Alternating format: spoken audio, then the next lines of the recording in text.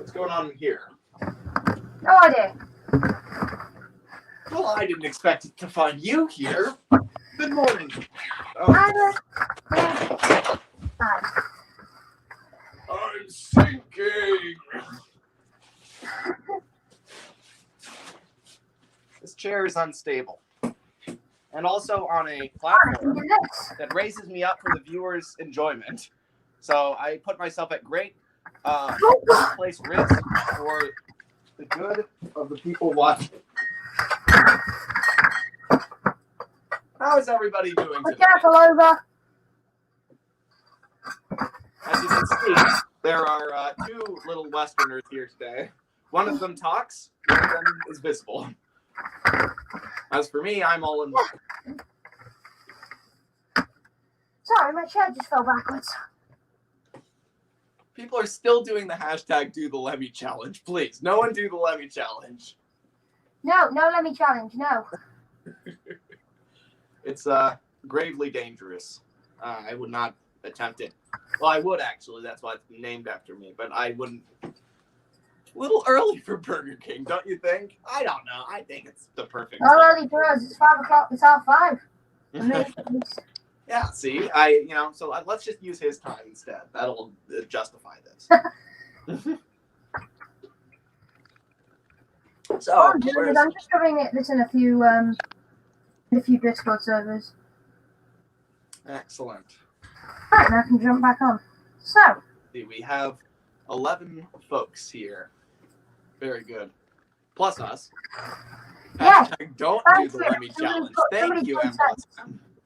yes, and What's that, Sam? Oh, no, I was saying the same thing. Don't do the Lemmy challenge.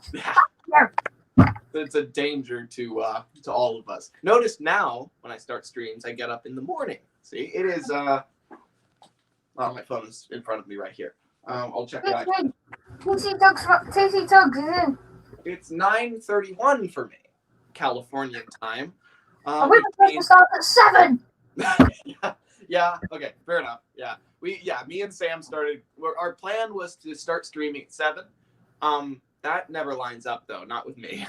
So we I've got the hard way now.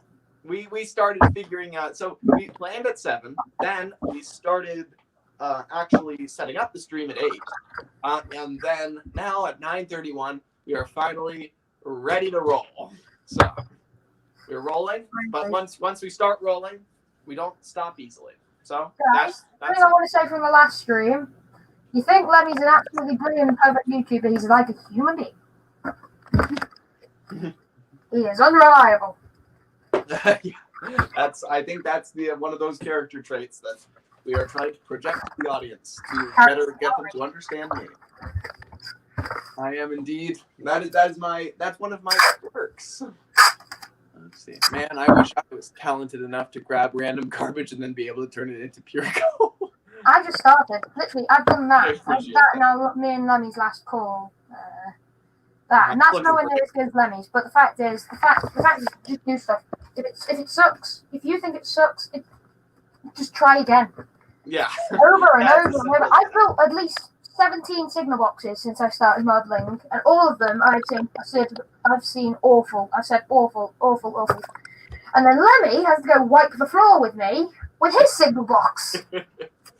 17. I don't think it's. Come on. Fine. At least I built 5. All right, that's fair. I can see that. I think I've built. I don't know how many signal boxes I've built. Well, you wiped the floor with that one. I built the one in Super Rescue. I built the one that I built recently that goes at Tidmouth Sheds, which changes in later seasons. It's weird. It's like it starts out as the recognizable one, but then it becomes kind of a weird other signal box that's shorter and stumpier. But onto my one. I really like my favorite signal box in the show is the one that you see at Knapford, the one that you see at like the kind of general kind of cream and green one. That's the one that I like the best. You like the LNER then? Yes, indeed. Hello. I've started modelling and Lemmy hasn't even touched the cardboard yet. Well, that's the thing. If I'm trying to get something done, I don't do a live stream because it is very distracting, but they are fun. So there's that. Dougie's just put guess who, and apparently according and M plus M, you are causing confusion. He's causing confusion and yes, he is. Yes. Not Lemmy. So let's see. So I'm working on Tidmouth. If anyone wants a better view of this, this is what we're dealing with at the moment. Now, does anyone realize how many of you are aware of how Tidmouth changed throughout the show? Because it shocked me when I started building this. I had to research it, and it I never realized in season 1 it ends right. How do I best illustrate this? In season 1, the shed ends right here. It's it's a lot smaller. This. It's those 6 windows.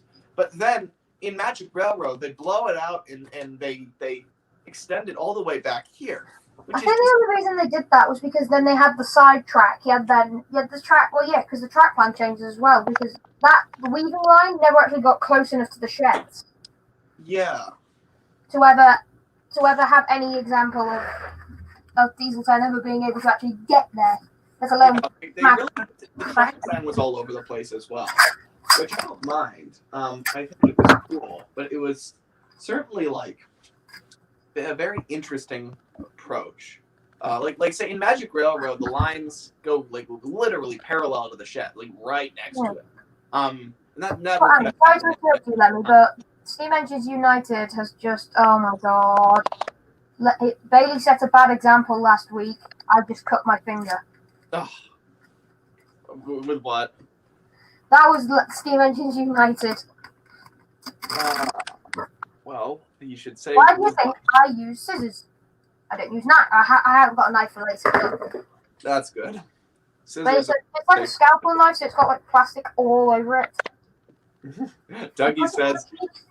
If you want to stand one, push up, put it down when you're done with it, or put it on a desk to carve so you don't slip.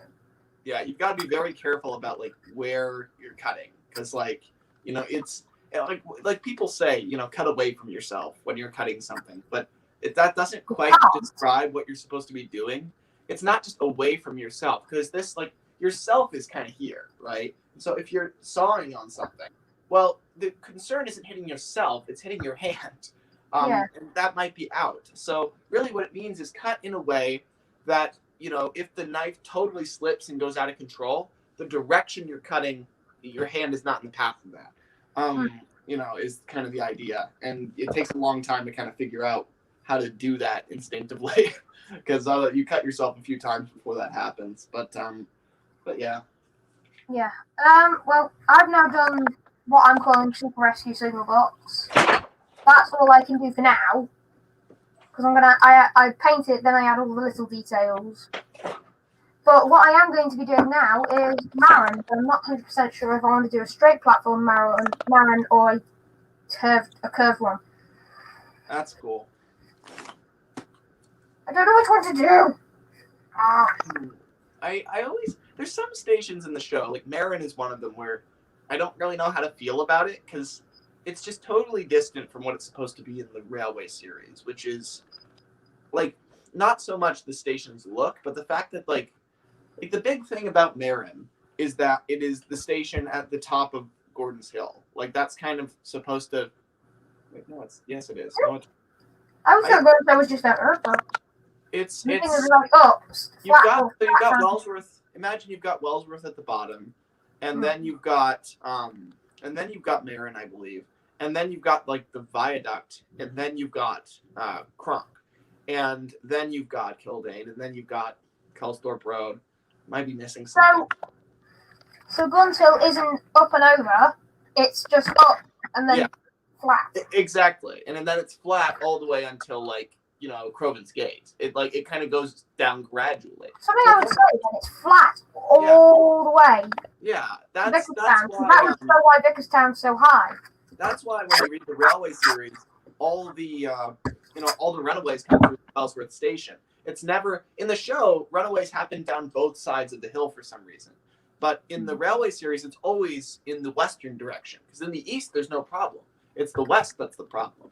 And so there's a slope that goes from east to west. Slowly getting high, or west to east. That's slowly getting higher. And that's kind of what the hill is. So so that being said, when I think of Marin, I think of the station at the top of Gordon's Hill, which it's not really depicted as in the show. That's not really how they treat it. They treat it almost like it's at the bottom, and Wellsworth is at the bottom.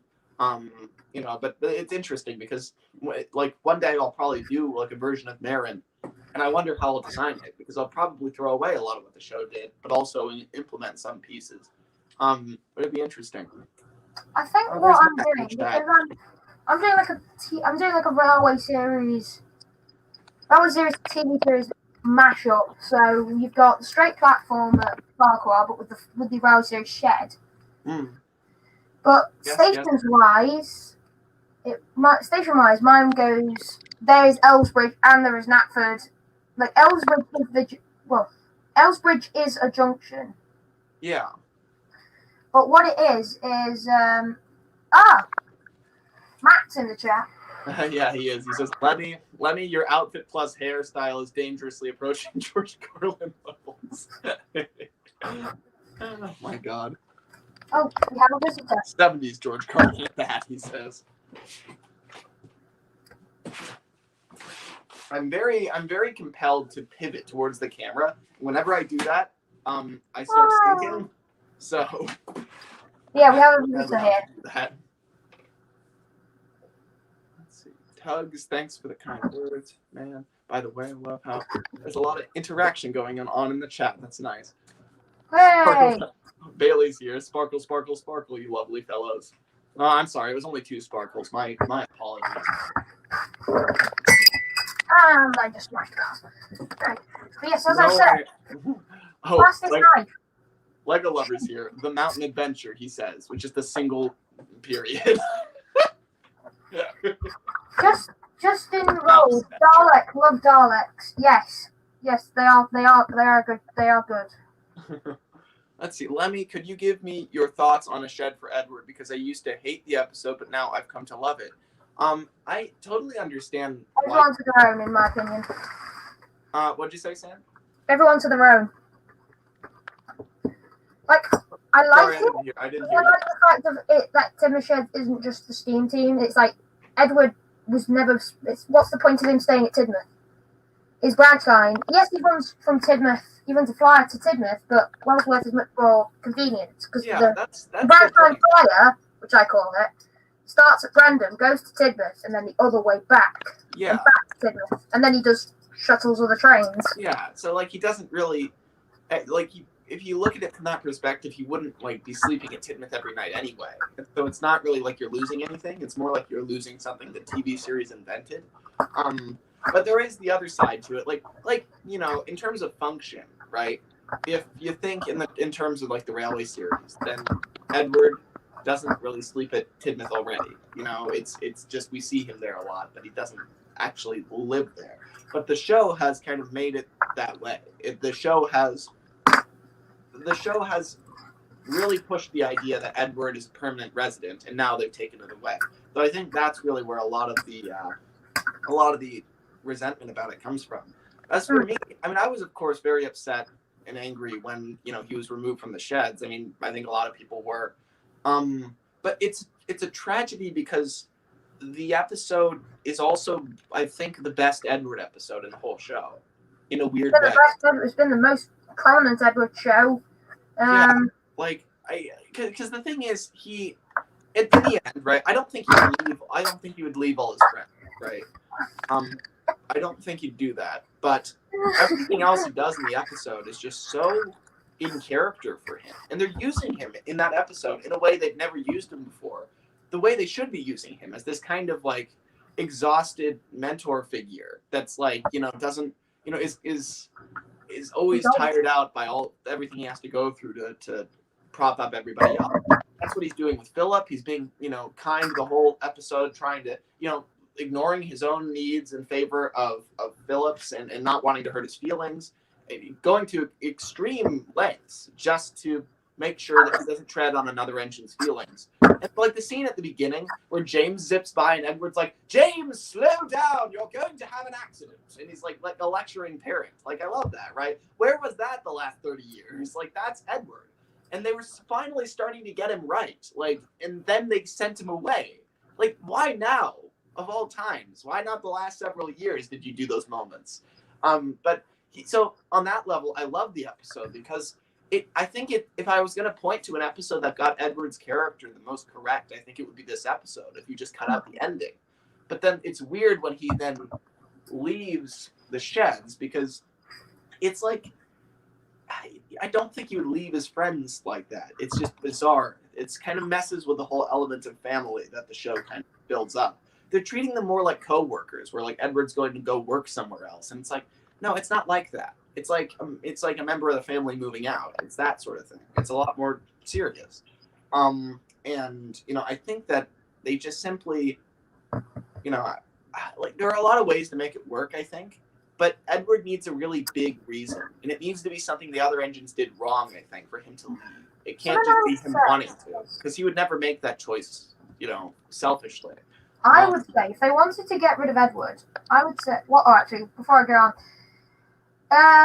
Bailey just made a good point. In the last stream, you critiqued him for using knives, but the fact is, sheesh. Oh my god. Yeah, if you look back you can't really look back in the stream chat, but what he exactly said was, I love how Lemmy gets on to me about using a blade, but not Little Wester. At Lego Spaceman, you have a point in quotation. I'm seeing what you're talking about now. Yeah. How do I get the thing to scroll? Oh, there we go. But yeah. I would say if they wanted to write Edward out of the shed, do kind of what Tom's 182 Henry 3 was doing. He kind of hinted at it, like Edward was going to retire, like part-time. He wouldn't do as many trains, he wouldn't run things as far as Knackford. He would literally just work at Rendon. Like, he would run along he would work at Rendon. Yeah, I mean, that's kind of an inevitability. He was too old to keep up with the work, so Tom Mac brought in Nia and Rebecca to help out with the workforce. Right. So it's like... So the fact that they brought them in because Edward is too old, he's tired, he can't keep up with the workforce. So... Yeah, that would make a lot of sense. And that's kind of something that's always been inevitable, I feel like, is that eventually Edward will reach that point. I thought we're saying Edward gets too old, even though Thomas is older than Edward. He is not. Edward's 1896 and Thomas is 1915. Oh yeah, he was. I'm thinking of the wrong character. Yeah, Edward luckily is the oldest. We could have very easily not been in that boat. He's the oldest. Toby. Toby, Neil, Clive, and Matthew. But they're not in the show anymore. But Toby. It's interesting how we have some names that the fandom just totally embraces when a fan comes up with them. Like Neil, Clive, and Matthew. Like, everyone just calls them that now. I am thinking of changing them for my series. Like, you've got Neil. Neil stays because he's from the Rowley series. Right. But Clive and Matthew, I'm thinking of keeping Clive because that's my uncle's name. But Matthew? He's on the chopping block. I need more. Like, Neil and Clive are definitely, old style names.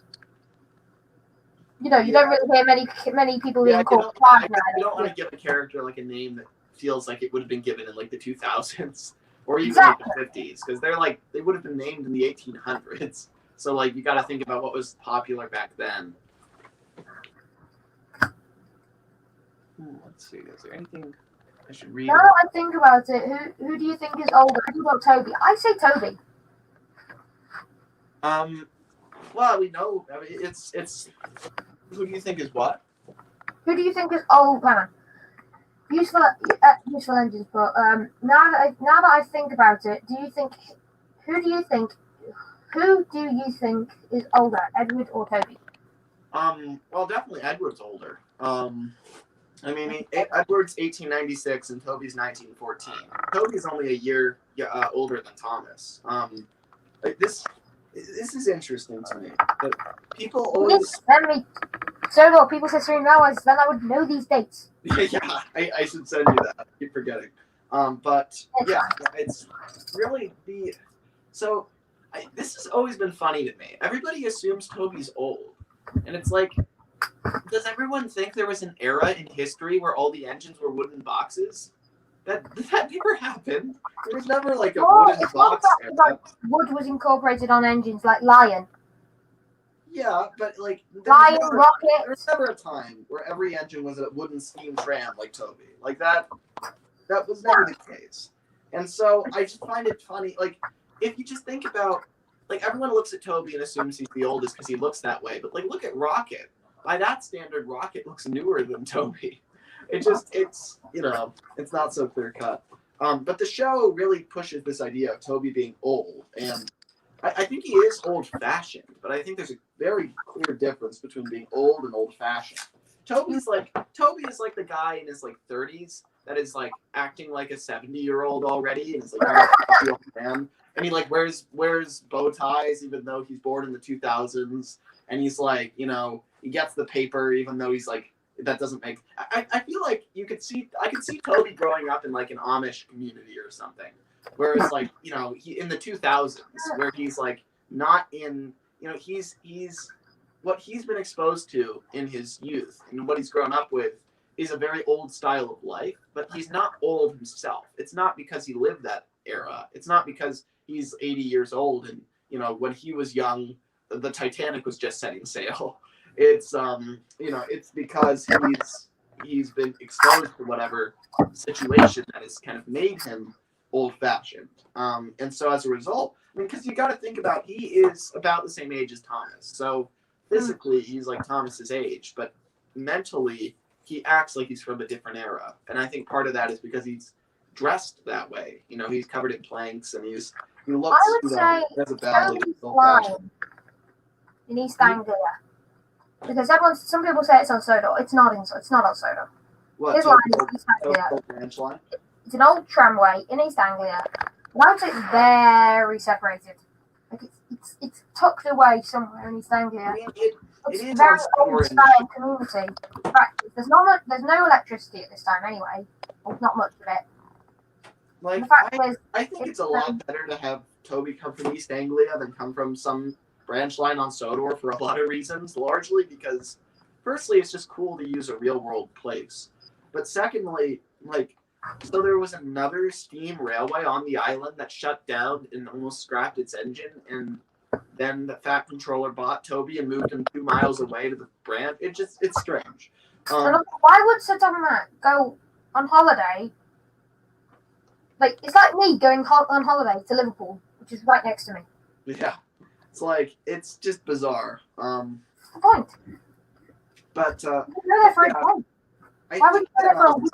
But I don't blame people for taking that approach, because in the show they basically declare that that's the case. To the point of even like there's like some off-screen reopening of Toby's branch line at some point in like around season 6 because they start using it again. And it's like it's very bizarre. But yeah. I mean, I understand. The show always had this goal of putting everything on the same island. They wanted everything. They didn't want any real world. They wanted to put everything on Sodor. Well, they've got that nowadays. They've got that now. Yeah. It's annoying that now they're interested in going around the world, but not in the interesting way. Not in the way that Audrey did. In the way that And it's like it would be cool if they visited good, important like train locations. Don't visit the Leaning Tower of Pisa. Visit like some really important, significant train station in Italy. Like don't visit something that actually is relevant to the show. Okay, I'll have them go to actual London instead of just a repainted Vicarstown. Like actually go to London. Don't have just a repainted Vicarstown. Actually, like make a proper. Yeah. Or at least match the color palette. Have like a lot of like muted browns and yellows instead of making it like look like Vicarstown Station. At least change the colors. But yeah, that's. I mean, imagine if they recreated St. Pancras or something. That would be really cool. But They're not going to do that. Natford fan 36 asks, how do you characterize Bluebell, Primrose, and Captain Baxter? I don't know. I know what they said in the book. Captain Baxter, I can't remember exactly what they said in the book, but they said something about Captain Baxter, and that really, when I read it first time, it really cemented that idea of that's what the engine's like, because he said, Captain Baxter's, I don't know. Yeah, I don't think I know enough about the Bluebell engines to really do that. I've never been there, but I have had lots. I've been there once. But I've seen lots of videos of them and also just documentaries. I would say Bluebell would be this kind of nice little, not to be sexist, but nice little girl character who would shunt around and be good friends with Stephanie and all that. She'd be kind. She'd be helpful and stuff like that. Yeah, then you've got Primrose, who I would say would be a I don't know about Primrose or Captain Baxter. I always really like Captain Baxter's name, just that Captain Baxter sounds. I feel like he'd maybe be a little bit tough, and I like his design too. Bluebell is really the only one I think I could comment on. Where I'd say I think Bluebell is. I mean, she's carrying the name of the railway essentially. So you would think that she really embodies the spirit of the Bluebell Railway, and probably the kind of the name Bluebell just has a lot of hope in it. It just sounds very hopeful and very cheerful, and just the whole bluebells. Maybe she invented the term bluebells forever, or something like that, right? And so I imagine that she's probably got a lot of faith in the whole preservation movement. And if I kind of see Stepney on one end as he's an inspirational figure because of his survival. But Bluebell would kind of be the motivational side of that. So Stepney would be the one kind of actually escaping scrap and inspiring everybody. And Bluebell would be the one kind of lifting people up once they got to the railway. Bluebell was the second ever engine. Stepney arrived. Obviously he arrived, and then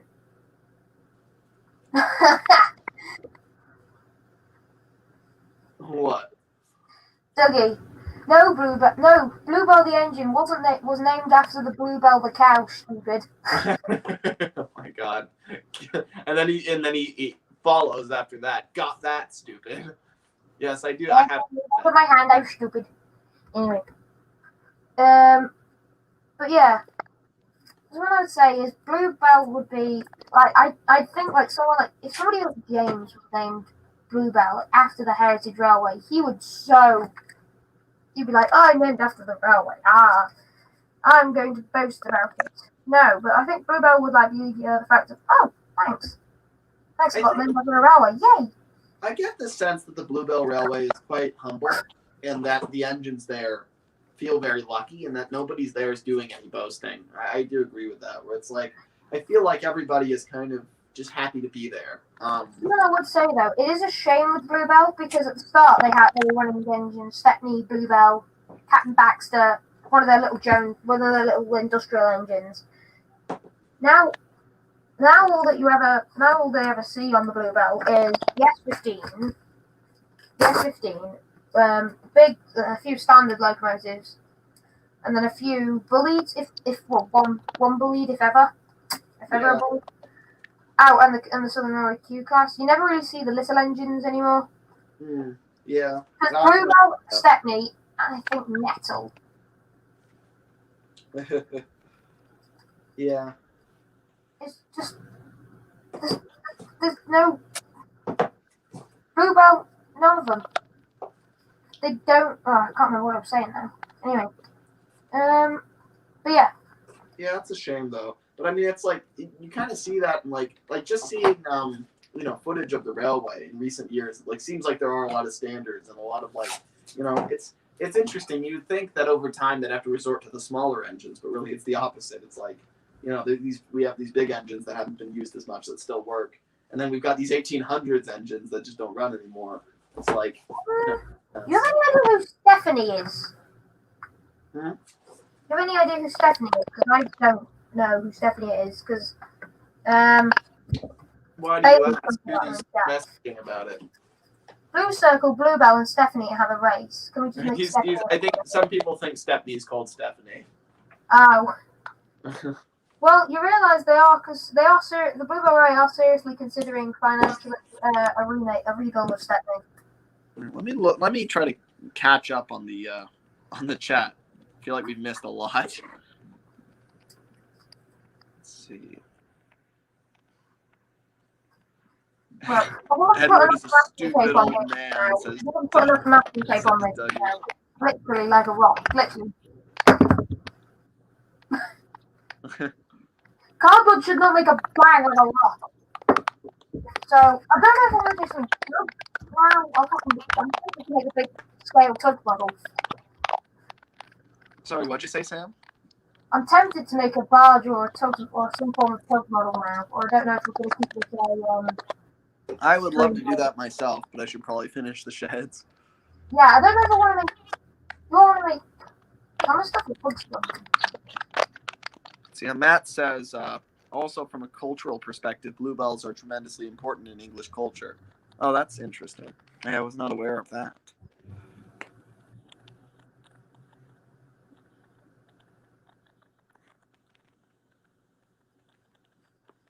Let's see. I might have. What's on Red Rosie? Love it. Hate it. So, What? with Red, well, so she used to, they really just, it's one thing if they wanted to introduce, like you know how Norman is the same class as Dennis, and they just kind of introduced him without bringing that up. If they wanted to do that with the new Rosie, and just make, leave Rosie in the past, make a new engine called Martha or something, and then just make it this new Rosie that's red. Sure.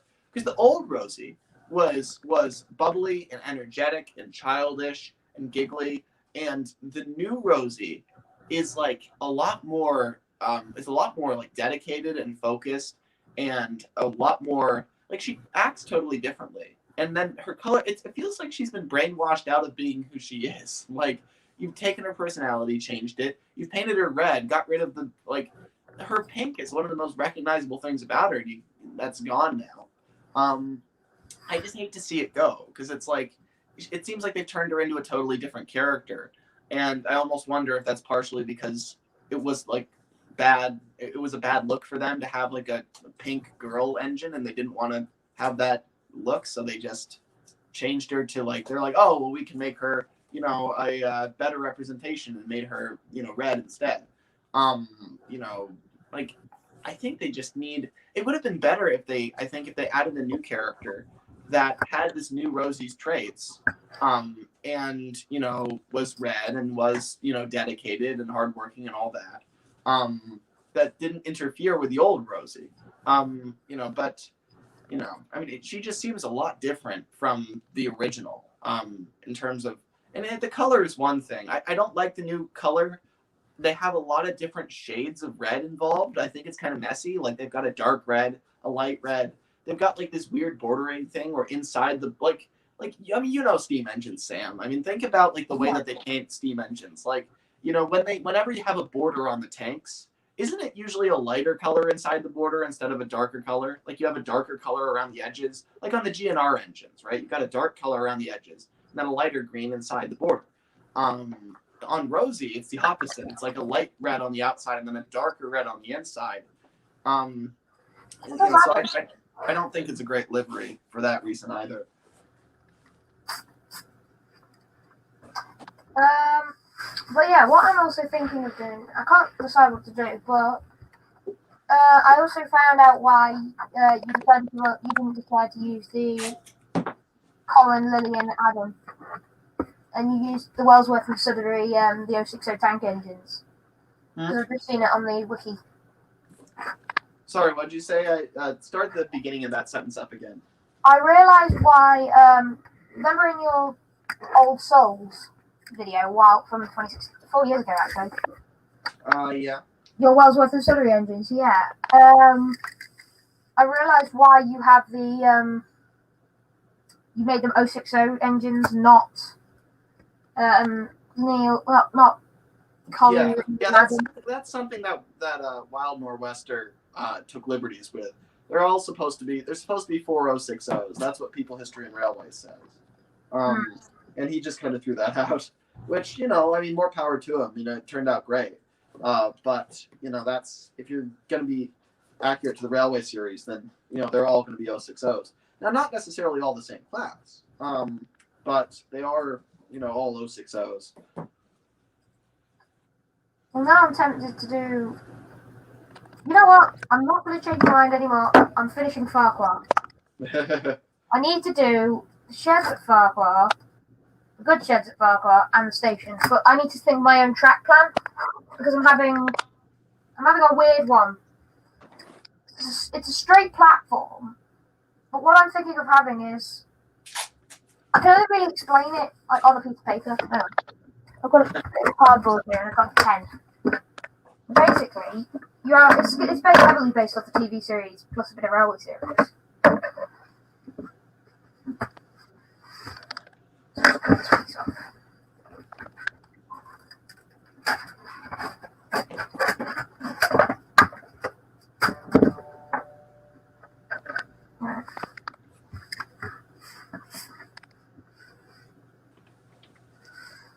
Let's see. No, I am not him says, like Rosie at Vickerstown.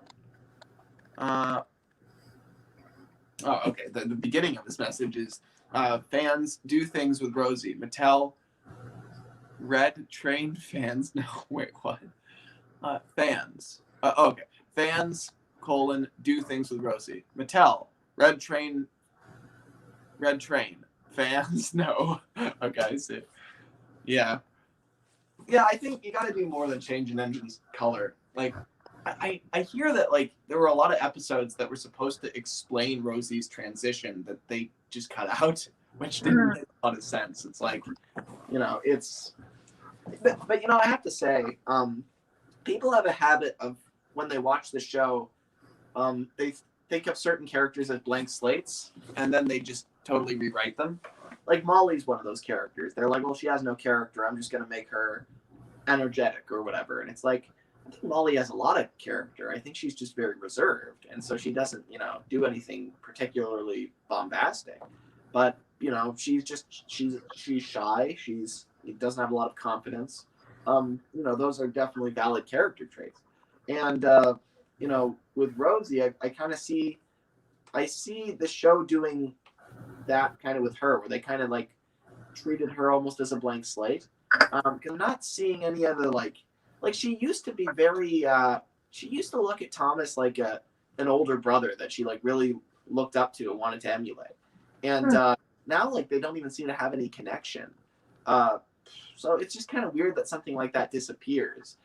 Now, if they wanted to change that, they could do an episode where it's like, you know, where Rosie, you know, maybe she's like, she decides to break out on her own and decides, you know, I don't really look up to Thomas anymore. I mean, I kind of like, you know, if you wanted to transition that, you could. But it just seems kind of strange that, like, it's not brought up at all. It's kind of like how Duck and Diesel never talk anymore in the show. Like, it's really strange. They're both there, but it's just they don't talk to each other. And it's the same thing with like Rosie and Thomas. It's like those two, you know, like Thomas played a huge part in Rosie's introductory episode, so like they're kind of tied together. So you kind of have to do something with them. But they kind of wiped that away. You know, changing her color. I don't like the new livery, just aesthetically. I like the pink better. I think like pink on white on red is like a really cool color palette we don't see a lot of. Yeah. I like all the kind of pastel colors. But if they want to change that, then at least explain how Rosie gets from being Thomas's giggly younger sister to being this determined station pilot at Vickerstown. You could even, this wouldn't work for the show, but if I were doing it, I would say, well, maybe that's why she becomes pilot at Vickerstown, because that's exactly where Thomas started. Thomas, you know, started out as the Vickerstown pilot. So maybe Rosie wants to work her way up the ranks exactly the way that he did. You know, I mean, that would make a lot of sense, but they don't draw connections like that. Just like, you know, okay, now she's strong and independent. And it's like, I mean, I think she was strong and independent before in a lot of ways. But, you know, it's just a shame. I hate to see big changes to characters.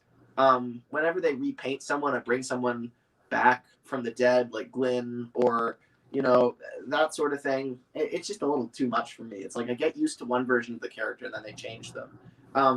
You know, add as many new characters as you want, but the old ones I would prefer to, keep the color the same, keep the personality the same.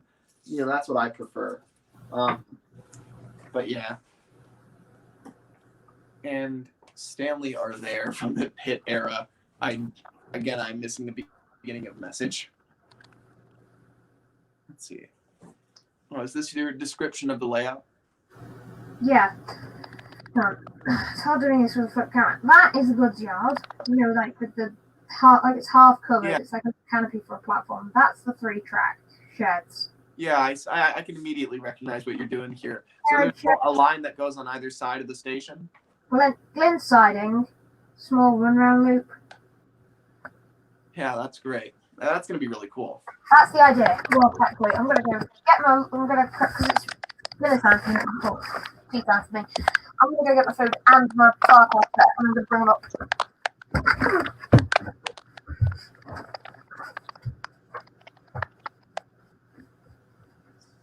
Let's see. I wish my screen was bigger, rather than being on a tiny phone. Let's see. Dougie says the fire tug has nothing on Flynn, the fire engine. At least Flynn has a name and does more than his job. Disagree, and you're a meanie. Okay. Well, that's a weird question. Who do we like better, Flynn, the fire engine, or the fire tug?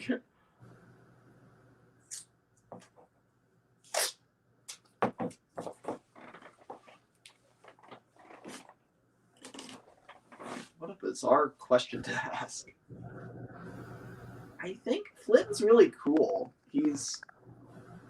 I guess Flynn has more personality. He's really daring and heroic, and at the same time, seems like he doesn't have a whole lot of confidence deep down. Like he's very insecure because, like when he first gets his rail wheels, or his road wheels, he's very insecure about driving on the roads. So it's like an interesting balance between outwardly projecting this confidence, but then inwardly not actually having it. Whereas the fire tug kind of has his life figured out by this point, I think. I feel he seems very tired, and he seems very he's kind of he's kind of checked out by this point. So he does what he needs to do, but he's kind of like there's nothing he hasn't seen by this point. I feel like the docks have burned down 3 times, and he's put out the fire every time. And he used to be like a fresh-eyed new recruit, and now the fire tug is just a washed up old tired fire veteran who just does his job. But he's he doesn't bat an eye at anything at this point. That's what I get off of him. I'm sorry, what are we talking about? The fire tug versus Flynn the fire engine. Which one is better? Fire tug. Fire tug. Only fire tug at its prime, though. In its prime. Like when steam tugs were in high demand. Yeah, no, that's true. Because after the steam tugs really die down and come through, it really loses its... What do you think happened to the... Huh? What'd you say, Sam? I was going to say after the diesel tugs. What do you think happens? What do you think happens to all the tugs in Big City Port eventually? I think with Captain Zorro, he doesn't really care about his tugs, really, does he? I would say if say Zorin had a big accident and couldn't be repaired, and one of those it was let up. Someone like Zip or Zack was crashed and got hold and almost sunk. Right. And it was really badly damaged, and he couldn't afford it. He would just go. He wouldn't think, "Oh no, I'm worried about the tug." He would go, "Oh no, I'm a tug down." Yeah. No, he thinks of them as machines, not as people. Yeah. So, but I think Captain Star would hold on to them as long as physically possible until somebody twists his arm and finally goes, "Fine, I've got to sell them." But he would find each and every one of them a place to live, like a preserved area, like a marine. club or something. It's definitely that's a very sympathetic view of Captain Star. I could definitely see that perspective, but at the same time, I have to think that sometimes Captain Star almost seems colder to me than Captain Zero, in a weird way. Because say Captain Zero's really mean and abusive to his tugs and yells at them and all that, right? But he's never actually gotten on the verge of killing one of them. Whereas Captain Star almost kills OJ in Quarantine, and it's like, say what you will about Captain Zero, he never gets to that point with any of them, even Zach. And I feel like Captain Star is very professional and very on the outside. He's he's a pretty stellar guy, but then you look at his actions and you compare him to Captain Zero in a lot of ways. I feel like Captain Zero is the less polished of the two, and he's the less. He doesn't have as good of a reputation, but at least he doesn't do the really bad stuff. Whereas Captain Star almost sent OJ for scrap. It should have been like that. It's like, of course I would never send my tug for scrap. I'm used to the Fat Controller, where I'm sure we both are, where the Fat Controller just saves everybody. That's his big thing. Captain Star isn't so kind though. He's it's kind of cold. There's times where that's very clear. I don't think Captain Star would ever actually scrap OJ. I think he was saying, you know what this means. You're going to be brought out to full service. You're going to be put in a museum. This is it. This is the last time you're actually going to work. I don't think he'd ever cut him up, have him cut up. Yeah. I think it's more the fact that, this is it. This is your working life. It's over. You're going to be put in a museum. Maybe you might be restored, but I can't. Yeah, no, I could see that perspective as well. But then again, there is that line where he threatens 10 cents and sunshine with scrap in whatever. Yeah, but that's like that controller, threatening them with replacing a diesel. It's like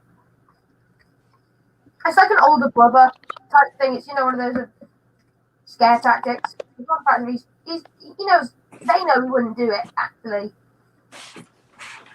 Yeah, I guess I see. I can't make everyone in the chat hungry about eating my meatballs and making potatoes.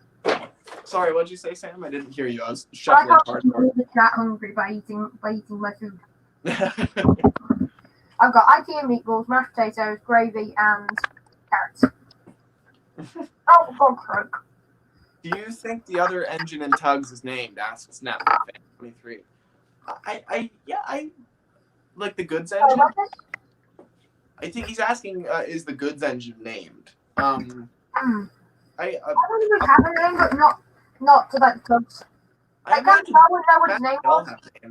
All the Tugs talk about Puffer because he's a friend, but I never think they would ever talk about the goods engine. So you never know what to call him. So when he hears it's not actually Puffer, he'll think, oh, it's the goods engine, but he doesn't know its name.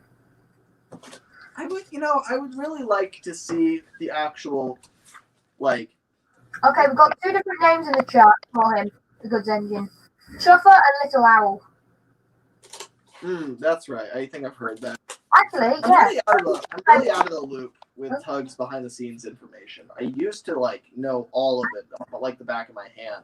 But now every other day there's stuff popping up on Twitter, and there's all this drama behind it too, like Star Tugs Trust hiding things, and then other people trying to get it from them, and then it's a big drama cyclone. I don't really. I at this point I'm not as interested in all the behind the scenes info just because it is always attached to some drama. But I don't really care for all the drama. Yeah, I mean it's different for everyone. I'm not interested in new customs like railway customs and Tugs homemade models. Yeah. I'm going on Twitter to just check up on mates. Right. I don't want to be bombarded with the stuff. I'm not actually agreeing to any of this.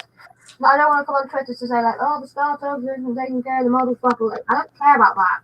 I've come in to check on some mates' customs.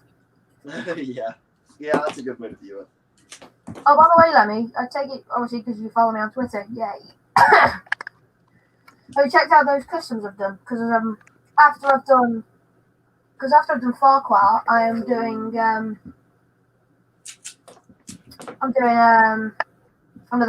doing Spiteful Breakdown out of a solo line caboose again. Oh, that's cool. Yeah, no, I haven't seen that. I never use. I mean, what, on Twitter? Hmm. Yeah, I know. I never use Twitter. Yeah. I mean, I only use it for quick announcements, and that's pretty much it.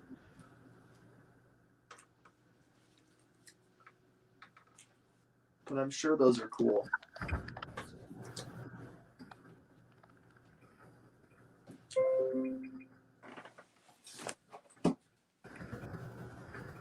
And Dougie says, "Wow, Sam be out here ending drama of behind the scenes." I see. When do you buy the Markland engine and turn it into Percy? What? Where do you buy the Markland engine and turn into Percy? So there's a one-stop shop for turning yourself into Percy and buying the Markland engine. That's a steal.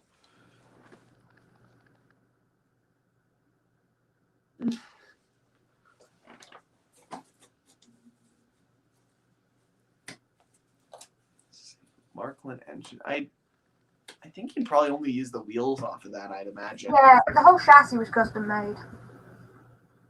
Was it on Percy? I don't think it was on Percy. You can tell it's Markland. Like, you can tell, in some shots, you can tell it's Markland's wheels. Yeah. Chassis and all that, it's completely different. Yeah, they'd have to space the wheels differently and everything. I imagine they'd probably repurpose certain things like motors and gears and, just like the key components. But like the actual like chassis block is probably totally from scratch.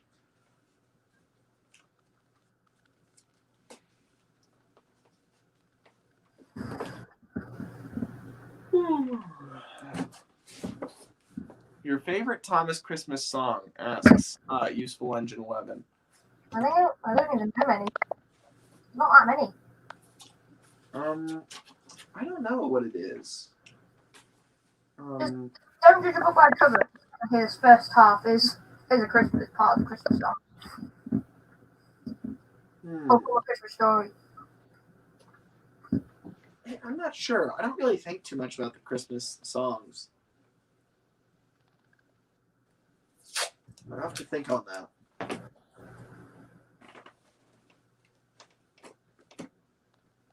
TV series characters who would work in the Railway series. I think they all could. I think you need to put down some. Will Thomas 199 said that, by the way. I think Matt says Murdoch and then upward arrow. Murdoch could work well because all he does is pull. Like in his appearances, he just pulls heavy goods trains like he's supposed to. He's doing exactly as he should. Now, and the idea of Sodor receiving a 9F later on makes a lot of sense. So that would be pretty clean. I would say though, he wouldn't be in orange. He wouldn't be orange. I don't know. I mean, here's the thing that everybody like. If he wouldn't be orange, then like Thomas is bright blue, Percy's bright green, James is bright red. Like they're all already really goofy colors. The only reason that we dismiss orange is that there's not a Railway series engine painted orange. But there's when you think about it, all the engines are already in really goofy bright colors that you don't really usually see on railways. You see darker versions of those colors, but you never see that vibrant kind of tone. So I would say yes, he would be. I would say yes, orange, but not straight away.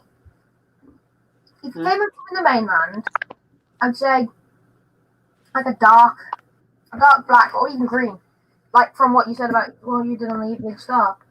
Like if they wanted to make him green, they could make him green or black or something like that. And then he comes to Sodor, lives there now, and then gets repainted.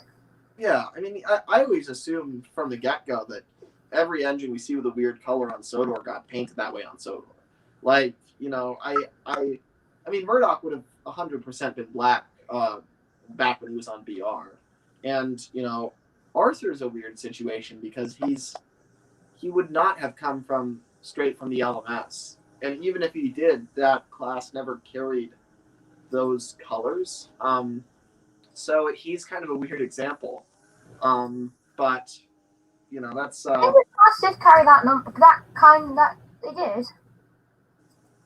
They were all, I believe they were all of the like IVAT 2MTs, I think is what they were they were all black. I think some of them were labeled with LMS because they were I think those were 1946 is when those came out, and then nationalization was 1948, and so they're kind of in this weird middle ground. But I believe they were all black. I don't think there were any of them that were red. Well, there's one that's now red. Hmm? One that's now red, real life. Yeah, I've seen that one. But even then, it's quite a different red from what Arthur has. So, it's keeping that's quite pretty fictional. But it looks really good. Like, Arthur looks really stellar in those colors. As in, I wouldn't picture Arthur in any of the memories.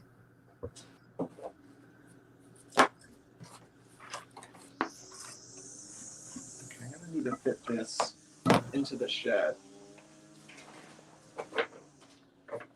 Arthur is actually the Kaylee and Worth Valley's Iva tank.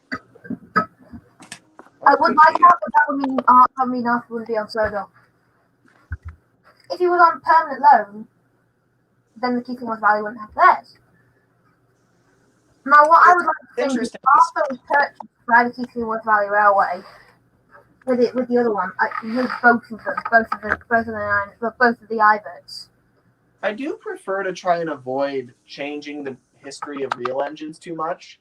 Like, if I have a choice between making like just another, IVAT and just making, one of the existing ones, Arthur, I'm gonna choose making like another one, like adding a, 10th or 40th or whatever member to the class.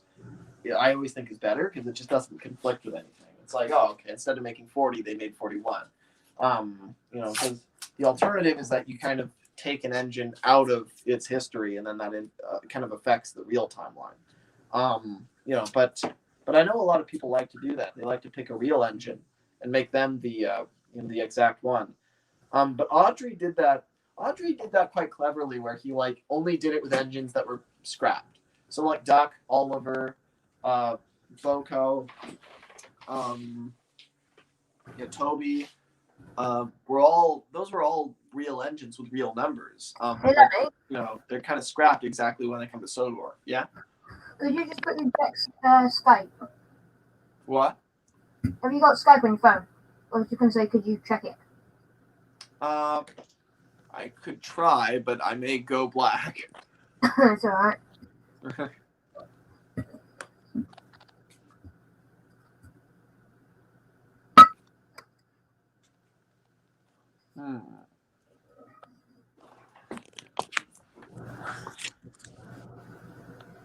All right. Just out of curiosity, am I visible now? No, you're still black.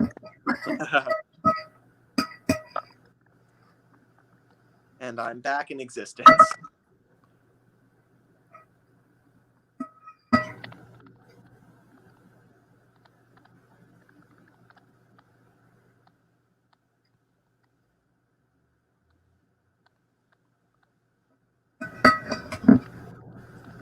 $22 people.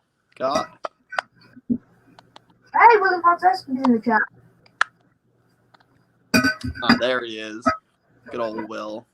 Okay, so obviously Thomas runs the Farquhar branch, Edward runs Brendam, and Duck runs Little Western. So who runs Normanby and Kirk Ronan? And is there one specific electric engine that runs Kildane? I would say what I'm having in my series at least is Neil, Clive, and then I'm just gonna call him Matthew for now.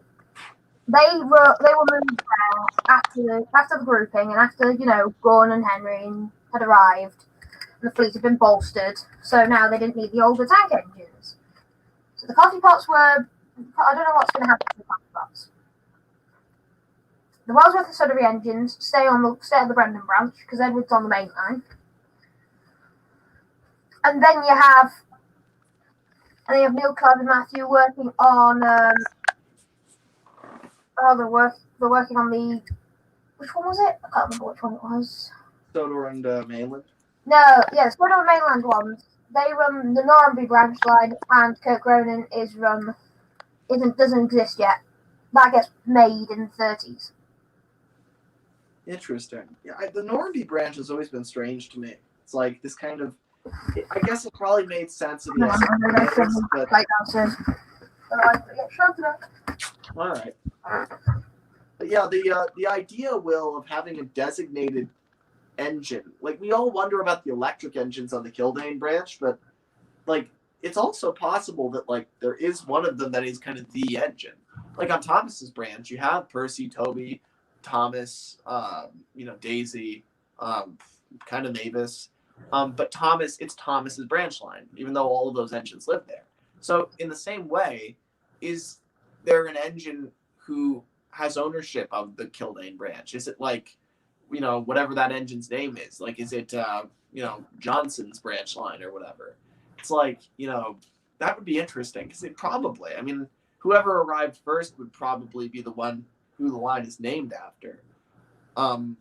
That's interesting. As for the Kirk Ronan branch, it's very, very short to the point where I almost wonder, I don't know who would be handling it. But yeah, I don't know.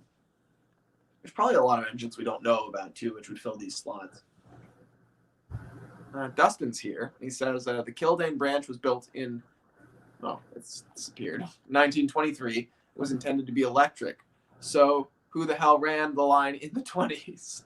I think that I think they had two generations of electric engines. The first generation looked a lot like Stafford, but longer, with catenary wires, and the second generation looks a lot like Class 86s and 87s, but aren't them somehow, but look a lot like them.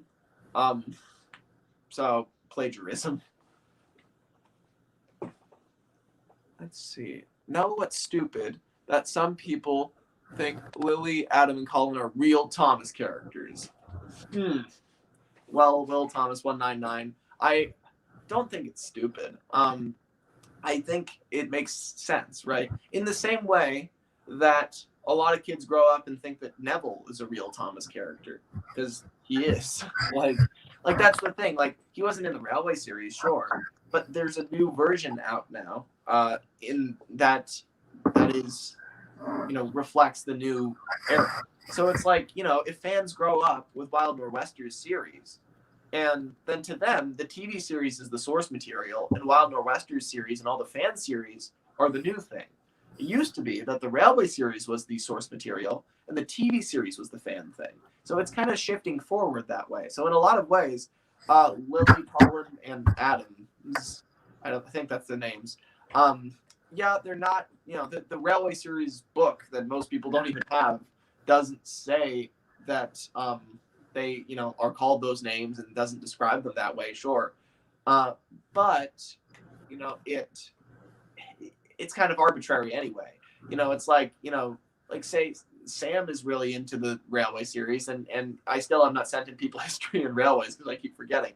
But even then, it's like, the idea that if the only way we even know for sure about the Wellsworth and Sudbury engines is because of that single book that was written way after the fact. So it's kind of arbitrary.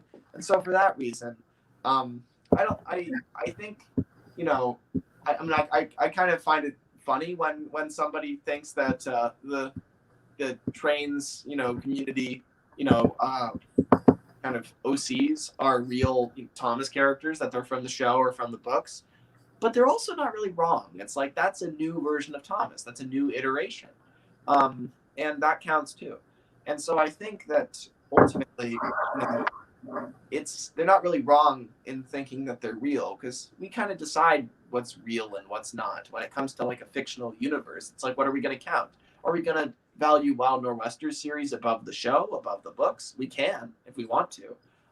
If he has told a good enough story that immerses us enough, then in a way, a lot of his characters are real, even though, they're not in the show or the books. I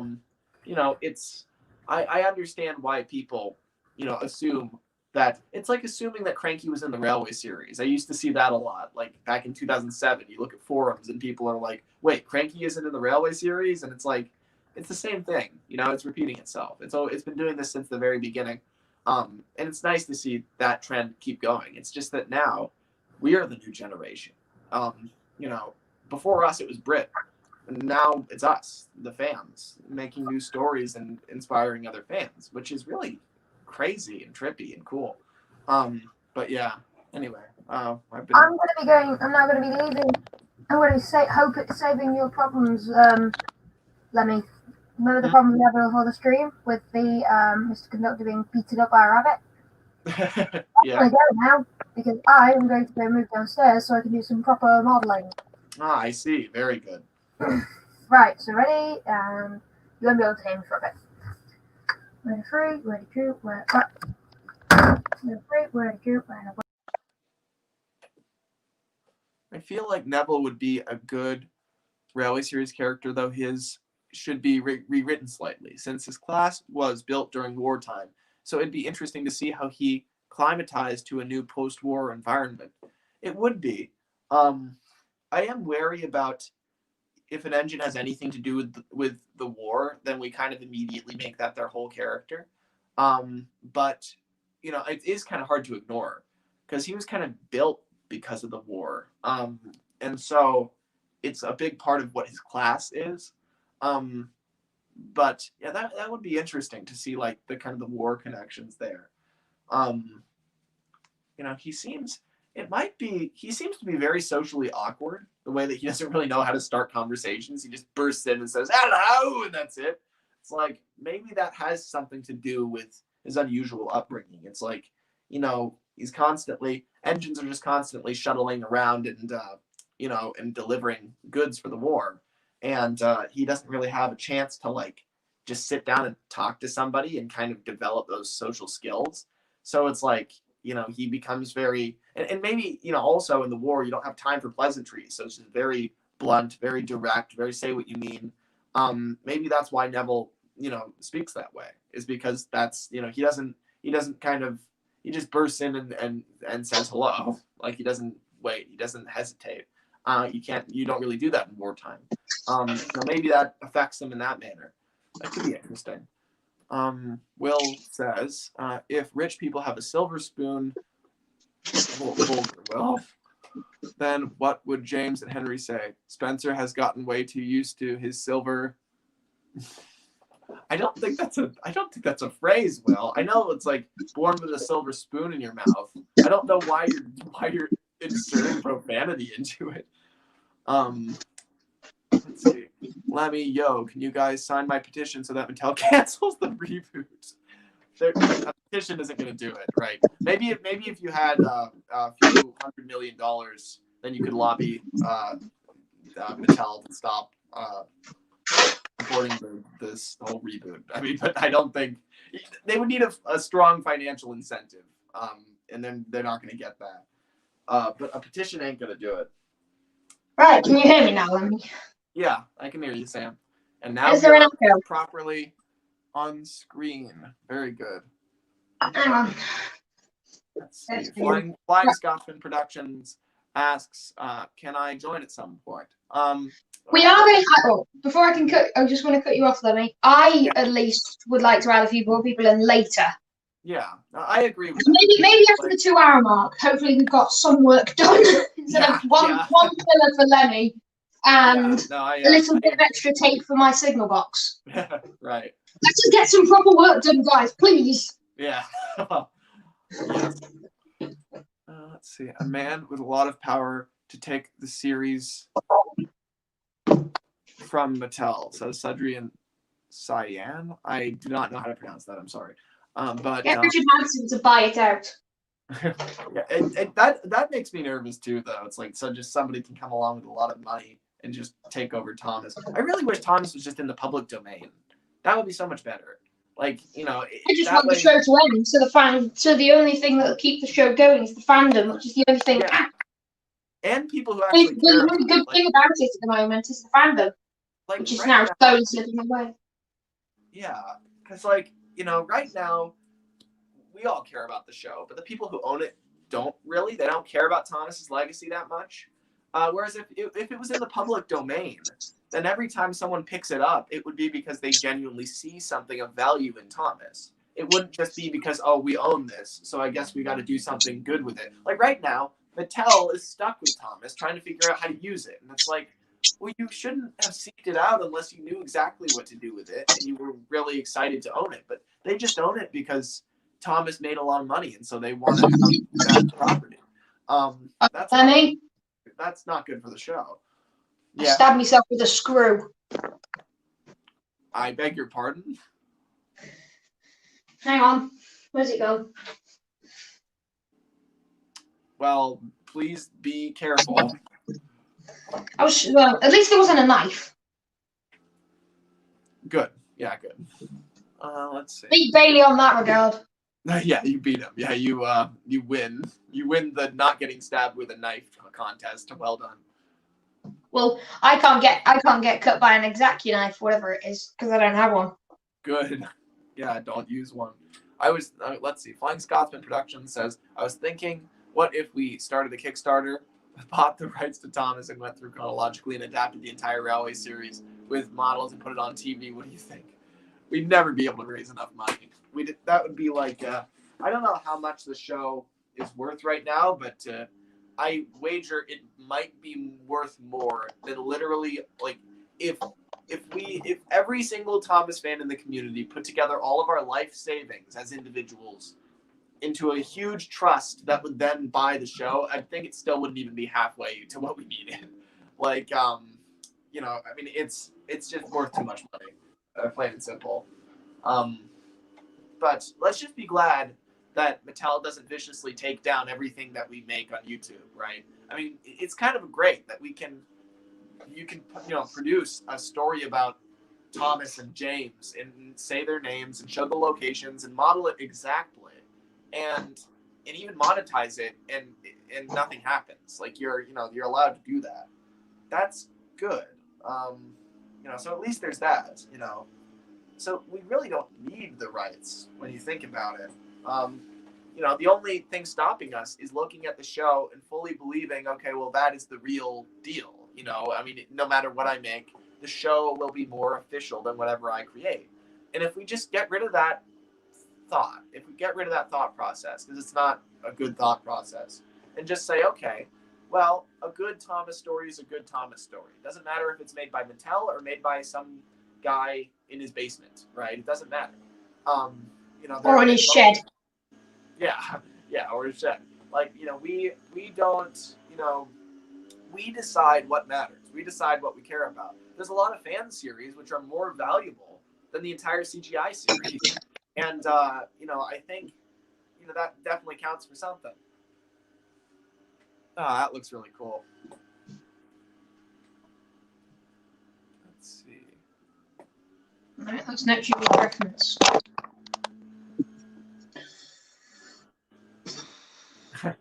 Sudrian Cyan, again, I still don't know how to pronounce it, says, fandom made a trust, it'd be chaos, because drama would be happening every second. Yeah, it would be disastrous. I think anytime fans get any level of power over the models or over the show or over anything, it always ends in disaster. And that's just because we all kind of have a right to the show and to the stories and to the, we all feel entitled to the models. We all care about them. And so if a small handful of fans owns them, then it's kind of a problem. It makes us all uncomfortable. And that's why there's so much drama surrounding, like, when somebody, like, when any group owns the models, they're going to be totally just receive a barrage of drama and vitriol. And it's not all going to be unwarranted. And it's just because we all feel entitled to the models. We all feel entitled to the show. We all feel like it's a personal, we have a personal attachment to it. And so when somebody has any level of power over it and makes decisions that we don't agree with, of course there's going to be drama and hell to pay. So that's really what happens, I think. Well, that's one thing I say about the show. If you're a fan of the show, you partly own it. You own a small portion of it. Yeah. Not enough to win all the time.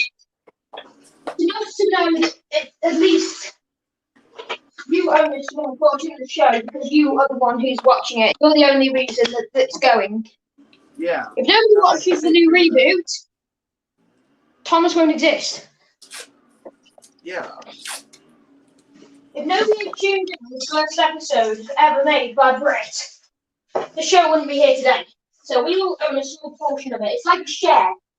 We watch the show, and sometimes the show cares about us. I mean, it's like once every blue moon since the fact that at least we got the Adventure Begins. Yeah. Yeah, but I do subscribe to that philosophy that, like, you know, I think the people who care the most about Thomas, in a way, own it in spirit. It'd be great if we owned it on paper too, but we don't. And we probably never will. And even if we did, we couldn't decide. Like that's the problem. I really don't know if there should be rights to Thomas. I feel like if it was in the public domain, then, you know, everyone would own their version of Thomas. Mattel owns Thomas right now, not just the stuff they've made, but the stuff that people they never even met made. And that's kind of weird. It's like, so all the stuff that David Mitton created with Brit, like some Mattel executive and their company now owns that stuff that they didn't even make. It's just kind of weird. All I could imagine is all I could imagine if Thomas had started off when David Mitton was younger, he would have been. I can imagine he would have been like us, doing his own models, directing his own ones. Yeah, probably.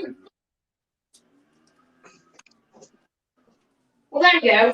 All I'm doing now is literally on the floor of my little workspace is setting out the Farquhar track plan, and I don't have enough points.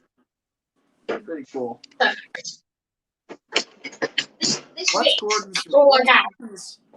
What's Gordon's reaction to King George's death in 1952? Asks Wooden Railway Edward. That's a great question. I feel like that is a good question. I feel like he might weep.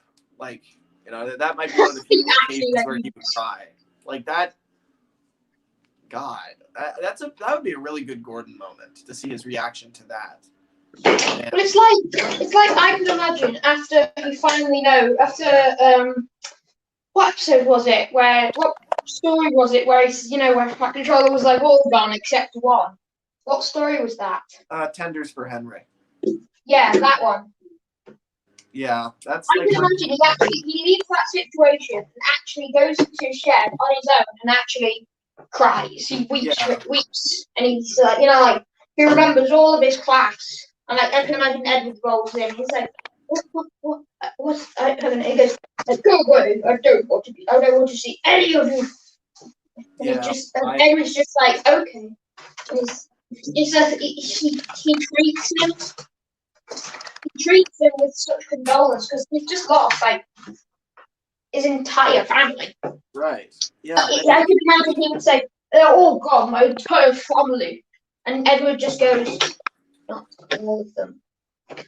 Oh, Scott." And I can imagine Edward just goes, "No, you've got us." Can you imagine that? Just something like that. Like he actually goes. Yeah, that's and at that moment, I think that's finally the moment where Gordon is fully absorbed into the Sodor family. Like before then, he was always kind of holding out hope one day he could get back to like the DNR or the LNER. But then, like at that very moment, he finally embraces the fact that, I mean, really, this is all he has now is Sodor and the engines here. And I definitely think that's the most powerful moment in all of Gordon's life. Like if there's any moment that is moving about Gordon, it's that is his realization that he's lost his family. And that would be maybe the one other time that he would cry is there. But like Gordon would usually like hold back tears. It wouldn't be dignified to weep like a child, but he he would in that instance because of course he would. I did. Sam, that sounds like a scene from Doncaster Love by Lemmy. What? What is Doncaster Love? I'm confused with you, Lemmy. Doncaster love. What's that? The love between Henry and Molly? I don't know what Doncaster love is. Oh, sorry, Seth. I meant Doncaster pride. Doncaster pride is not. I've heard that before. That's not. I don't know what Doncaster pride is.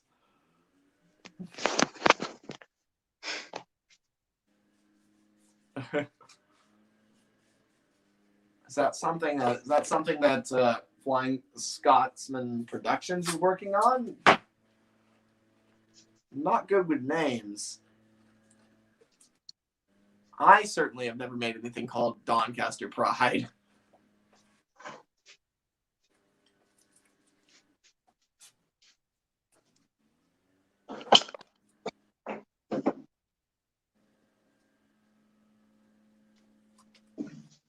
Pride of being from Doncaster, don't you know? Says Useful Engine. Will says, Lemmy, Ryan and I were talking about your series, and he called your episode 1 Doncaster Pride. I told you, and it was so funny. Yeah, I remember that, Will, but I don't understand how that has now bubbled out of the ether to people who weren't even in that conversation. That's what's confusing me. Doncaster Pride.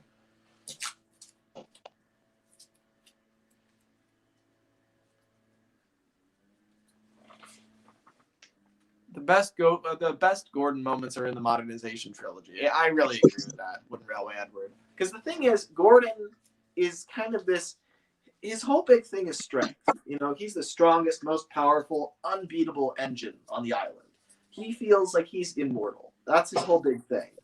And then this brings him to his knees and shows him that he is very mortal, and that, you know, he's no better than anybody else. You know, the great equalizer of the story is modernization.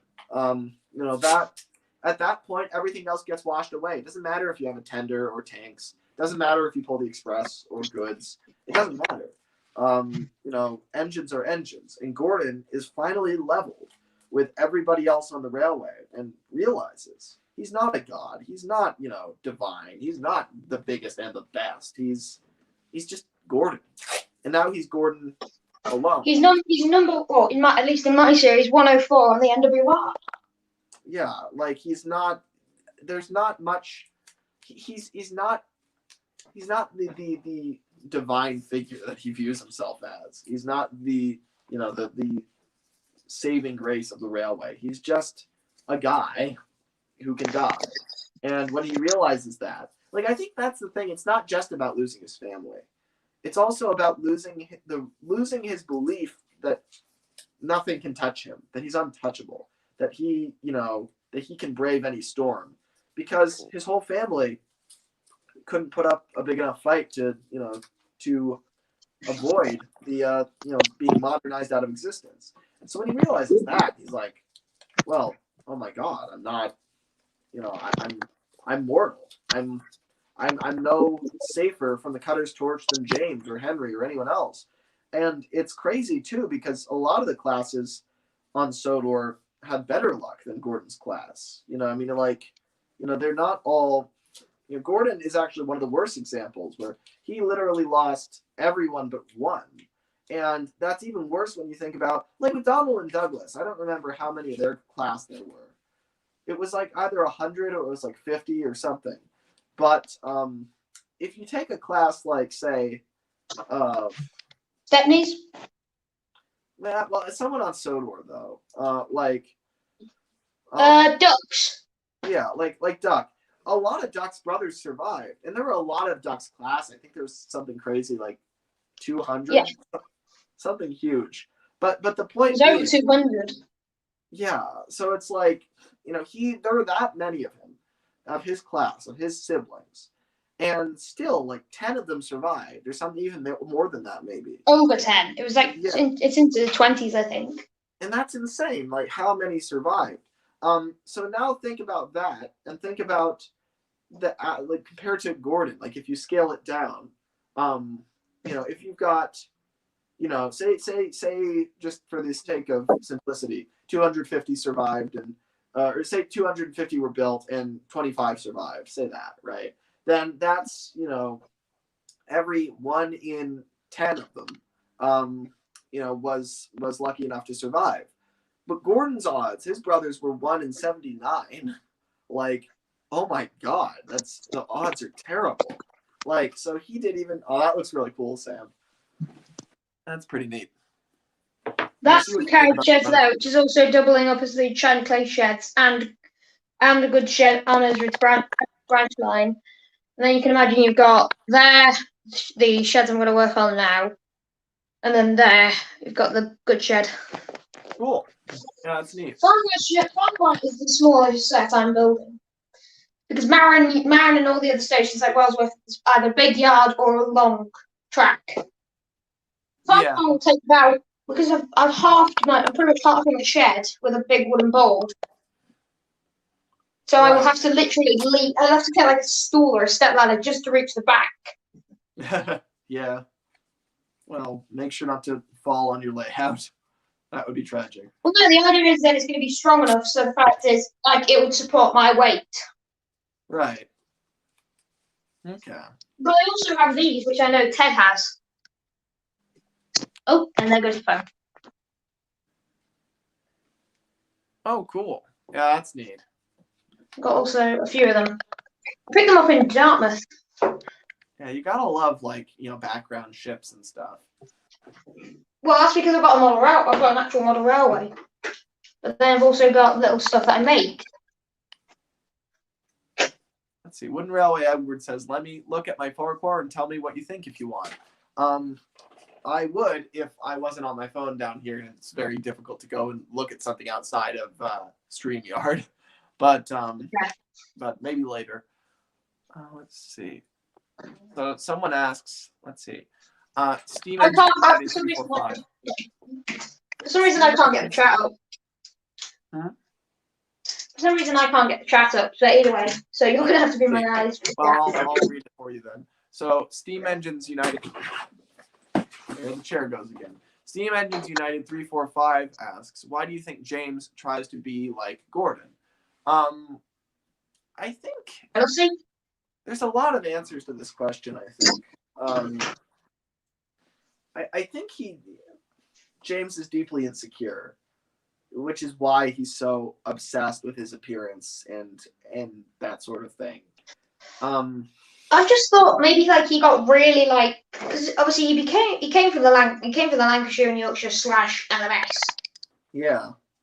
I can imagine some horrible like background where he was harassed about his looks and all that.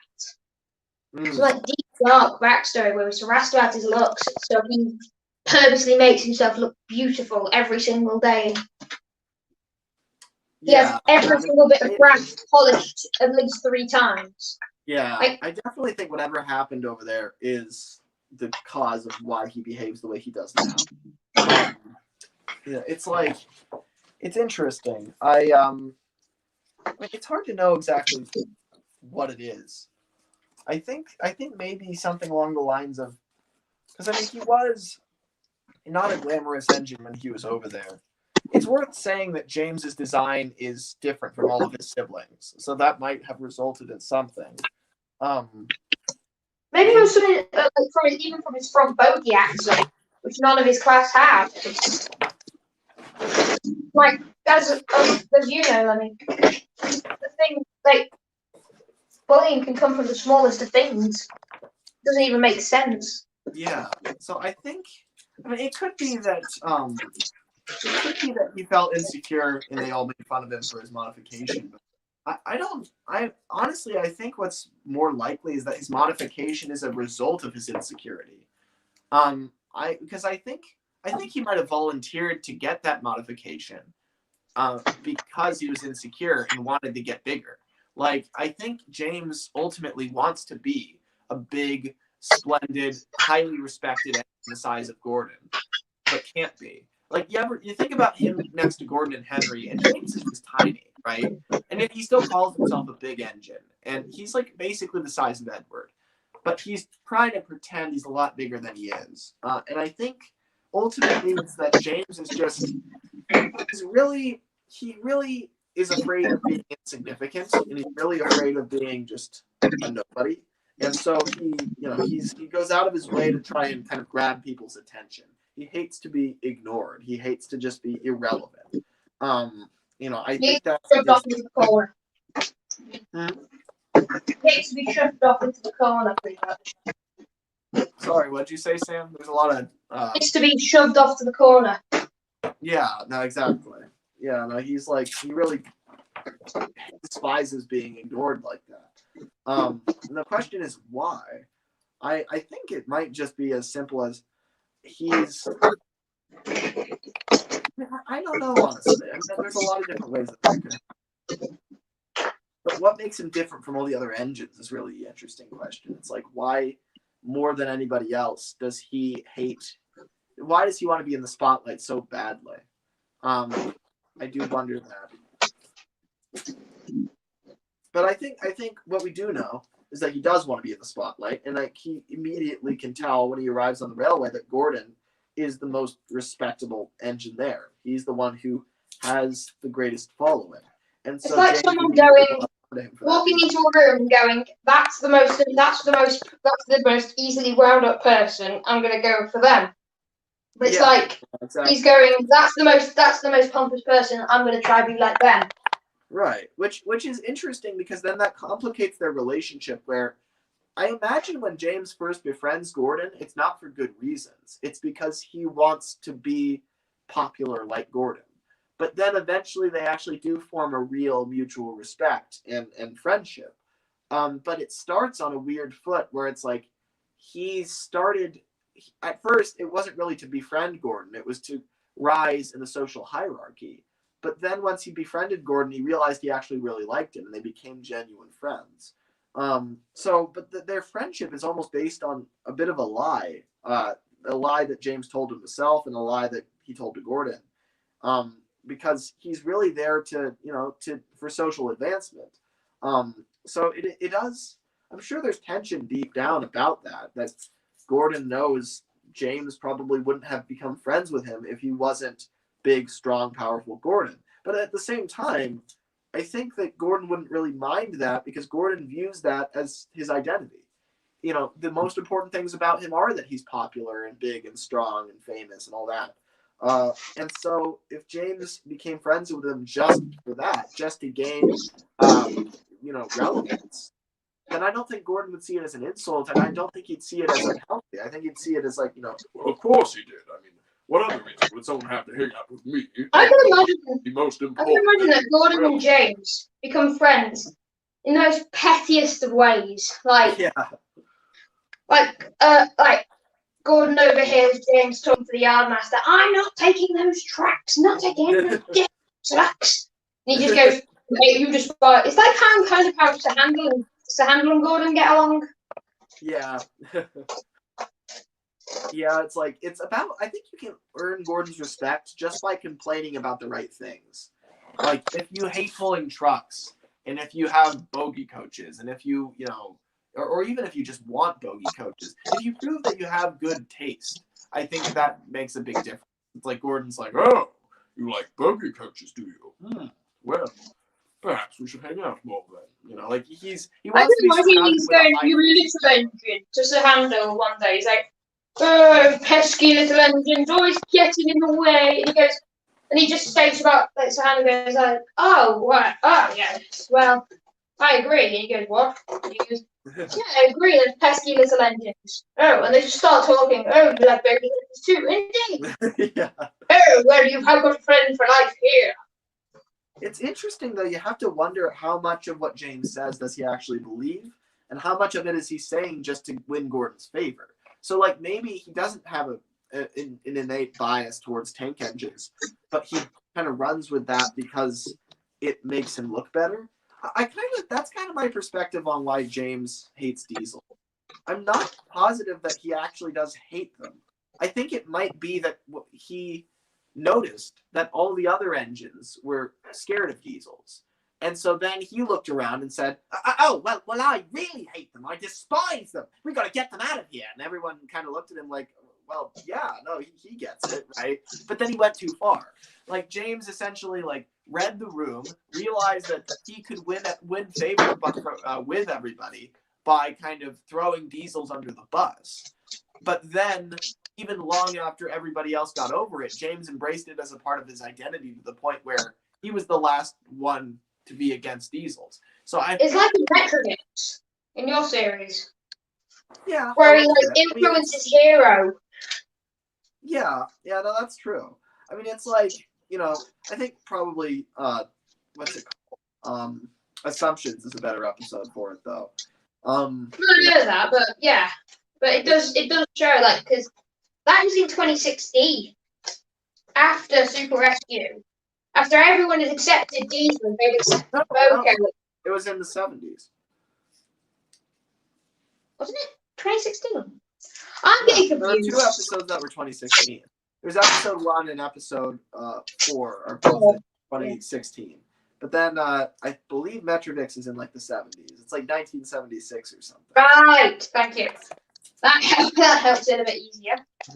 But that makes me... yeah, like, I mean, James gets over his racism in 1984, the year that that James and Diesel. Except Derek. No, not Derek. Dennis. He gets over every other Diesel, but then Dennis is just there. Yeah. What's that matter with you? 4 more minutes. That just sounds like people at my school.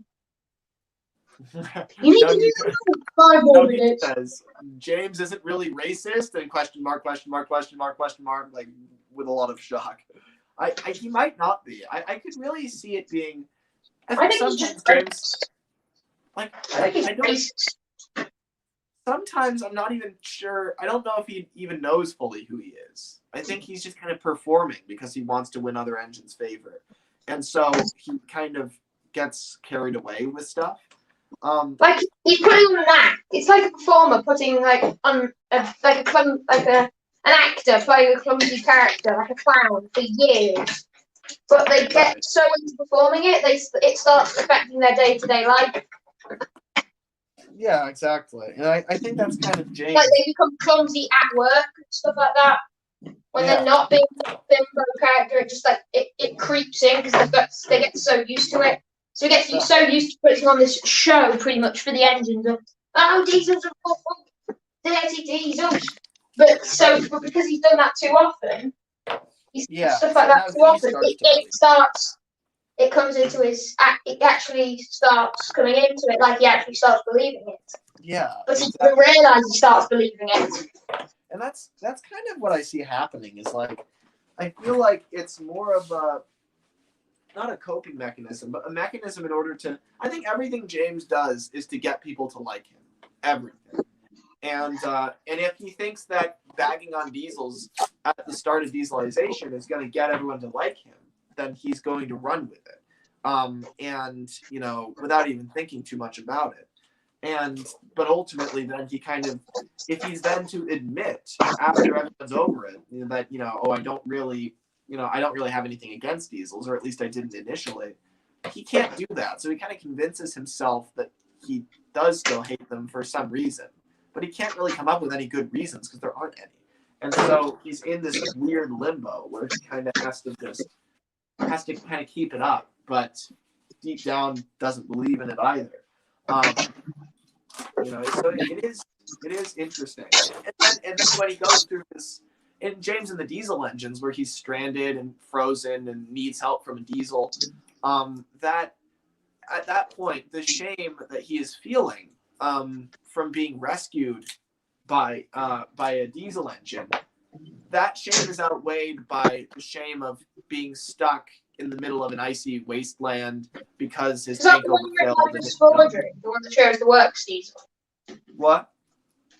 Is that the one that shows the works Diesel, like in the Christopher Audrey story? Yeah, Deep Freeze. Right, okay, because I haven't read any of the Christopher Audrey ones. I've only ever kept to the original ones from the book, big book.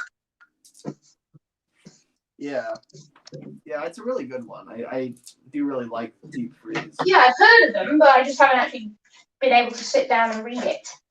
Yeah. Like I have been able to sit down and read Pseudo People's History in Railways. Sidekick Jason, I believe, released a PDF of all the of the compilation that has all the Christopher Audrey books, which is really great. It should still be on his Twitter, but if it's not, I can send it to you because it really is. Send it to me soon, like the So I said directly blue in railways and reading between the lines also. Oh yeah, that one. Let's see. Do you like seasons 8 to 12 of Thomas? I do. Yeah, I like him a lot. There's a lot of great episodes in there. I think some characters got screwed. Like I don't think Edward got a lot of good episodes in that era. But Gordon, I think some of Gordon's best episodes are in seasons 8 to 12. Like you got Squeak, Rattle, and Roll. You've got It's Good to Be Gordon. You've got like a lot of awesome episodes that are really powerful. I love them because I grew up with them. The thing is, they're good childhood episodes, but after you grow out of them, really, like the wacky, crazy adventures, I prefer the older model series. But that's just preference. But yes, I do like them, but I think they've had their times, as in with me as a fan. They've had their time where they were my favorite series. Yeah. It's like the wacky adventures and stuff like that, crazy crashes and all that. That kind of the novelty kind of wears off after a while. Yeah, for me, when I think of the new series, I don't really think of the crashes because I think that the crashes weren't that good in the new series largely because they did this weird slow-mo thing a lot, and there were very different types of crashes. But what the one in what was it, Small Realm with Rex? That slow motion crash was just golden. That was like a lot better than that was slow motion used for a story purpose, right? Whereas in the new series they just slowed them down for no reason. Like, the slow motion was used in a way that made sense in the Small Railway adaptations. It was like they kind of made it a whole sequence and like showed how all the different characters were reacting and saw their faces as they slowly. Yeah, the driver just was like, "Peace out, Rex, you can crash." Yeah, exactly. It was like to show their reactions in slow motion to figure out, so we could actually appreciate how they were all reacting. Whereas in the new series, it's just like, okay, we'll slow this down for no reason. But what I really like about the new series is the characters. I think that you look at Gordon. You look at an episode like It's Good to Be Gordon, where Gordon is desperately trying to break this speed record. And so he takes Henry's call in order to do it. And it really helps him. But then Henry starts struggling severely without his call. He's not supposed to have special call, whatever, right? But just ignore that for a second. It's a really powerful moral dilemma where Gordon has to decide between his friend and actually winning the race. And he stops just short of the station and goes back. That's amazing. That's a really powerful Gordon story, I think. And there's a lot like that. Well, something like that, obviously, I'm perfectly honest, I don't mind talking about the ideas when we talked about Lemmy and Sky. But in my series, you've got kind of a lot of human aspects to Henry Mark 1 and Henry Mark 2. Yeah. As we were talking, me and Lenny were talking about. And you've got this kind of human, you've got obviously Henry, it's also kind of it's talking about Henry as character, but also talking to him like he is just an engine, like he's a real life engine. Yeah. Kind of rolling up, what's the word? What? It's like balancing on the line, pretty much. Yeah. Keeping it realistic, Stanio would be talking about. I can imagine because my story does involve Stanio, obviously. But it'd be Stanio would be talking about Henry as in my series 103, but Topham would be talking about him as Henry. Yeah. It's interesting. I can imagine during the conversation, every single time Stania says 103, just Topman just goes, Henry. Yeah. I think it's cool to like have that balance where like you've got, Stanier is like a real world engineer that's actually designing engines every day, and that's a big thing. And then the Fat Controller, meanwhile, is in a very different position where he views all of his engines as, as I mean, they're still machines to him, but they're machines that have a lot of personality that he values. They aren't like his staff. They're like exactly like the drivers in the final. Yeah, and so he's gonna know their names. Like to stand here, it's kind of the equivalent of like, one person might call an employee like, oh, that's the firelighter. But then, the Fat Controller would be like, well, he has a name. He's Jim. I know the names of my staff. I don't just call him firelighter all the time. It's like he's got a name. And I do like that difference. Well, every single person in my series, like they don't have the same drivers every single day, but they have like a rotation. Like for a week, Edward would have Charlie and Sydney, and the next week, but the next week he would have, let's just say, John, Jerry. Yeah. Posing chat and get the reference. So there is like, so they still form bonds with these. They still form bonds, but so when, unfortunately, in the real world, when their driver, either has to retire or unfortunately passes away, they still feel, like it's like losing a best friend. Yeah, like it's not just like, oh, that's the guy who drives me. It's like, no, that is somebody I'm close with. Yeah. Yeah, I think that's a lot nicer to have an actual connection there. Just, that old fireman, can you soak some more coal? No, it's Sydney, put a bit of coal on. Yeah. I've got something in my eye. Hang on, give me a minute. So, people in the chat, let me ask a very controversial question. What do you think about the Henry 1, Henry 2 situation? We'll see what you say to that. In mine, they're the same character. Yeah, me too. Yeah, there's none of this. Henry was scrapped. Okay. It's interesting. Henry 1 and Henry 2. They are just the fact that they are model numbers from the workshops. 103 Mark II, because it's complete rebuild. I think the only thing I would keep is like just to be changes to the smoke box. The smoke box would still be there during the rebuild. That'd be the only thing kept. Like the boiler would be switched out to a tapered one. The firebox is gone. The cab would be changed. The wheel arrangement. The wheels will probably stay similar, but the valve gear, the cylinders, the inside valve gear, the tender. The way that I always see it is that I see it like how an engine's identity is determined by what percentage of them is retained. So like say. Yeah, we were talking about this. Yeah, like Gordon is defined by the makeup of his parts. If you were to define Gordon, he would be this boiler with this smoke box, with these cylinders, with these wheels. All those parts together create an engine that steams like and performs like Gordon. Now, if you were to replace all those parts slowly over time, I think it would still be Gordon because he's going to still behave like Gordon. You're going to put new cylinders on him, so maybe he'll act slightly differently, but then they'll run in, and then it will be, it will kind of be, it will be consumed into the greater identity of Gordon, and so he'll stay himself. And eventually, 90 years on, all of his parts have been replaced, and he is a totally different engine. But he's still Gordon because there was never a point where he suddenly stopped being Gordon. Like, it's like the whole ship of Theseus thing. It's like you're supposed to, if you slowly change the parts, then on a literal level, no, it's not Gordon. But we're not talking literal. We're talking about kind of this kind of fluffy metaphor where a steam engine has a certain behavior, steams a certain way, behaves a certain way. And so that behavior... It's like Flying Scotsman. Huh? Is that the real Flying Scotsman? Yeah. After it's rebuilt back in 2016, people would say, oh, that's an A3. That's 6103.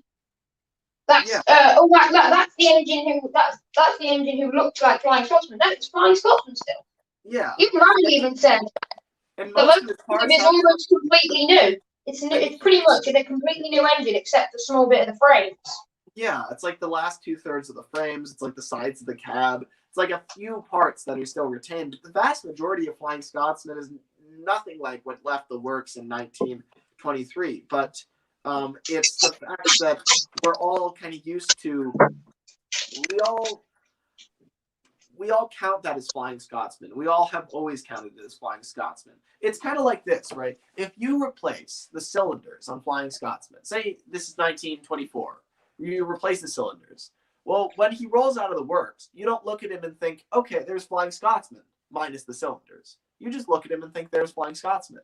And sure, that part of him is no longer original, but you're not really focusing on that because overall, 99% of him is the same. And so now next year, so that 99% kind of counts as 100% to you from your perspective. And then when he rolls out of the works the next year, now he has a new boiler. Okay, there's like 10% of him that's changed. But you look at him and roughly he is the same engine. So you're going to say, okay, well, that's Scotsman. So again, that's 100%. Now we have lost 11% of him already, but it feels like 100%. And when we get to today, that keeps happening to the point where, okay, well, like you've had time to adjust. That boiler now feels like Scotsman's boiler, even though it's not the original because it's had time on him. And those cylinders feel like Scotsman cylinders, even though they weren't the original ones. They've been on him a very long time. And so ultimately that all kind of feels like it's the same engine. So the identity is the same, and that's what counts. That there's a passing of the guard. A changing of the guard, a passing of the torch, where each part kind of gives way ceremoniously to another part, but then there's an agreement there. There's an understanding that this one is going to represent the old one. And so you keep doing that into the future. And now most of Scotsman is gone, but it doesn't really matter because you look at all the photographs from day one to now, you look at all those pictures and we count those all as Scotsman, even though they're all technically different Scotsmans. They're all part of this one great legacy of this steam engine. And it doesn't matter that not all the parts are original. When you stoke up the fire and you steam this engine, it behaves the same way. And that's really all that matters. And so I think that's the case with Gordon. Now, the problem with Henry is it's full stop. It's crash. And then all of a sudden, okay, we got to replace 60% of the parts. So the question is, how much of Henry can you replace while still making him Henry? And the way I see it is, if you change half the parts, it will be only half the personality it once was. But I think that makes sense because half of Henry's personality does vanish when he gets rebuilt.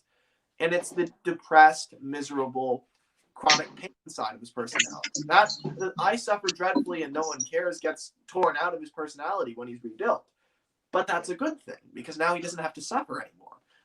So he does lose a lot. He does become kind of a different engine, but it's good for him. And and I think that's kind of the key. Is like the parts they get rid of are the parts that were really hindering the good parts, the parts that made him happy, the parts that made him kind, and the parts that made him, heroic, the parts that made him genuine. All those parts that created his good traits, those remain. But the ones that make him miserable, the firebox, the boiler, all these different parts, those change out. And so there's enough left though that he is still Henry. That's what I think. Now, if you had to just scrap the first one and make a second one, everyone always looks at that like Henry being murdered. Like, okay, the first Henry is killed and then this weird replacement guy comes in. I think it's the opposite. I think that really what it is, if I had to do the two Henrys thing, what I would do is have the first Henry be this just, awful, miserable coward of an engine who stops in tunnels because his paint, is going to get spoiled and endangers the passengers and is just a real lazy jerk, right? And that's not our Henry. That looks like our Henry, but it isn't. He's a jerk. And then finally that guy, is just, so unbearable on the railway and so in such a almost a villain that when he crashes and gets rebuilt or gets sent to crew, a new engine is sent in his place with his name, and everyone's aware of it. It's not like it's a big secret. But the old Henry was just a miserable, awful jerk. And so nobody, no one really liked him. And then the new Henry is our Henry. So the new Henry is still kind of pompous and he is kind of rude, and but he's also kind, and he's also he also has a good moral compass, and he's also willing to serve his railway and all that. So like the second Henry is the real Henry. He just arrives later, but that's still our Henry. That's, I think, how I would interpret the Henry II, Henry I thing.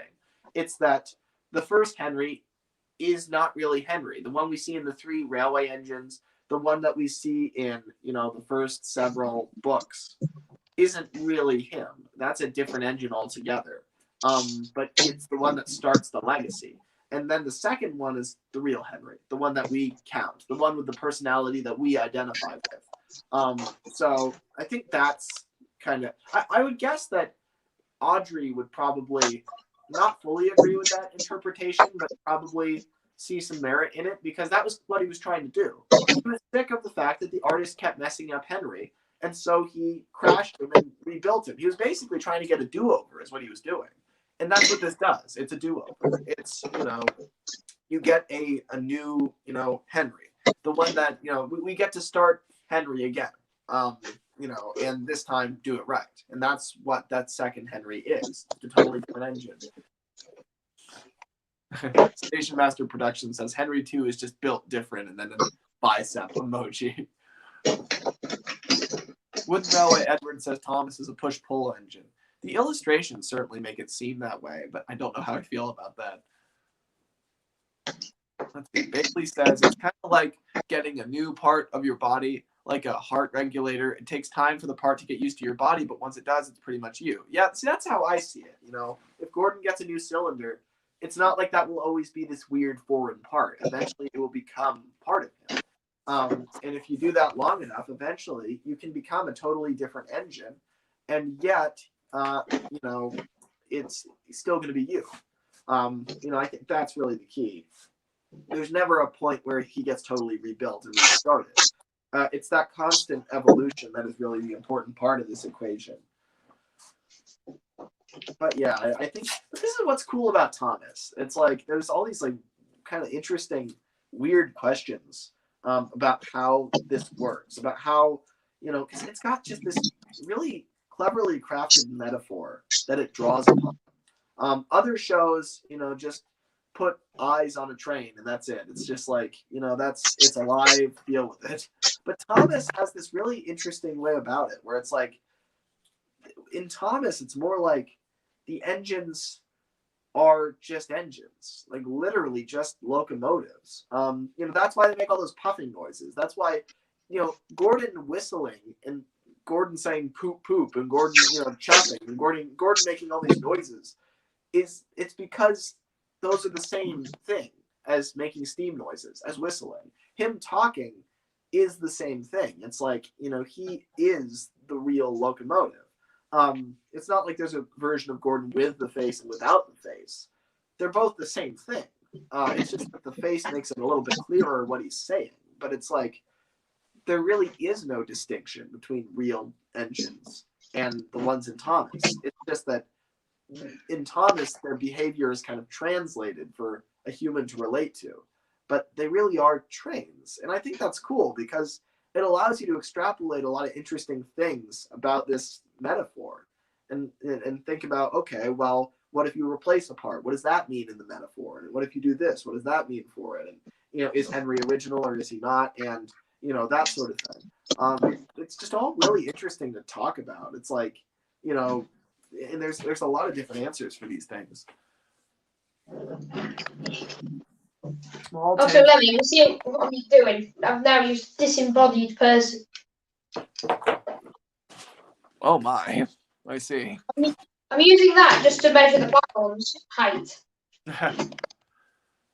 Let's see. Izzy Gomez could be a stereotype, but I don't. He's gone beyond that line. Says Small Tank Engine Productions. I think he's really gone too far. It kills me because I love Izzy Gomez, but he's like the worst possible stereotype. He's like got a sombrero. He's got like a really played up accent. He has like a huge mustache. He has I mean, it kind Mexican of flag on his funnel. not as bad for the English market, aka me. Yeah. But I would say because it was a British made show, British born and bred. So I don't think they really took it into account. Yeah. Do you think? Because they don't. It's like Thomas being made back when it first started. It's more the fact that they weren't thinking about the American market when they started. Yeah. Yeah, exactly. They were making a small kids show for ITV or BBC, whichever one it was. They were just making a show for them, and they weren't thinking of merchandise. Why do you think it took them 10 years to get even Wooden Railway out there? Yeah. Because Wooden Railway is 1993, and we think that, oh, that's old. The show was originally made in the 80s. But yeah, I mean that's crazy. I didn't even think about that. It took a long time. It's interesting how the first few seasons had all these breaks in between. Like it wasn't one every year originally. It was like sometimes they'd go like 3 or 4 years without a season. Yeah. Which was cool. They took their time and made something truly remarkable rather than Partly because Mitten ran off and made tubs. Yeah. He's like, peace out, I'm going on holiday for about a year.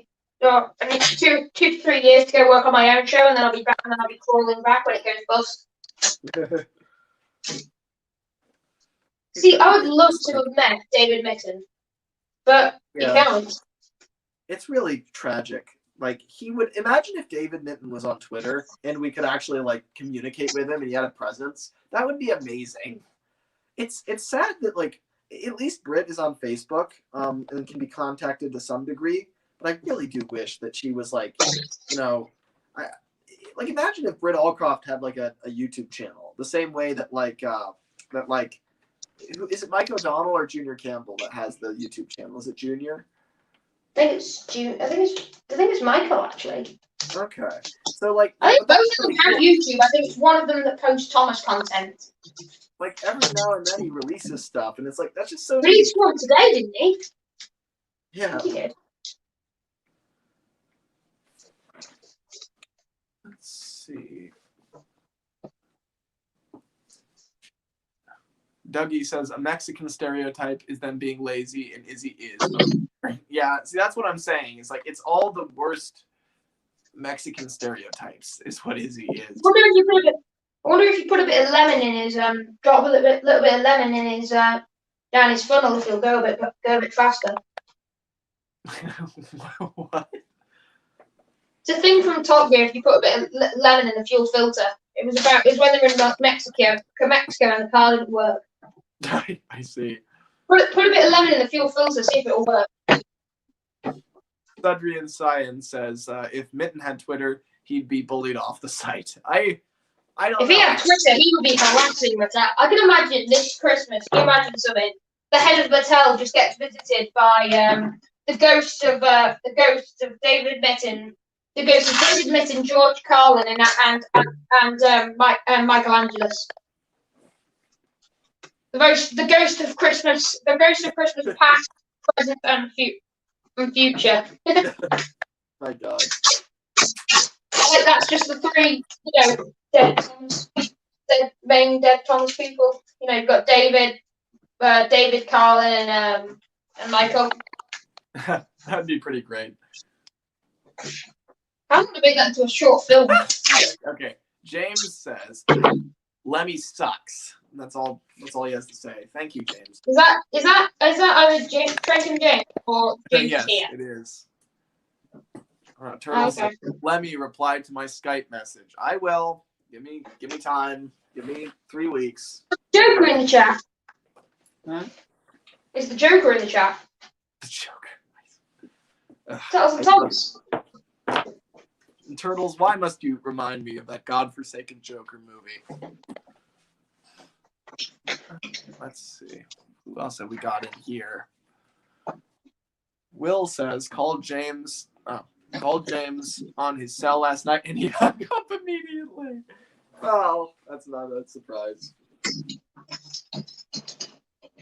Okay, may have made far too long.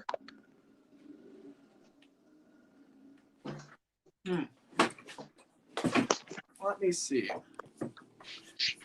I wish it was bigger on my screen. Let's see. Show me. Yeah, font. same. I'm on the phone. Can I flip the camera around, please? Any moment now. Now for the voice of experience. Oh, that's cool. Yeah, that's really cool. Hang on.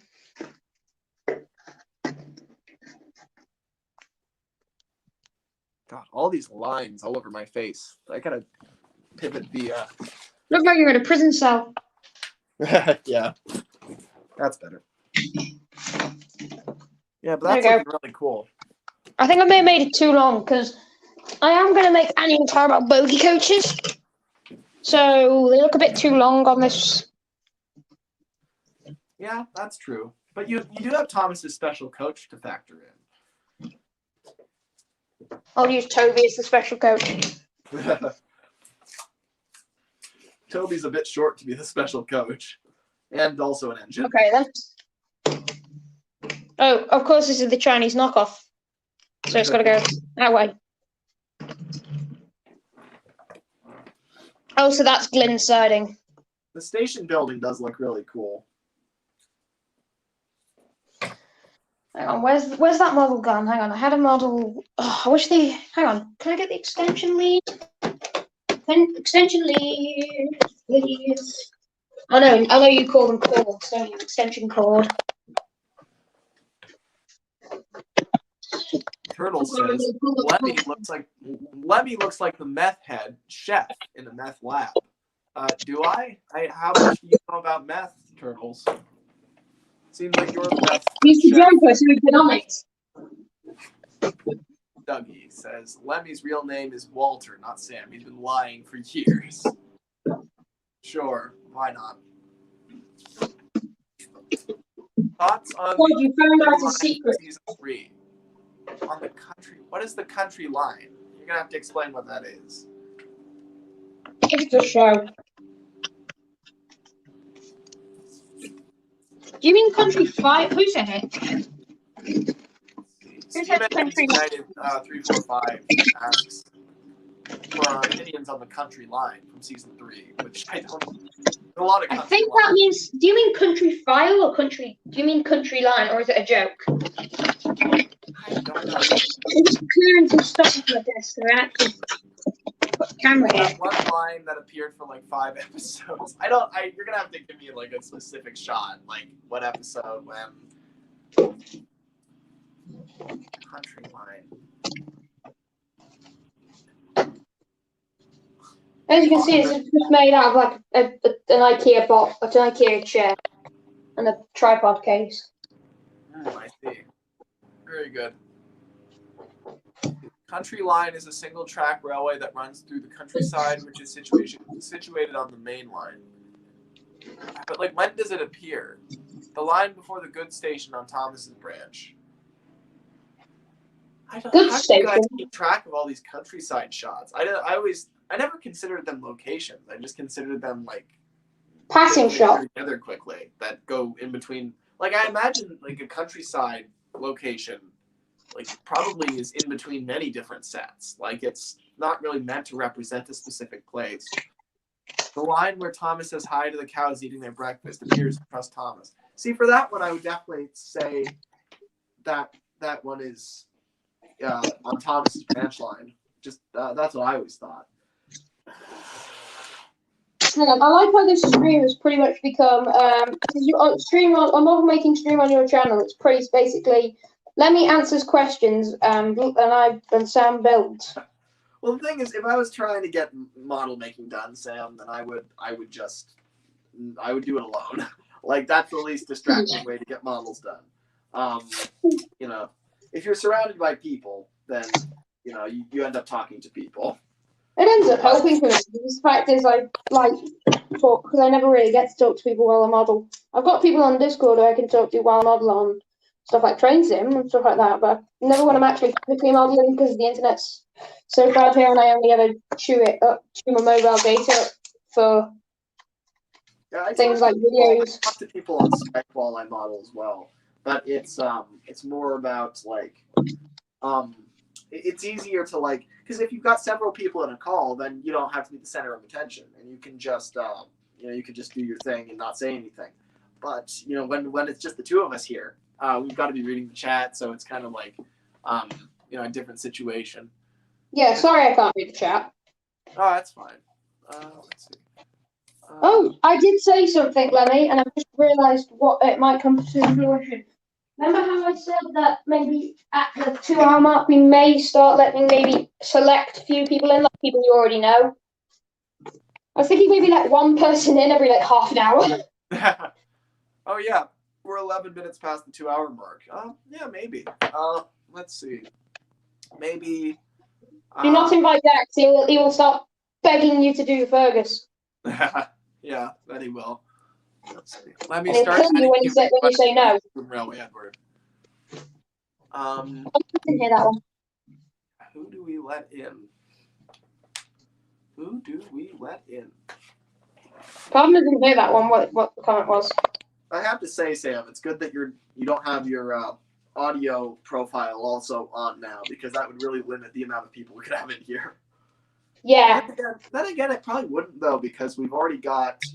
I mean, I think the maximum is 10 now. I don't think we're gonna get that many. I think it's probably gonna be. Oh, thank you. Probably at max 4 or 5.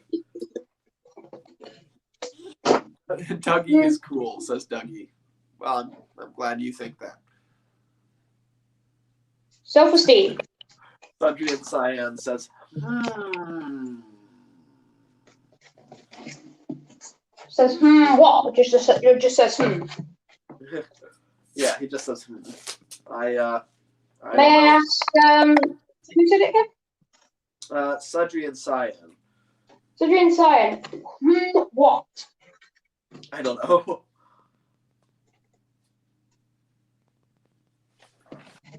Dougie is mad cool at him, says Dougie.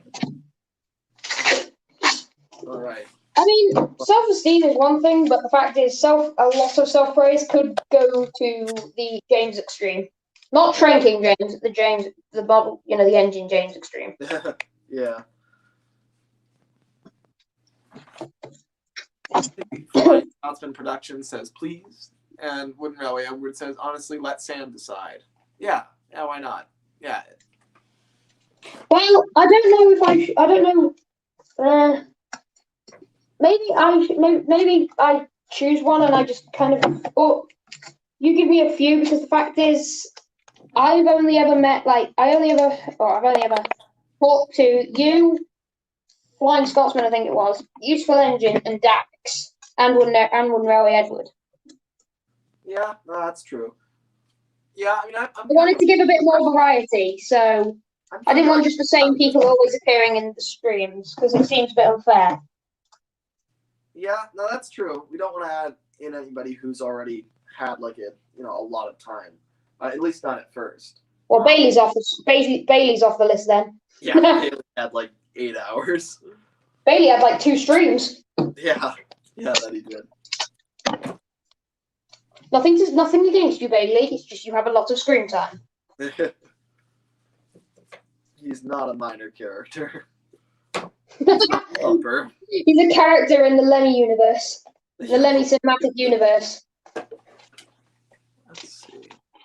Anytime I think of your name, Lemmy, for some reason that pops into my head is the racetrack Leamington Spa. Let's see. So, what are our options here?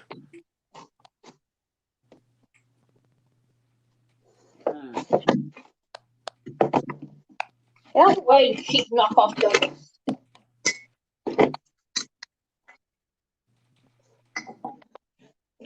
And I blocked the camera. Will says it just compiles a bunch of locations, like the one with Thomas on the hill above the field of cows, and the canal that Percy passes in Percy's Promise. It's a dumb wiki thing. Okay, thank you. See, that's what I figured. I would say everyone. Whenever the wiki names something, everyone's just oh, it's called this, it's called this. It's no, it's not, okay? It's a bunch of sets that David Mitten dreamt up in 5 minutes and put on the screen, and now we're all connecting them arbitrarily. It's they're just countryside sets. There's not a country line. It's not a thing. I don't think. And maybe there's like a single behind the scenes sketch that says Country Line on it, but I'm pretty sure that's just probably like a nickname. Lemmy, so going against literally what I said about selecting people, maybe Will Politowski, if he wants to. I talk to Will all the time. I don't know if that's fair. Good point. Let's see. Soto Express Studio says, would ask to join, but Lemmy doesn't know me. I think I'm more inclined to include people that I don't know than do know.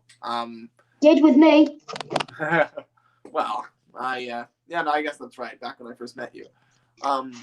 Wooden Railway Edward says, what I'm hearing is useful at FSP. Dougie and I aren't allowed to join.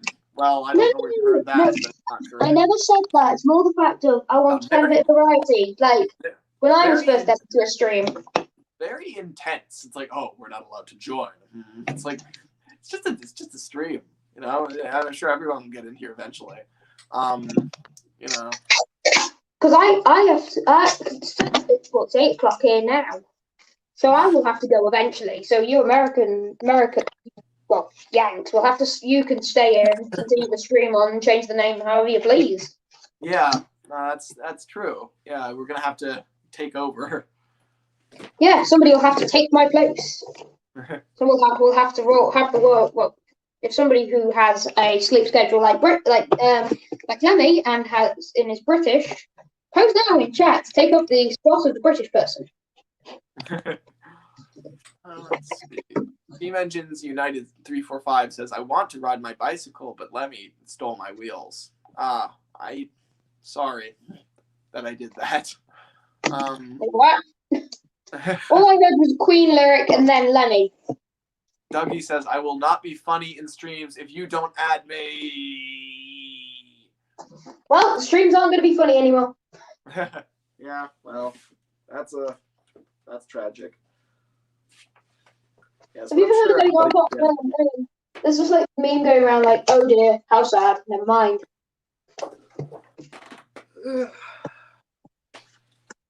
Been working on Tidmouth Sheds for ages. Got nothing done. Like that. You've been working on Tidmouth Sheds for ages. I've just started doing parkour and I've nearly finished the platforms. Yeah. No, I just cannot do that. I can't do these two things at once. I've got something over Lemmy, guys. You heard it here first.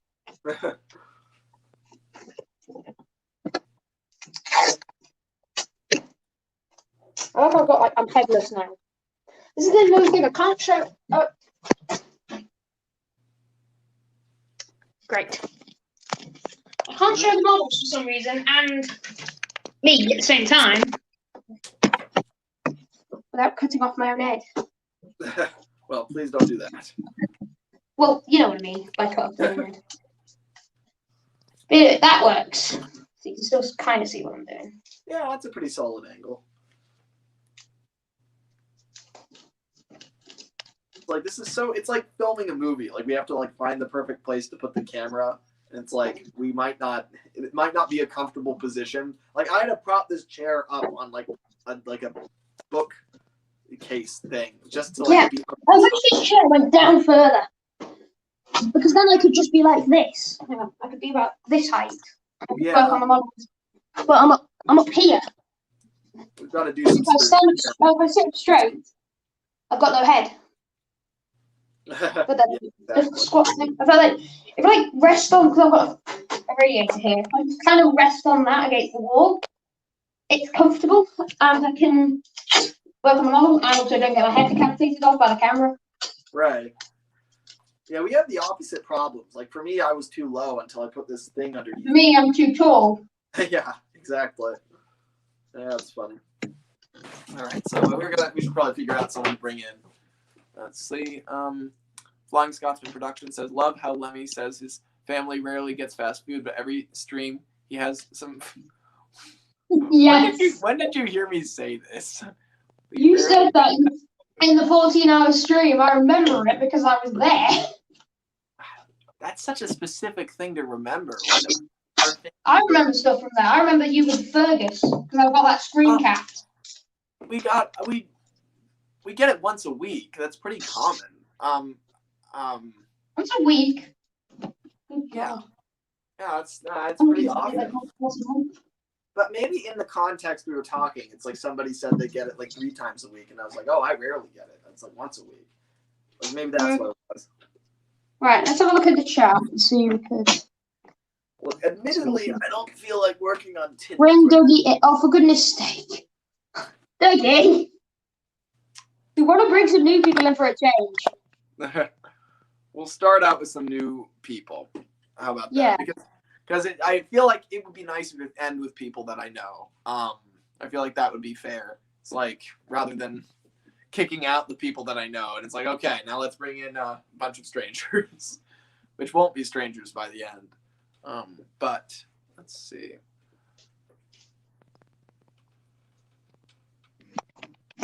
Oh, yeah. Oh, he's vanished. Well, would you look at that? Let's see. Maybe Sodor Express Studios. Why not? Let's see what Sam thinks about that when he returns from his sudden vanishment. The guests thing still says 1, and I'm assuming that that other 1 is me on my computer. So.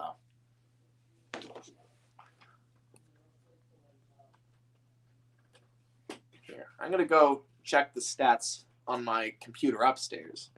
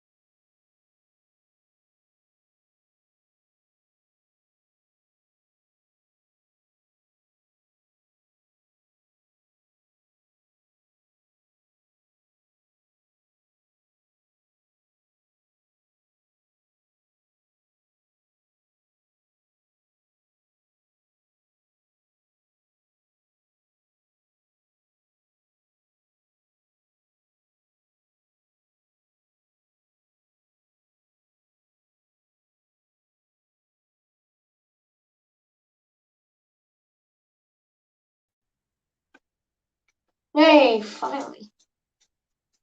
Thank you, Lemmy. Now I can keep the people entertained.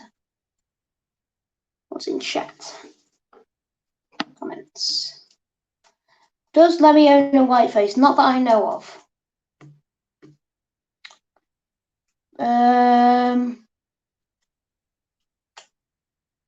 Lemmy, have you ever just eaten a white face? Because I do that every day. Really? I know it's a joke. Is it? If that isn't a joke, Roy Edward, really? Lemmy died. Yes, he did. Unfortunately, it was sad, but somebody has to take his place now, and I get the YouTube channel. Nah, he's not dead. He's just going to fix the stream because as my camera fell, I turned it off. How old are you? Old enough.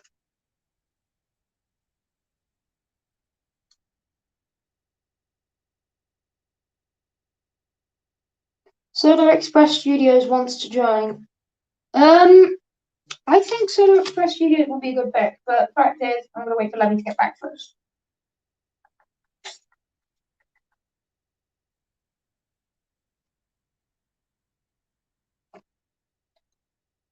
They taste nice, do they?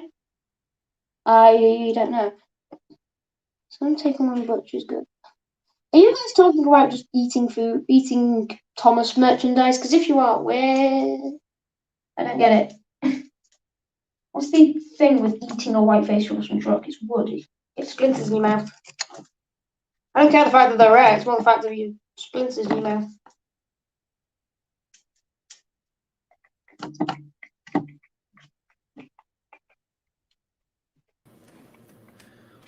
All right, do you hear me? Yes, I do. All right, I'm in my room right now. So probably about to pick a person to add. So who are we thinking? Maybe Sodor Express Studios? Yeah. All right. Let's see. How do I contact you, Sodor Express Studios? Like Twitter DM, Skype. Give us some hints. Yes, indeed. Not say Discord, because otherwise Lemmy will kill you. I have still got my computer running upstairs though, so if you have got Discord, I could try and get in contact with me, and I could send you the stream link. Because I know that's an area of Lemmy will not go into. Well, I will if I have to, but it's very confusing. Just my channel. I don't have anything other than YouTube. Okay. Let's see. How do I get you the link then? That's the question.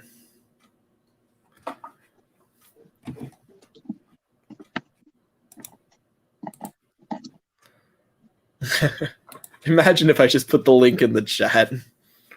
Oh my god, no. Well, the fact is, they would all be backstage though, so you could just pick and choose. Because you're the only one who can let people in. Yeah, that's true. It would, it would be this huge roster of people that I had to choose from. Maybe that's the most efficient way to do it. I mean, I don't know.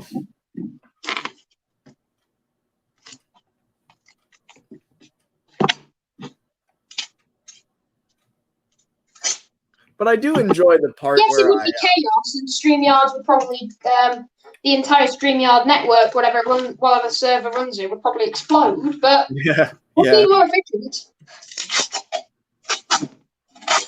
What computer blew it? Somebody in California named Master of the Lemons. My God. He beat them like 4 times this month.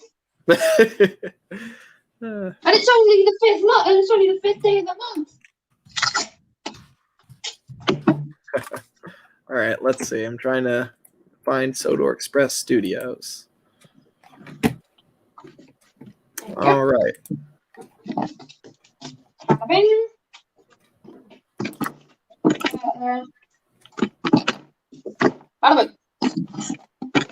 Fuck off my phone. Now I just got to do the back. I don't think there's any way for me to do this other than putting it in the chat. I mean, that seems to be the only solution that I can see. Something I was going to ask, is Express, I haven't checked the chat yet, is Express Studios even still here? Yes, let's determine that. You still here? But chaos is fun, says TC Tugs. True. Put Okay. in the chat if you're still here, Sodor Express Studios. If not, we're gonna have to choose another person. Or we could just do or actually, yeah. If he's not there, Lemmy, we may as well just drop the thing in the chat and just see who pops up. Yeah. Oh, there he is. Ah! If you search Sodor Express, it'll work. Yeah, I found your channel. I could put it in your discussion, but I feel like people are just gonna go and check it anyway to to get the link. I've got an idea. Yeah. Lemmy, quickly shove it in.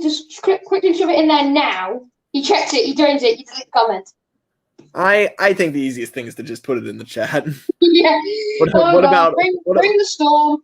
What about email? Asks TC. Yeah, I thought about that. That would probably be cleaner. But then he's gonna have to put his email in the chat, and that's probably not fair. I'll just put the link in the chat. There you go. Hang on, let me go get my.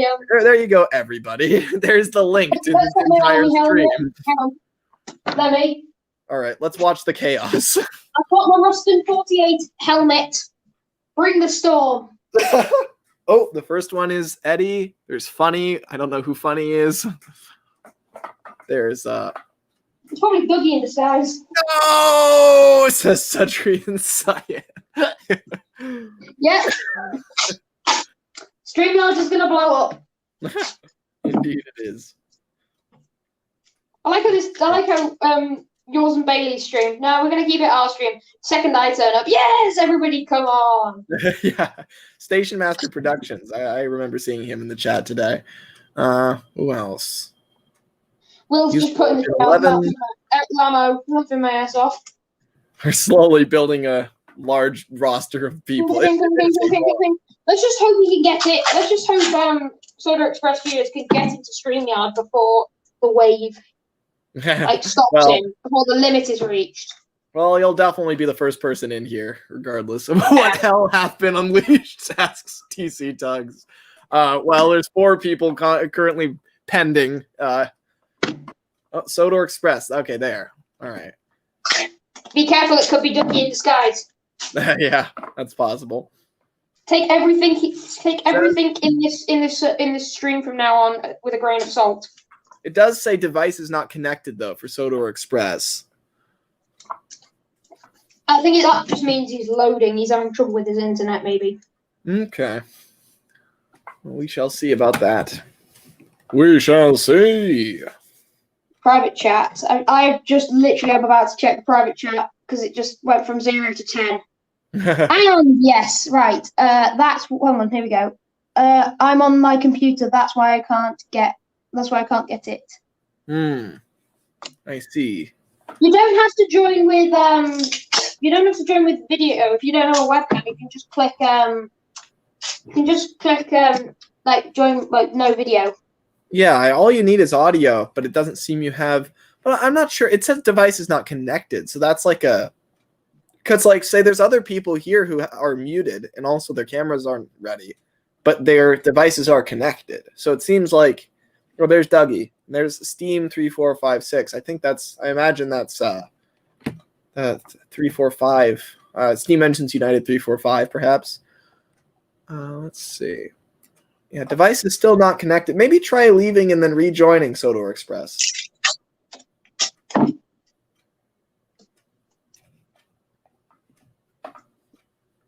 I'm surprised someone hasn't tried pretending to be him and join the stream. Yeah, I mean, someone might try that, but if they do, someone is trying to enter. Someone is trying to enter, but the studio is full. Oh my god. Right, we may have to start asking people to loot the studio. I think that may be Sodor Express Studios. Just try to join, but it's full. If it is Sodor Express Studios, if Sodor Express Studios, if it's you that can't get in, we may have to ask somebody kind to leave. I'm gonna kick Sodor Express and then try to. Let's see. And then you could try to get back in. Kick from studio. All right, there should be space. Henry is gone. Why is Henry? What? Henry is gone? No, Henry. I needed you for stories. Will, I think this is Will Thomas 199. Or it could be Will Politeschi. I don't know. I don't think he would join. You never know. Let's see. I'm gonna in the favor of in an attempt to get what was I gonna say? In an attempt to get Express Studios. In an attempt to get Sodor Express Studios in here, I'm just going to mercilessly kick everybody from the Don't kick me. Kick. Okay, we'll see how it goes. Kick. Kick. Kick. All right, you'll all be welcome back in here at some point, but right now, probably when I'm gone. Also, Lemmy. Turtles and Thomas. Kick. Apologies. Lemmy. FSP. Kick. Lemmy, if you make this another 14-hour stream. What's that, Sam? If you make this another 14-hour stream, if you did a Lemmy challenge again, the fact is, by the end of it, I could probably rejoin for the end. Yeah, that's true. All right. 14-hour stream because it went 14 hours. So 5 o'clock. Hang on. So we actually started at about. Let's see. I was just starting at 3. 2 hours later, we technically started at 5. 14-hour stream. Yeah, I could be awake if I got an alarm set. So yes, please, if you want to do the Lemmy challenge, please let me know because the fact is, then I can join for the end. Unlucky Tug. In all What's he saying? Well, I don't know if that's really him or not. But either way, right now we are making sure to get Sodor Express. I kind of want to invite Lucky Tug in. So Sodor Express. Let's see. You could comment. If Lucky Tug, we need him in. Well, the link's already. I might need it. Interesting. I might need it in either a comment or in my comment section. Need what? The link, I think. But the link's already in the chat. Well, I can put it in again. That means everyone else is going to join again. Right, there we go.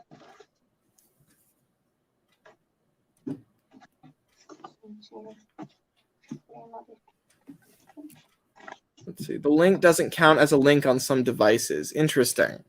Yeah, well, with the link already, Master of the Lemons, StreamYard Unleashed. It says it's Falcon 2D. Don't let me.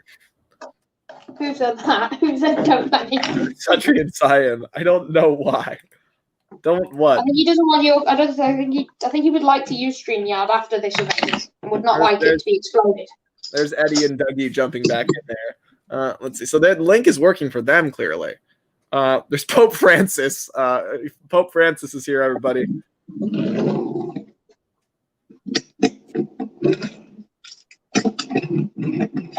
All right. I think I'll. Okay, I'll leave a comment on. All right, Sodor Express. Check your discussion. There we go. I left the link there for you. We now have a fun platform. Lemmy, if I do a stream longer than a 14-hour stream, you have to shave. I don't agree. There we go. Oh, that looks awesome, Sam. That's really cool.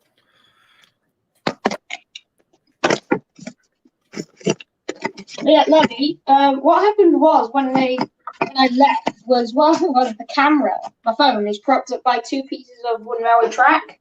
Right. And when one of them slipped out because it wasn't in properly, and it fell, and as I caught it, I clicked leave. Yeah, that's great. It's like just caught it, and I was like, Hey, Lemmy, check your Skype DMs when you get the chance. Yeah, I got a notification, Matt. I'll check that a little bit later. Sodor. He's probably saying, "What the hell are you doing? Why did you do this?" I know what he's talking about. Let's see. Sodor, period. Well, that could be Sodor Express, or it could be someone totally unrelated. Yeah, it doesn't show up on my phone. The link doesn't. Unfortunate. Let's see. Did you check your discussion, Sodor Express Studios? Because you might have to not click the link, but you might have to actually copy the link and paste it into the bar at the top of the screen. I've had to do that before. Right, time to check up the track because I've got to do some painting.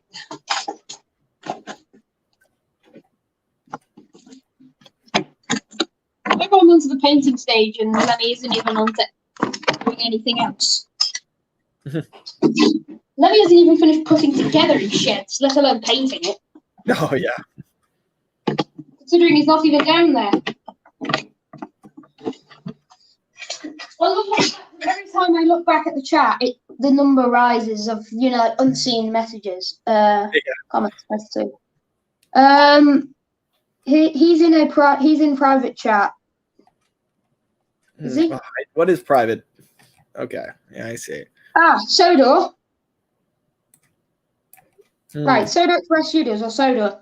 If it's not allowing you to join because of it's not allowing you to join because of mic or video stuff, you have to go into your settings and allow them on your phone. But if it's not something completely different, I'm sorry for getting your hopes up.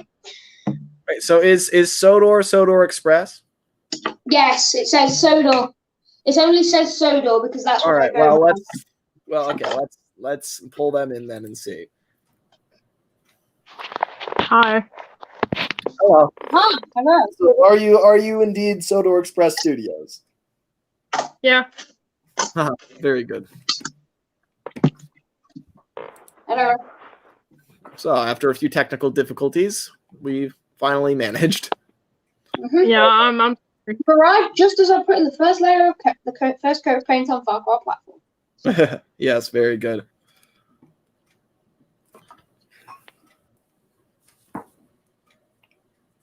Let's see, maybe soon we'll pull in somebody else as well. Like who?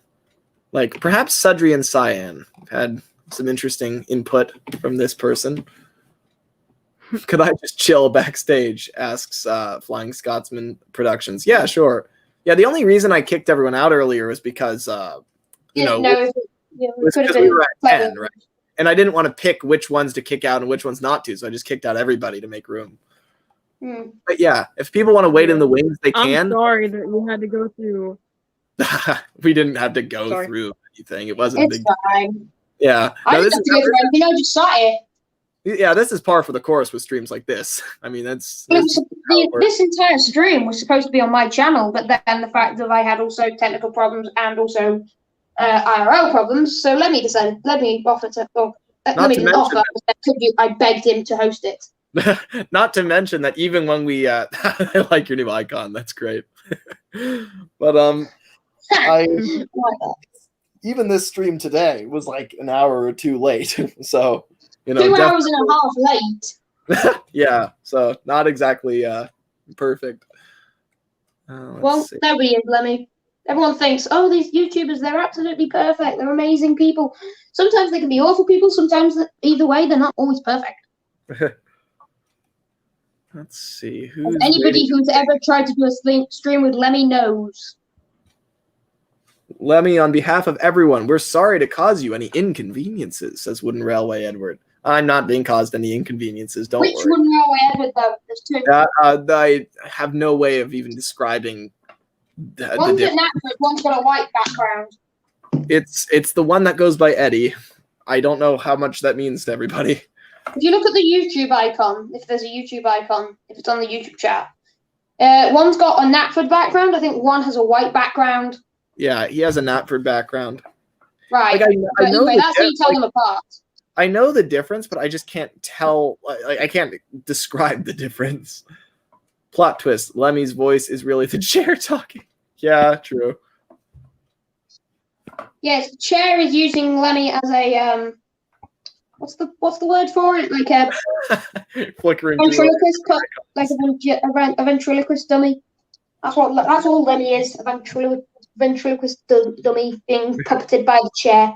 Of course. Is that you getting Skype messages, or is it me? I believe it's me. So no, it's me getting Discord.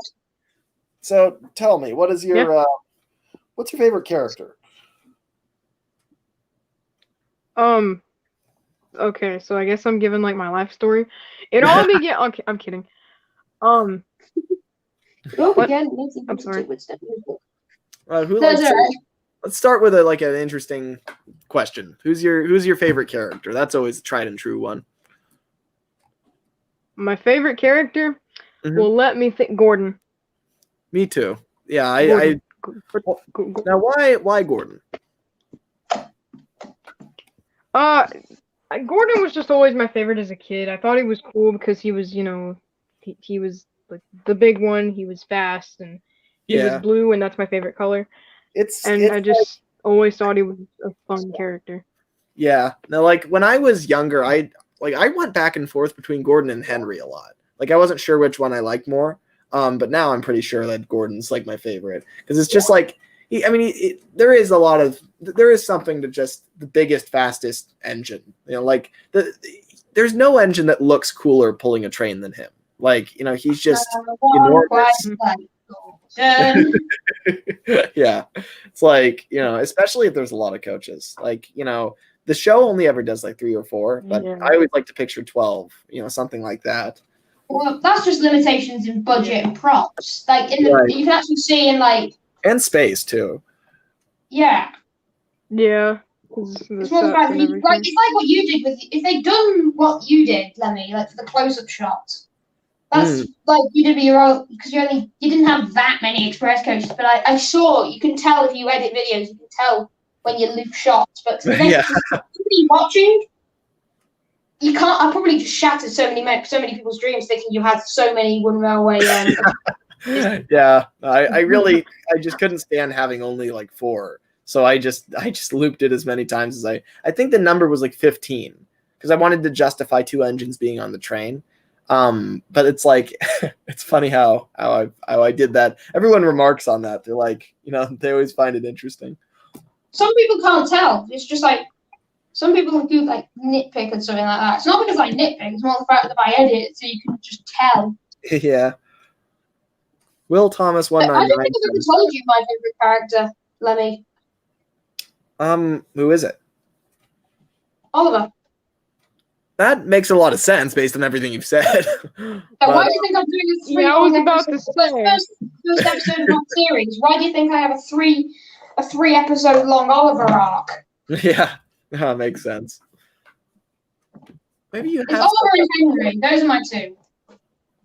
Gordon's Express in the Railway Series is 16 coaches, says Will Thomas 199. Well, I don't think Gordon's Express is any number, really. Some days it's like 9, some days it's like 16. It really depends. Like you said at the start of one day I think it's the start of Pacifics, or one of them where they arrive at Barrow and they say, we're going to need an extra coach. Yeah. More the fact there's too many people on the platform to cram into the coaches. So they just throw another coach on the back. Yeah. You've got too many passengers. Just ram another coach on the back. And that's the thing. Like train sizes fluctuate, so it's not so much that like a train has a set number. Unless the passengers don't fluctuate much. Like for Thomas, he only ever pulls Andy and Clarabella, and that's probably because he never needs any more than that. You've got the special coach, but that's more a matter of like, convenience. Yeah, and it's the fact that it's a different service. Like he's taking passengers straight from Tidmouth.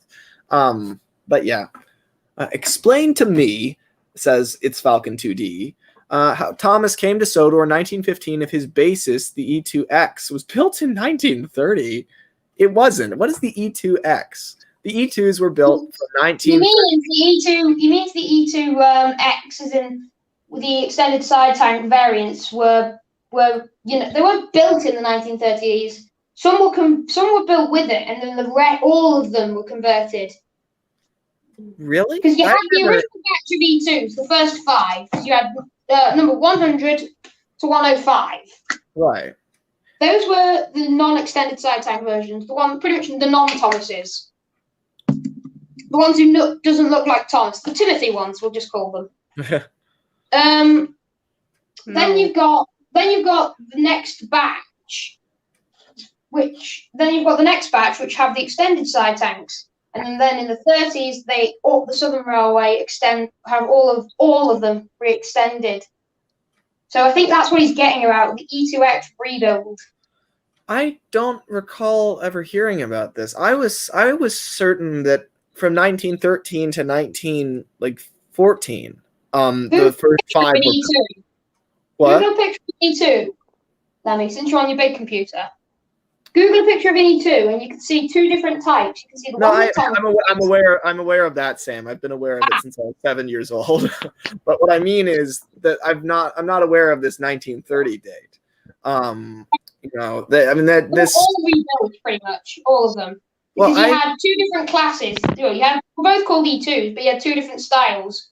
So it's enabled the E2X rebuild, but all of them kept their original class number as E2s. I wasn't aware that the first 5 were rebuilt with extended side tanks. I never heard that. I could have sworn I've seen pictures pretty late on where they don't have them, but maybe not. Some of those could be video edits, because most people do video edits where they change them. And like someone's done a picture of an edit where there's been an S15, but it's been a 280 instead of a 460. And they look genuine. Like if you didn't watch them time lapse doing it, you would know. Wouldn't know. You'd think, oh my god, that's the railway engine. Let's see. Following the electrification of the Brighton line in 1936, the class was used as replacements for the former London, Chatham, and Dover Railway T-class at the Herne Hill marshalling yard around Victoria Station and at Dover Harbor. During the Second World War, they also replaced the... I'm not really seeing anything about them ever being rebuilt. My understanding has always been that in between like 1913 and 1914, there were the first 5 that didn't have extended side tanks. And then between 1915 and 1916, there were the second batch of 5 that did have them. And then for the rest of their lives, up until they were scrapped in the 60s, they all retained their shape. I haven't heard of this, but the point being, I would say that, you know, Thomas, I always kind of looked at Thomas as like an in-between. He's kind of like almost the prototype for he was built with extended side tanks, but he was the first one to be built with them. So he's kind of like in between the first 5 and the last 5. So he's an 11th E2 in between. And the reason that he's like, I know, I'm pretty sure the last 5 were only ever painted black. And, you know, the reason that Thomas would be brown in my mind is because they haven't invented that black livery for him yet. So it's like, you know, he is painted the same way that the earlier E2s would have been painted, despite the fact that none of his successors are. You know, so that's what I always thought. But well, at least in my series, Lemmy, Thomas is 101, which, as I said, sparks the whole numbering scheme of the actual, you know, the TV series number 1, 2, 3, 4, 5 being, you know, 101, 102, 103, 104. Right.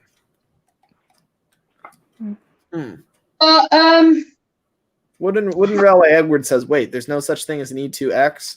I've never heard that term before. I've heard it invented by fans to describe Thomas being rebuilt with a lower running board, but it has no connection to the real-world locomotives, as far as I'm aware. You know. Oh, and there goes the phone again. Lemmy. Yes. You know Farquhar, what colour would you say it is? What, Farquhar? The Railway Series one. I would say that if I just go with my gut, I would say it's kind of a yellowish cream color. Would you say about that colour? Yeah, exactly that. Okay. Oh my god, this is so annoying. I've got the back. Hang on. Andrea Region Productions says, Lemmy, will you ever make a tutorial about making turntables like the one you made for Train King James? I could. There's really a lot of tutorials I should do on making engines and buildings and turntables. Need to finish that tugs one because I need the holes. I need to learn how to make holes. I need to rewrite that one. I need correction. I need to write it because I didn't even I just filmed the entire process beginning to end, and the final product was like 10 hours of footage, and it's just impossible to edit down. So I really need to figure out like a curriculum. I like a challenge. How do I teach this?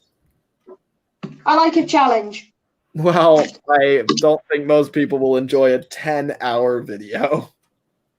No. I like a challenge of editing it. Oh my god. Well, I'd have to mail you. It would literally be easier for me, I think, to put it all on like a flash drive and then mail it to you than it would be for me to like send it over the internet. Oh my god.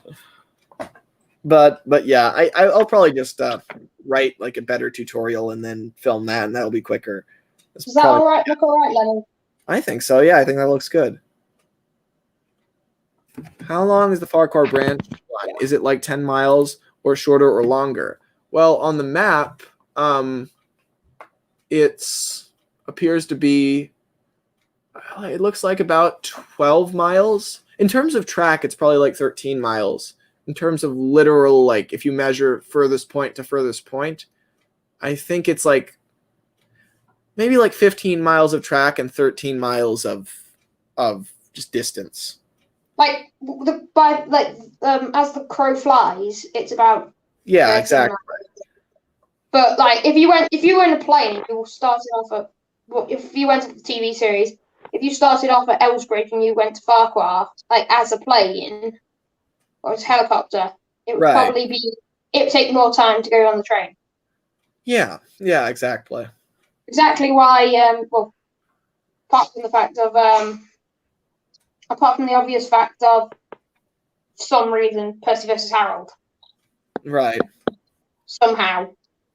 So, Sodor Express. What would you? Let's keep the questions going. What's your favorite season of the show? This is interrogation. Yeah, you're being interrogated. No, it's his initiation into the Lemmy group. Favorite season? I don't think I have a favorite season. Yeah, I've gone back and forth for years. Like it's really hard for me to pick. I think right now I would say it's season 2, but it's season 3 is like a close second. Is it 4? Is it 4? Is that what you're 2? 2. Yeah. 1. 2 and 4. 2. 4. 2 and 4. I see. Those are my 2. I can't decide on one. It's 2 and 4. Those are my 2. I would love. I can't season 2 only if the Narrow Gauge episodes are in season 2. I would just say series 2. But it's just the only reason I like season 4 is because of the Narrow Gauge. What were you saying, Sodor? But I love the entire classic season, and I mean I like some of the newer seasons, obviously the modern ones. Yeah. And the Brenner era was awesome, and it just I really don't think that I would ever be able to choose a favorite. Yeah, no, it's very tricky, and they all have their identity too. So it's like kind of, and they all kind of feed into each other. So it's kind of tricky to say, especially because like they took a lot of like a lot of the best stories are spread throughout the earlier seasons, and that's in no small part because they took the books and like adapted different stories in different seasons that are meant to go in the same book. And so you kind of get like a lot of the same storytelling elements throughout the first several seasons. So it's kind of hard to to pick because they're all over the place. There's too many, says Sudrian Cyan. 1, 2, 4, 7, 24, 19, 5, 10, 18, 1, chicken. I see. Chicken. Did you say chicken? Maybe we want to bring in another person. How about Sudrian Cyan? What do you two think about that? I'm alright with that. Sure. All right, cool. Please tell me how to pronounce your name. Saiyan? Yeah, Saiyan. It's like Super Saiyan. I will wait to hear it from the horse's mouth.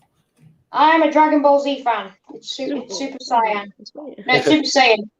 Super Saiyan. Sudrian Saiyan. Hello. Are you guys using Zoom? Asks Collector33. No, we're using StreamYard. Give me like 5 minutes. Yeah, sure thing. No hurry. You're gonna come downstairs. Are you gonna go back downstairs, Lemmy, and do some actual modeling? Maybe what the stream's about. Well, I don't know. I don't see that in the stream's title. It's what I put on Twitter. Well, a lot of misinformation is on Twitter, Sam. You should know that. Point. Good point. Very valid point. Well, good point. Well made. Oh my God. I offended that Lemmy didn't invite me. Says Dax. Well, Dax, the only person who I didn't even invite anybody. It's like it was me and Sam's idea to do this stream. And then everybody else was just kind of randomly popped up like, hey, we want to be here. And I was like, okay. You'll get in here eventually, Dax. Don't worry. We were trying to just get Sodor in, and then the only way we could do it was put the link in the chat, and everyone turned up. Yeah. And now everyone's backstage. Seems like it's working pretty efficiently, though. It wouldn't if there were like 1,000 people watching. That would be a nightmare.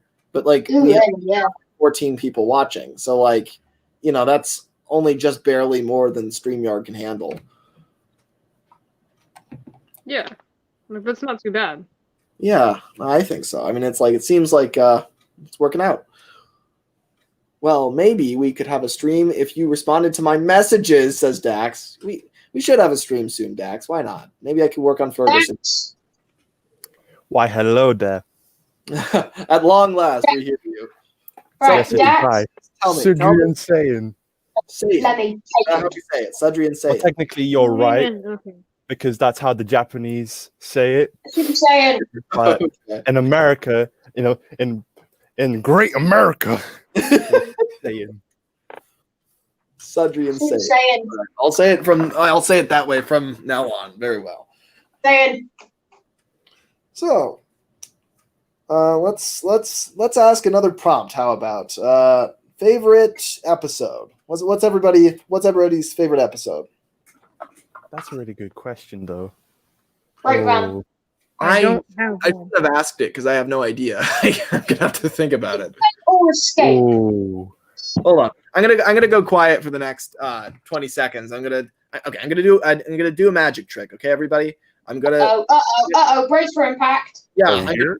gonna Stop the mute. fire from spreading. I'm gonna mute myself and then look at that chair. I'm gonna appear in that chair. Abracadabra. Exactly. All right. Yes, everybody, look at the chair.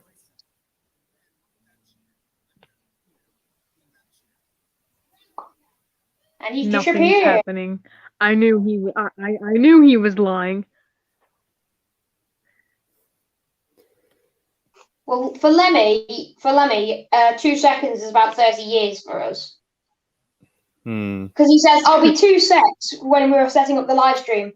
2 hours later. Right, ready to do the stream? I was just started boiling inside. Oh god, I have to mute the stream now from YouTube. Oh dear. Cha-cha! Very impressive, I know.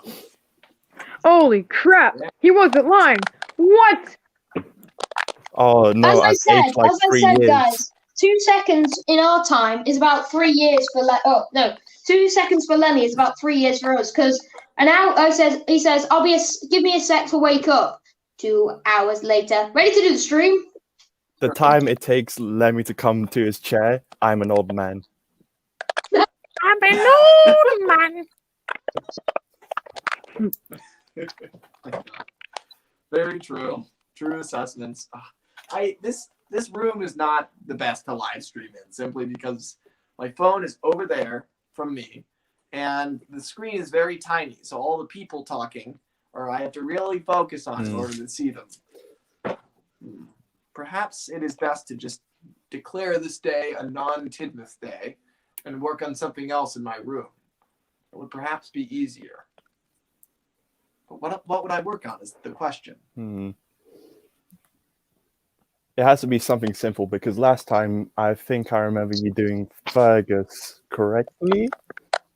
Oh, not sponsored, Lemmy. I think maybe I'll start Fergus again. Lemmy, not sponsored. That seems to be that's the opposite of what you just said, but I'm sure I can handle it. I mean, let's be real. I'm sure. Lemmy, I'm saving you from copyright claims. And how is that? It didn't work. Wait, what? Oh, I see. I tried to cover it up with masking tape, but look at it. It didn't work. It's now just showing a slightly blurred, but it does act as a good grip because it's freezing. Wooden Speaking of Railway which, Edward Lemmy, says. remember how I said I'm leaning near the radiator? Yeah, that's no longer for comfort. That's for warmth. Freezing. Since when, Sodor? Since when are you called hashtag? Since now. Oh, it's the thing that me and my friends came up with because we have a channel where like the 10 of us get together and we just make random videos. And I made a video called Scruff Bomb. And I made a video called Scruff Bomb, and it had something to do with Dynamite Scruffy. And then we all came up with hashtag Scruffy Gang for Life, and we've been doing that the past couple months. Like, it's been a thing since August. Wooden Railway Edward says a non-Tidmouth day. Good God forbid. Oh my God, he is actually working on some sheds. Yes, but I'm growing tired of it quickly.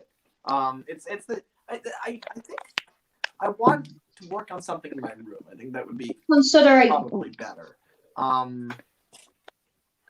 Perhaps Fergus, perhaps not. I don't know. I don't know if I want to work on Fergus though. Who wants to work on Fergus? Who wants to work Hang live on, long Lemmy, day? you know your Thomas Customs? Your Thomas, the ones you're making, your own wooden, you make custom wooden railway engines. Have you made an Oliver yet? I haven't, but I also don't know if I'll need to.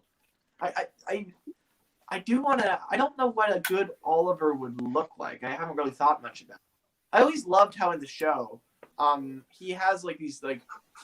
Did I pin something? Have I pinned a comment? Yes. Oh hey, my chat has been pinned.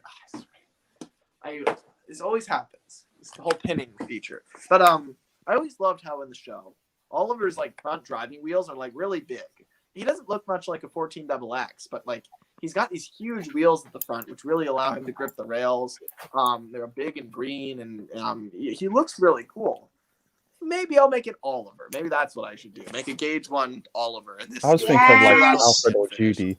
Hey Lemmy, if you don't finish it, post it to me. Alfred or Judy. That would be cool. No, you should make Gordon. Gordon's epic. Gordon's too complicated. Yeah, that would take Lemmy, some time. build a Gauge 1 Oliver and send it to me. Perhaps. But first, I need to do two things. One, I need to read this pinned comment, and then I need to figure out how to unpin it. Lemmy, you should work on who you are. No matter how good of a person somebody is, they can always improve themselves and stress about it until they have a panic attack and die. Very, very dark comment for me to pin. But it's important. That was deep. Question mark? Lemmy, secretly, it's been pinned by your future self who has access to your YouTube account. I see. To try and spare you from this some dark fate that may lay upon you. Wooden Railway Edward says hashtag do the Lemmy challenge. Please, no one do the Lemmy challenge. Except Lemmy. Don't do it. Don't do it. I've got to. Everyone, nobody do it except Lemmy. I'm an old man. Why do you think it's called the Lemmy challenge? Only for Lemmy. No, everyone watching the stream right now, spam hashtag Scruffy Game for Life in the chat. Go. Oh God. Jesus Christ. Yes, well, Oliver's better than Scruffy because he could pull him apart. That's true. I will Will have says, no regrets. okay, stop screwing around and let me join. Will, I talk to you like every other day. Okay, that's you've got your chance. Don't worry. I'd love to chat with him. I would love to chat with him about models and stuff. Yeah, that would be nice. But you know, maybe a future day, Lemmy, we could all get into a Skype together. There's a lot of people I never talk to. That is probably a good idea to do today. I know that, Lemmy. But maybe one day, me, you, and Will could all get into a Skype call together. Yeah, maybe. Lemmy, what's the best way to contact you? Asked Davis Z02. Twitter, then Skype. That's how I did it. The best way to contact me. So the best way for me to. There's a few ways to perceive this question. The best way for me to see your message and receive it is probably to send it to me on Skype. But that doesn't. But if that being said, I don't really respond to Skype messages that come from somebody that I didn't ask for it. So like, I don't. If somebody just finds my Skype and then sends me something, I'm not likely to respond because I didn't initiate it. And to me, giving someone my Skype is kind of like giving them my private phone number. It's like, you don't just do that with anybody. That makes me feel privileged.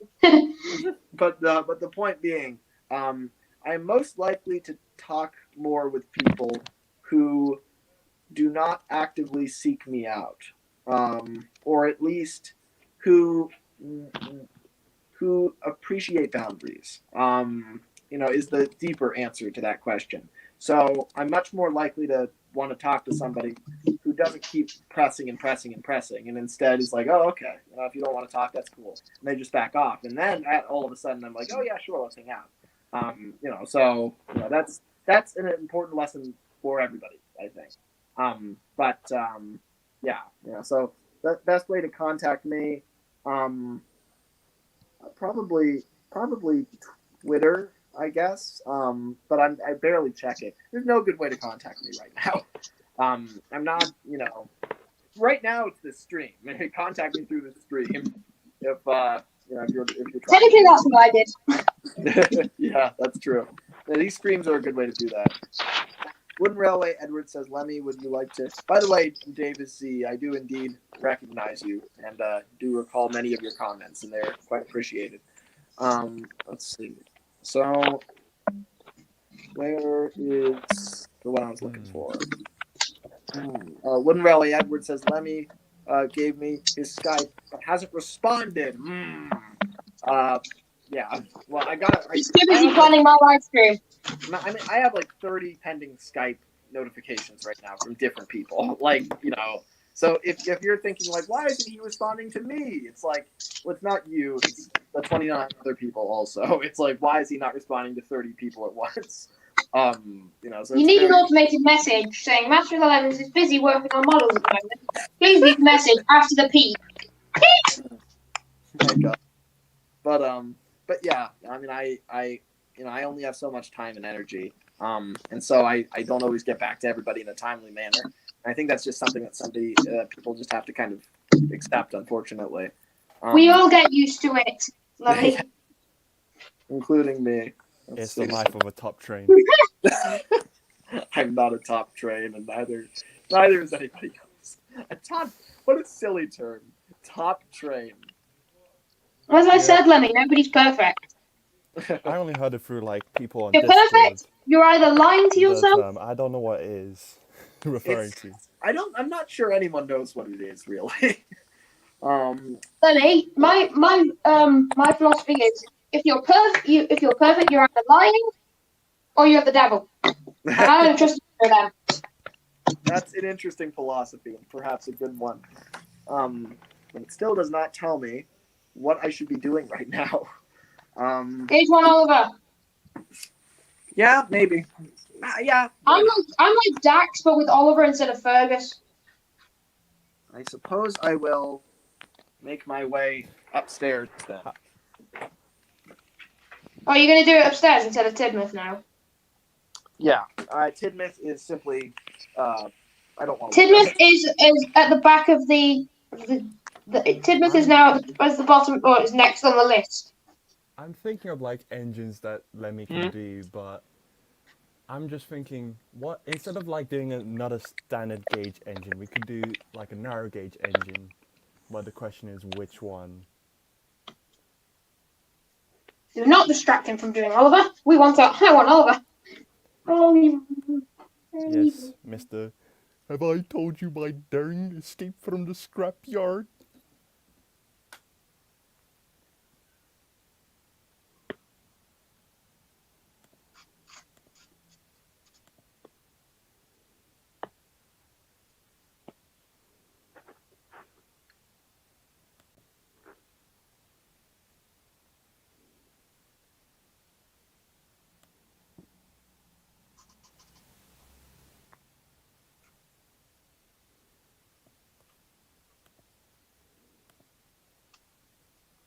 It is all silent.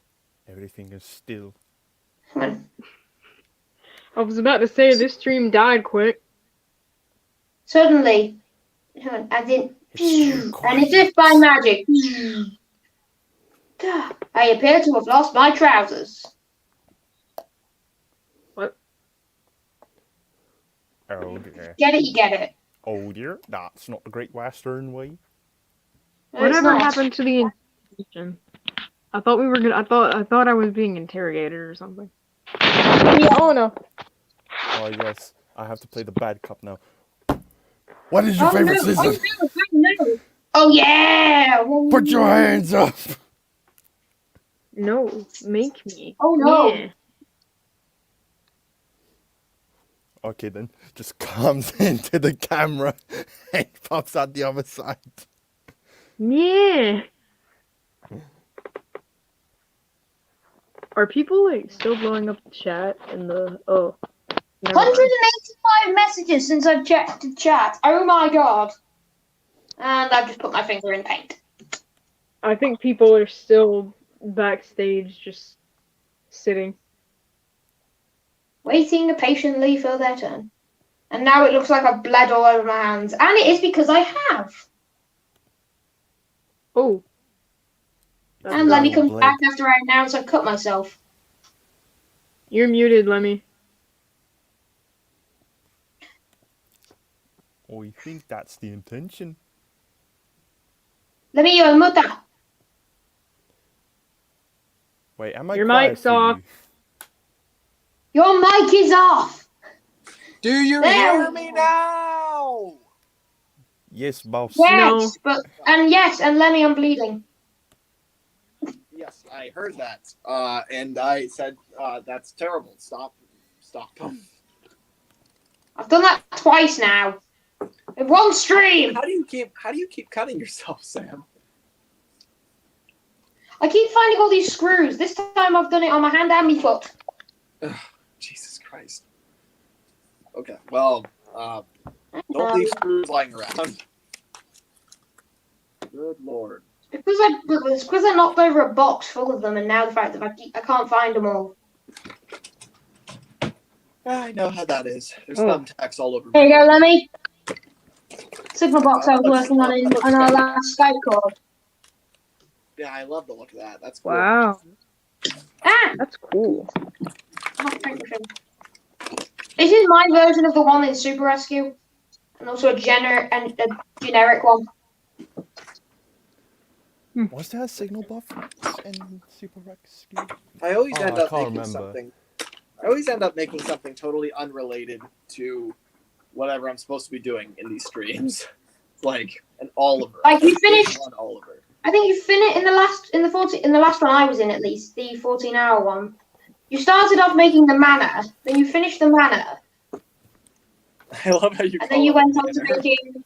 Then you sat there for a bit chatting, and then you went on to making Fergus after Dax pestered you so much. Yeah, I recall. I'm going off the philosophy: if I pester you enough, you'll make Oliver. I don't. And then ship him all the way to the UK. I don't recall Dax really pestering me all that much to make Fergus. I think that was.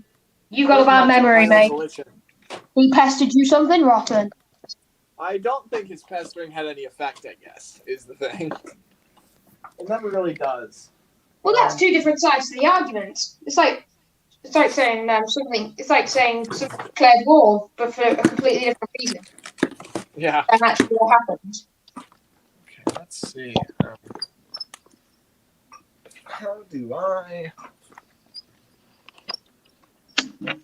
try to make it so that you can see my workbench and me all at once? That's the problem with I've had as well. So you can just see part of my head.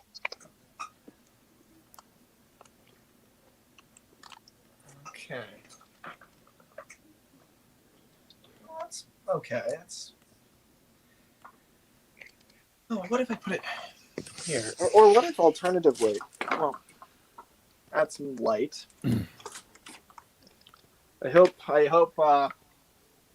that Sodor Express Studios and Sudri and Saiyan are entertained by this waffling around trying to find a position for my camera. Yes, find a shining light because Lemmy is our god. Jesus. He is Christ himself. I think. He has the bed for it as well. My God. Well, he died. I don't even. Some people say he did die off YouTube for a bit and then was resurrected. Ed. I don't even think about the fact that I have a beard. I just don't shave it. So I in my mind it's like I just don't actively do anything about it, and then therefore I have one. Hang on, everyone should think that I think that Ted should be our god because he was the one who resurrected. Lemmy is Christ and Ted is God because Ted resurrected Lemmy. Of course, yeah, Good that makes Lord. sense. So Ted, He resurrected him at Shining Time. My dad, Ted, very good. Let's see. I think Ted is like a big uncle to you. fun uncle who always brings out the toys that the mum, like, or the dad, that the parents who's their brother or something hates to bring, and he brings them every single time. He's the godfather. Yeah, he's like the godfather who has more fun with the children than the father. Fine, Matt. I will finally check Skype for you. Hallelujah. Lemmy's checking Skype. And there's the blood. Right, hang on, give us a minute, Lemmy. I've literally sat there for the whole time while you're moving the camera around, sitting here bleeding on this model, but it's red anyway.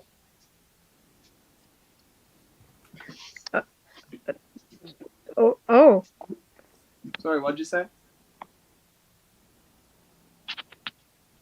What? Oh, It's just. I don't know. I heard Sam say something, but now he's absent.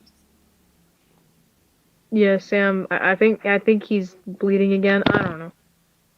Jesus Christ. How do people get I never would have expected making customs to be so hazardous. It can be, for sure.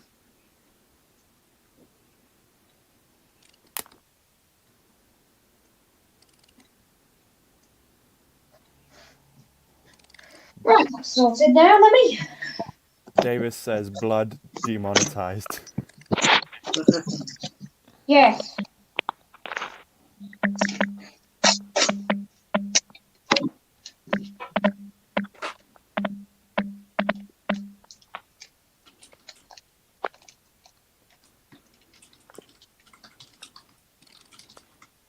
There you go. Sorted.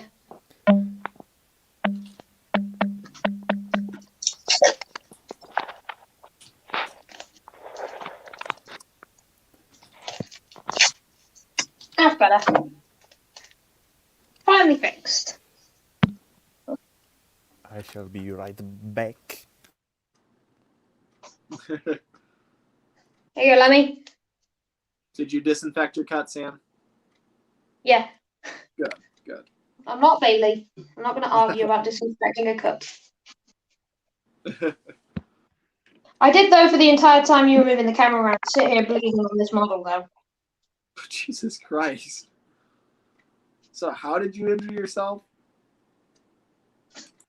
Nails. I think that's what he said. No, I did one thing on my hand, one nail on my hand, and then Lemmy, remember how I said earlier about this knife being in a sheath?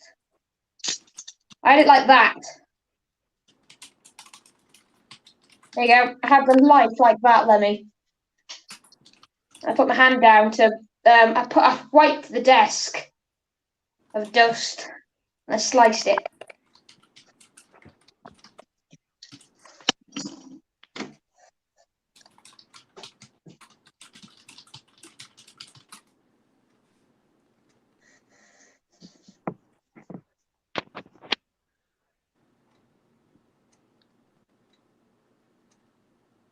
Every time I hear Sam's voice out the corner of my ear, and then I look over, and then he's just not there. Like every time, it's like I'm imagining him. Like I look over, and he's just invisible. Yeah, Lemmy. Yeah. That's the culprit. Why do people use knives like these? What happened was, Lemmy, I usually kept it sheathed for the entire of the stream, and I took it out to do some cutting, and then put it back on the desk, like that, laying flat. And then I wiped the desk to cover the dust. Okay, well, why does anyone have something like that even in their house? I don't. It's like a little thing with a blade that comes out the top of it. Of course, that's going to be dangerous. Yeah, but you can also do this, Lemmy. You can put it back in, and you pull that down, locks it. Oh, it didn't lock it. It does not appear. Oh no, it's while you're doing this, Lemmy. Look, see, you lock it in, thing that little bit there that pulls out, and then it doesn't go back in on you, so you don't go. Whoop. Right. I say here. Well, make sure it's locked in future. It is. Very good.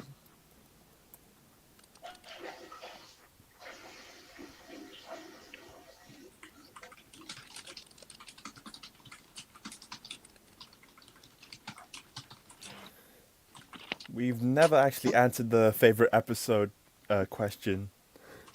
I did. Break Van and Escape.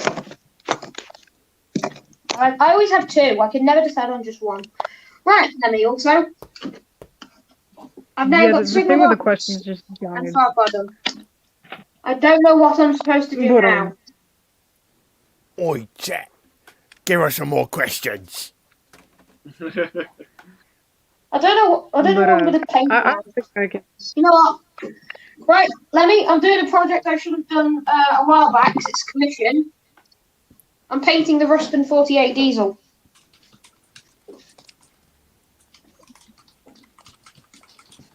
Just a second, Sam. Yep, no problem. Bonk. This project. I think we're going to go a bit more. Annie's joined the chat, and she's got a question. Why you guys Annie, are say. so awesome? Yay.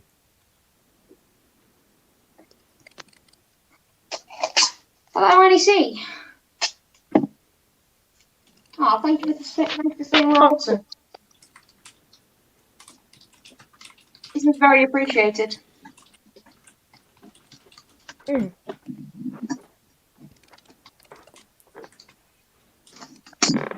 I meant to ask this question earlier when I first excuse me, when I first joined. Can you guys hear me okay, or am I glitching? Yeah, You're fine. fine. Okay. Everything's good from the opposite side of the world. I need a picture of the Ruston 48 diesel. Oh, so annoying. Because it's just sometimes I join streams and my mic glitches. And it's annoying. I'm going to send Lemmy off on another tangent because I'm using the knife again. Which character is that now? This isn't a character, it's a commission. It is a 7 1/4 inch gauge Ruston 48 diesel. In real life, it's tiny, but right now, as you can see, it's massive. It's big. Very big. Yeah, there we go. The cardboard is triple layered anyway, so it's very, very annoying to try and cut through. So that's why I don't even try with the scissors. I'll use the knife and explore it. I need a cutting mat, to be perfectly honest, so the knife can just dig into my desk. Now I can use the scissors.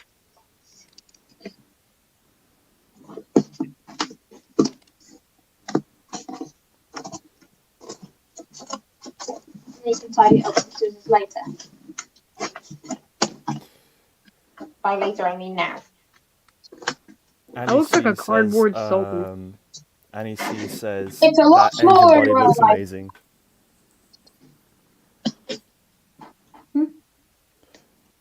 Annie C said, holy smokes, little westerner, that engine body looks amazing.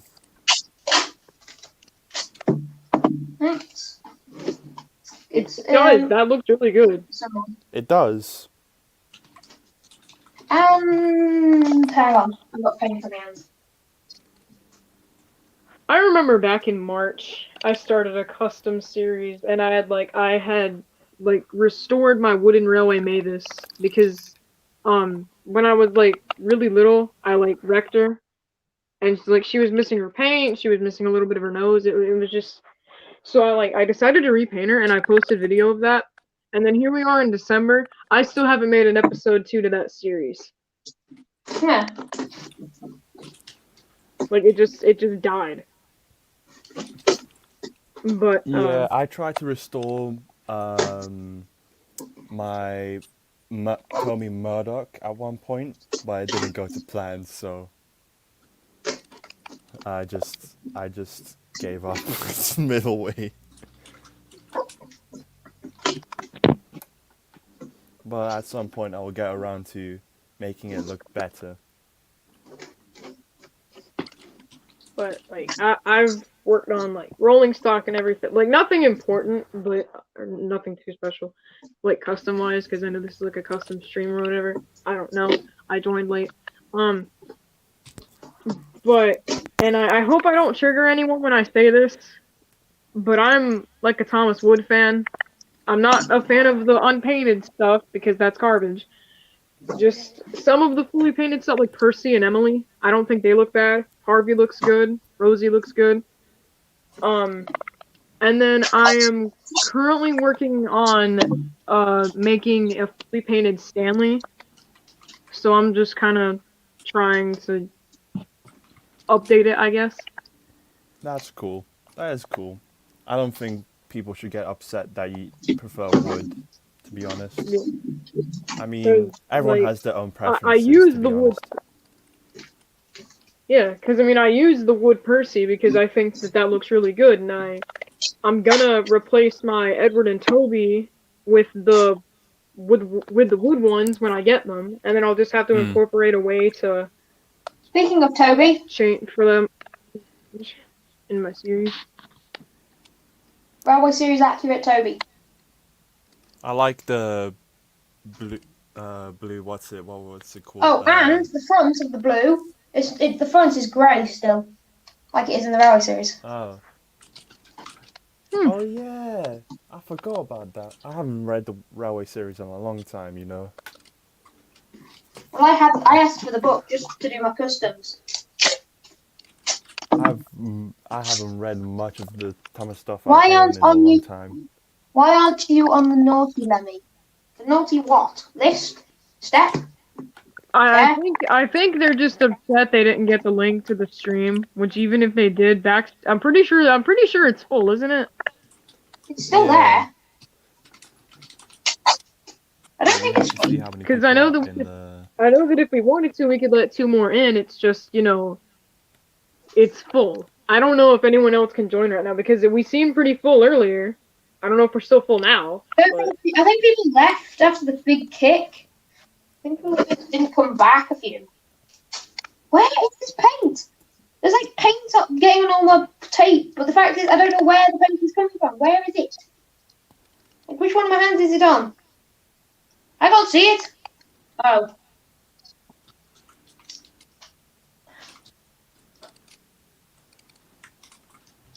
That should have sorted it.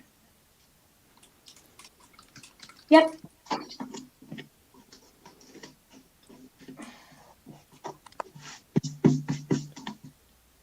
Aha! Found the culprit. I'm absolutely covered in red paint. Oh wait, Useful Engine 11 got kicked out on accident.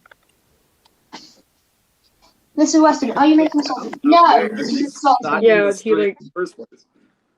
This is a Ruston 48 diesel. It's a real life one. If you want to Google it, it's actually a very nice type of logo. I wish this type of engine wasn't Thomas. It's not Thomas. It's not Salty. Salty is a Class 07. Oh. Oh, that was the question. I'm.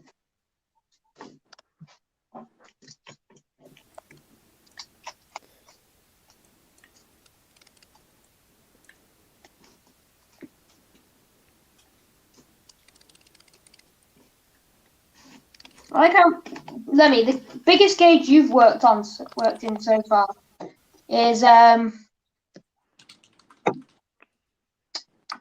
biggest gauge I don't think you work on is like gauge 1, isn't it? Like show scale. That's the biggest you really work on. For engines, yeah, that's pretty much the biggest. Yeah. I just go trump that and just literally just make locomotive I found where all the paint's coming from. It's on the desk. And now I've turned my masking tape red.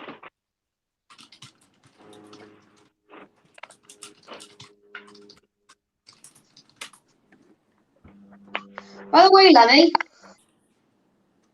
I also noticed something in one of your videos. What is it?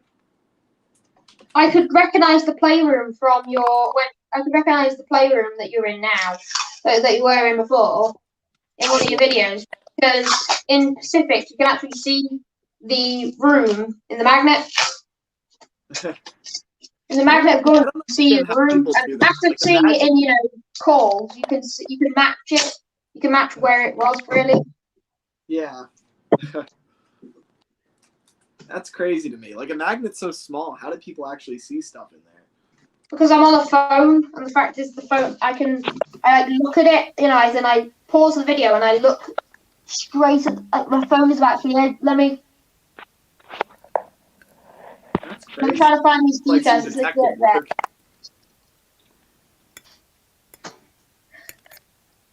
In my face. It may as well have been part of my face when I was looking at that scene.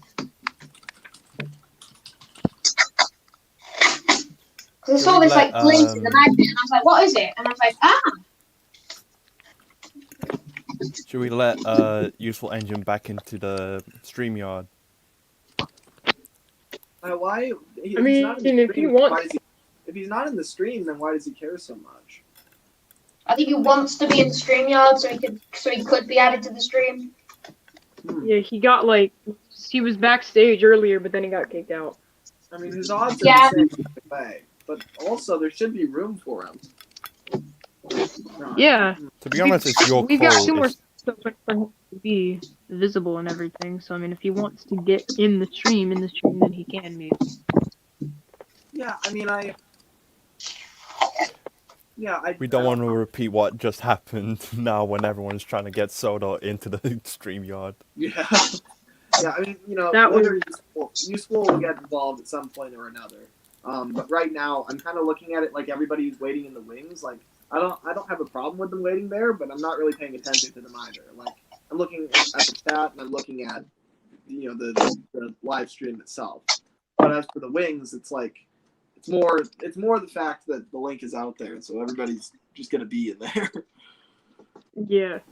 Exactly, because there's a ton of people now just saying, can you send us a link? Can you send us a link? The link's already been posted. Yeah, exactly. Yeah, but I mean, people that joined later, I don't think they can see it because it does that. But yeah, sometimes the link expires.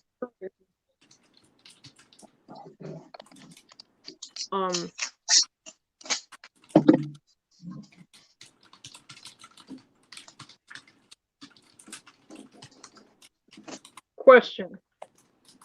Yes. Would it be okay with and if you don't want to see it, that's cool. But would it be okay if I were to show you guys my Mavis? I'm just asking. That's fine. I have nothing against that. Yeah, go ahead. I had to unplug my phone. Things. Cool. I've showed enough things on streams to sink the Titanic.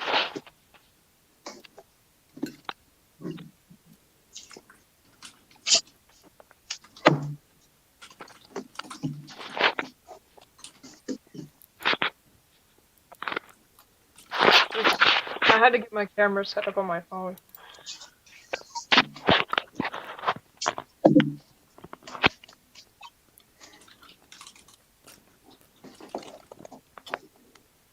Okay, there we go.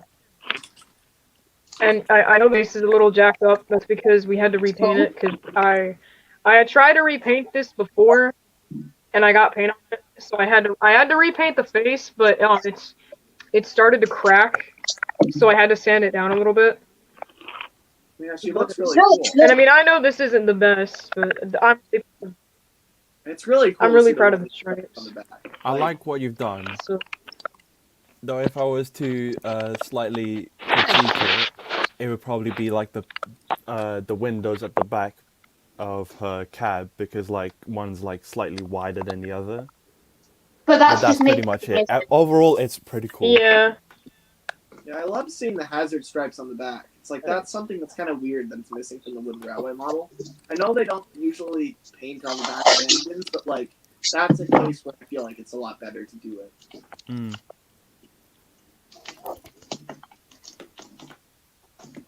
Oh, Lemmy, I forgot about something.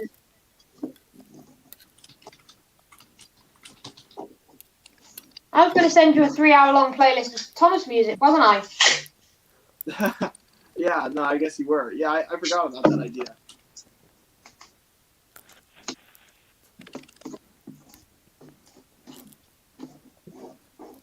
I'll have to send it to you. Whenever you're modelling, it does help when you haven't got people there. Right. You just got classic taunting blaring in your ear.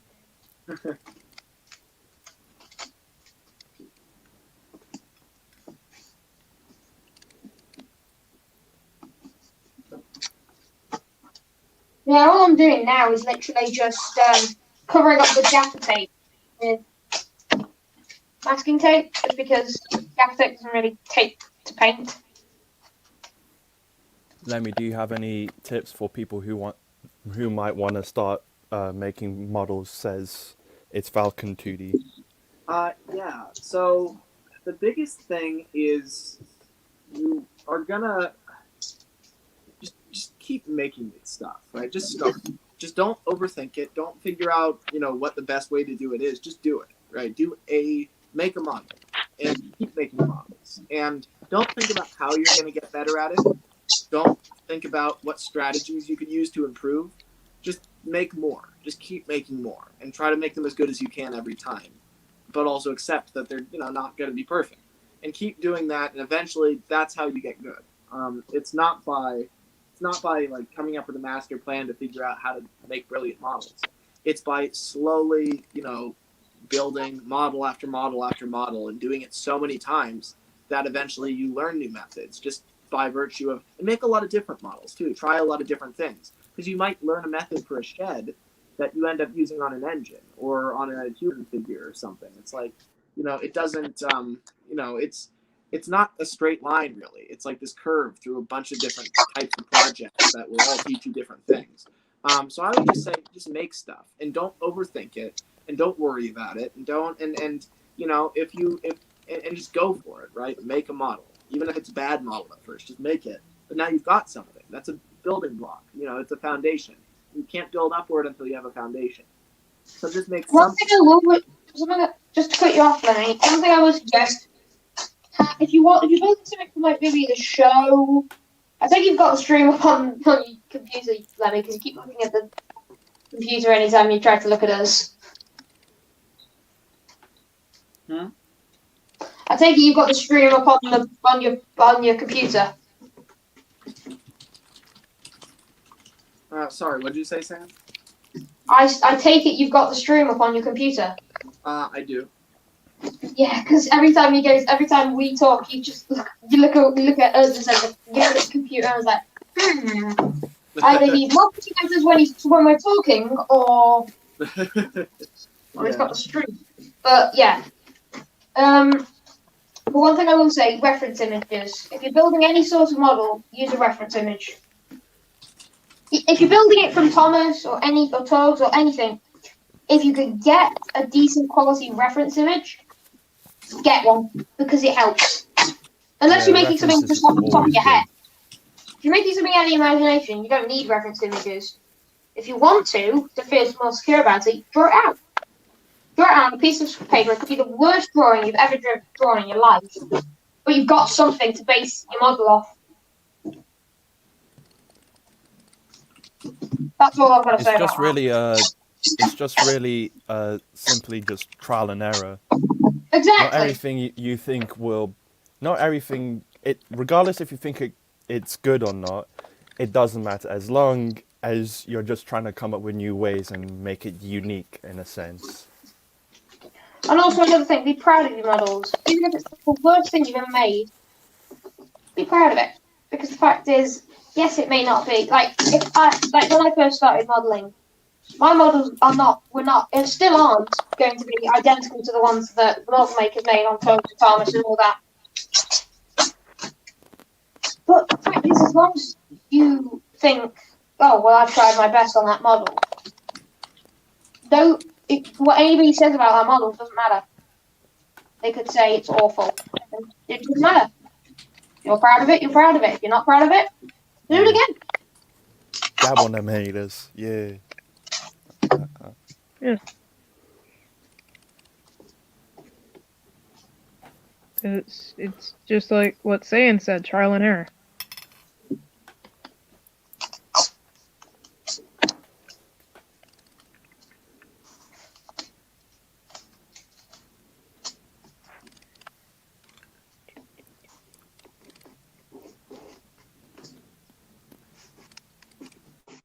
Right. Now what I'm thinking I'm going to do, Lemmy, is finish masking taping this up. Finish covering up all the gaff tape. Everything that needs to be covered up with masking tape. And then I'm going to start work on the little details for Far Cry, like station signs, the police boxes, phone boxes, stuff like that. Just a little thing that make it look good.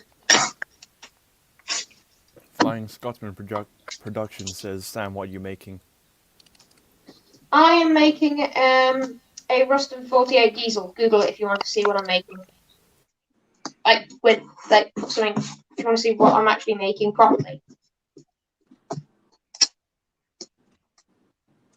It's a nice diesel class, which I wish was in Thomas. It's a very good. It'd be better than I would prefer it to Philip. That's just me.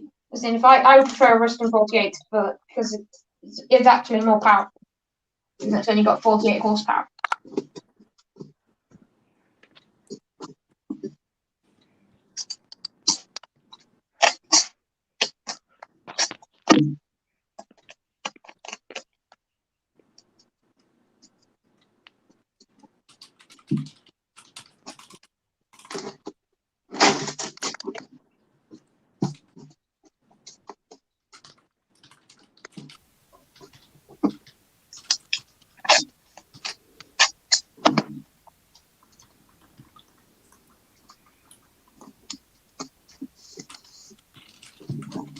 Right.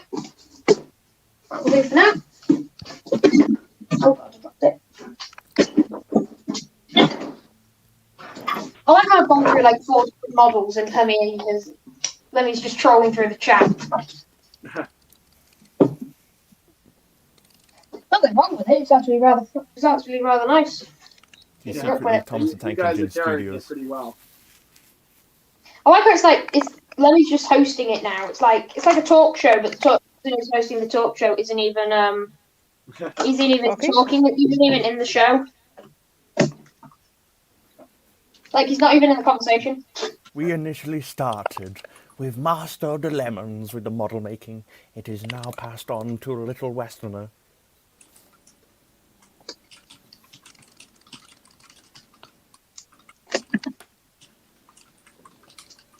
Feel free to call me Sam back.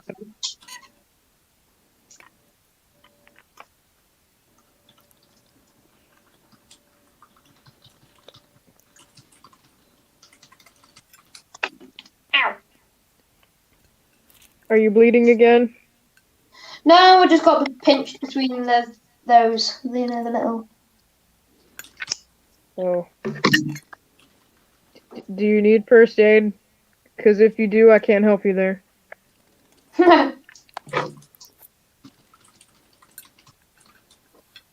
Oh yes, I've broken my spleen. Medic! Then Medic, help I me! really can't help you there. Medic, help me! Oh. Leave Arnold Schwarzenegger to die in peace. No, get to the chopper! Get me to the chopper because I need an ambulance. Nah. I want to get out of this forsaken country. I don't know what I'm gonna do now. What is going on? I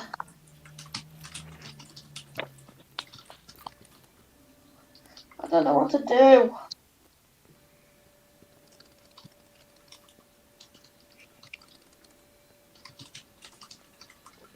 I don't want to paint it. It's Falcon 2D asked a very interesting question. What's the most interesting piece of Thomas media? I don't know. Define Thomas media. Yeah, I was thinking that as well. Define Thomas media. Yeah, what do you mean by that? My first thought was Magic Railroad Director's Cut because, Magic Railroad Director's Cut, but I don't know. I think people in the stream. I know this is a very dangerous thing to say. That's what Lemmy's doing. He's answering everyone's Skype messages. Yeah. But I know this is a dangerous thing to ask, but guys in the stream, what should I make? Gordon. That's.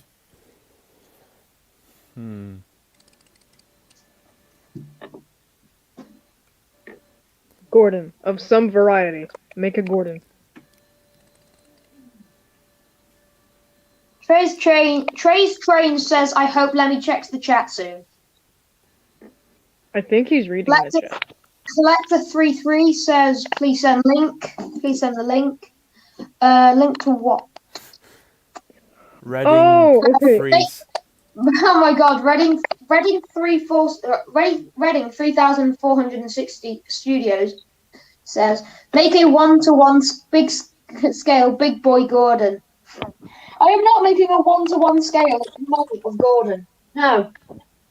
Okay, so I am not making a 1-to-1 scale Gordon out of cardboard.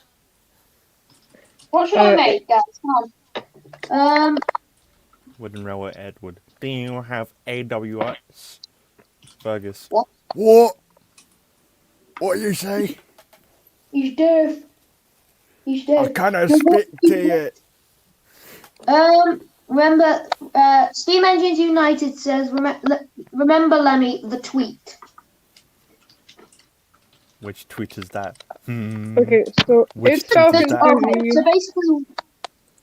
So basically, what's the it's Falcon 2D says. So basically, what's the most interesting lost or cancelled piece of Thomas Media? The World War II movie. Reading Studios. I'm just going to call you Reading Studios. I'm not making a 1-to-1 scale big boy. I'm done answering messages, but I'm very hungry, so I'm going to get lunch. And I'm going to trust all of you to handle this in the 10 minutes that I'm gone, as you've been doing for the last 30 minutes. Right. Wooden Railway Edward, no. How would I make a working steam engine out of cardboard? I mean, other people have done that, and it has actual make a life-sized A3 out of That's cardboard and try and drive it. Can I join Collector 33? I don't know. That's a question. That's a story for another day. Anyway, guys, seriously, give me some actual ideas of what to work on, because I need something to work on. Where you would film An OC. Do that. I don't know. The new storyteller. Where would you film your Tugs replicas when you use a tank of water, Lemmy? Somebody keep that in mind. Dax says, have you seen make a Fergus. No, I have not. Dax says, make a Fergus. No, seriously, what is with Dax and Fergus? Is he like a Fergus fan? He is. Wait for Fergus. No, that's really Fergus is love. If you let me go Fergus is out life. there for 8 minutes now. Don't be offensive, Mr. Dax. I don't know. Right. I mean, I love one thing out there to everyone in the stream chat. I want to put one thing out there, and I want to make it perfectly clear. I am not running this stream. Lemmy is running the stream. I am co-running it with him. The fact is, I don't think that we're going to invite any more people. If we do invite more people, it won't be people who keep begging. And plus, right now, he's gone to take care of, his He's doing something else. Hungry. Fact is, so let the man be. Dax says I'm the biggest. I am not going to talk about anything to Lemmy inviting. Little Weston, have you not seen your YouTube channel? I have not seen your YouTube channel, but promise I will. But I will. I promise. Okay, thank you very much. Wait, can you all hear me? I don't know if I'm speaking correctly. Just send me the link. No, I'm sorry. It's already. It's further up the thing. Make a sandwich. I would, but it's 9:20 at 9:20 in the Bruh, no. Save that for a Trains for Days live stream, not a Master of the Lemons live stream. What, make a sandwich? Yeah. Trains for Days.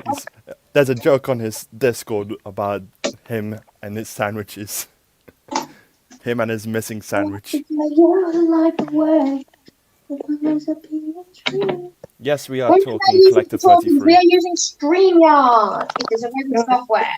Okay, people in the chat, don't for right now. Just stop asking to join. I'm not trying to trigger anyone when I say that. But I mean, like, Lemmy, he's gone to take care of something, so just For once in his life, I'm let the working man on do his Farquhar thing. Sheds. Andrew Rose Cole, I think that is your name. I am going to do that too. Thank you for the idea. I forgot about I was supposed to be working on Farquhar set. Huh. How At the about start the of the stream, I Farquhar? said I would start working on the Farquhar set and then forgot. Where's my pencil gone? Well, I think I'm Nikki gonna wants wait. to know what's your signature drink, says Steam Engine United. He's gonna. Oh, Coca-Cola. Oh god, Cool. copyright! Oh no! Oh no! My I signature. tried my No, best. wait. Hang on, I technically blurred it. Okay. Technically blurred Can it. I say People got my Baja Blast. drink? Yeah. So, My signature drink. No, my signature drink is water, and that's not copyrighted. unless you show a particular brand of water, unless you just drink tap water. No, just water. I guess I don't know. You just drink any brand. Yeah, pretty much. Just water. Fair enough. I might have to leave in a minute because my phone is starting to get low and I need to plug it up because I gotta film today. Making the. This is for everyone else too. Steam Engine United says Baja Blast and Spirit of Cranberry for him. Mine Fair is enough. a coffee. Never had Yeah. Baja Blast or Mountain Dew, so cannot comment. Mine is coffee because coffee Mine is water. not a drug. Mine is water. Obviously, no, I'm kidding. Coffee is a drug. Stop it. Don't drink it. Don't. It messes up see, with your mind. Please stop. water can be a drug if you slip them into it and it dissolves. I think I learned that from experience. Trust me. By the way, you two are definitely welcome on my channel to do a live stream sometime. He is back. That was not 10 minutes. And Lemmy is back. He's I returned. told you. As Westerner said it. When Lemmy says 10 minutes, it's like 100 years. That wasn't the time at all, though. Like, he was not gone for that long. I have no measure of how long I was exactly. I think you were only gone for like 5 minutes, maybe. I have now started Farquhar Sheds because I forgot I was supposed to be doing Farquhar.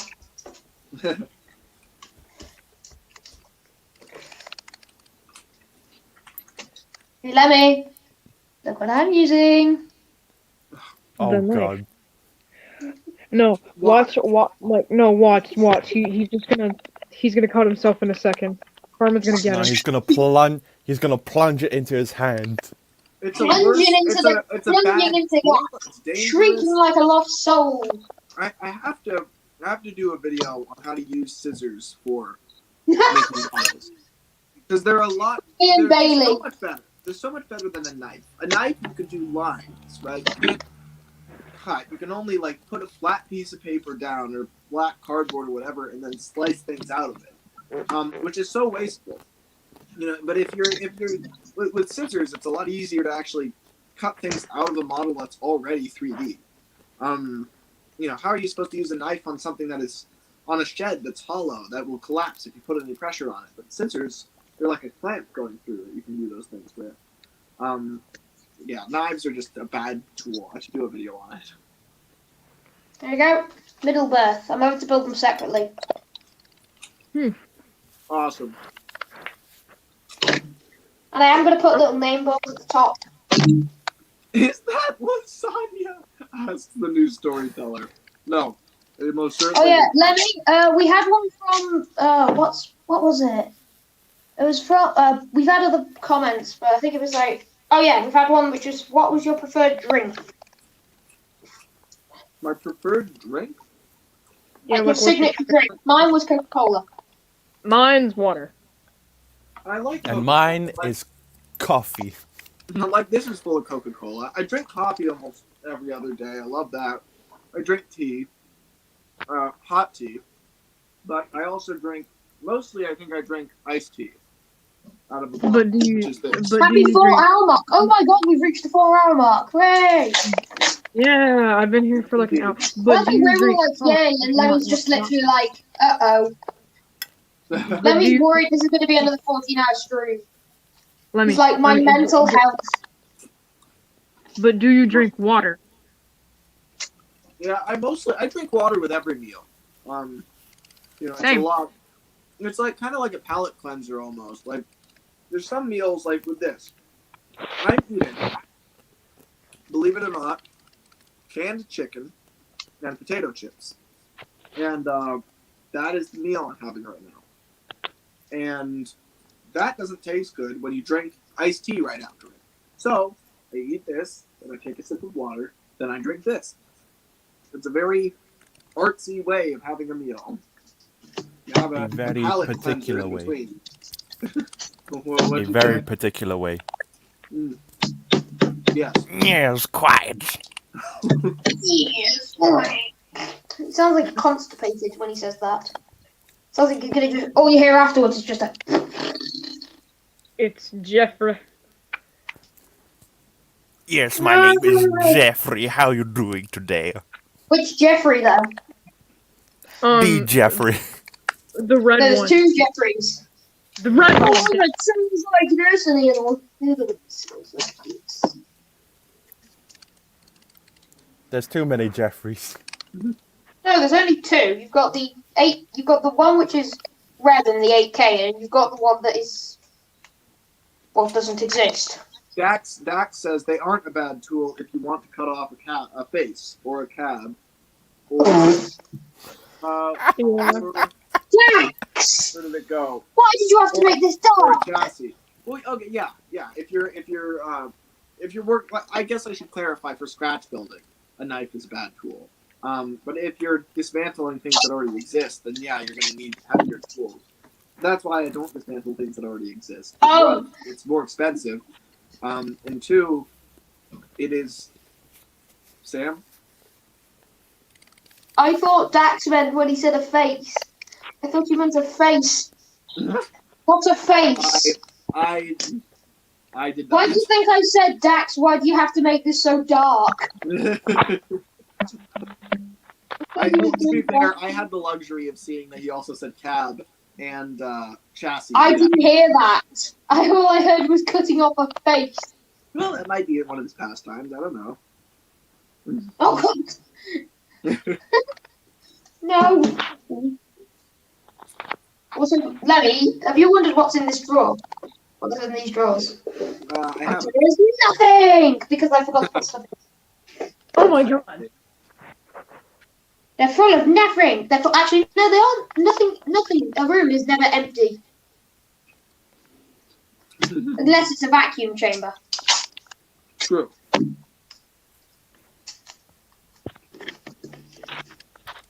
So, it's Falcon 2D asks, Lemmy, what are your thoughts on lemonade?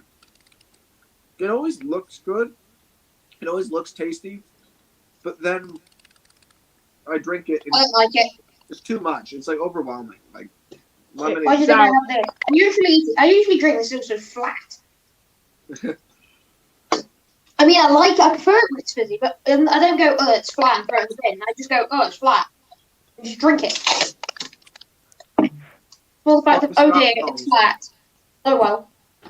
Flying Scott said, I have to go as I'm late, as I'm on late and live with Taj on the TTTE Community Radio. Today?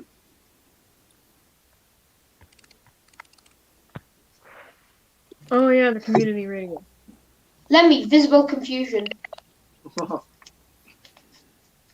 I see no fruit on Lemmy's plate. Why would there be fruit?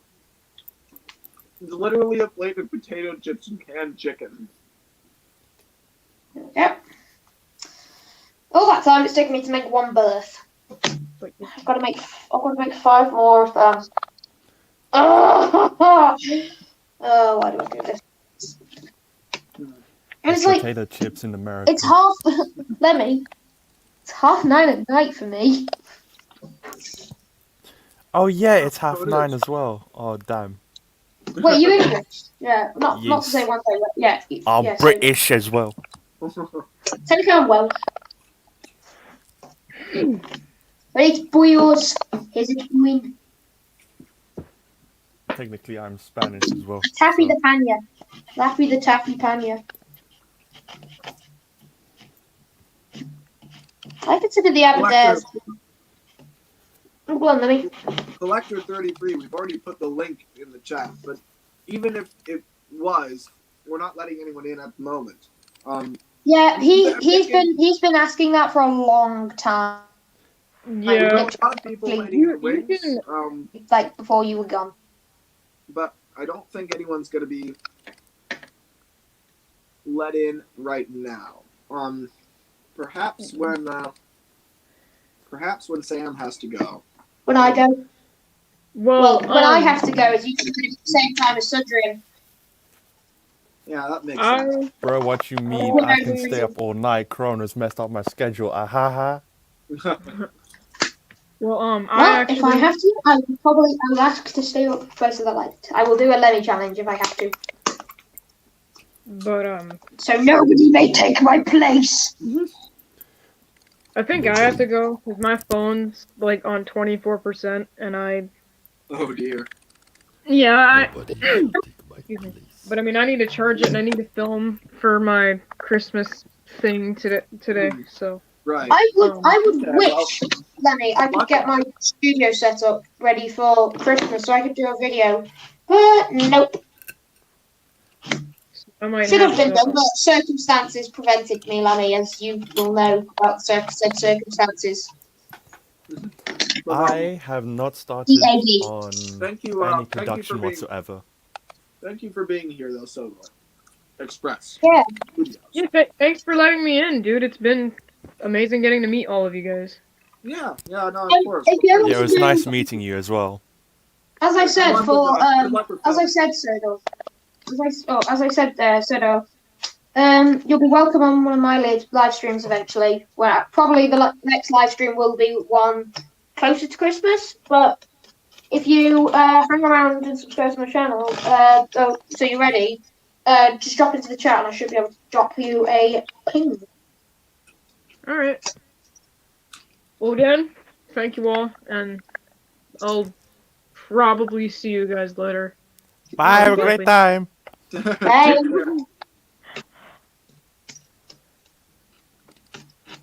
And then there were three.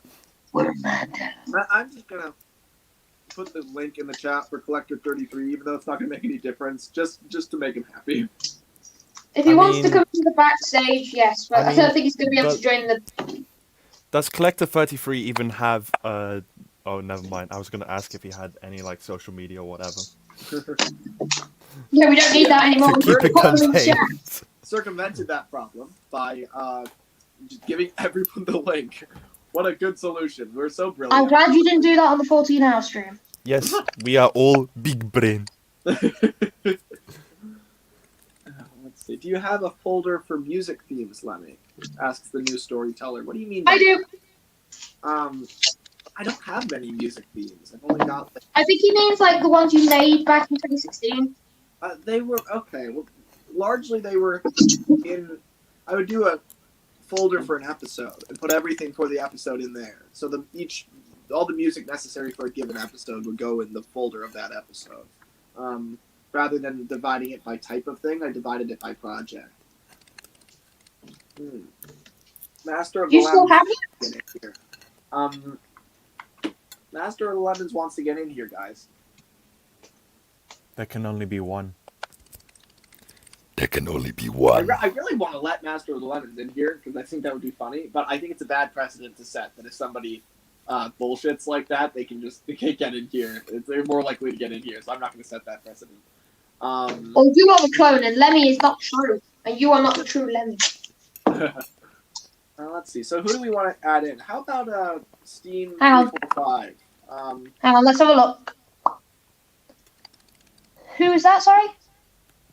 Steam 345. I think the name was Steam Engines United 3456. Steam Engines United. Yeah. Hang on, let's have a, no. Oh, sorry, no. I I was talking Trey's Trains. I would recommend. Who? Oh, Trey's Trains. Trey's Trains. Okay. There's also this Will person in the StreamYard chat. I'm just wondering which I think that's Will is Politeski. I love how the Master of the Lemons person either left or changed. Oh, Lemmy's #1 fan it is now.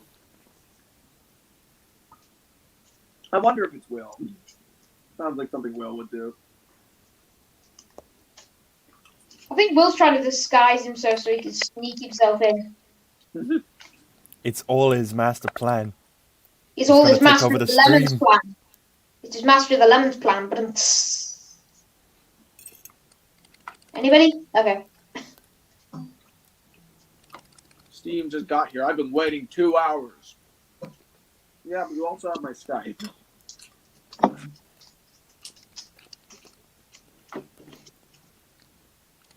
Doug Lemmy? in the stream in the Yes? StreamYard chat. Something I'm going to have also for, you know how the Thomas Comes to Breakfast thing? Now, Wait, what? you know how like Tidmouth/Farquhar Sheds is like double-ended pretty much? Like it's open both ends? Yeah. For mine it's closed on the back, so it's like a catch point. There's like catch points and Thomas derails before he gets anywhere near the house. So he like jumps off to the side and like goes into the house, so it's not, the tracks don't just lead to the house. That's clever, actually. That's a good. So he like design he hits feature. the ground. His regulator's still thrown up in the air, so he's still got full steam. He just goes along the mud and the gravel and the tarmac and just crashes through, like goes across a road and then goes into the house. Yeah. So, to everybody who's been on my streams before, know that this will keep going for quite some time. And later in the day, I expect the stream to end with all of you. Notice that I've never done a live stream on my channel with William Politaski.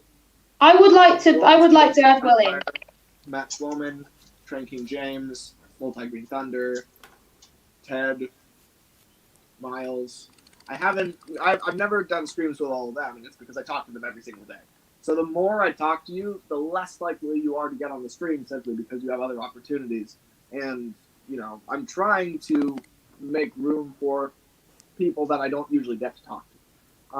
So, a lot of people that I'm more familiar with will show up near the end of the stream, I would suspect.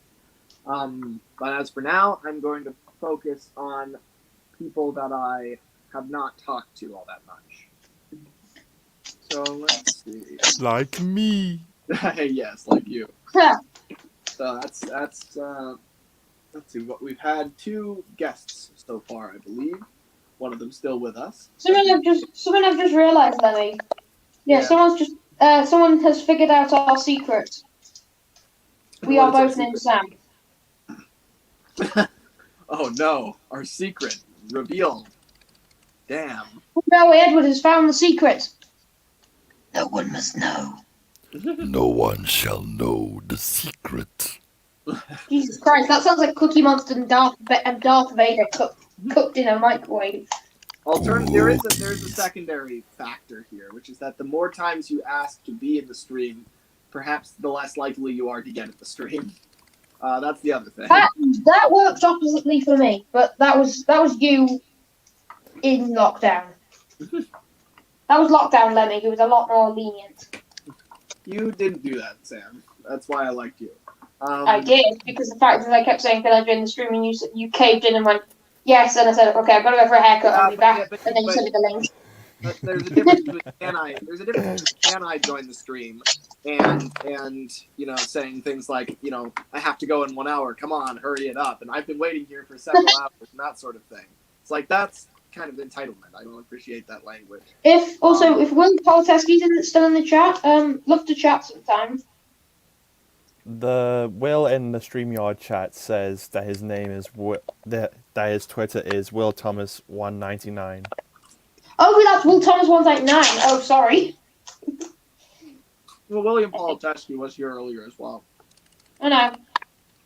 Would love to talk to him about models and stuff like that. Thomas the Tank Engine Studio says, do the Cookie Monster voice. He just did. Cookies. You do a lot of really good voices. Creative Master also says Farquhar Sheds was always weird because it's apparently on the Tidmouth set in season 2, but it's still called Farquhar Sheds. Yeah. Well, it's not called Farquhar Sheds though. I know fans call it that, but in the show they never name it, and I imagine they'd be called Tidmouth Sheds if you were to. In the Railway series, it's still Farquhar. It is Farquhar Sheds. Yeah. Right. That's I did like how it's not a full complete shed in Thomas and the Trouble. Or Thomas and Trouble. To be honest, I just think at the time they didn't have time to build the original sheds for Tidmouth, so they just placed them in the Tidmouth, the actual Tidmouth set, not the Tidmouth shed set. Right. Tank Engine. Oh, sorry.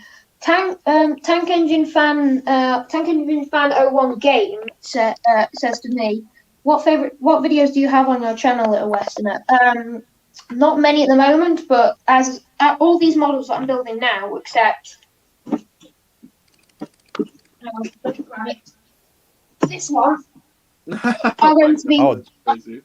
I'm building them for that one. I'm building for a friend, but the rest of them are being built for my series. So when they're done, at least the main sets I need for the first episode, and when I've got a place to film it, that will be done. But at the moment, there's 2 episodes. There's a cover of the Island song and a trailer I made in Roblox. I like your commitment. It's a shame I wish I could do the same as you, but unfortunately, for I am older, I have other priorities. Right, Lemmy. Two questions for you. Here we go. One. Lemmy, when do you think the stream will end? And Trace Train says, "Hi, Lemmy. My favorite episode of yours is Pacifics." Oh, it's nice to hear. Thank you. And yeah, I don't know when it will end. It never ends. It's a continuous cycle. 4 hours and 20 minutes, pretty much rounded. If I had to guess, in 4 hours. Yeah. It's only got to be fair. Bailey got a 4-hour stream. I get a 4-hour stream. 8 hours stream. But the moral here, everybody. It depends when I've got to go. The moral is slow and steady wins the race. So. Not for me, who's worked over like 5 models and you haven't even started over. Slowly but steadily, if you're all patient, you're likely to. Yeah, be like me. Who's watch things together? Who knows? But I'm not that fast paced. I tend to focus on a few people at a time, which is the situation we're in right now. Yeah, be like me, who has planned an entire series in 10 years. Yeah. Also, I would recommend if you want to make a series and you can't do it like as a model series or a train series, I recommend doing something maybe like an audiobook series because they're easier to make. You don't have to do all the filming, you just have to do the recording and the voice lines. Yeah, that's a very good point. A lot of people do that, and it's almost cooler when you hear like an audio production because you picture it in your head instead of seeing it. Yeah, because when you picture it, when you see the novel series, or like somewhere like Bluebell's one of these, I can't remember. Yeah, but it's sort of like how someone will go, I do this differently. I wouldn't have that character do that. I would have a different set. But with an audiobook, you can picture it how you want it. Yeah, exactly. As long as there's not like Stanley or Smudger situations. What were you saying, Sam?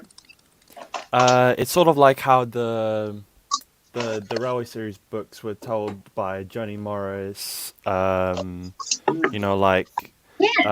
Rushleton, and like there's even more audiobooks coming out from like during the 20th century, the latter half, right? Which is interesting. Even though we already had like the pictures from the books, it's like you can still imagine how it would go in like different ways as such. Yeah.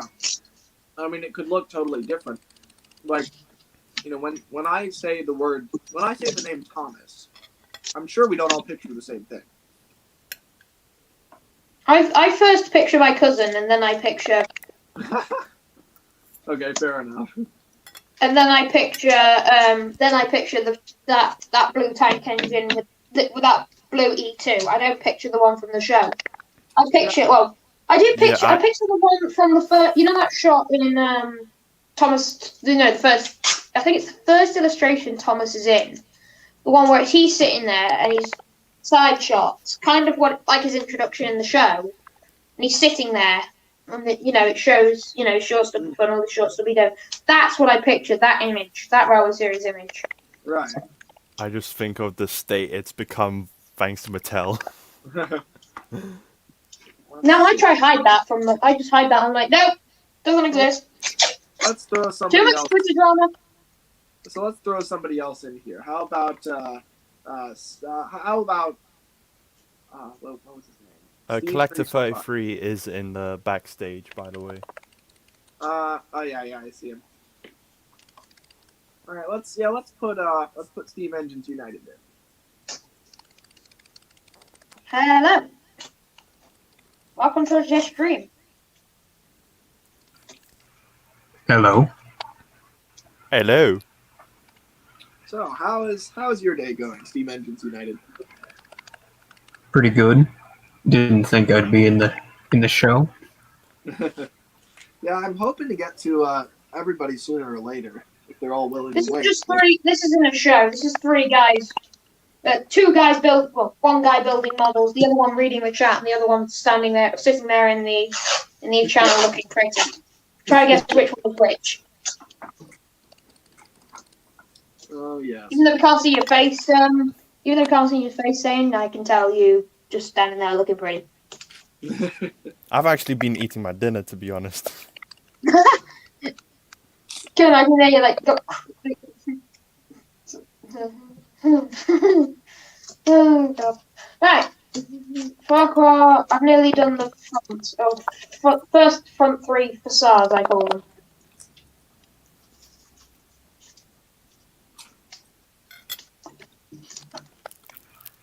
I'm gonna change my location really quick, so I'll be right back.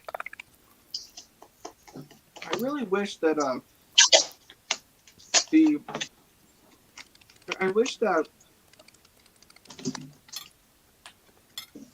they would just put every single person who follows the link would be visible, rather than just only 10 at a time. They keep giving me that message where it's like, hey, someone can't get in, someone can't get in. It's like, yeah, I know. But I can't just kick everybody out. Well, I could. But I probably shouldn't. Yeah. I'd hate it, but it'd be like something like a disco call. You can have infinite amounts of people, but it'd be chaos. Yeah. I'm back, says Useful. Hey, Useful. I remember a time when I was on Discord. Like, it was the first Discord call I had in a Thomas the Tank Engine Discord server, and there was like a ton of people, including like Kane Take a Fan and German or Sodor, and there was a lot of fans just talking over each other. I just was there for like about a minute, and then I left because of too much noise. To be honest, I like when I'm I like in my own server when it gets crowded, because the fact is nobody's gonna shout at me if I just shout at everyone. Just go shut up, and everyone just goes quiet. Because nobody's going to shout back at me because I'm the owner. But in other calls, it's one of those of just start getting angry. Sorry. Sam, when Raleigh Edwards says, "Can we see the set so far, Sam?" Yes. When I finish taping this facade, the three facades, and when I've taped them together, I will put. Actually, I think. Yes, the paint on the station platform could do with a lot more time to dry. So I may finish building the Farquhar set, and then maybe if I have to go early, if I have to go before the stream's over, I will eat once everything I've done. Cool. But I will be working after I've done the shed. I want to get the whole Farquhar set done tonight. That is my goal. That is commitment. That would be fantastic. Because all I need to do after the sheds, well, not done, but at least built, something built so I can place it down on the layout and show it off. So I've got the carriage sheds, I've got the station building and the station platform. I'm building the sheds, and now all I need to do is then build the platform for the goods yard, and then the canopy for the goods yard. But I'm thinking of just having like not putting a canopy on, just putting a building at the centre, like a small building on a platform. Like it's just the yard master's office, and then the rest is just covered. Yeah, that's cool. Okay, and there goes the ideas of staying up. So I'm going to have to leave it at this, because now I've been told I've got to go. I will now put the set together before I have to go. All right. Well, it'll be cool to see the whole thing assembled at long last. I'm sure you've made more progress today than I have. Before he goes, everyone subscribe to Little Westerner. Oh, thank you. Yes, everyone subscribe to Little Westerner, all 11 of you. That's really good. Right, let's do this on the floor.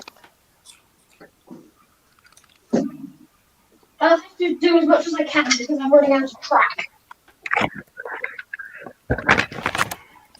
Track is actually the concept.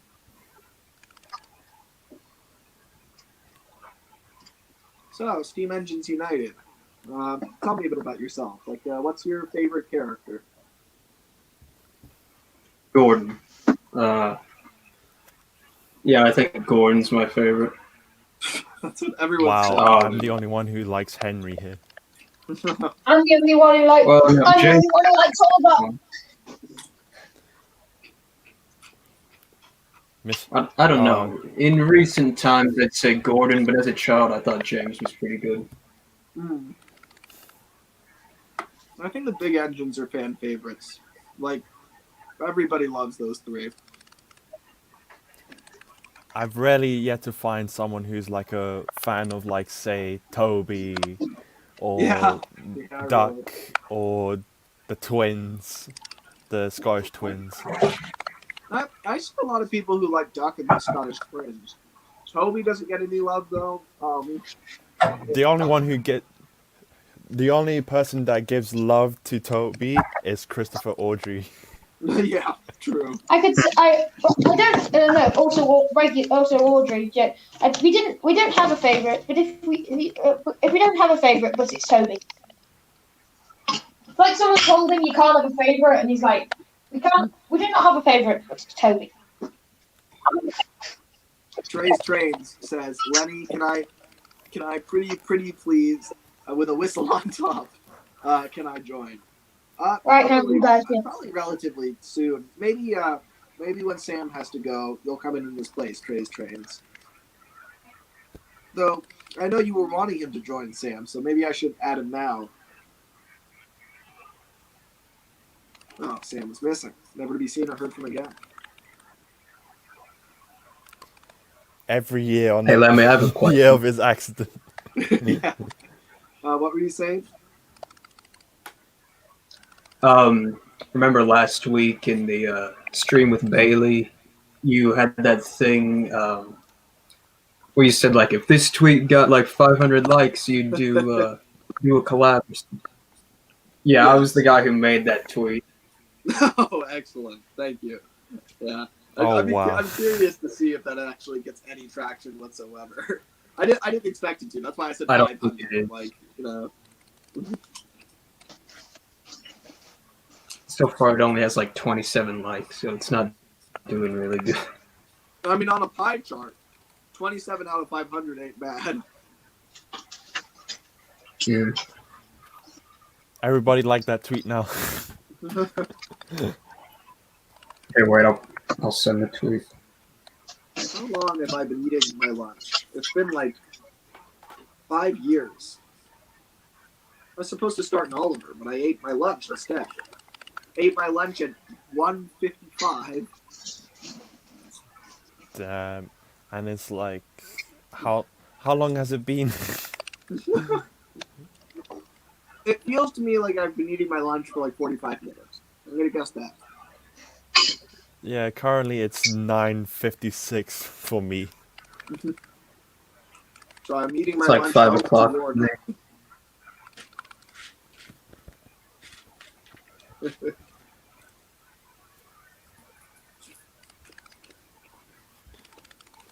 Knapford fan 23 says, "Did you eat breakfast today?" No. I don't usually eat. I usually have 2 meals a day, like 2 bigger meals rather than 3 smaller ones. Like I'll have like a solid breakfast / lunch, and then dinner.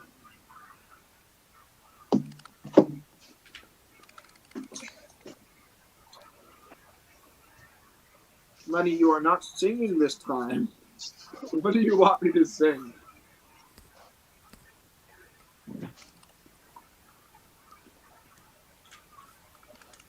And there's also the fact that it's like I kind of sing when I work, but I'm eating, so I am not singing.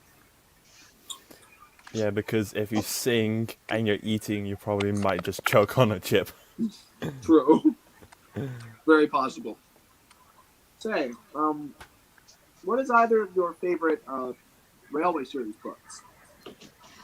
Oh, that's a very good question. Oh Enterprising. no. A Yeah, lot of I'd people have to would say enterprising as well. Eight famous engines. What just? Oh, it's it's very hard because every book has something iconic about it. Yeah, Uh, for me, oh, it's hard, but I think my favorite is mainline engines. But I agree with Steam Engines United in that Eight Famous Engines is really high up there for me. Like, it is because it introduces such a cool concept, right? It's literally like the books intersect with each other. Like, you get a few books into the series, and then advertisements for the books themselves start popping up in the background of illustrations and stuff. And then the engines even become aware that they're being put in books. And then that's the magic of writing your books in modern day, because that's what Audrey was doing. It's like when he wrote, Percy the Small Engine, he was writing that in 1955 or 1956, around there, exactly when it took place. So, like, that year, the engines would then have been aware that that book was being written about them. Like, it's happening in the world at that moment. And Eight Famous Engines is where this finally comes full circle. And Gordon goes to London, and everybody knows who he is and calls him famous because he's in all the books. And then all the engines end up going, to the mainland for because there's so many people who have read these books and want to see the engines. Like, the notion that they don't even the public doesn't even believe the engines are real because they've been in all these stories, which is what it would have been at that time period in Britain. It's like, of course, no one would have thought they were real. And in our world, it's because they're not real. But in the book world, it's because, like, they're confused because they see all these books, but they don't actually travel to the island, so they don't know. And then the Fat Controller gets so frustrated with people thinking his railway is fictional that he just throws his hands up and is like, you know what? I'm sick of this. We're just gonna go there and show them, and then they do. He literally just takes all his engines and they just go to the mainland and, like, make a big spectacle about it. Like, he just crashes through the page and proves to the entire world that he and all of his engines exist. It's just such a, like, defiant, rule-breaking moment. It's like such a fourth wall break. I love it. So that's what's so cool about Eight Famous Engines to me. So that's really high up there. Probably my second favorite after mainline engines. I like mainline engines just because it's got a lot of great Gordon and Edward and Boko and James moments, and it's just like, I love the main line, and that book is about the main line, no matter what Bill and Ben will tell you. And so I really love just that whole group of characters all together in that book. Boko has a lot of great moments. Doc has some good moments. Edward, Gordon, James, the twins, everyone on the main line is on full show in that book with all their dynamics. So that's my favorite. But Eight Famous Engines is a close second. Enterprising Engines almost feels unfair for me to say because it's kind of built to be the best book. Like, it's the climax of the whole Railway series, essentially. I mean, it is what the whole thing has been building to. So, I feel like I might say that, but I also feel like I'm hesitant to because it's just such a clear, awesome example. I definitely have to say, initially when I was younger, I thought of Enterprising Engines was my favorite because, it had the Flying Scotsman and the Flying Scotsman was cool and stuff like that. But now I feel like it's more attributed to I'd say during the modernization parts of the books altogether, they're really unique in their own way. Right. Like it started with I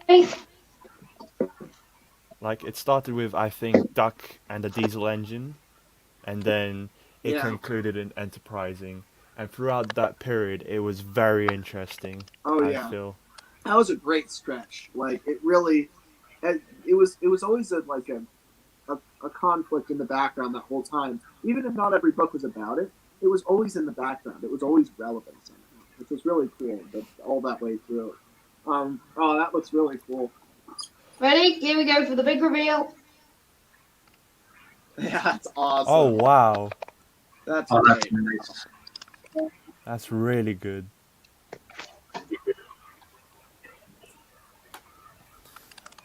I like the track bay will come platform further as back, well. and that shed will be further tucked away. But the track will also go along there to pretty much. I'm going to use this as an example. The good shed. So this will be about back here. That's awesome. I like the bay platform for the station. That's Glyn siding. Oh, it's Glyn siding. Oh. Well, it used to be a bay platform. Right. And now Glenn's there to be a monument. I'm a monument. Well, I think it would actually be. I think it would be more the fact that people like the static display engine with his own little name board. It would be forgotten. He'd be on like he wouldn't be like just left there and forgotten. He'd be on like static display, but he wouldn't be kept up and like. So yes, he would go rusty, but he wouldn't be kept. He wouldn't be kept in good condition. Yeah. Right. Wooden Railway Edwards says, when you really think about it, the modernization era started with Toby the Tram engine. I guess that's true. I would say, I wouldn't say fully though. It's interesting. Toby's situation is more about the other side of the beaching ends, which is like the shutting down branch lines and stuff. That's kind of what Toby was suffering from. But it's kind of I guess there's modernization and there's dieselization. Toby was indeed dealing with modernization, but I think really dieselization is the big thing that really makes the Railway series so interesting. And that did indeed begin in Duck and the Diesel Engine. So I think they're both important. Lemmy, sorry to cut you off, but yeah, I'm going to have to do my ending. Okay. Who can say where the road goes? Can you stop? Yeah. This has been Little Western Reviews. Thank you very much, guys. Little Westerner, guys. See you all next time in the West, in the West Country. See you all next time in the West Country. See you later, guys. This has been fantastic. See you soon. Bye. Yeah. Bye. Oh, there he goes. I'm back to free again. Sad. The whole stream was him and me. Now we're four. Okay, well, he was here for 4 hours, 40 minutes. That's pretty good. But now we got to carry on without him. That's gonna be. It's a solo act. Indeed. Yep. All right. Well, We'll I guess this is strive. bring y'all in. Let's see. Yeah, Trey's Trains. Here, let me give you the invite. StreamYard. Follow that link. Never used StreamYard before. It's nice to see a little more of it. Yeah, it works. It's a lot more convenient than I expected it to be. When I first started using it, I thought it was going to be really complicated, but it's actually not. It's really nice. someone is trying to join but can't. Let's see.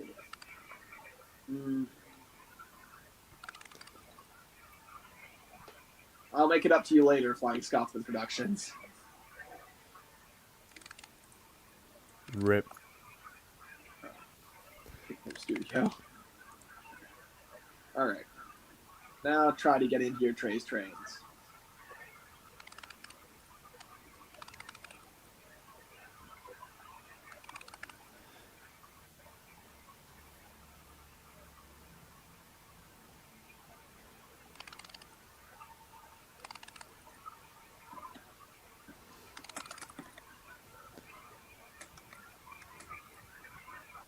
Yeah, I'm because I feel like Will Thomas should also come along as well. Yeah, I mean, I think they all will.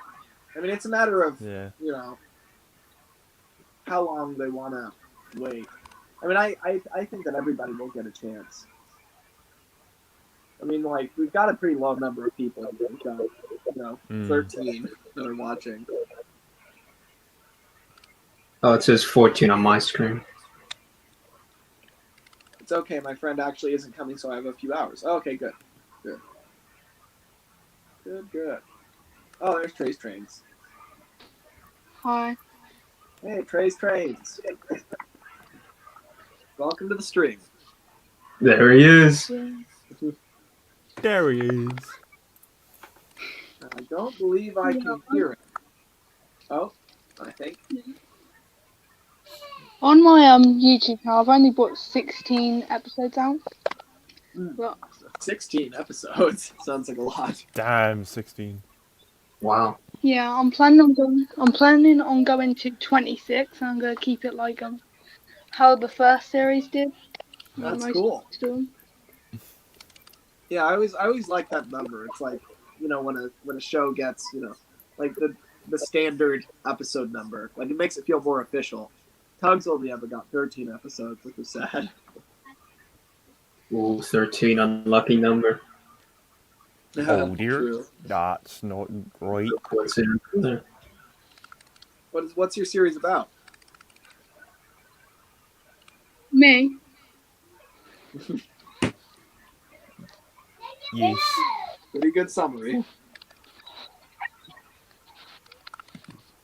My series is about it's Thomas Win Railways and Thomas Win Railway. And then I don't exactly have anything leading up to anything. I'm planning on doing that in season 2. Yeah.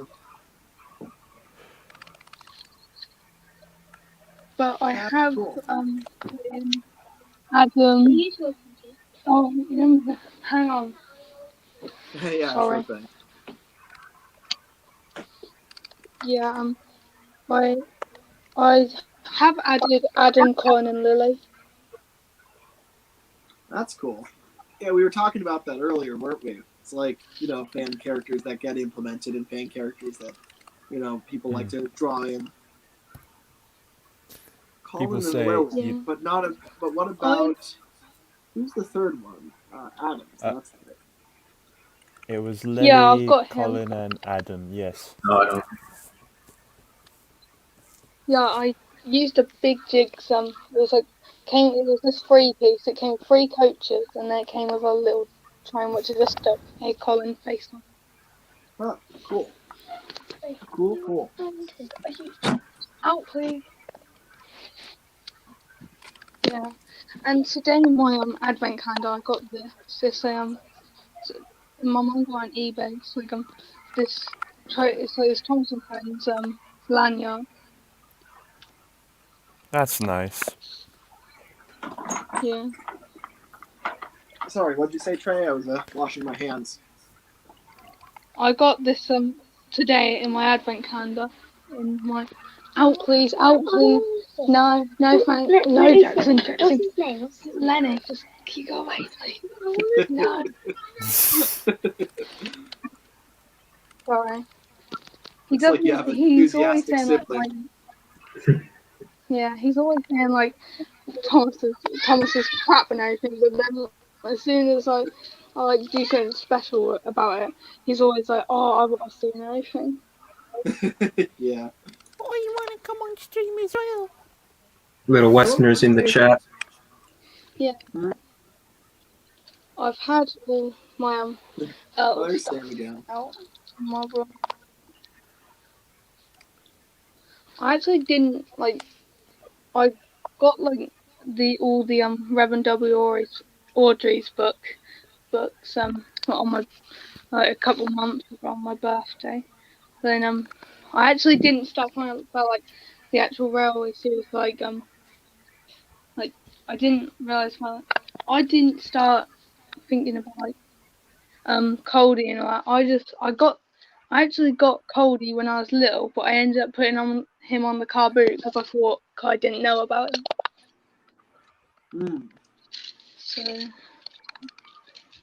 yeah, I see. And I've put 2 of the auto coaches into my series.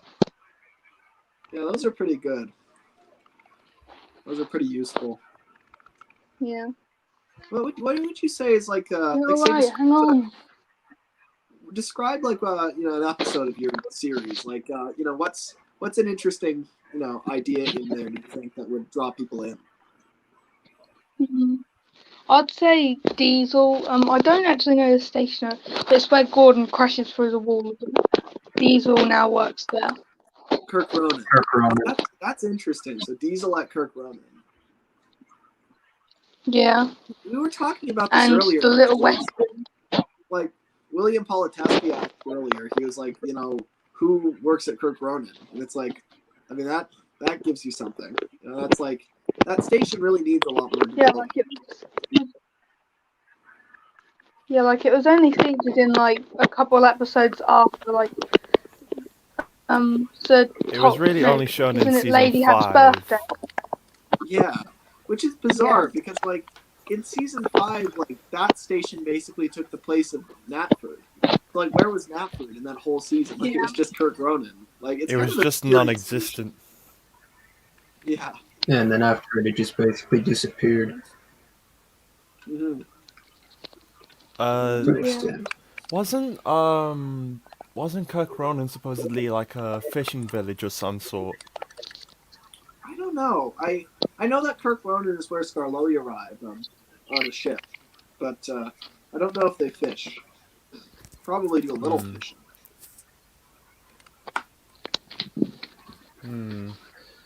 I wonder if you could explore that area a bit.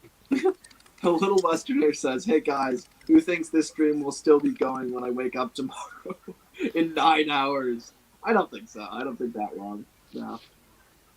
But might be a while. Maybe it's time for me to start making an Oliver or something. Why not? Who can stop? Yeah, you've been sitting there drinking your tea, chilling. Is it alright if I look at the chat as well? I don't know how to, but is it already what? If I could.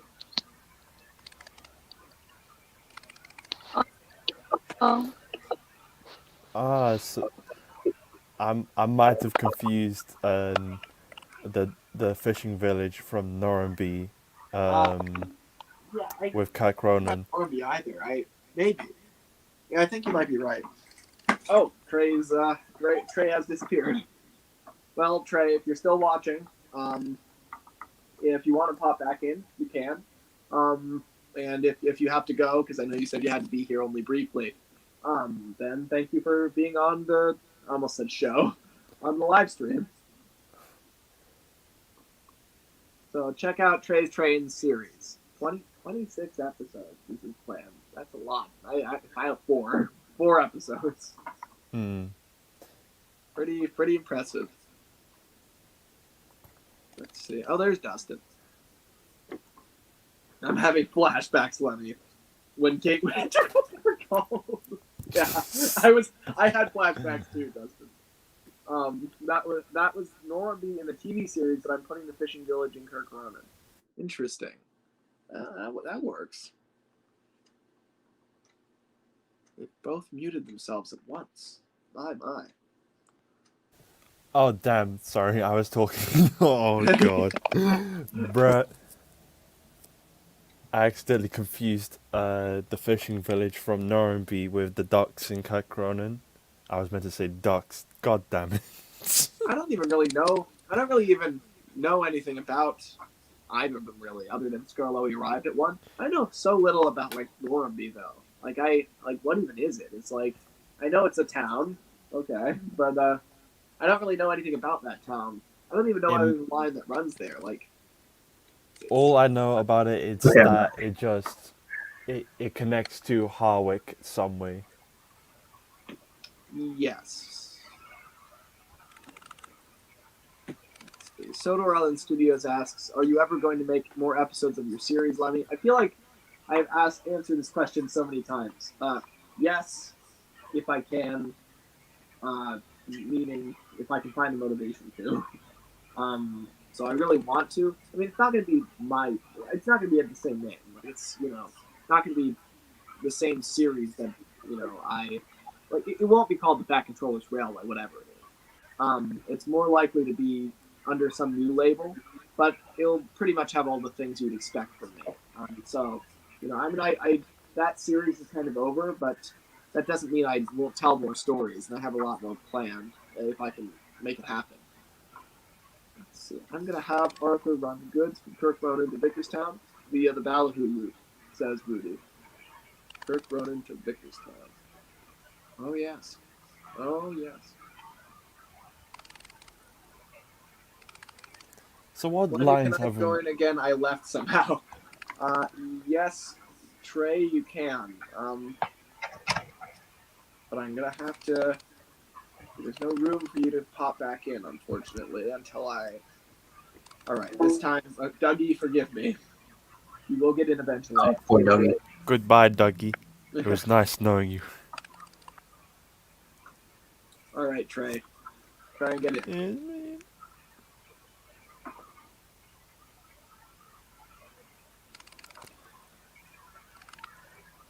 So what lines haven't we explored just yet? Obviously the Pearl Godric branch. Yeah, we haven't explored much of that at all. We've done... we've talked a bit about the Kirk Ronan. Oh, there's Trey. What do you think is the most mysterious part of the island? What was the area in Toby's Discovery? Whatever that one was, that was mysterious. Yeah, I have no idea where that even is. I guess that makes it pretty mysterious. Yeah. Do you mean as in like on Sodor, or as in like some place that has been in the TV show? I think in the Railway series, TV series, whatever. I think it's a pretty open question. Let me make a wooden railway scale, Oliver, says Little Westerner. Sam, I will consider it, but... Or auto coach, or some sort hashtag GWR supremacy. Perhaps. But we better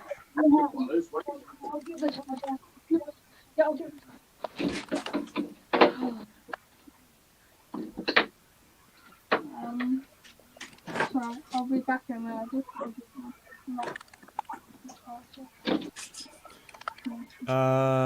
I remember there was like a Harwick tramway as well. Yeah, well, yeah, that's probably the most mysterious part of the island. It was like horsework, and that was like it. I'm just really considering the parts that aren't in the TV series, but like there's a lot of things mysterious in the TV series, like the mine Bertram's that old mine. Stephen, yes, Bertram's old mine, the mine that Stephen went through and found the crown in.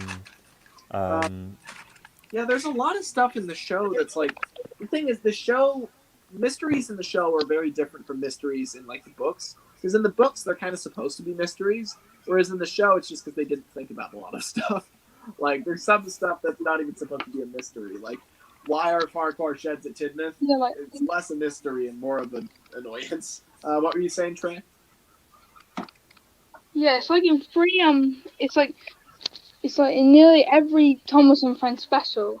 It's like Thomas is like paired up with like a girl engine. Like in Thomas and the Magic Railway, it was Lady.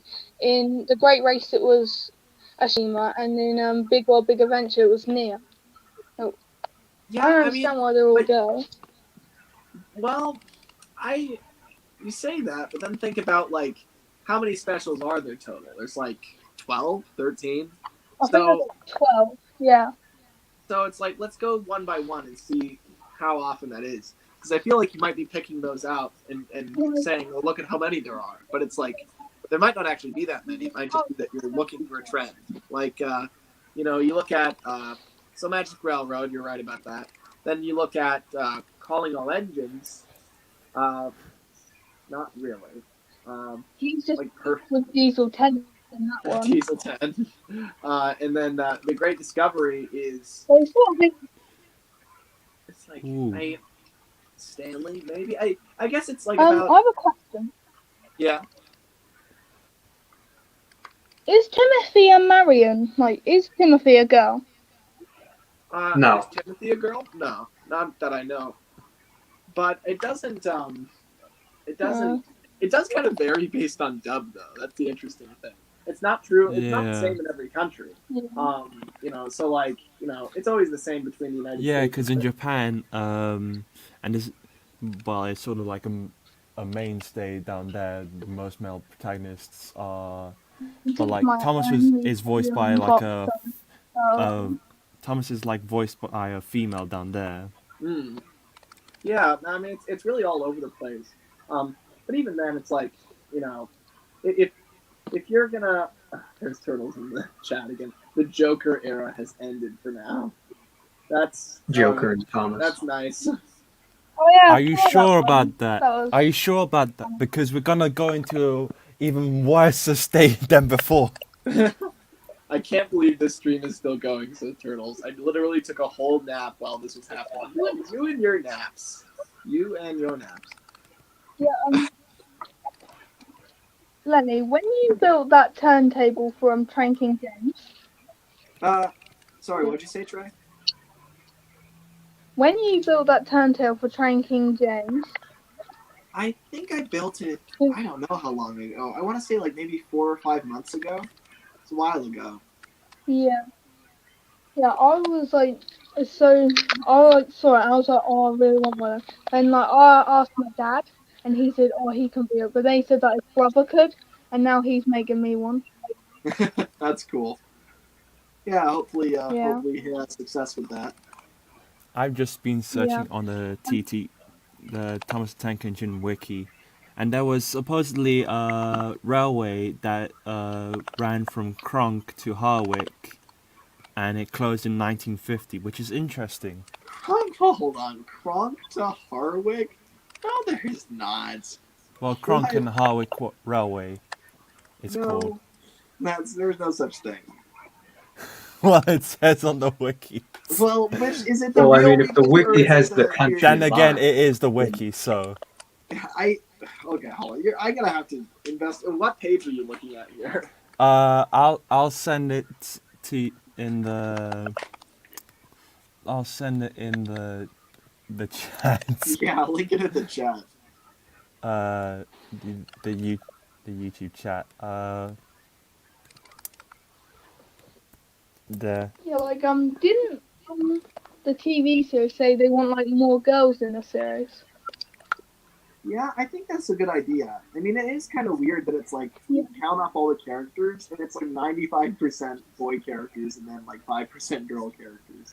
Like, it's kind of strange. I think that like, they're saying they want more... if it were more balanced. They're saying, like, they want more girl characters, but then, like, they've got loads from the railway series, like Pip and Emma, the auto coaches. Like, they could just introduce them. Why don't they pull them in? That would be so cool. And also the ones that are left over from the new series. Like, imagine if we got Molly back. Or, like, what are some others? Like, seeing Lady again would be cool. Like, I really how would that... is another one. Like, there's tons of them that they keep making new ones. And it's like, you can make new characters, right? Thomas has always made new characters. That's what makes it great. But even the fan has made some characters too. It's like I miss a lot of those characters. They were a lot of fun. And there's a lot of characters nowadays from the fandom that are like very sort of like what the show would have written into, Yeah. like Richard the New Engine.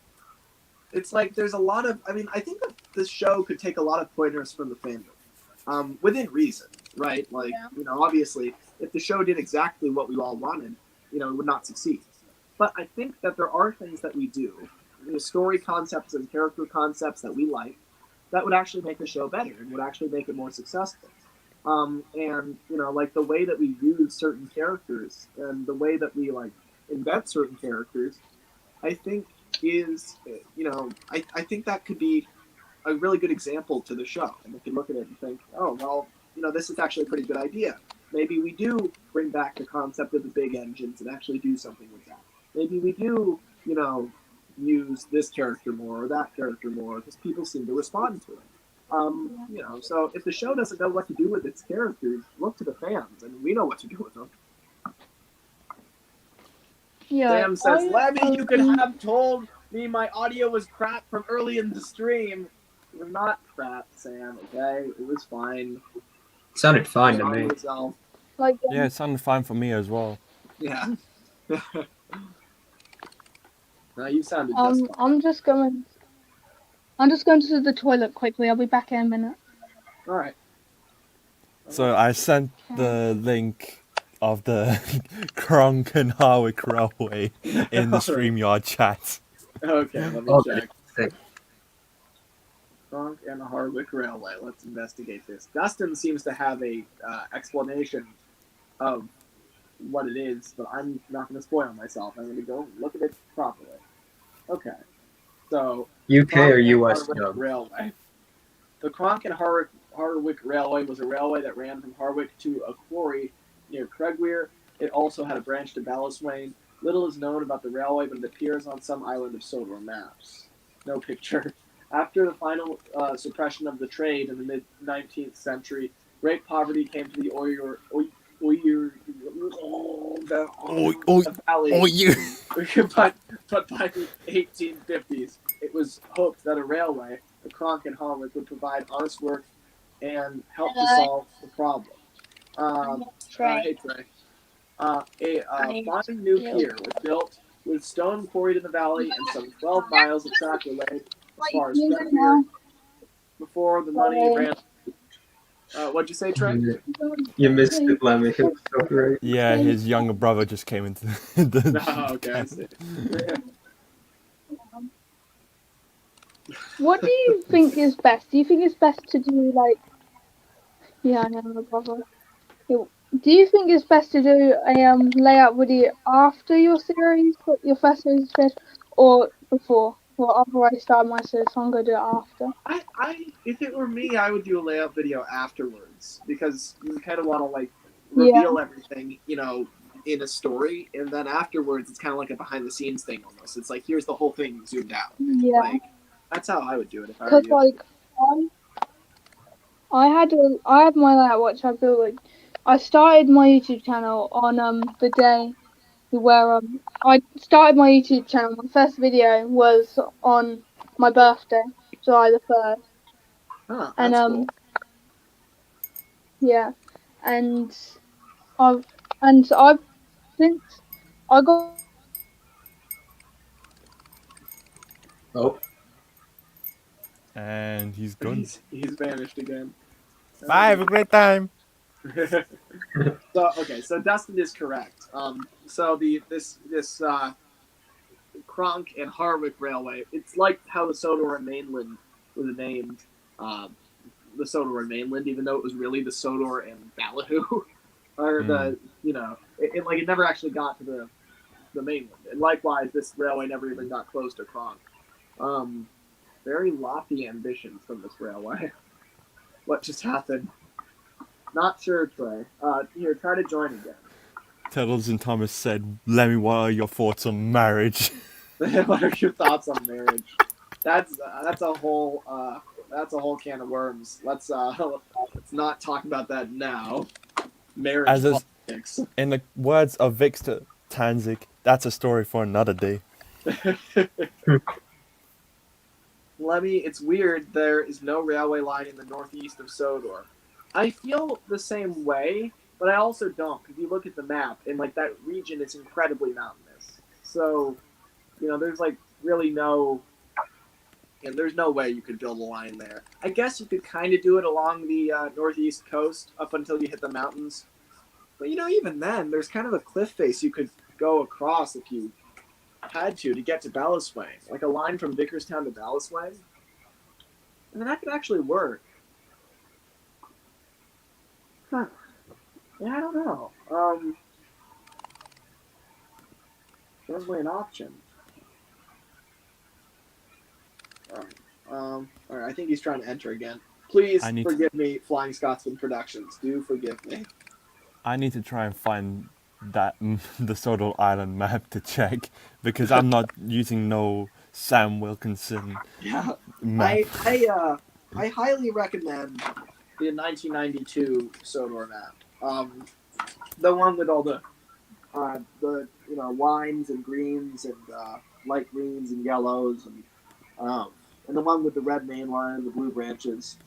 That's the best map in my opinion. Yeah. Let's see. There's Trey. All right, sorry, I don't know how I keep leaving. I think it's probably sorry, I don't know how.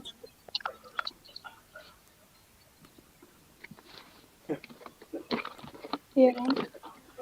In my bank cabin, my mum made it like some days I'll just get like small things. Like the first 2 days I got these Christmas Taken Play Thomas and Percy.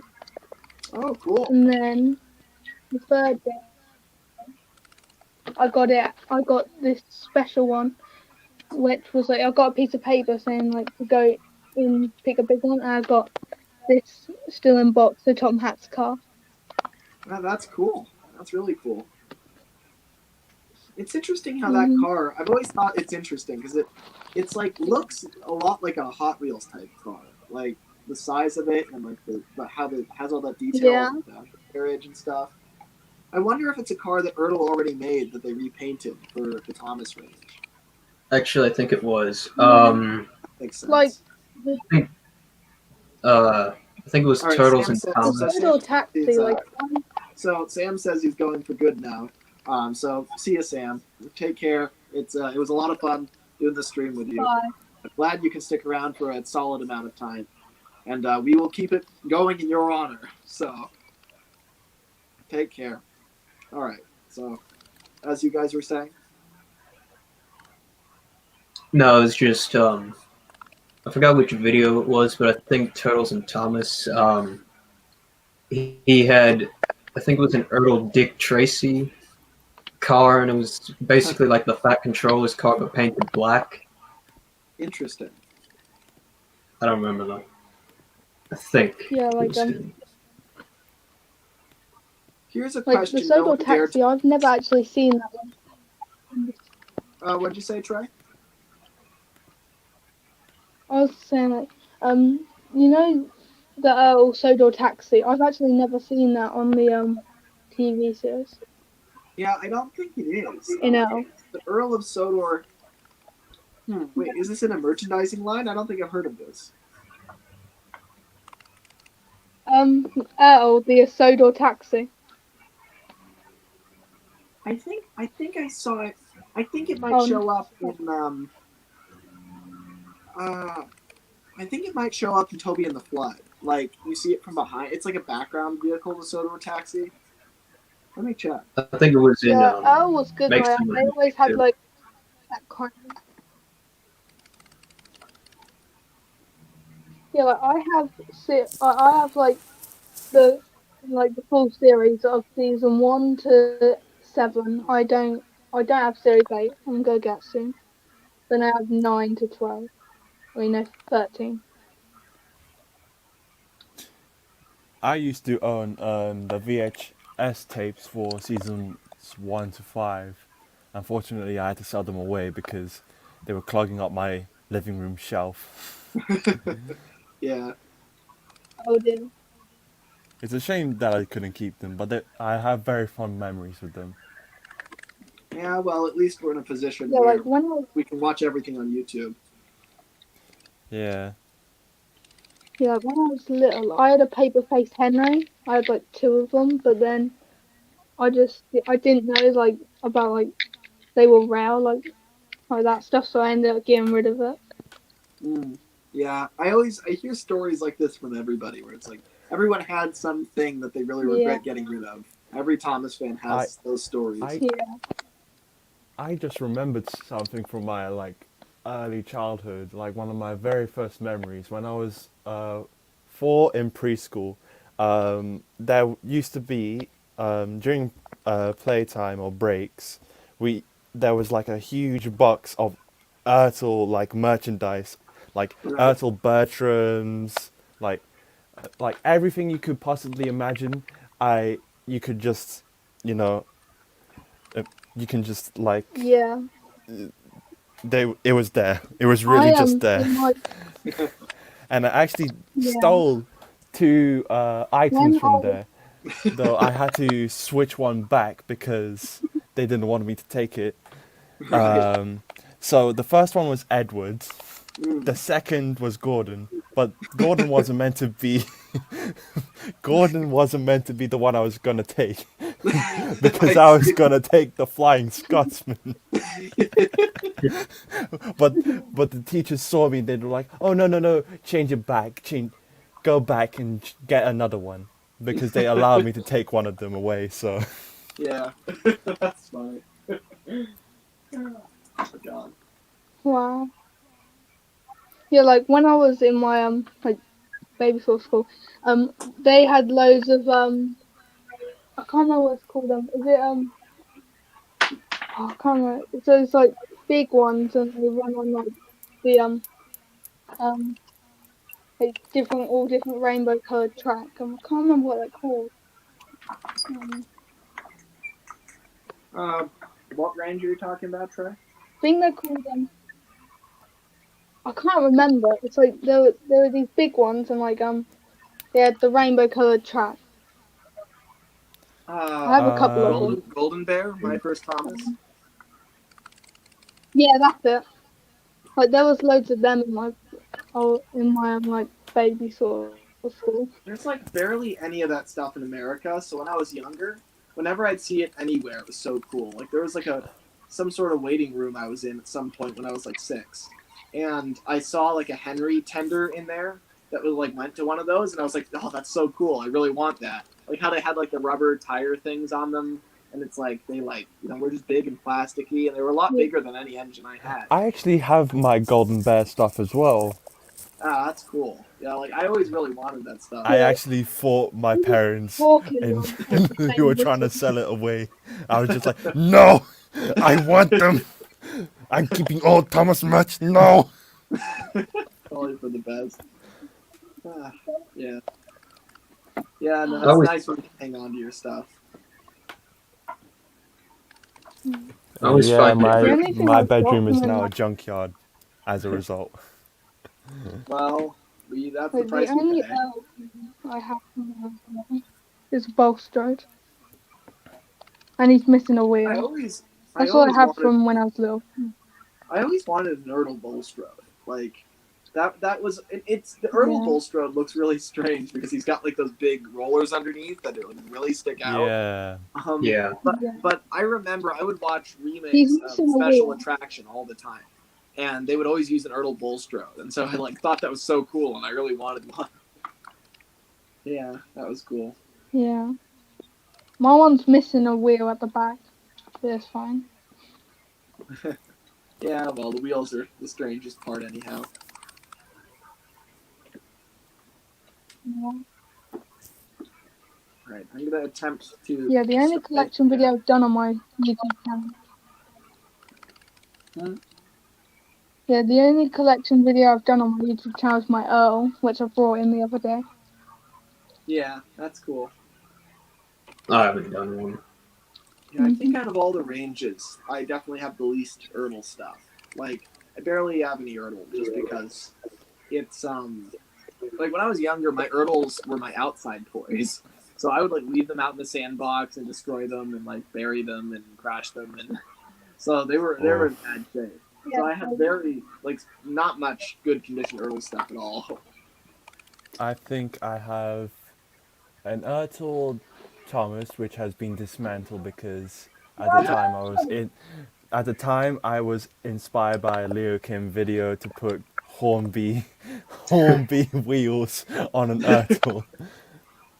Yeah, me But too. yeah, that's now gone. I've got 2 Edwards, a Henry, 2 Gordons, D261 and D199, and some rolling stock. Yeah, that's cool.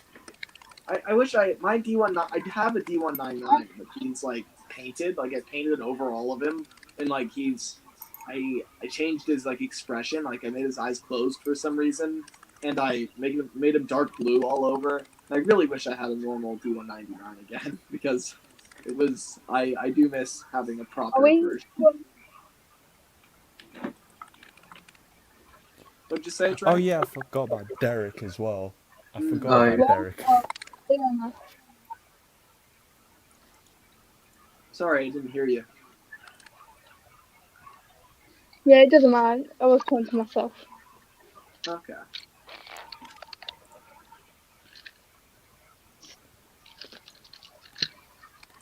Oliver the Great Western Engine. Did I ever tell you, Mike? Thoughts on Oliver the Great Western Engine? For Oliver the Great Western Engine. In my opinion, Like the he's engine or the pretty much book? an Well, you Yeah, I think can he's a good character. book is really good. Book is really good. Character, I feel like he's a bit oversaturated due to the Brenner era. It's interesting how the Brenner Yeah, era. like if they had put the auto thing. He really brags about like his escape, which is strange because I would think he wouldn't want to talk about it. I was annoyed. Yeah, that is strange. I was very annoyed when Zelda Legends of the Lost Treasure came out. There was no much of Donald and Douglas, no new modern takes on the characters for Wood and Railway. Yeah, Because that was bizarre. Like you would have thought that they came back. It is kind of nice though because it indicates that it was literally just done for our benefit, like just to make the fans happy. Like they didn't make any money off of it; they just did it for us, which is nice. But it was Did we nice ever to- get any? No, Did we ever get any Donald and Douglas go merch now. after that? I don't. Well, I think we got a new take and play Douglas. I gotta go now, so bye. Okay. Well, thanks for being on the stream, Trey. Fine. Bye, Troy. Yeah. goodbye. All right. I think it's time to bring in somebody else then. Let's see. Perhaps maybe Will Thomas. Is Will Thomas still around? Will Thomas, you still want to be on the stream? Yes, he's in the backstage. Oh, I do Yeah, I want to think make sure he's- he's not. I do want to make sure he's not just hasn't just left his computer on and is just sitting in there though. Like if I add him in and he's like what's going on? Yeah, he's here. I'm gonna wait for him to. Okay, is he saying in the private chat? I always forget the private chat even exists. Okay, awesome. Yeah, he's saying it in the private chat. I'll add him in then. There he is. Hello, can you hear me?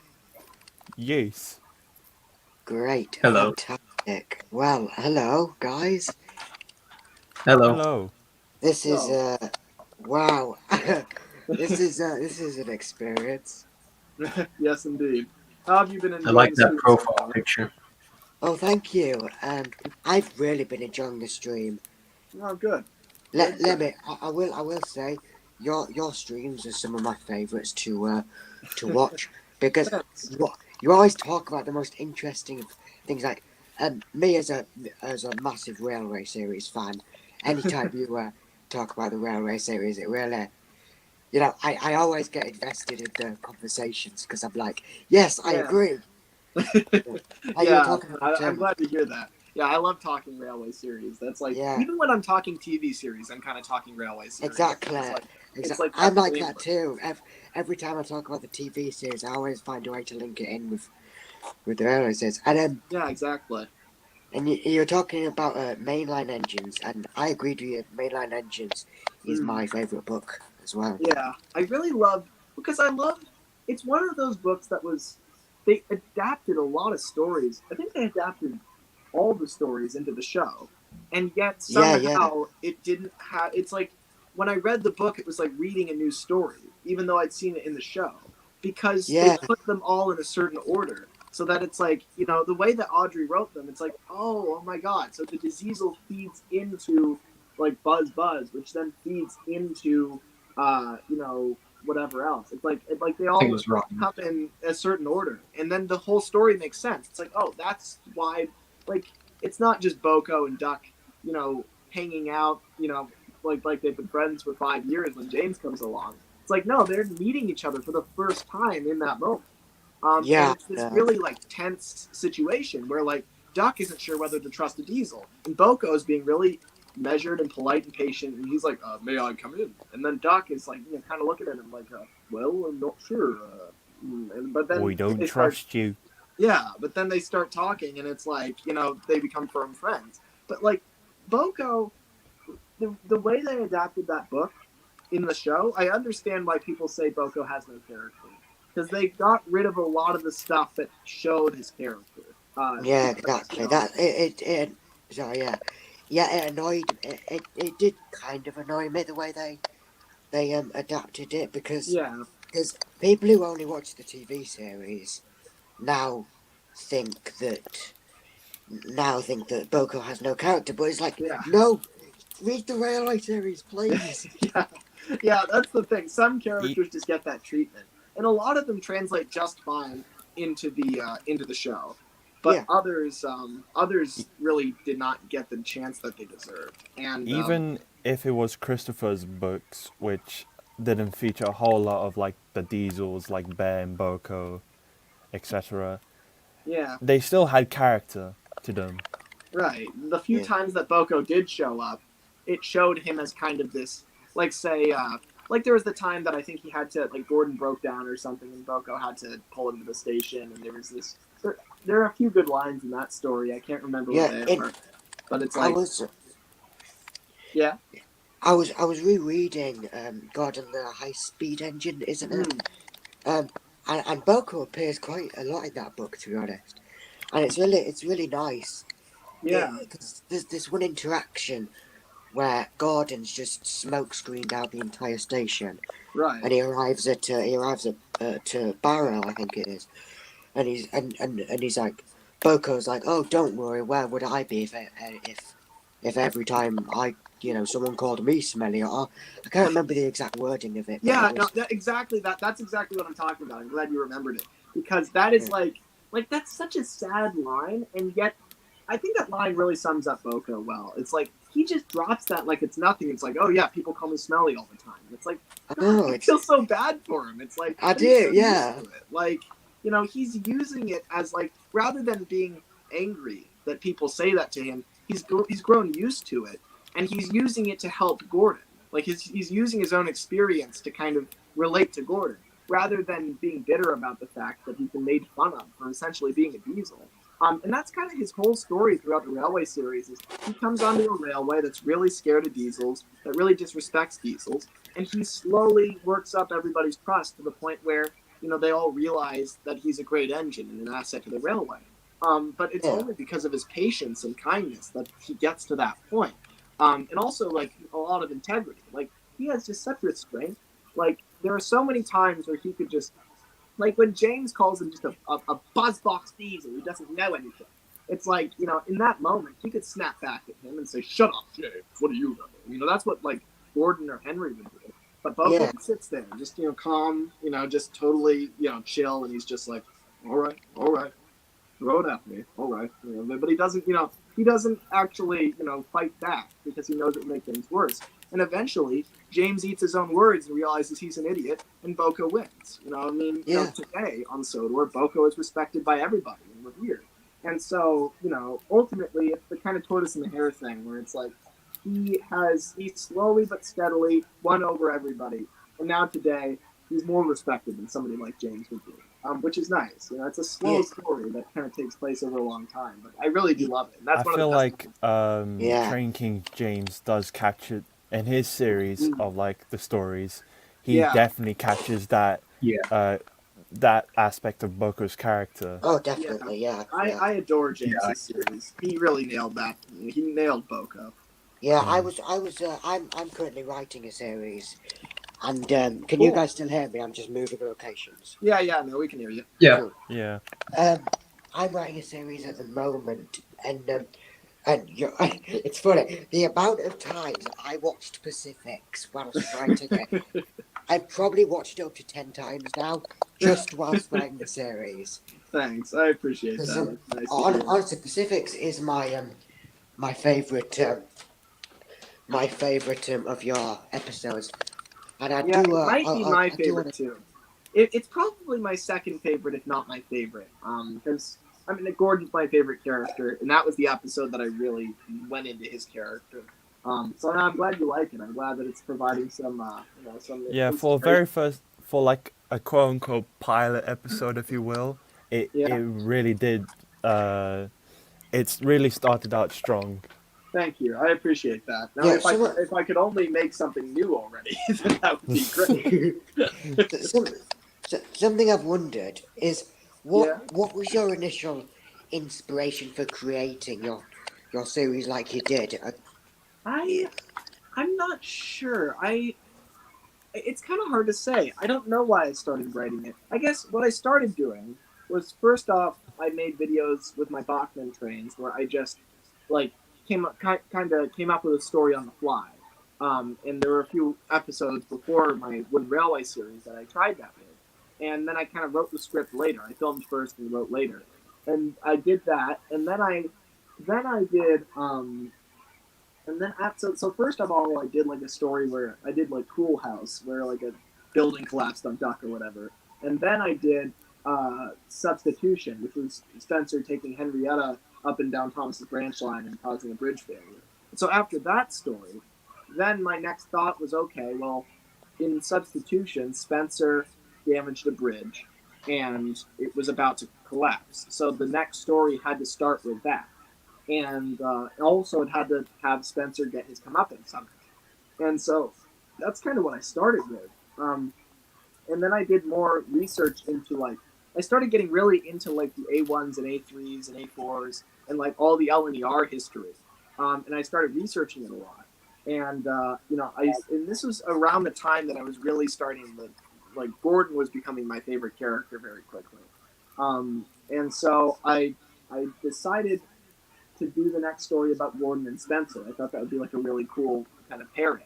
And I did a bunch of sketches of it. And at that time, those sketches weren't Wooden Railway styles. They were Joe styles.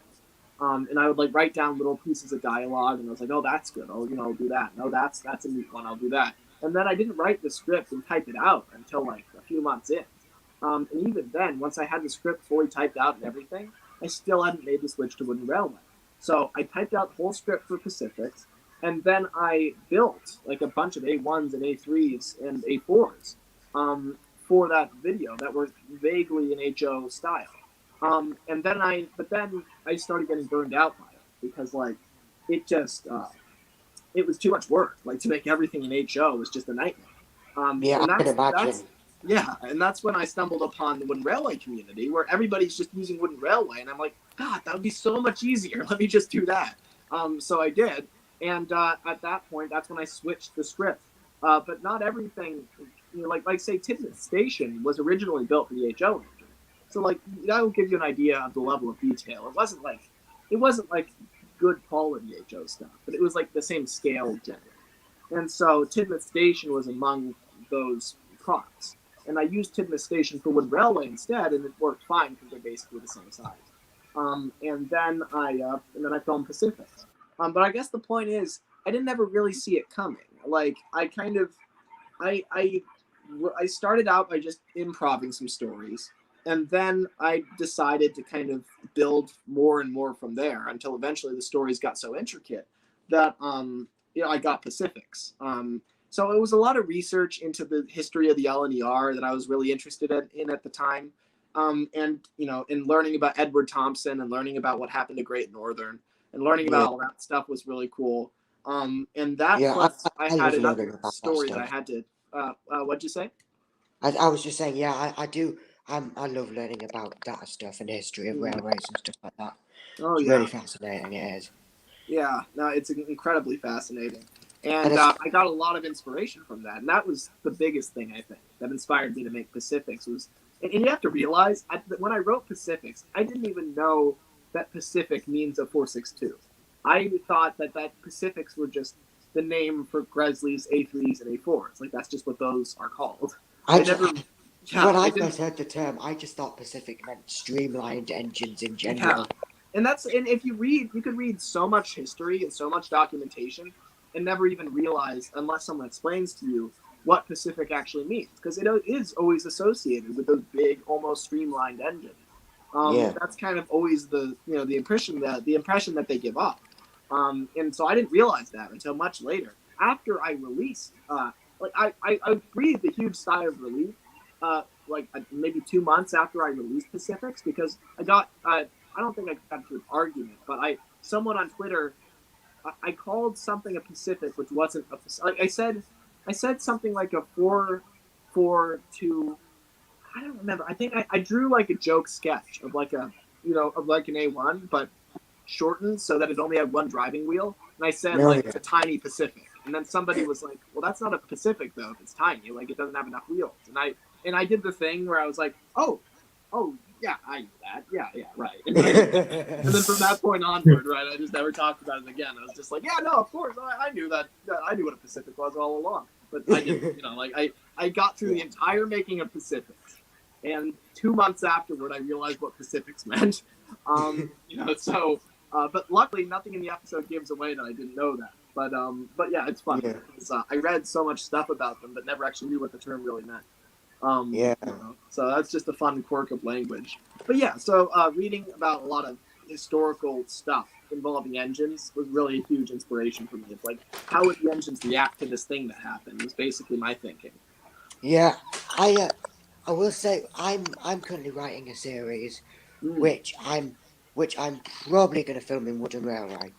Yeah.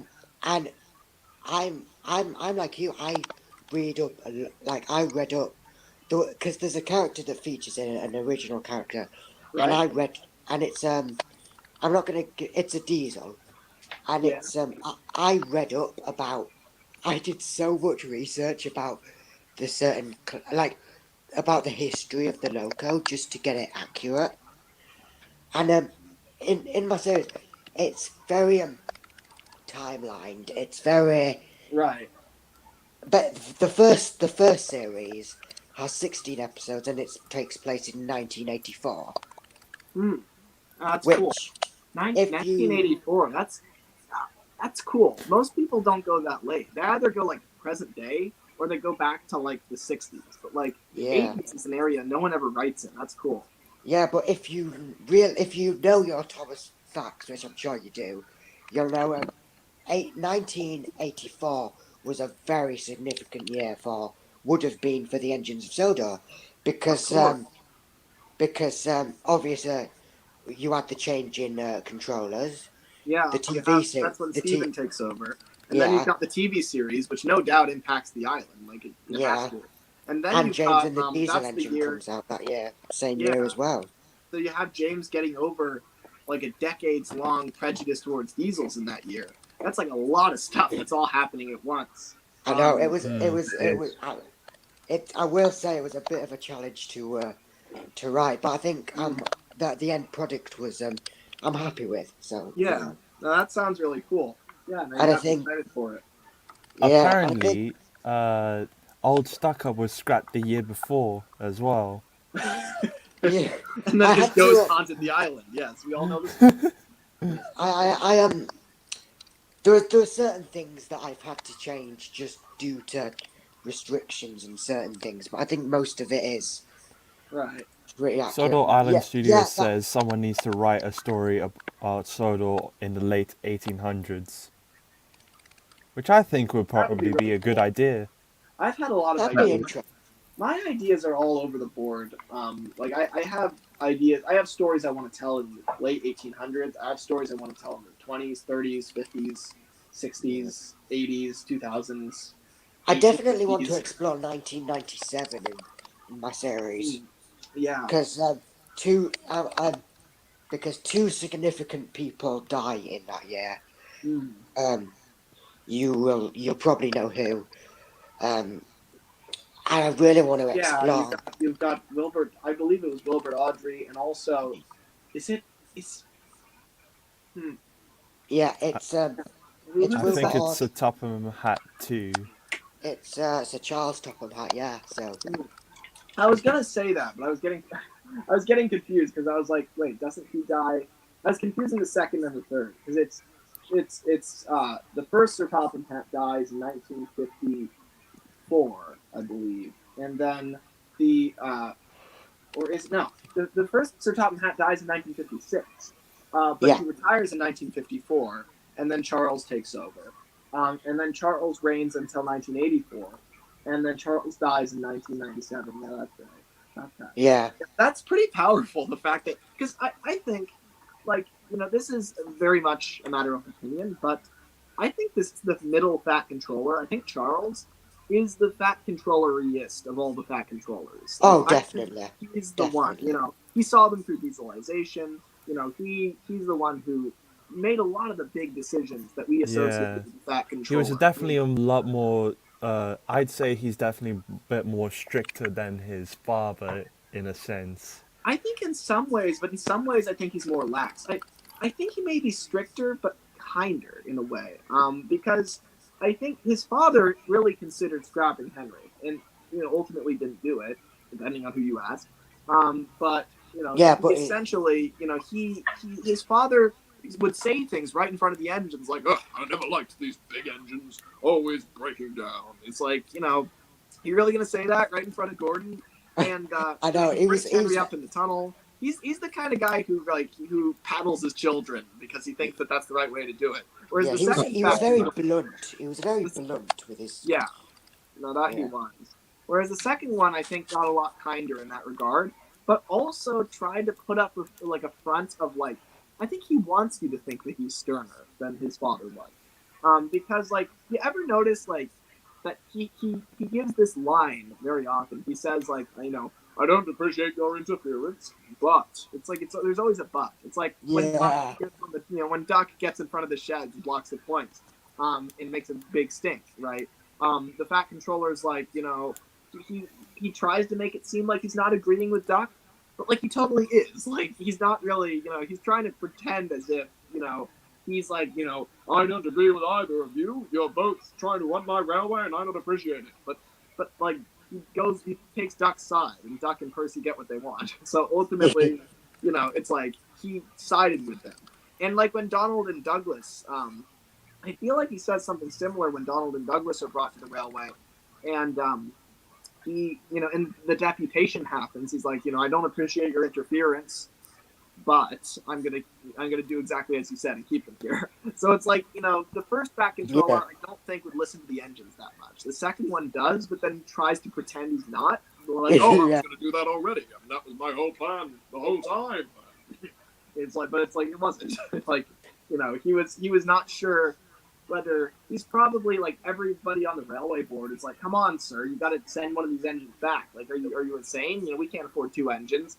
But then the engines are all like, please, sir, don't send them away. And he's like, he sides with the engines every time. And that's what marks the second fat controller, I think. That's what makes him so significant. Is Yeah. that he really, cares about the engines, I think, more than his father did. And he makes a lot of sacrifices for the engines that his father wouldn't have made. And so I think he established the idea of the kind and somewhat jolly fat controller that really protects the engines and pushes the idea of steam engines being preserved or being protected or still running. Yeah. He's the one who was who fought for steam all that time. Which makes him just such an important figure. And so for him to then die in the 90s would have really hit the railway hard in a lot of ways. Like, it's kind of he was the leader of this movement, this really powerful movement for steam. And then right when we're getting into the 2000s, he's gone, and it's just on the engines and the new Fat Controller now to, he officially, they can't lean on him anymore. It's officially just Steven and the engines. And how do they proceed from there? It's a very interesting question indeed. I'm still listening. I'm gonna get the cardboard. Oh. Yeah, I definitely agree with that. I definitely, like I said, definitely an interesting concept to explore. Oh yeah, for sure. Which Fat Controller was the one that helped spare Oliver? Was that 2? Yeah, 2. Yeah, that was Charles. Because Sir Topham Hatt the Second, so Charles retires in 84, which would have been just before James and the Diesel Engine was published. So you can kind of fit it between tramway engines and James and the Diesel Engine, somewhere in between there if you wanted.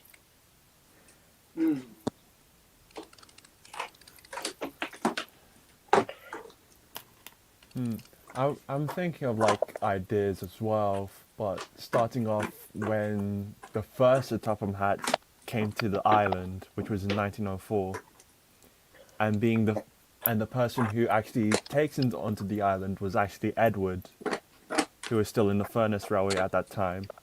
That would be cool.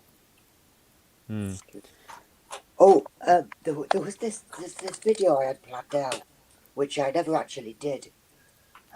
But it was going to be a real life video with me and a friend. And so when it says the top about the first was an apprentice at Swindon with William Stanier. Right. It was going to be the first meeting of those two. I never got around to shooting it or anything, but I thought it could. I think it's definitely an interesting concept to explore. Is that? Yeah, I mean, Sam was talking about that earlier. He has some really interesting ideas about William Stanier. The idea that those two know each other is just so cool. You can do so much with that. I'd love to think that when Sir Topham got his railway and Stanier was chief engineer of LMS, they separated, but they were still best friends, and they just sometimes go to the pub together. Yeah. Exactly. Whenever Stanier comes onto Sodor, when Topham goes to the mainland, they're like, let's get together, let's go to a local pub or something. Yeah. I had this idea. I'm just coming out with loads of ideas. I hope you don't mind. Oh no, I don't mind at all. It's great hearing this stuff.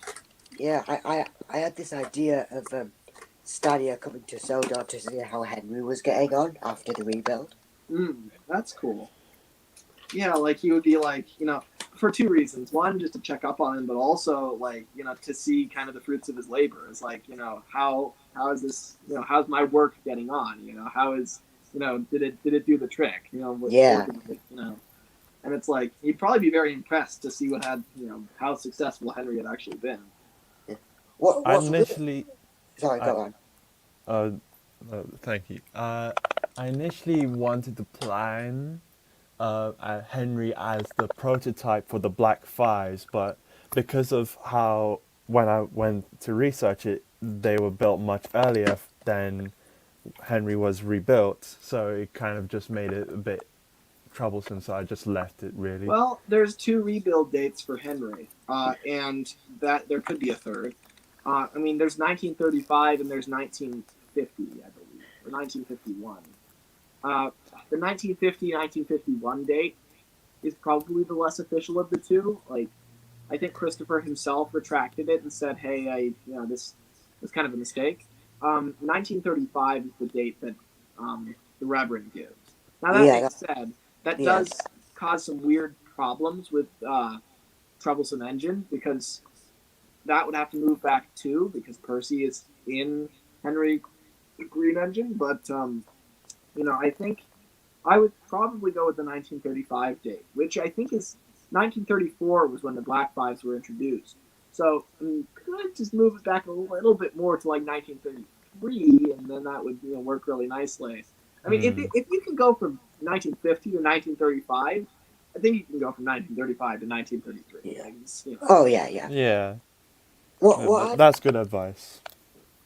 a trick that I've discovered recently. It's not really a trick. It's just kind of like a thing that I've learned to come to accept. Right. When you're watching a fan series, or when you're watching a fan series, or even the TV series, as me as a Railway series fan, you have to. Wait, what are we talking about? I think it's roughly a new topic, and this sounds interesting. So where are you going with this, Will?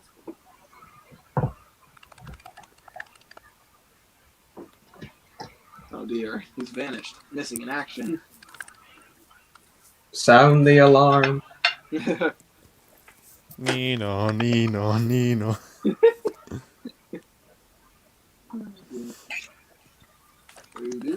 Looks like you've got some of the bad flu. Or you can send collect some fresh code from the. Can you hear me? Can you see me? Can you hear me or no? We can hear you. Hello. We can hear you now. Right, good. Sorry about that. My internet's a bit not as good at the moment. No problem. Well, what were you saying? So what? Yes, I was saying when I'm watching the TV series or when I'm watching, even like a lot of people hate on Victor Tanzig's series, but I feel like when they're like I have some critiques about his series, of course. It's not perfect, but I feel like some people are hating on it. Kind of, they don't know what they're. It's not meant to be accurate to anything we know of Thomas. Right. It's literally you could do it with humans, and it wouldn't change that much, realistically. Yeah. To be honest, I feel like people are hating a bit too much on Victor Tanzik. I can see the reasons why, but don't take everything that he does as like, that actually happened in the Railway series and stuff like that, like engines getting married, or like people, or like... Anyone who's hating on Victor Tanzig, like, we shouldn't be hating on anyone in general unless they hurt somebody, is my thinking. So already, it's like, if people are like, ew, what he's doing is weird, or it's unusual, it's like, well, but that's art, though, right? That's what we all do. You realize how weird our community is? Like, what we do? Trains with faces? We're all and so also, weird. he's taking a lot of liberties, which isn't necessarily new, because everyone takes liberties when you're creating some form of media. Yeah, I mean, Brit took tons of liberties, and that's why we're all here, largely. I mean, it's... So, I say more power to him. Now, that being said, it's... I don't watch a ton of his stuff, but I know it's made a great positive impact on a lot of people and brought a lot of inspiration. And I keep hearing his name. He seems to be becoming one of the larger influences in the community. So, despite what any haters might say, he clearly is having quite an impact. And I'd say that his creative vision is helping this community more than it's... it's very... Yeah. I mean, like, it's a fan series. Really, you can do what you want. If you want to make the trains fly, you make the trains fly. I won't like it. Like, well, actually, don't make the trains actually fly, but like go on. Yes. if you want to, you can. I won't like it, but if you want to, do what you want. It's like it's a fan series. And somebody might like it too. Is the important thing. It's like exactly. If we all make whatever we want to make personally, then nobody will be starved of entertainment because somebody will be making the thing that you're interested in. And that really, I think, is the key. So long as that's the case, I think that, our community will continue to boom. As long as I go by the philosophy, as long as one person's inspired by your work, then you've won, You've accomplished your goals in the community. Absolutely. I mean, because a lot of people think, oh, you have to be big, you have to, be a big user and all that. But you don't. You just got to be, you don't. You just have to be happy with what you make. You have to, be fulfilled with what you're doing. and so long as that's true, then nothing else should really have to matter. Yeah, as long as you enjoy it, then go for it. You know. Right. Yeah, absolutely. I agree with that. Yeah. Why do people William let me do Pollen. why do people let me do this? I'm making a Gauge 1 Oliver as if I'm going Oh, to finish God. this. We all know that I'm not, but I will do it anyway, and then he'll stay on the shelf. But hopefully he gets far enough that he'll be interesting. That's the important thing. William Politeski says, "Let me show what you're making." Well, it's not much yet. It's a Gauge 1 Oliver, just because that got called out, and I was like, oh, that sounds kind of cool, actually. All right. I haven't actually read the chat. I do need to have a look at the chat. Well, doesn't look like much yet, but that will become an Oliver. Alright. Okay. Yeah. Do any of you? Yeah. No, go ahead. Go, you go. I wasn't. I was just gonna say something, but you go. Do any of you like bring up Thomas, like in your personal life, like outside of the community? I always have.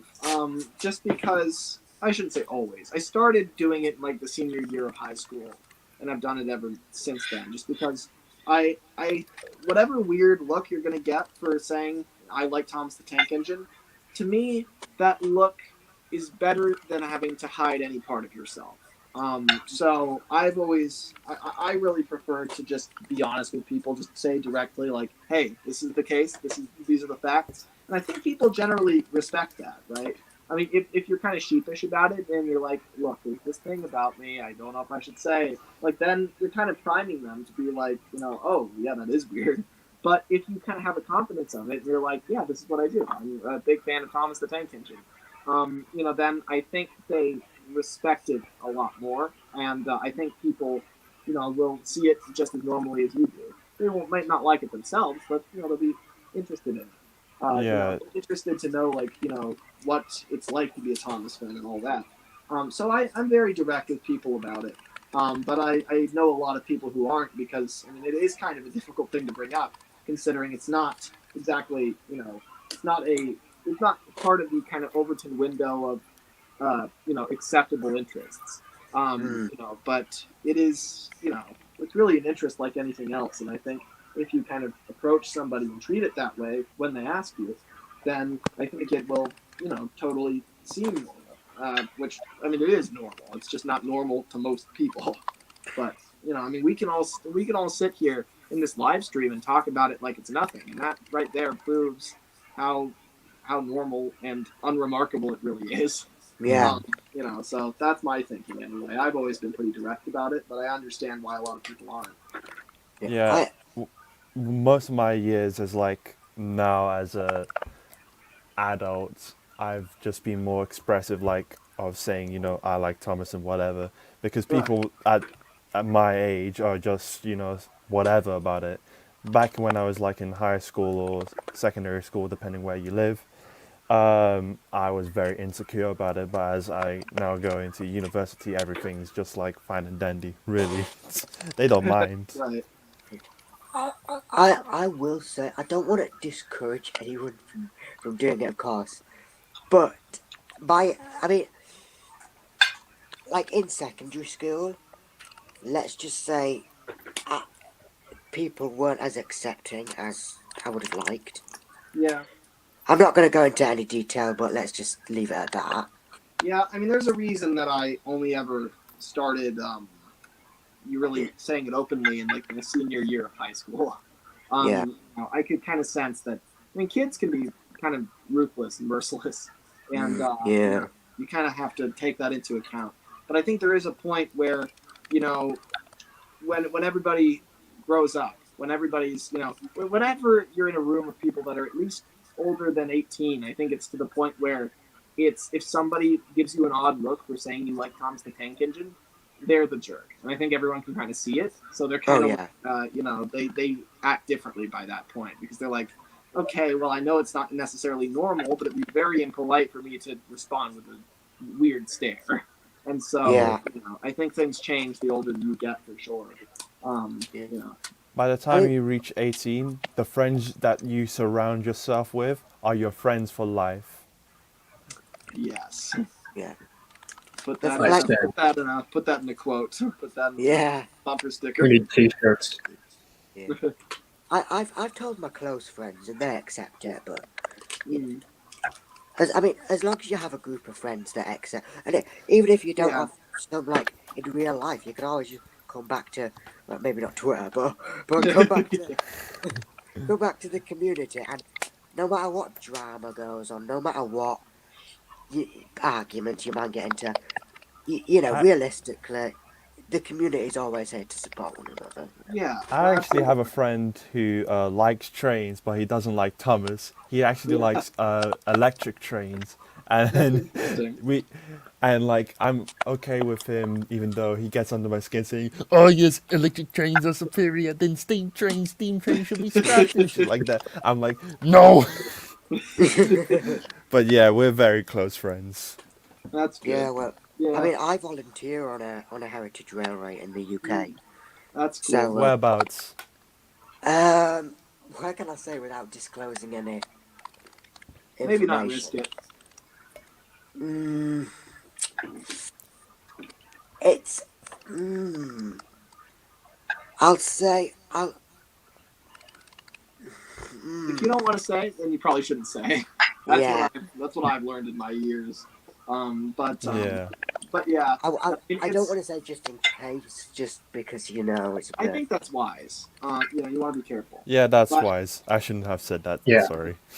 Oh no, it's not. It's not your fault. I would be interested if I, but Yeah, well, a live stream is a live stream. I'm always careful about what I say on a live stream, especially because it's it goes up immediately and then it's just on the internet.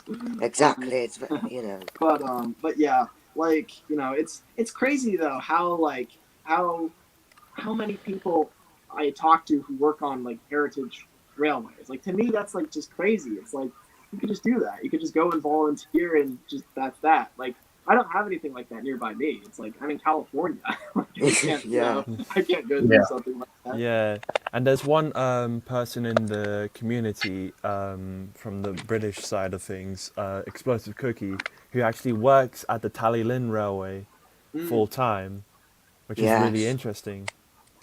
Yeah, no, I believe I heard about that. Yeah, he's a very I've never spoke to him, but he seems like a good guy.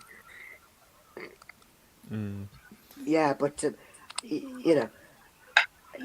I find it really, it is fun to work on a heritage railway. It's a good experience, but and I just think it's really fascinating that Thomas Fans is international. Yeah, I've wondered this so many times. What is it that we all have in common exactly? Why did we grasp onto this? Why do we all like this so much? What is it? It's it's people from all walks of life.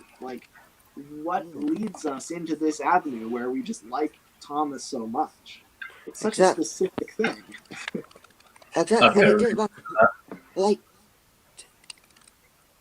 Like you said, it's all walks of life. It's whether you're rich, whether you're poor, whether you're straight, whether you get, I don't know, you could be anything. And it's just so many different types of people. So what is the factor that ties us all together? Why trains? Why trains with faces? The most specific thing ever. I know. It's crazy. But it is miraculous though. Because I think a lot of us have had that experience at some point or another. Some point in our youth, we probably thought to ourselves, I'm the only person. There's no other Thomas fans in the world. I'm the only one who still likes this. And there's thousands of people. How is that possible? Thousands of people who like this. To the point where it's I don't think I've had a full conversation with any of you before today, which is insane. You're just finding more people to talk to all the time. It's nuts. It's that's crazy. Yeah, it is. It's amazing. That's great. And what you said about Twitter earlier, where it's sure, it can get, firefights can break out sometimes and it can be a real mess, but we're all here for each other at the end of the day. I think that is exemplified by the fact that, like, say, in this live stream, we've all gotten along great. And that doesn't mean that some people here, at some point in the live stream, might not get in an argument on Twitter at some point. I'm sure we've all been there. But it's kind of Twitter's fault. It's not really our fault. Because when we're here in small numbers, having a decent conversation, all on good terms, it's exactly what you'd expect. And I think whoever we kind of think in our heads, maybe there's like these people on Twitter constantly stirring up drama, these Twitter demons out there. And it's like, maybe there are a few, but largely I think it's just that when you've got a bunch of people in one space where you can't hear their tone of voice and you can't hear anything, and it's just them, putting quick sentences out there, it's always going to end in chaos, but it's not because of them, it's because of the media. But when we have something like this, it's a blast, and that's the real difference. And I think most people in the community are totally decent, great people if you just sit down with them and have a proper conversation. And that's what this is. So, it's, you gotta love it. Yeah, exactly. And what's fun about having, like, because on Twitter, you post a controversial opinion and you can get hate for it. But say if you were on a call with some of the people that were giving you hate, you could just explain, oh, well, I think this because of this, Yeah, exactly. And a lot of the time it would be a misunderstanding. It would be like, oh, wait, okay, I kind of get that. All right. It would, things would start to turn around if you had that opportunity. But you really just don't on Twitter, and that's really where the problems arise. Yeah, and I think, like, one for me was, like, obviously, I think I've made it obvious now, I prefer the Railway series to the TV series. Yeah, no, pretty clear by now. But I feel like people who prefer the TV series to the Railway series, and I wouldn't hate on them for that, but I'd definitely be interested to see why they think that. Yeah, exactly. Because it's just like, it's such a, because I can see both sides because I love the show and the books.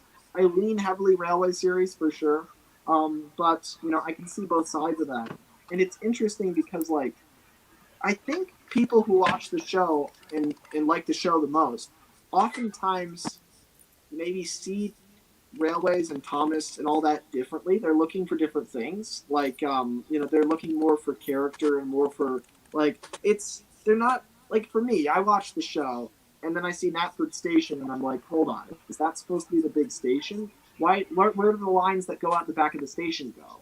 How does that make any sense, right? And it's I don't think people who watch the show and the show's their favorite, I don't think they ask those questions as much. I don't think they care. Whereas for me, it's I care a lot about that sort of thing. Yeah, exactly. It's a godsend. Yeah, precisely. Yeah, it is really, it's weird though. Because for me, season 3 is my favourite of the classic season. Which is quite strange considering. Oh, actually, can I bring something up? Which I was talking to a YouTuber called Rob the Green Engine about this. Right. He said season 3, right, is technically a Brenner season. It's technically a what? A Brenner season. Brenner season. Weird. Yeah, it is. In a lot of ways, it is. Because if you think about it, most of the season 3 episodes were written by Brenner. Yeah, most of the ones that make that season distinct and that we kind of think of when we think of season 3. That is strange to think about. Weird. It is. It's different. It is weird. Yeah, very bizarre. But true. Steam Engines United. Yeah, I was just about to say we lost Steam. Lemmy, you're frozen on my screen. You vanished. No, he says.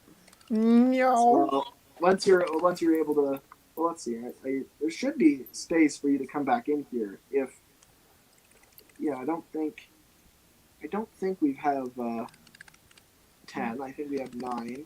Yeah. As soon as he leaves, everyone's just like, "Can I join? Can I join?" The amount of people I've seen spamming the same comment over and over is just madness. Yeah. Can I get back? Yes, certainly. Just jump back in wherever you can. However, I do think, as much as I'm enjoying this conversation, that in perhaps 10 minutes, that you Sayan, and also Steam 345. Steam Engines United. I think you'll probably 10 or 15 minutes. You guys should go, and I should bring in somebody else, just because I've got a lot of people who want to be in here, and I want to make sure that nobody feels ignored. But Yeah. this has been a fantastic conversation for sure. Hello. Yes. Hello, hello, hello. Yeah. Okay, I'm fine with that. Okay, very good. Lemmy, do you mind if I can add you on Skype? Yeah, sure, go ahead, but I warn you, I am not great. I'm very behind on my Skype notifications, so I may not respond promptly. But yes, you can certainly try and add me.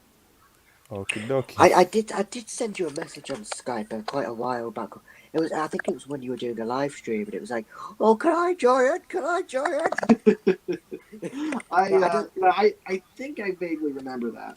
I always remember seeing you in the live stream chat. I do vaguely remember you sending me a Skype message of some kind. But I also have a lot of messages to go through. So eventually I'll get to that and everything else. But it's probably going to be a Skype message day. It's going to be okay, I got to go through and and look through all these day, which I do every now and then. Yeah. If you could just accept my invitation, that'd be good.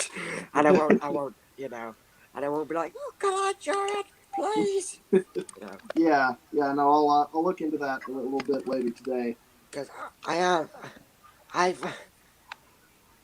in my years in this community, I've made some quite embarrassing mistakes, especially towards the bigger users. Not like I've not like pissed them off or anything, but I've probably said one or two, like I've said, "Oh, can I join the stream? Oh, give me a shout out." All this crap. Honestly, I'm embarrassed by some of the stuff I've said. I don't know if there's anything wrong with that. I think anybody who starts a live stream and doesn't expect that is kind of being unrealistic. It's like, that's what happens in live streams. It's weird. Like, I'm hosting a live stream right now, and I expect people to show up and watch me. And yet I don't, and they're watching a lot. Why do you think people watch live streams, right? Why aren't they watching a film or a video, or why aren't they watching something that, is higher produced? They're watching this because they can pretend that they're hanging out with me right now. That's the truth, okay? That's what's happening right now. Is that, and they kind of are by being able to message me in the, in the chat and stuff. But ultimately, it's kind of, it's like a, what's the word when something kind of rubs off on you secondhand? It's a sort of well, the word will come to me later. It's one of those I always forget. But vicarious. It's like they're kind of, they hear us talking and vicariously feel like they're part of the conversation. And that really is why a live stream is great. That's why I always listen to live streams back in 2016. And so if that's what's sustaining the live stream, if the reason that people want to watch this and listen to it is because people want to be part of the conversation, and I know that, and that's why I expect the live stream to be successful in the first place, then who am I to then be mad when people try to join the live stream? That's exactly what it's built to do, is to bring people in. So, that doesn't mean that I have to say yes to it, but it does mean that I shouldn't be surprised when people try to get in, because that's exactly what it's for in the first place. So I don't like it at all, I think people are being a little bit unreasonable when they're like, "Oh, everyone keeps asking to get in. Stop trying to get in." It's like, well, what do you expect, right? That's kind of the point. Yeah, I do. I mean, people who continuously spam, "Can I join? Can I join? Can I join?" That just kind of gets annoying after a while. But there's a limit to it, right? If somebody literally does that, then that's really, really extreme. But if they ask several times, then I understand that. Yeah, if there's like once, twice, 3 times, it's it's fine. Yeah. As long as they're polite about it. May I join you guys? Asks Station Master Productions. Yeah, I was actually thinking about adding you earlier. Yeah, maybe in like 5 minutes or however long. When Steam Engines United and Sundry and Saiyans get tragically booted out of the stream. Before I get kicked, can I show off my latest set? Absolutely. Okay, give me a minute. May I join too? Asks Flying Scotsman Productions. I'm waiting on all my usual crowd. I'm imagining that the next round of people is going to be Dougie, Flying Scotsman Productions. You know, Is there a way to change your Skype name? Okay, I don't know. Just... Oh wow, that already looks really cool. Hold on, wait.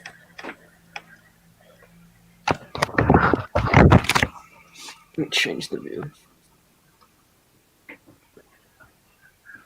Why is anyone letting me work on this Oliver? That's not going to get finished. Stop working on the Oliver. I refuse. I'm getting his hopes up. He's like he thinks he's going to exist. He's like, it's finally my time to be a real engine. It's like, no, I'm afraid not. Yeah,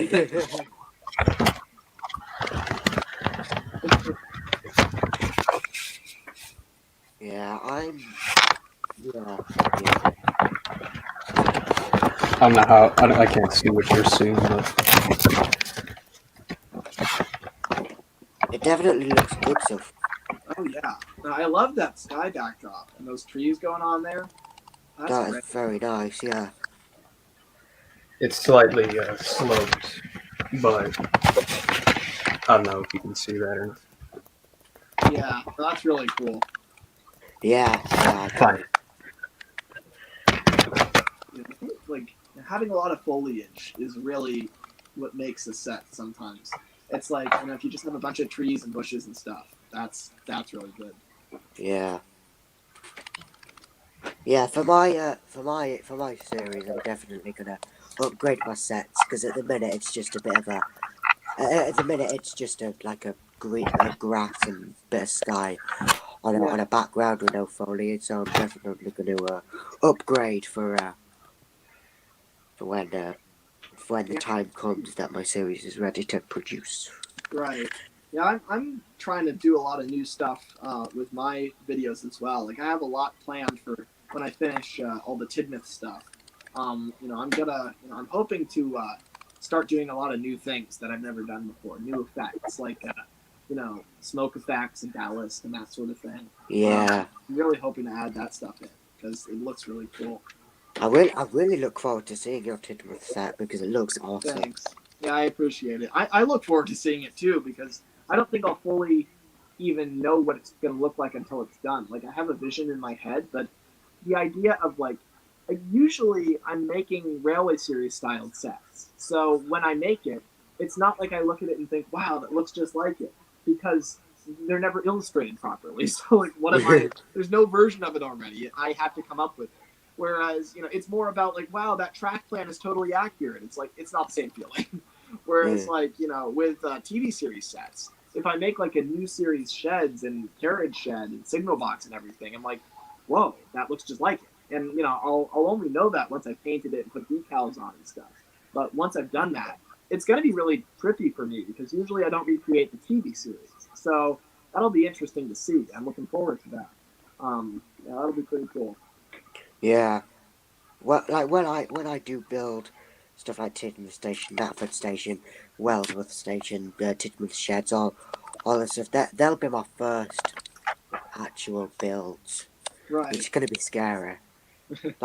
Because I'm building I built a hull recently for a zip model I was going to do, and I'll show that later if I can. Yeah, that would be cool. But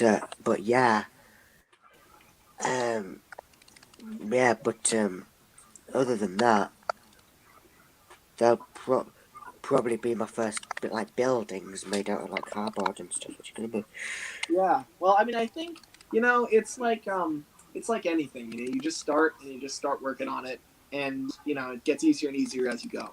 So you just gotta you just gotta dig in. And then from that point onward, it gets easier and easier. But buildings are a good place to are a good thing to practice on too, because you can kind of see the shapes a lot easier. Like most buildings are just like a box of some kind. Yeah, more or less. So, it's a lot easier to do that. Yeah. So, but that's cool. Yeah. Most of my wooden railway customs are probably gonna just be made out of wood. Yeah, that makes sense. There is something to be said for picking up a model and it actually feels real in your hands. That's always cool. Yeah. Also, so I think tragically, it's time for Sudri and Saiyan and Steam Engines United to be banished. Tragic. Yes. Wait, let me just. My time has come. All right, I'm gonna give you both a goodbye period. So, can I give a goodbye speech? The Steam Engines United. As long as it's not too long. Okay, very quickly. What's your name, by the way, on Skype? Mine? Yeah.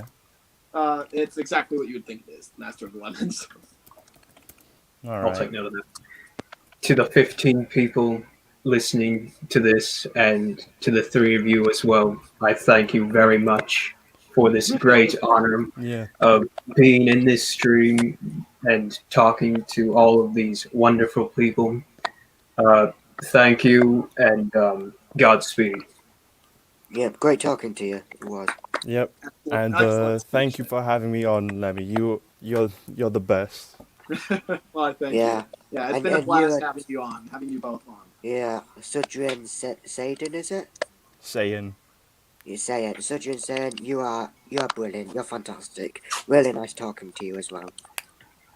All right. Thanks to both of you for being on the live stream. It's been a real blast. And now I'm gonna make way for some new folks. But thank you very much. All right. Goodbye. All right. And so I'll keep you on for a while longer, Will, because naturally you were on after either of them. But sooner or later, sooner or later, my time will come. Yeah.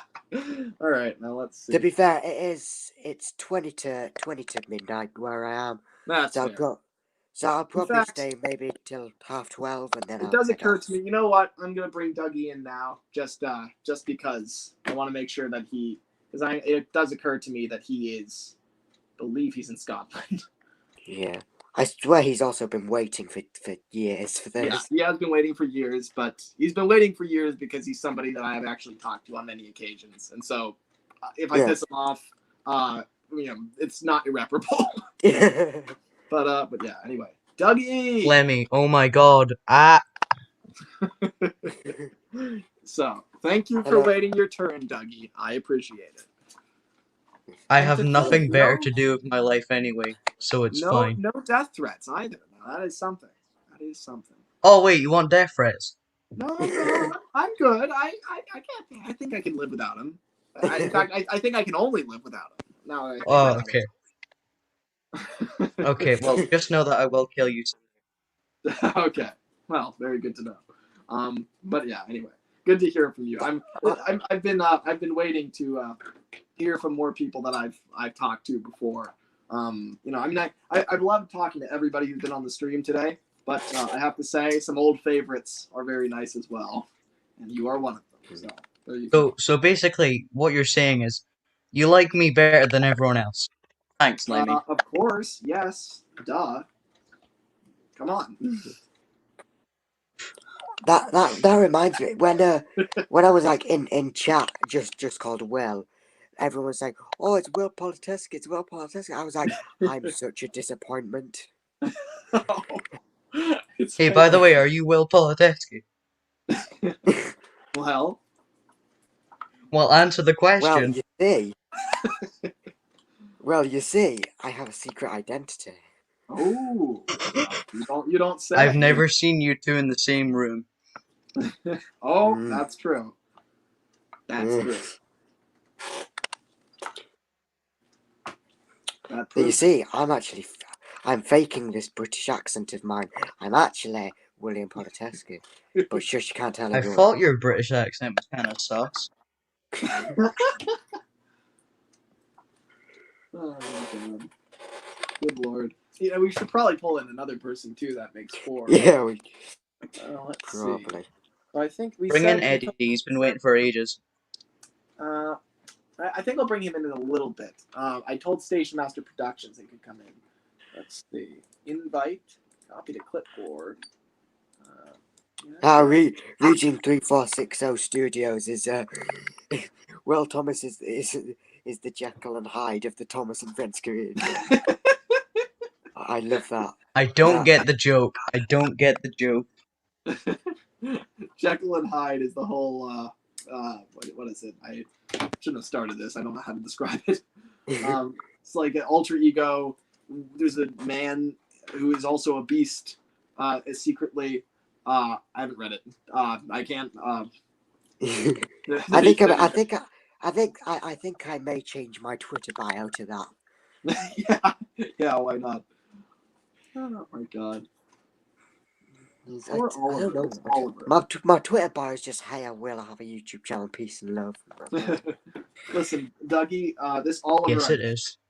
This Oliver that I'm making, I may abandon him and send him for scrap, which means you're gonna have to intervene. So, yeah. In fact, I think you're gonna have to build the rest of it. I hope you're up to the task. Speaking of building things, I'm making a Mighty Mo. That is all. Yes, you said that earlier, accompanied by some comment about all of us envying you and glorifying you, which very well. But, which is very true. Yeah. But, yeah, I'm still waiting for you to pop a squat though. Yeah, you still what haven't is this popped about? a squat, Okay, like Dougie, what is this pop a squat thing? Why do you want us to pop a squat so badly? Why? What is the point? I think you need to pop a squat, Lemmy, honestly. I mean, I'm hearing that a lot, yeah, but I don't know. It's been 2 live streams and you haven't done it, you know? Yeah, mega fuming. I have popped a squat in this chair. Is that not enough for you? I need to pop more squats. No, it's not enough for me. Well, fine. Very well. Very well. If that's how you Yes! I will schedule a time later on today to pop a squat. How about that? But I won't tell anyone. I'll do it on my own and you'll never be able to verify it.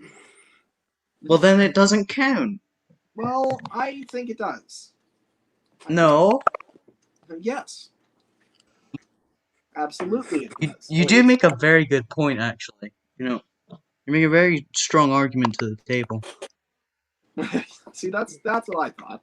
I'm glad you appreciate it. Okay, I'm gonna bring in Station. Well, on the other hand, yes. Here, let's see what Station Master. On the other hand, Station Master Productions. What is your opinion on the squat popping issue? Dougie wants us to pop a squat. I don't think we should. What is your opinion? I think you should. Dougie did murder a brake van in season 2, so I don't think he really has the right to speech. That's true. That's very true. Shut up. Never happened. But he did rescue Oliver from scrap, so... All right, that's fair. Right. I want to thank you for allowing me to be on the stream. I'm kind of a fan of your content, Mr. Lemmy. Good to hear. Yeah, no, I'm glad you enjoy what I've made. But yeah, good to have you on the stream. Thank you. Lemmy, I hate everything you've made. Getting to the point where I don't even hear people's accents anymore today. We've pulled in so many people and thrown out so many people. I'm not even trying to figure out where anybody's from. I'm just like, okay, I understand the words. I'm from your nightmares. Oh my god. If he's from your nightmares, what am I? No. I think you are actually my nightmares. You are the concept. I'm your nightmares in human form. Exactly. Yeah, there you go. See, make that your Twitter bio. Yeah. I've been thinking that wasn't me. You said that. I've been thinking of getting a Twitter page for interaction with other users because I am new to the community. I'm just starting out, but I'm kind of afraid of being canceled. So. I would say for what? Making a Twitter account. It's about the circles that you walk in, right? I think Twitter can be really useful as long as you don't feel the need to to argue with anybody else. You know, if you just kind of, when things start getting heated, you just back out and just look at another tweet, and then I think things will pan out just fine. So like say me, I'm a very argumentative person. It's just how I am. So when I first joined Twitter, I got into so many arguments, and now I just don't use it anymore, just because I don't like having to restrain myself from argument. But if you can just not argue with people, then you can walk right through the drama like it's nothing. I'm sorry. I'm sorry if I'm interrupting. Yeah, no, go ahead. That's the only way you'll get anything in edgewise with me. It's kind of about knowing Doesn't when shut or up. not to shut up. Yeah, it's kind of like knowing, what is a stupid argument and what's a valid argument. Like you could argue all day and night about, equal rights or whatever, and that would be a valid argument. But then if you start arguing about like, oh, Henry should have stayed blue in the Railway Series or whatever, and that's kind of like not worth your time. Yeah, some things are really important. I mean, what if Henry should have stayed blue though? Like if it's something about equal rights, if you're fighting some sort of prejudice, I think that is quite important, because like it's making it hard for other fans here to enjoy the community. But like if it's an argument about where someone's taking Thomas itself way too seriously, and they're like, oh, well, James is, I don't even know, right? But if it's something like that, then it's really not worth it. I want to marry Emily. Well, is that an argument, or is that just the fact you're stating about yourself that you want to? You can't question me. I am Dougie. I can question you. I've questioned you many times with great success, so I think I can question you that. Lemmy, just remember who you're speaking to. I know exactly who I'm speaking to. That's why I'm speaking this way. Lemmy, shut up. Shut up. You're hurting my feelings. Say sorry. But yeah. So anyway, Will, you changed your profile picture like 3 times in the last 2 seconds. I just wanted to see how to do it, really. Yeah. Hey, what's this? Weird. That looks like what would be the Fat Controller's actual profile picture if he was like online. It's literally just in the camera. No, it's just like a really close-up image of his face. Yeah, like he doesn't know how to use technology. The Fat Controller is not the type of like. Oh, like you. Yeah. He's the type of person to probably like just post information on his trains and then just send them on. Like he's a businessman. He doesn't have time for that. Right. Yeah, exactly. He's the type of person to sit there on Twitter for like 10 minutes, try to search up something on Google. That controller is a real boomer when it comes to I think partly that just makes a lot of sense, because he runs a whole railway of steam engines. He refuses to use new technology. So you would think that carries into all areas of his life. Like I bet even to this day, the Fat Controller still uses a rotary telephone. Like it's just the way that he lives. He's trying to call Steven like Steven. His most like modern locomotive is Bear or Boco, one of those two, or Daisy. If you consider it, but there's Pip and Emma. Pip and Emma. When were Pip and Emma built though? They were built in like the 70s, I want to say. They were built 70s, yeah. Pip and Emma, the intercity class was kind of built like in the 70s and 80s. So, yeah, they're technically the most modern ones. But I'm talking about them. That doesn't. It's weird. Like, do you think there are any engines on the Fat Controller's railway that were built in like 2006? Like any of those new? Like, there's a lot of engines that there may have.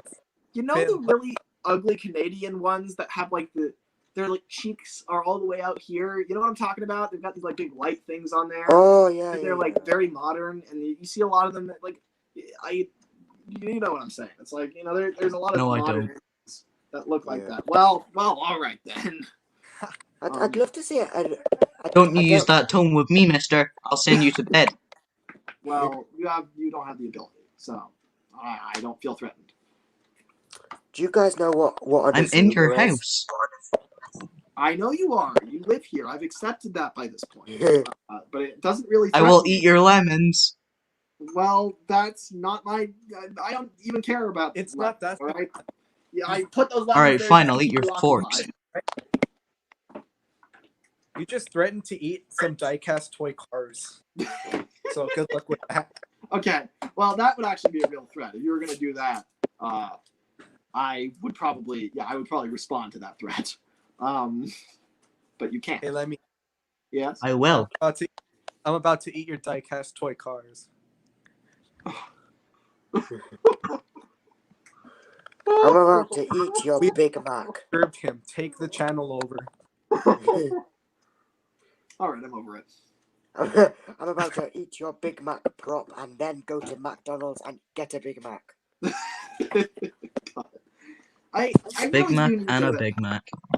I really want to build another Tugs model. Like this Oliver is just me. Like I simply cannot build anything that I'm actually like I've got long-term projects and then I've got quick projects I'm never going to finish. And this is the latter. And it's because in a live stream I just simply cannot focus on like my normal projects. I have to like do something else that isn't related. And that's what this Oliver is. But after I finish this, I'm certain that tomorrow I'll go back to working on Tidmouth. When I can actually focus on it, and I'll probably Make a work on shrimper it for the next month or two. And I really want to work on a Tugs model again, but I should probably finish Tidmouth because once I have Tidmouth done and all the like TV series Wooden Railway style stuff, then I'll actually be able to film like a lot of different stories. So and the problem is the last 3 years I haven't been in a position to do that. I haven't had like the basics because every time I try and build them, I like change my mind and start a new style, and then I like none of the old stuff counts. And so I'm trying to just get the basics done so that I've got that stuff for filming, and then I've got like 1,000 different stories I can make. So once I get to that point, then I can start making stories again. But until then, I have to put my nose to the grindstone and actually finish it for once. Lemmy, you should work on Fergus, says Dax. And Dax says, Lemmy, you missed my interview on live with Taj Mahal. I didn't even know Late Live was happening today. I was not aware. It's a Saturday. Is that Late Live on a Saturday? I thought it was Sunday until like 9 p.m. Actually, that seems to be a problem with your internal clock. I tuned into the live stream earlier. You may have seen. I was the guy that typed the Henry II is built different and the biceps emoji. Oh God, that was you. Okay. Yeah, that was me. Yeah, I was tuning into the live stream earlier, but I had to leave to go do something for my class, and because I had an assignment to do, and then I just came back earlier, and I was like, he's still streaming because I had no idea you did live streams. I either do no live stream or I do like an 8-hour live stream. Those are like there's no in between. Every time I stream big time. He's the new Wooden Railway. Yes. Or Wooden Railway reviews. Yes. Oh my God. When he streams, you have to just like cancel everything else you're doing. Yeah, more or less. Actually, Lemmy, I just had a thought. In September, I submitted a show to TWRC Community Radio. Right. And nobody's got back to me at all. Yeah, well, that's because we're not looking for shows at the moment. It's kind of like we leave the. Maybe we should honestly close the applications until we're actually looking again, or like a month before we're actually. Because we're definitely going to add more shows at some point, but that may not be soon. That may be like a while down the road. And we just kind of leave the application service open at all times anyway. Okay. But yeah, I mean, we're not planning to, because right now I believe we have 10 shows, which is a lot of shows. Yeah. So it's we're not looking right now, but we'll definitely there's got to be a point in the future where we add more. So yeah, I don't really know. We're hoping to look at it relatively soon. but I can't really promise anything, to be honest with you. So you know, and it is what it is, unfortunately. I just wanted to know because I was like, would they just never get back to me? Yeah, it's if we haven't. I should say that if you've submitted, and this goes for everyone, if you've submitted an application to community radio and you haven't received a response, that is because no one has received a response. Like, you know, it's like we haven't looked over the applications yet. But God, there's someone is trying to enter the studio, but it's full. Someone is trying to, it's flashing over and over again. Why is it doing that for? But yeah, so you know, we haven't gone through the applications, but once we do, everyone will get a response whether you get accepted or not. But yeah, so we haven't done that in a while just because we have a lot of shows. You know, I mean, that's understandable. Yeah, no, yeah, but it's at the same time, it's a shame. I wish we could just give everybody a show. Yeah. You know, but Lemmy, I know what you do. You read them and go, haha, cringe. That I can't. No offense to any of you bigger users, but I kind of get the feeling that quote unquote big users, but I got the feeling that some of the other big users in the channel have created their kind of caste system, and okay, so I understand your feelings. Because I kind of support the idea because, like, yeah, I feel like wait, my audio cut out. What do you support the idea of? What my audio cut out? What? Maybe say it again, Station Master. Will's audio cut out. Well, first let me give a little bit of context. So, basically, I'm more of a take along or take and play user, and a little bit of Erdl. Right. Well, more Erdl. Respect. Thanks. But I also collect, like, I'm starting a Wooden Railway collection. I don't have very many. But I have a feeling that there's kind of this caste system in the community. Like, the only way we're gonna allow you to do big like interviews like on TWRC radio or stuff like that is if you're like have a Sony camera, like high quality editing. Nah, that's not true. That's not true at all. So, okay, so who are these people with Sony cameras and high quality editing that you're talking about? Well, I'm just like saying because I'm not an expert on like what type of cameras people use. I'm just like, I get the feeling of what you're saying though, and it's like there is some people do definitely have an advantage on community radio. I don't deny that at all, but it's not really something we can do much about because it's as simple as community radio was started by a group of friends who wanted, you know, it was started first and foremost, I believe it was started by I think it was Ted, Roberto, and the people who have been around on it the longest are Ted, Roberto, and Percy number 6. And so they were the first, and then they in the second iteration, I believe they added MPS and they added a few other people, and now we're in the third iteration now. And the third iteration is where I joined it. God, someone is really trying to get in. Is clicking over and over again, trying to get in. It's whoever's doing that, stop. Yeah, we don't want you here, nerd. Well, we don't know for sure, but anyway.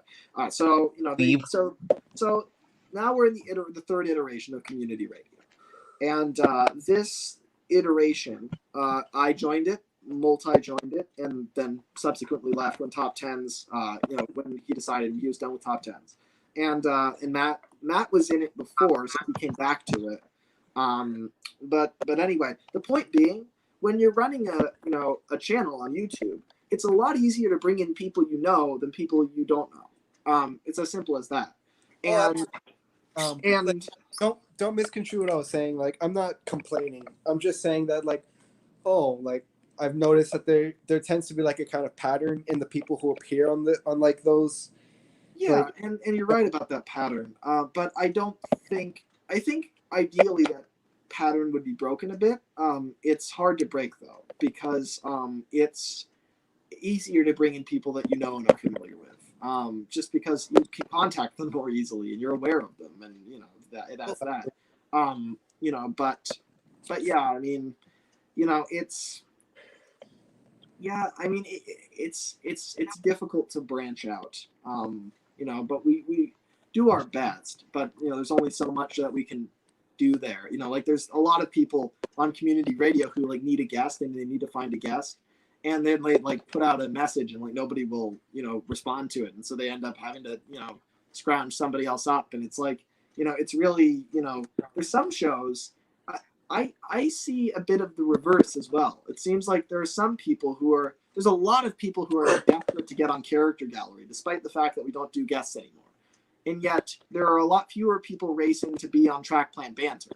And so, like, well, what's that about? It's like, you know, in the same way that it's like, you know, oh, well, you know, only big users or semi-big users are allowed on the channel. It's like, well, no, Track Plan Banter is, you know, is open for anybody, you know, is open for bringing anybody on the show.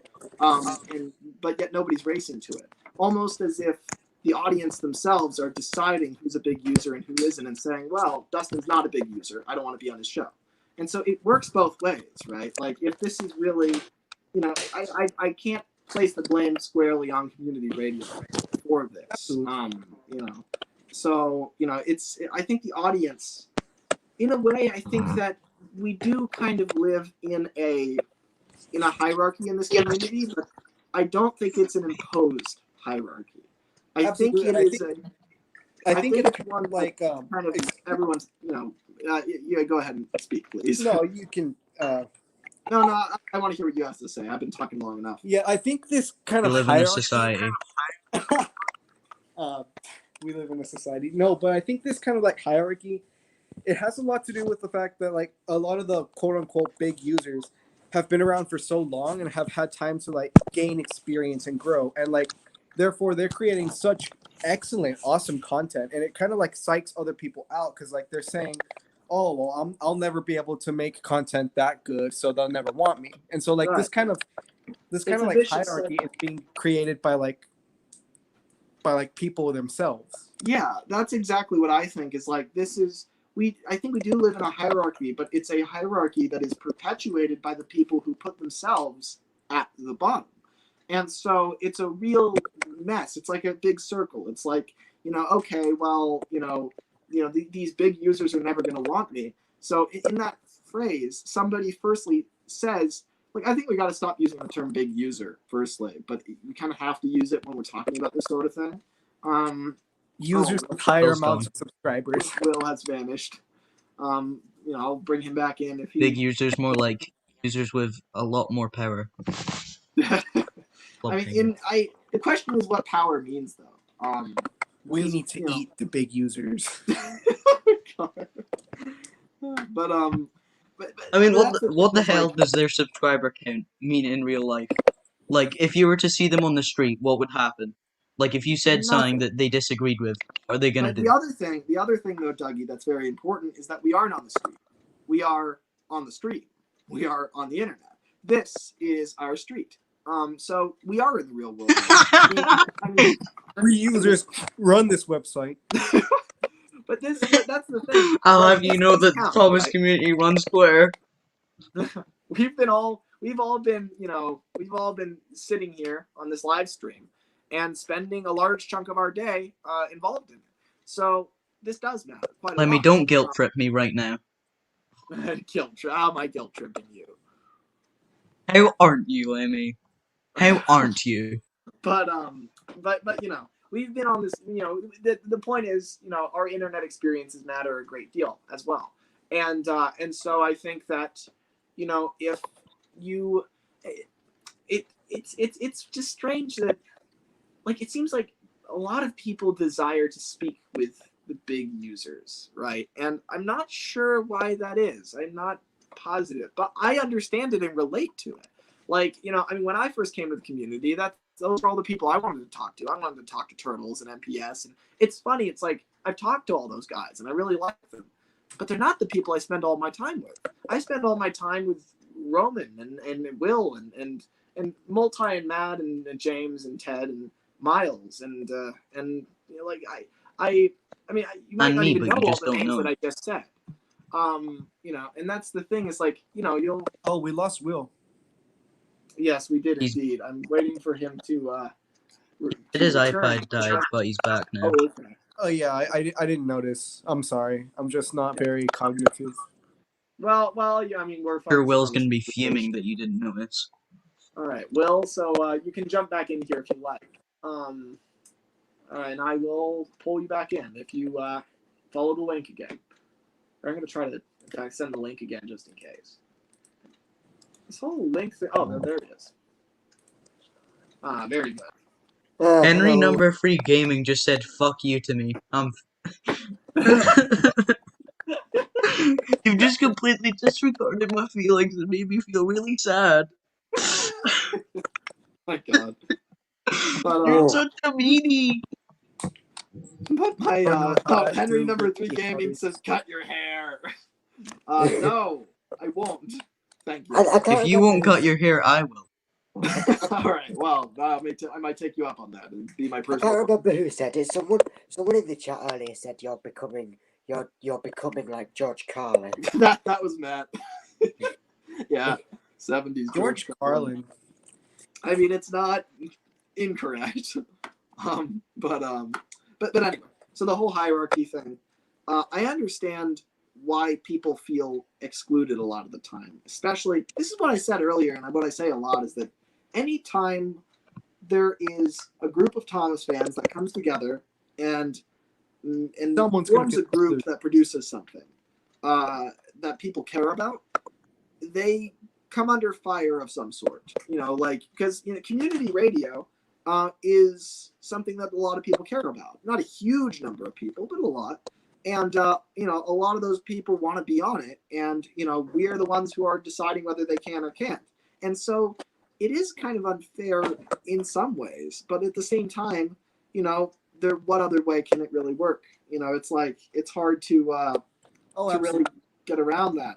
So it's like we think a lot about trying to bring on people, not just people that we know, but also people that we don't know. But it is difficult to do when you don't know those people. So like, how do you think to find them in the first place, right? And so it's because you don't know what they're going to be like, do you? Yeah, and even if we knew what they were going to be like, and they're perfectly fine people, there's also the problem of, well, maybe they're not on our radar, and it's not because we're big. We're 1,000 subscribers. Like, come on, that's there's people in this community with 100,000 subscribers, right? Community radio isn't big, not that big. Hang on. So I need to piss now. Everyone must be silent while I piss. All right. Well, go piss. Could you put the microphone right next to it, because we want to hear every second of it. I don't. What do you think I was gonna do? I wouldn't. Okay, please don't do that. Don't do it. I may or I may not. You'll find out in about a second. Now we have to live in fear of this happening. Okay. But anyway. So, but I understand your meaning though, Station Master. But what should I call you, Station Master? You can call me Gabe. That's Gabe. like my nickname in real life. All right, Gabe. Well, Gabe. So I definitely, there's two sides of me. There's two ways I feel about community radio and the community in general. There's one side of me which feels like, well, yeah, open it up to everybody and involve as many people as possible, because the more people involved, the more lives it touches positively. But then the other side of me is the practical side, where it's like, well, how do you orchestrate that though? How do you keep track of that many people? How do you, who's doing all that scheduling? Who's contacting all those people? Who's, it's a lot of work to pull in so many people. If I just go and say, we don't bring guests on Character Gallery, but back when we did, right, I would go through all the guest, applications, and I would have to go and contact that person, oftentimes meeting them for the first time. And then I would have to I would have to go back and forth with them and maybe help them, figure out how to get everything situated. And then, like, if you already know somebody, it's just like, hey, can you record this with me? Oh, yeah, sure. And then you jump on Skype and it's easy. But, there's a bigger barrier to entry, including people who you don't know. It's a lot harder work. And that work falls on the show host. Absolutely. So, I agree. That is the other My side. piss was red. What the fuck? Dougie. I would say see a doctor, but in these times, why is everyone bleeding today? I swear to God. Oh wow! Try and see a doctor. Guys, don't worry. It was a joke. My piss isn't actually red. It's okay, guys. For everyone who cares, which is everyone, and if it's not. All right. I'm gonna trust you on that, Dougie. I'm gonna trust that your piss is not red. Yeah. I don't fully believe I can show you. I put it in a bag every time. Well, I'm glad to hear that. Good job. Good job. It was yellow. Thank you. So Very the cool. vulgarity of the stream in the last 5 minutes has just gone. This is the graph. All right, it goes like this. You see how it's going? It's going like this, and then it does that. That's what's happening. Just let me try to have a talk about the hierarchy, and then Dougie comes in saying, "My shit was red." I don't have that thick of an accent. Yes, I do. Do I? This is a conversation that has happened in the Thomas community today. But yeah, do we really live in a society, guys? But the hierarchy conversation. We live in a society. Yeah, we do live in a society. We live in a tank engine society. We live in a choo-choo train society. Yeah, but definitely conversation. I totally agree with you. It's way easier to like do it with friends. To paraphrase what you said. Right. Yeah. And it is, but at the same time, it's also there comes a point where community radio. Again, it's kind of like what I said earlier. I don't remember how many of you were here for what I said, but it's like when you do a live stream and people complain, it's like, oh, stop asking to be added to the live stream, right? It's like, well, okay, but the whole point of a live stream is to kind of get people to interact with you. Like, you want to interact with the audience. That's what a live stream is for. So the ultimate version of an audience member interacting with you is coming onto the live stream. So of course they want to do that. That's what the whole thing is built on. And it's the same thing with community radio. It's like the reason community radio exists is to connect with the audience. So and to get them to like the show hosts. Me and Matt do character gallery and people listen to it and they like our personalities and they like what we have to say and they wish they were part of that conversation. Right? For sure. Yeah. So is it really all question. that reasonable? It's not really unreasonable that then they're like, I wish I was on community radio. I wish I was on character gallery, right? Like that makes a lot of sense that they'd want to do that, right? And I think a lot of it is like kind of a way to like branch out there in the community. Like for instance, I didn't wake up like expecting, hey, I wonder if I'll be on Master of the Lemon live stream today. Like if I'm honest, this is kind of like a really pinnacle moment for me. I wake up every morning thinking that. Wait, guys, Today's the day. Like I have an Instagram page and this YouTube channel, which you guys should go follow me on Instagram. Or what? I'm not on Instagram, and even if I was, I would probably hate it and never use it. But good luck. Yeah, you're not part. If I make a Twitter, I'll come back to you on another stream. But yeah, or my YouTube channel. You guys could subscribe and follow. Shameless plug, but yeah. I will. Thank you, Will Thomas. Very cool. But yeah. That was me. Mainly, trust me. You don't want to be followed by Dougie. I know what it's like. I've been doing it for a long time. Define follow.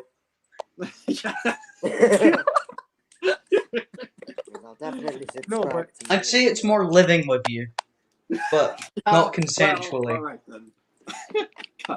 Anyway, carry on, Gabe. No, before we continue, actually, I just want to point out, Henry Number 3 Great Gaming was mean to me again. He said, "Dougie, shut the fuck up for 30 seconds," and I'm really sad. It was me. You finally met somebody that matches your aggression, Dougie. Look at that. Stop being mean! What is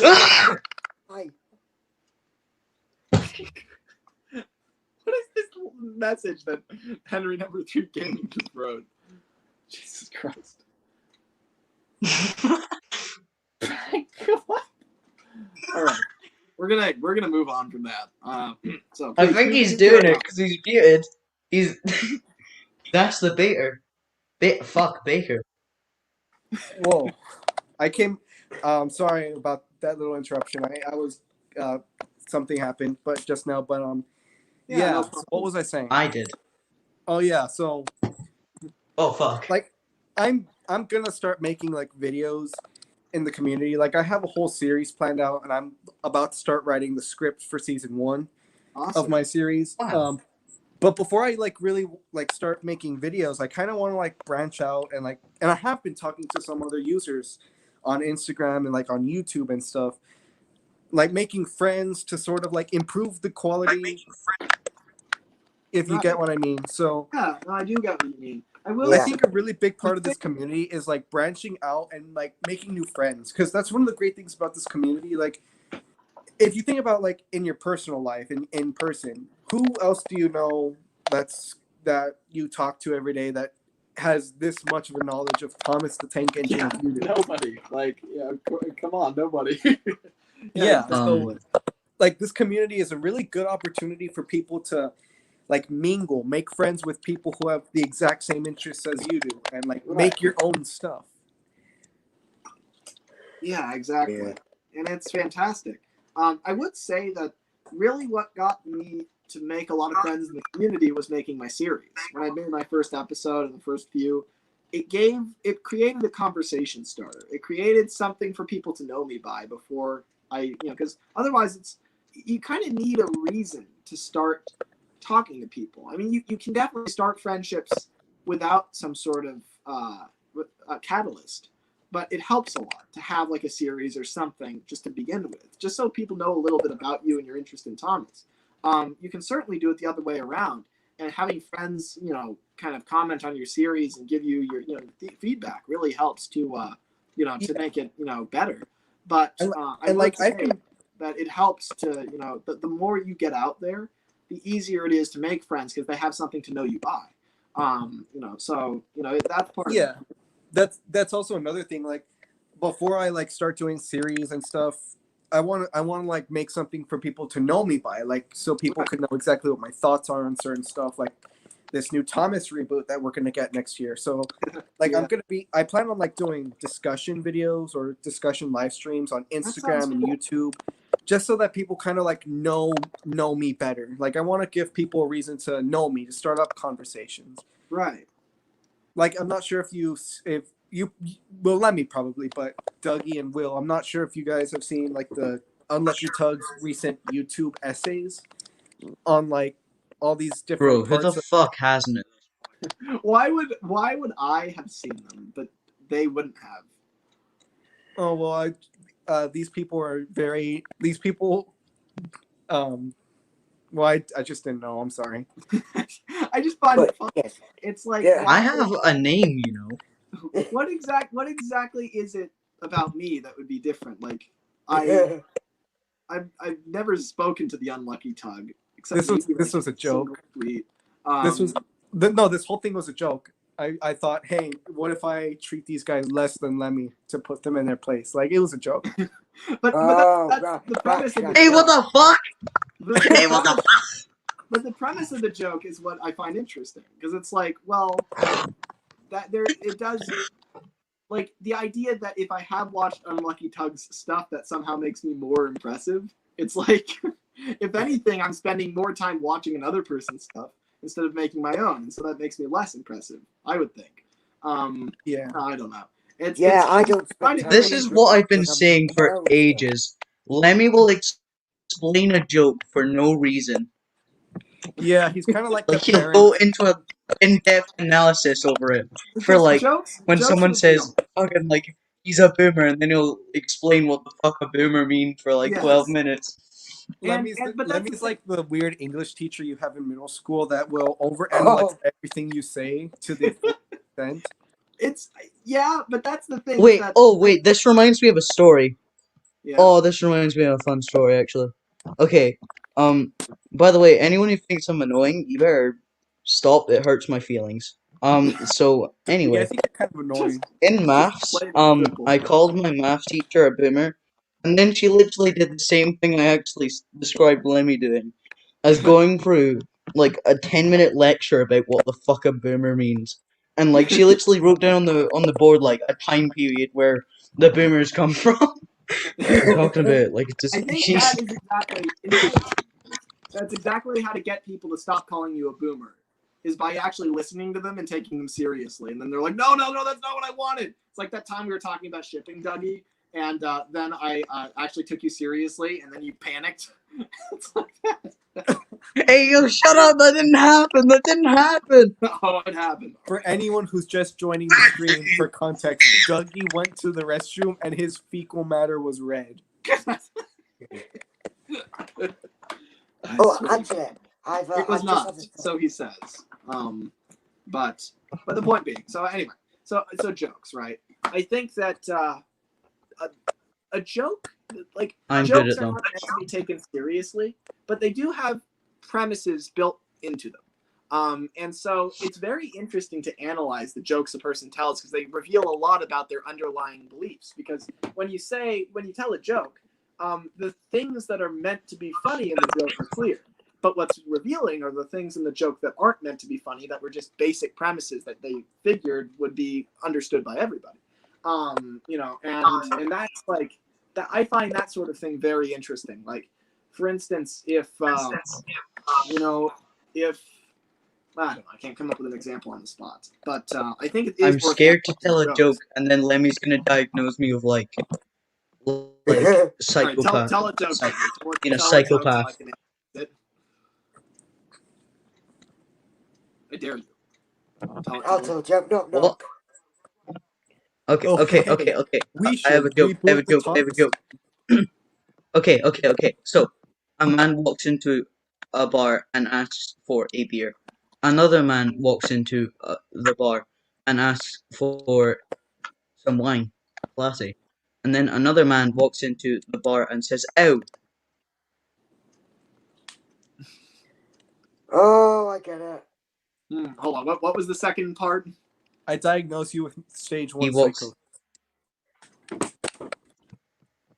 Well, I went to the doctors and he said I had autism or something. That was a bad joke. I'm sorry. Oh my god. I don't know if I can analyze that joke. I don't know if I can. It's Let too me knock knock. analyze Which joke? Let me First analyze that joke. First one is far too knock knock. It's too innocent. I never the once second said one wasn't knock really knock. a joke. It was more of a statement. It was more of a statement that was untrue. True. It's a lie. It's a lie that Dougie told. It was a lie. It Okay, wasn't wait. really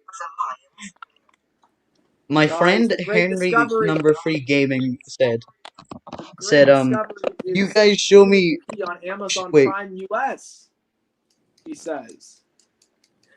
Whoa. Okay, anyway. At Birdie memes of this live stream. As a UK resident, that has no meaning. You guys show your wee wee, and I'll show you mine. I don't. Please What Henry don't. Number 3 Gaming said. I'm scared. I would have to take the stream down if that happened. That would be tragic. No, don't take the stream down because this is like my big break. Being on a casual live stream in front of 9 people with on my channel. That's a big break. This is what's going to get me known in the community. I will do a penis reveal before I do a face reveal. I mean, that would honestly that would have fewer repercussions. You don't do it, please. But that wouldn't. That wouldn't Oh, be you would as like the to face see, wouldn't you, Lemmy? I would really not want to. Please don't. Well, that's what you'd like us to believe, Lemmy. Yeah, like sure. Oh, very So, Dougie, very we never vulgar. finished When our Dougie gets involved conversation. in the How do you stream. like your take along Butch? What about What? I heard take along Butch. Remember how you eat take along butch? Very delicious. I do recommend having it with ketchup. Yes. I eat my take along butches fried, but sometimes I prefer oven baked. It really just depends how the day went, you know? Yeah. You know, if you get really lazy though, you throw them in the microwave, innit? I personally like a microwaved butch, to be honest. I can make you one right now. I think microwave butch with nice barbecue sauce is really nice. Oh yeah. It's very nice. Do recommend it. One time I shoved a take along Peter Sam up my asshole.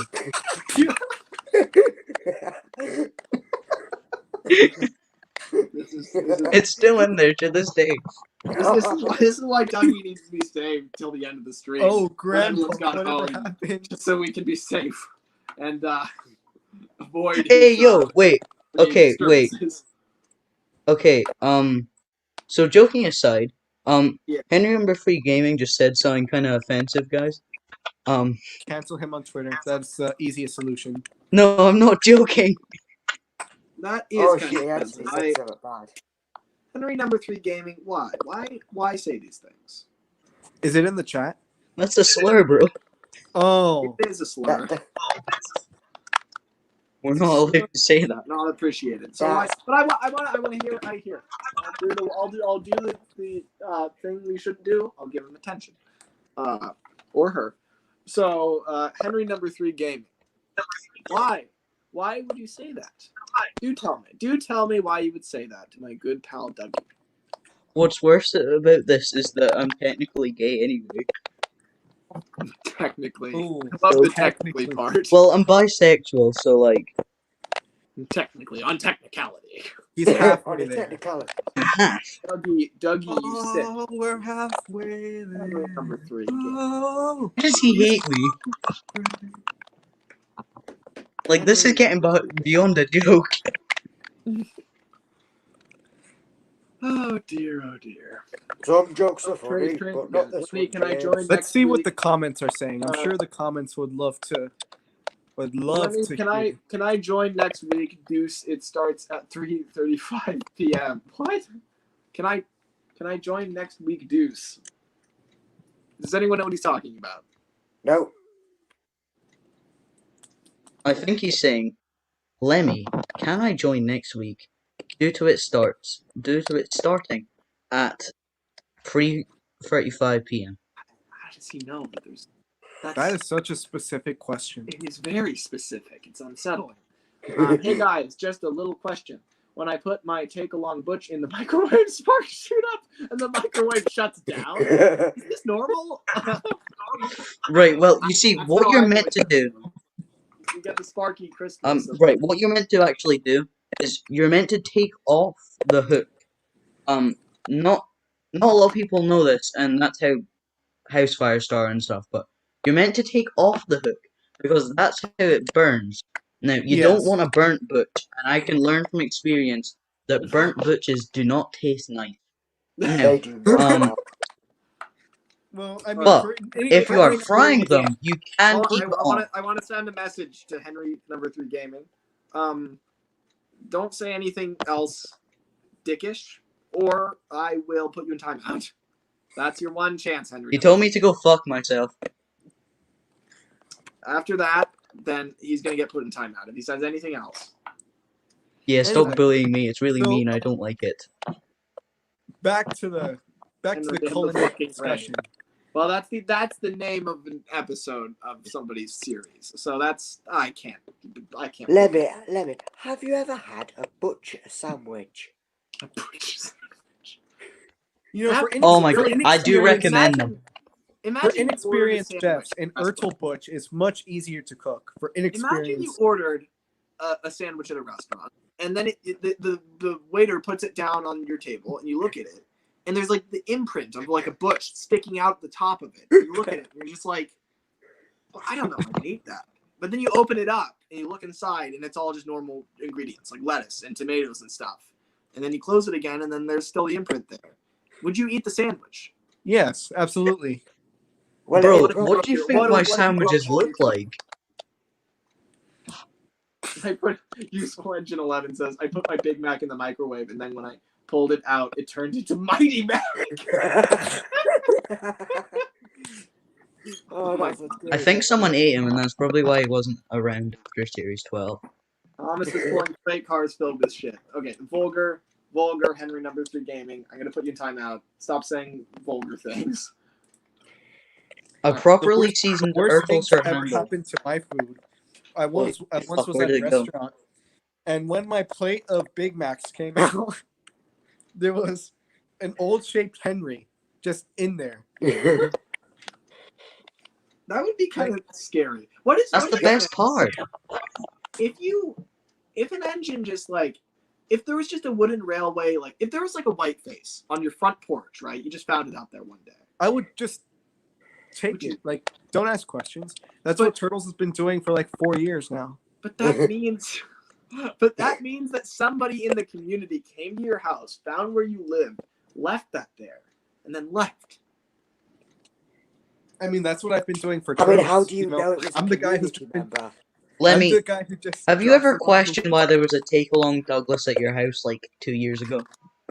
I just thought that's a natural occurrence. Like that's. Oh yeah, that was me. Illogical thing. It fell off the take-along Douglas tree from his neighbor's backyard. See, that's what I thought. I mean, there is one over there, so I thought. No, you fool. That's Donald Tree. Can I join later? Asks Dustin. Maybe, but probably. I'd say probably not. Because we talk all the time. I was just going to say something, which would have been really bad out of context. And what's that? I was gonna say, yeah, White Houses show up at my door every day. Oh no. White faces show up. Oh my god. So why is it that term has endured? That's really so bad out of context. It can be so easily misconstrued. It's worse when you say it. So many things that the community says can be misconstrued. Like, imagine if the community just went out in public and talked the way we always do, and strangers overheard us. Yeah. We would be absolutely terrifying to the public ears. Yeah. Why do you think I'm not allowed in 51 of the 50 states of America? 51. My God. Honey, why are those people talking about Henry getting murdered? Don't worry, dear. They're just Thomas fans. They're just Thomas fans as the most oppressed. Actually, I think I've heard your opinions on it, Lemmy. I think somewhere before. Yeah. But what do you think about the Unlikely Fandom documentary that Marty's making? I don't like the fact that they're calling us fucking tankies. I hate that. Yeah. I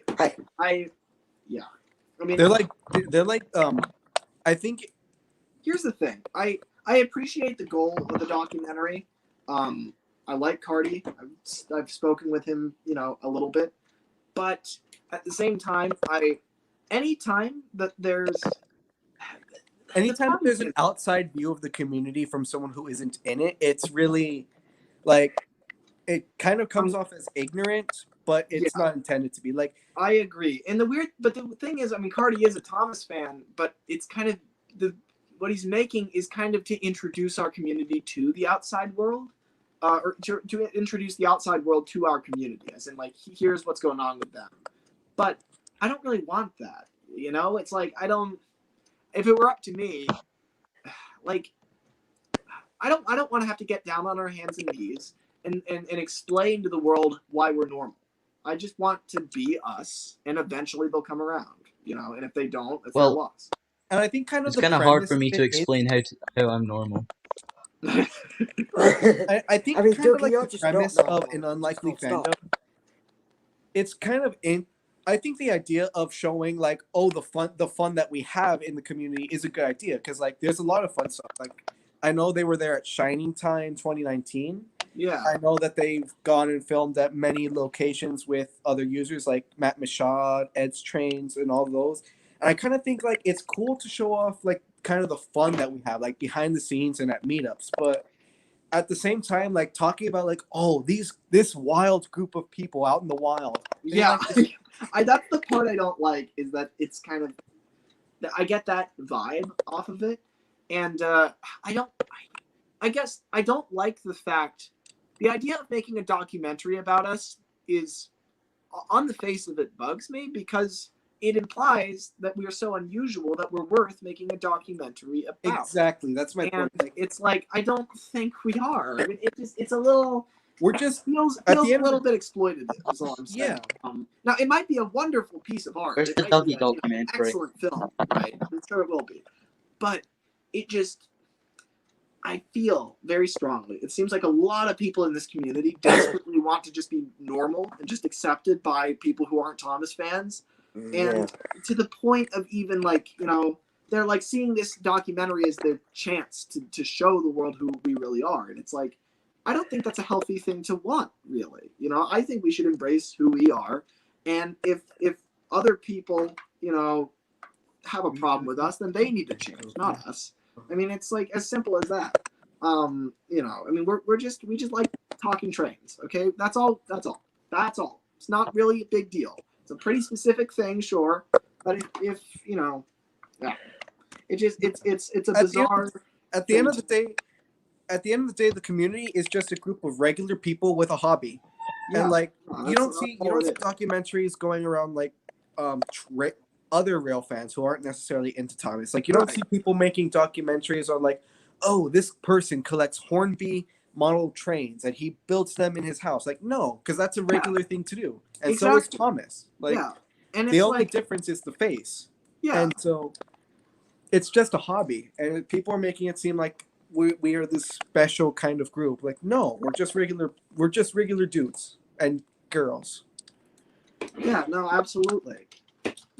Yeah. We like something. I don't exactly think that's something that's worth a fucking documentary.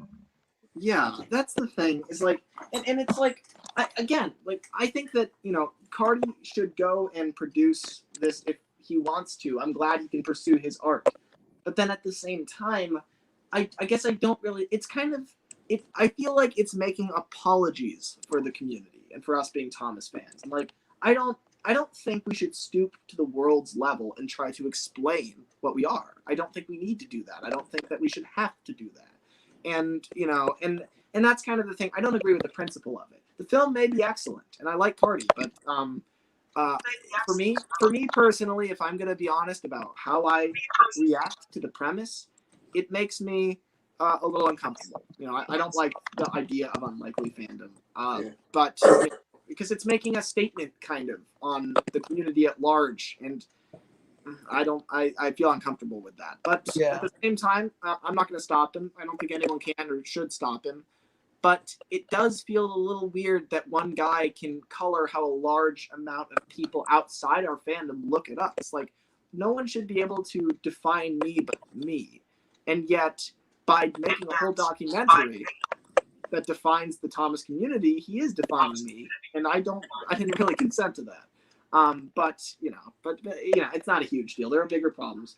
But I think we really need to see how it comes out first, like before we make any like final opinions on it. Yeah, no, that's true. That's very true.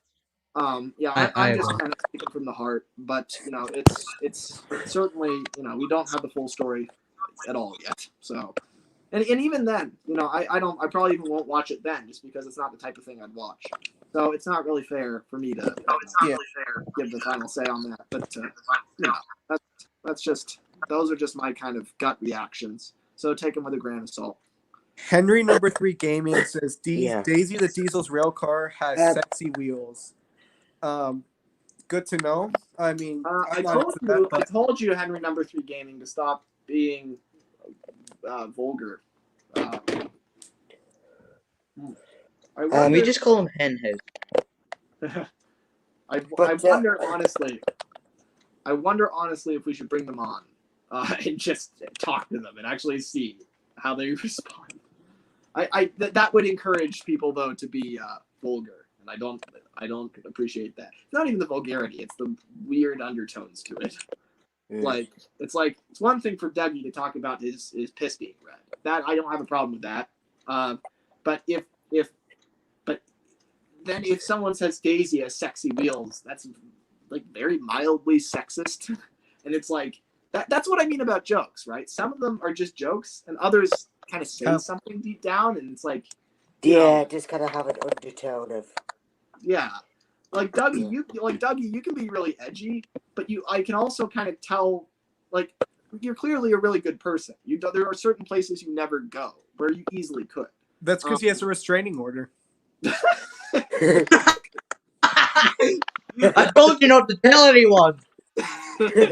but yeah. So all right, let's see. So what else is going on in the chat?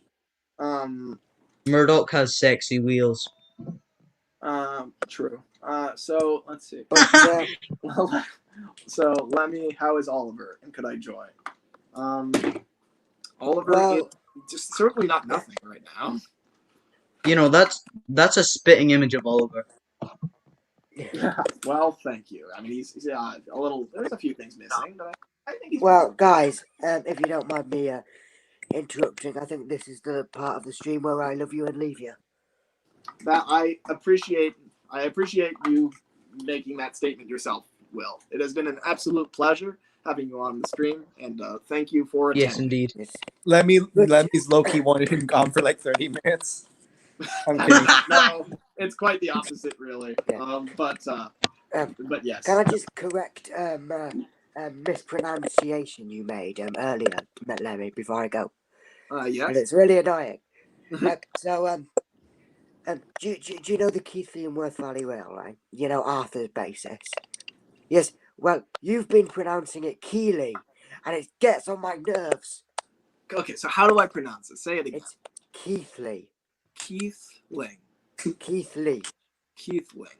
Okay. Yeah, Keithley. All right. Okay. All right. I think I've locked that in. I think I have. We will see. We will put it to the test. No, but it's... Wait, hold on. Henry's being mean to me again. Everybody here, I need to ask you all a question. And settle this. I need to see what you all say to this. This is like Who Wants to Be a Millionaire when they just like ask the audience. Except instead of being... Is this answer right or not? All right. Instead of getting money, though, we get total affection from a total stranger. Okay, everyone, how do you pronounce this word? Tallyflynn.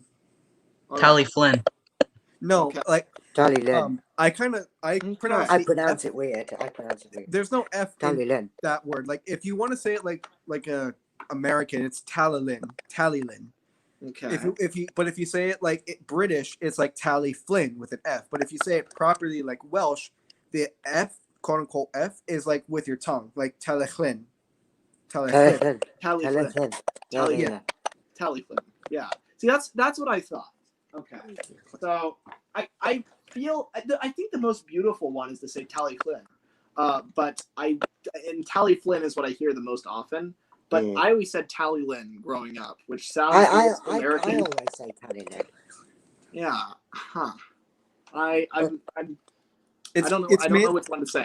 I think it's mainly because like the no disrespect to anyone who may be Welsh out there, but like the Welsh language kind of like has this weird thing where they speak with their throat a lot. Or like not their throat, but like the back of their tongue. I get they what you speak mean. With their throat a lot. They speak a bit like this. I think it's really beautiful though. I really like those extra sounds. I do love the Welsh accent. I do love the Welsh accent. Wales is definitely one of the more beautiful parts of the UK. Not just language wise, but like scenery wise. I've never been there. Obviously, I'm too young. I don't know enough about what to say, but okay. Well, I'm not saying that the whole of Wales is like this. But the bit of Wales I went to was just hills and sheep. But I did see the Tally Flynn, whatever the fuck. I saw that railway. It was pretty cool. I saw Tally Lynn Flynn, whatever the fuck, and Dolgo. So yeah, I'm cool. Right. So anyway, guys, I shall leave you to it. It's honestly been a blast. I've loved every second of it. Yeah, it's been fantastic having you on, Will. Thank you very much for attending. It was nice to meet you, Will. Thank you It for was. being on Instagram if you have. Yes, I shall. I shall follow you both on Twitter. Lemmy, I already follow you. I'll have to make a Twitter. So, yay! I feel special. So, yeah. If I make a Twitter, that's gonna be interesting. Yeah, if you make a Twitter, I'll follow you. But yeah, guys, honestly, it's been really fun. Yeah. I think. Yeah. Yeah. It was nice meeting you, Will. It was really nice. I shall definitely hopefully be on the next live stream. Yeah, hopefully. All right, take care, Will. Yeah, see you later. All Bye. right, see ya. Wanna be ya. There he goes. All right. Finally, somebody else is gonna get their big chance. I'm gonna miss him. I miss him already. I miss all of them. I had to keep. It's a sick pattern of bringing people in and then losing them, and then bringing them in and losing them again. In a way, that's kind of like the way the engines on Sodor live. Or yeah. All right. Fair. Like Thomas, I don't know how many. Like Thomas has had like 7 or 8 crews his entire life. Yeah, really. Okay, Imagine so Henhouse said this to me. Dougie, oh fuck you. Wait. You fuck donkey. What? Wait, what does that mean? All right, that's. Are you saying I have intercourse Henry with number monkeys, Henry or number 3. Give me his social media info. I will deal with him. Henry number 3 gaming. Look, I'm gonna give you one more chance. Start contributing to the conversation in a positive way, and stop saying mean things or vulgar things. Stop doing that. If you say one more of those, I will block you. No hard feelings, but that's just how it's gonna be. wait, is this the first time you're gonna have to block someone? Yes, in my whole life. Oh my god! No, I've only ever blocked one other person on Instagram. It was. I don't think anyone here like knew me from Instagram or, but like back when I had my, back when I first started my Thomas Instagram account, not my personal one, there was this account that I was quote unquote friends with. Like, it was so random. They weren't even a Thomas account, but they were following a Thomas account claiming to be a Thomas fan, and they were like H2O fan page. I don't know. It's some show about mermaids or whatever. And at first they were like being friendly or whatever, and I was like, oh, kind of weird. Then after a few months, they started getting really annoying, and like, yeah, they were just like, other people on Instagram were being like kind of targeted and attacked by them. Like, they were saying, oh, I'm gonna commit suicide, and I'm gonna mention you in my suicide note. And it's like, okay, use proper grammar, but Jesus Christ. Yeah. Hold on. What was this? Something mermaid related? Yeah, H2O. Apparently there's a mermaid show called H2O or whatever. I've never heard of it, but they followed me for some reason, and at first they were all friendly, but then they just started like being really annoying and just getting on my nerves, like saying, "Oh, I have a crush on you," and if you don't like me back, I'm gonna kill myself or whatever. Like threatening. That doesn't sound annoying. That sounds highly abusive and dangerous. It really Jesus was. Christ. It really was. They were really annoying. Good God. God, this guy said he was gonna kill himself. I'm so annoyed. God, why can't he stop annoying me? No, it's because I knew like they were empty threats. They were just doing it for the sake. I of... know. Yeah. All right. The spam is becoming annoying. I'm gonna have to remove you, Henry 3 Gaming. Take care of yourself. Have a good night. All right. Let's see. So, Lemmy, what engine or engines would you say you're most like? I think you asked that question last time, or maybe that was someone else. But can I just say I'm so glad this light is here? Look, this is how it would look if I didn't have this light here. Look, this sucks. This light is so instrumental. Oh, there you go. But anyway, so I say he's kind of like Edward. Well, I was gonna say that too. that's nice to hear. But it's except also, he it's isn't a very arrogant old. response for me to give. Yeah, no, he's pretty old. Yeah, it's because I'm very old. But he does no, act like a boomer. I think I don't know how I would describe myself. I mean, if I what are my key traits? I can tell you who I resonate a lot with. I resonate a lot with Duck, because Duck has a lot of strong beliefs, and he has trouble not declaring them to everybody. Like, I mean that's basically what all of JBS How It Should Be was me trying to get across my beliefs when really I should have just let it go. And that's been a thing for me I'm my whole sorry if life. I could just intervene. Like the other day I was watching JBS How It Should Be, because in my opinion it was really good, and I know that I understand that at the time you guys got a lot of backlash, kind of like for how the opening, the introduction text, right. And I know my opinion is just one opinion, but I gotta say I totally agreed with it, and I really liked it. I thought it was a really good tribute. Well, thank you. I appreciate that. That means a lot because I got a lot of backlash for it. I learned at that point not to be controversial about anything I didn't have to be, and it took me like a year and a half after that to learn it. And I've never really gotten back on the horse since after what happened with that project. But I I definitely think we were in the wrong in a lot of ways, but at the same time, it's not like I fully disagree with our message now. Like I do still agree with it in a lot of ways. It's just that now I realize it doesn't matter quite as much. But it's funny. I wonder. I mean, like back then, right when the bouncing started, like I knew things were going to end up where we are now. I knew that Thomas would be jumping 360 and flexing and doing whatever the hell. It's like, well, yeah. Where do you think it goes? If the engines start shifting around on their chassis, that's the outcome. And we're here now, and I'm not surprised. I mean, when I read the article the other day, that was talking about like the one that says, "Oh, we'll do anything but use hands for wheels." That one.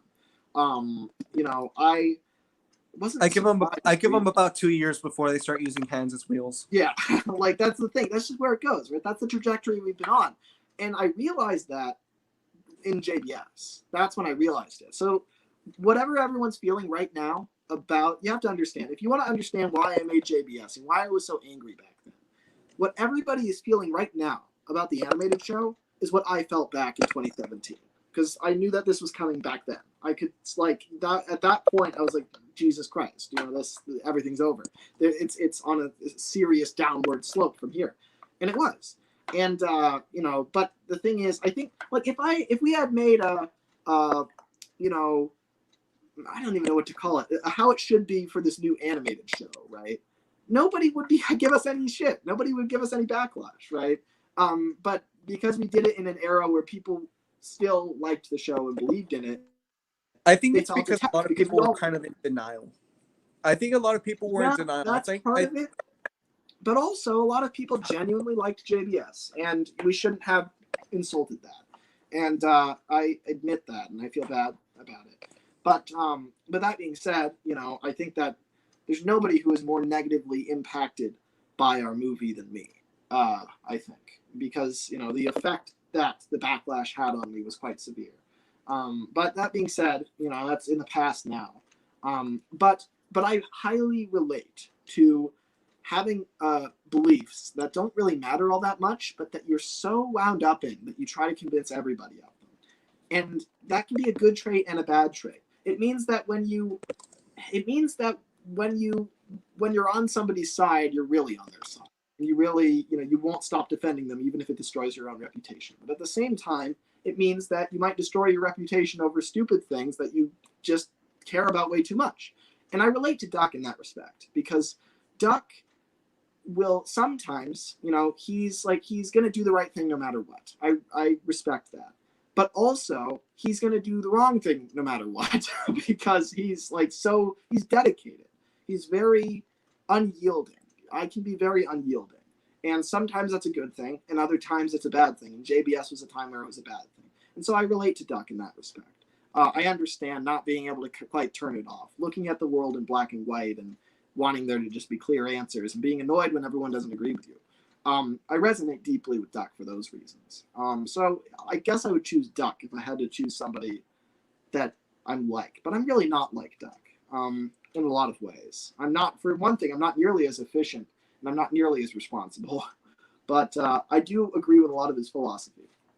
But in terms of like, I don't think I can really judge though. It's like giving yourself a nickname. You know, I can't decide who I am. Only other people can tell me really who I'm most like. But anyway. So you know, let's. Yeah. So somebody's got to come in here. Yeah, I'd say between like Edward or Duck, you're kind of like, yeah, Duck. I see it now. I see it now. And I think, you know, I think that would be my guess if I had to say. But that being said, let's see. Without the light, Lemmy looks 50. Here. I can see it. It really accentuates this line right here. Kind of have an Audrey thing going on where like I look like my jawline is a lot harder and my face looks thinner. Yes, I agree. After that whole tangent, I forgot that was about you explaining why you're like Duck. Yeah. But hey, what are live streams for? Yeah, precisely. But yeah, so but yeah, going back to the kind of like that Journey Beyond Sodor, I think looking back on Journey Beyond Sodor like as a movie nowadays, it has merits to it. I think the reason so many people were angry about Journey Beyond Sodor was because it came out just after, like literally, I think it came out the month after we were like Big World Big Adventures was confirmed, and so a lot of people were really sour about it. Right. But like looking back on it now, of course the balancing, but it has like some strong points. Like for instance, but it's very difficult for me to recognize them. Like I can tell you intellectually, not as in like in a brilliant fashion, but as in like just thinking about it. I can without emotion. I can tell you like what the strong points are, but when I think about it, all I do is cringe at the thought of Journey Beyond Sodor because of what I associate it with. But yeah, it has a lot of strong points. I mean, we got to see the whole big steelworks. It had really great characters in it. But there are other things that still to this day do really make me sick. Like the idea that Thomas could go missing and all the engines would just roll their eyes and not care is like, are they all sociopaths? Like, what the hell? Like, Jesus. Yeah, Christ. that's what really confused me. Like, don't get me wrong, I don't like Journey Beyond Sodor, but I think if I had to choose Journey Beyond Sodor or like Big World Big Adventures or the reboot, I would choose Journey Beyond Sodor because I would definitely choose Big World Big Adventures. I actually quite like Big World Big Adventures because it gets the characters right. It has Thomas being a self-absorbed sort of asshole who's having a midlife crisis and going around the world trying to reclaim his own youth and fame. Pretty good for Thomas. It's got the engines on Sodor all panic and freak out and look for him immediately when he goes missing. The polar opposite of what happens in JBS. It has the Fat Controller. He even sang a whole musical number about it. Yeah, and you know, thirdly, the Fat Controller goes across the whole damn world looking for Thomas because he won't give up at any. It's the exact same thing I love about Misty Island Rescue. It's I can find another hat, but I will never find another Thomas. It's like, you know, that whole thing. It just, you know, I can't. It's soppy, but I can't help but just fall in love with that. It's so sweet. And I love Mia as a character too. I think she's really interesting. She's this weird mix that we don't see often of someone who's overtly very friendly and kind, and yet also won't take any bullshit. Usually you've got like characters like Edward who are kind, but then they'll just kind of put up with everyone's shit. Or you've got characters who, you know, like Duck, who are very direct and they won't put up with bullshit, but they're not gonna, you know, they're not very kind about it. Like if Duck sees somebody that he thinks is in the wrong, then he'll crush Bulgy going over the bridge and not worry about him because it's like, okay, well, you know, you stole our passengers, you deserve to be crushed. Or he'll cheer Oliver on as he rips Scruffy apart. Or he'll, you know, it's like Duck, or he'll play that prank on Diesel that, you know, that made him, you know, really furious. Like Duck doesn't, you know, Duck goes a little too far in terms of, you know, he's like holds his own, but he's also not particularly kind or patient about it. He doesn't do it in a cheerful, nudging way. He does it in like a kind of, you know, you get what you deserve way. And so most characters fall into those two categories. Mia is really interesting because she's in between.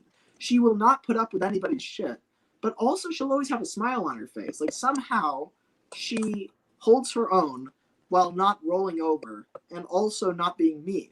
It's a really interesting balance you don't see a lot in Thomas. And so I really like her, and she's perfect to be paired with Thomas in this movie because Thomas kind of needs his bullshit called out, but he also needs kind of somebody who's not going to be, rude or mean to him. Somebody who's kind of understand where he's coming from. Like, yeah, I agree.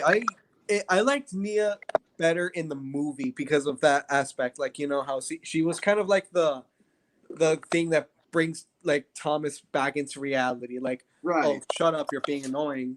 Yeah, like exactly. Kind of along those lines. But I like her better in the movie, but I can't say I like her in the show because she feels kind of like forced. I don't really know enough about what they've even done with her in the show to be certain. I haven't paid enough attention, honestly. Yeah, I've only seen like a handful of episodes from that era, but like in the show, she kind of feels like she's out of place because like now that they're not traveling the world, they're on Sodor now. She kind of feels like, oh, she's just there doing her own thing, and she rarely interacts with the other engines. And when she does, it's usually some line talking about Kenya, where she comes from, and yeah, like I think they lean a little too hard into.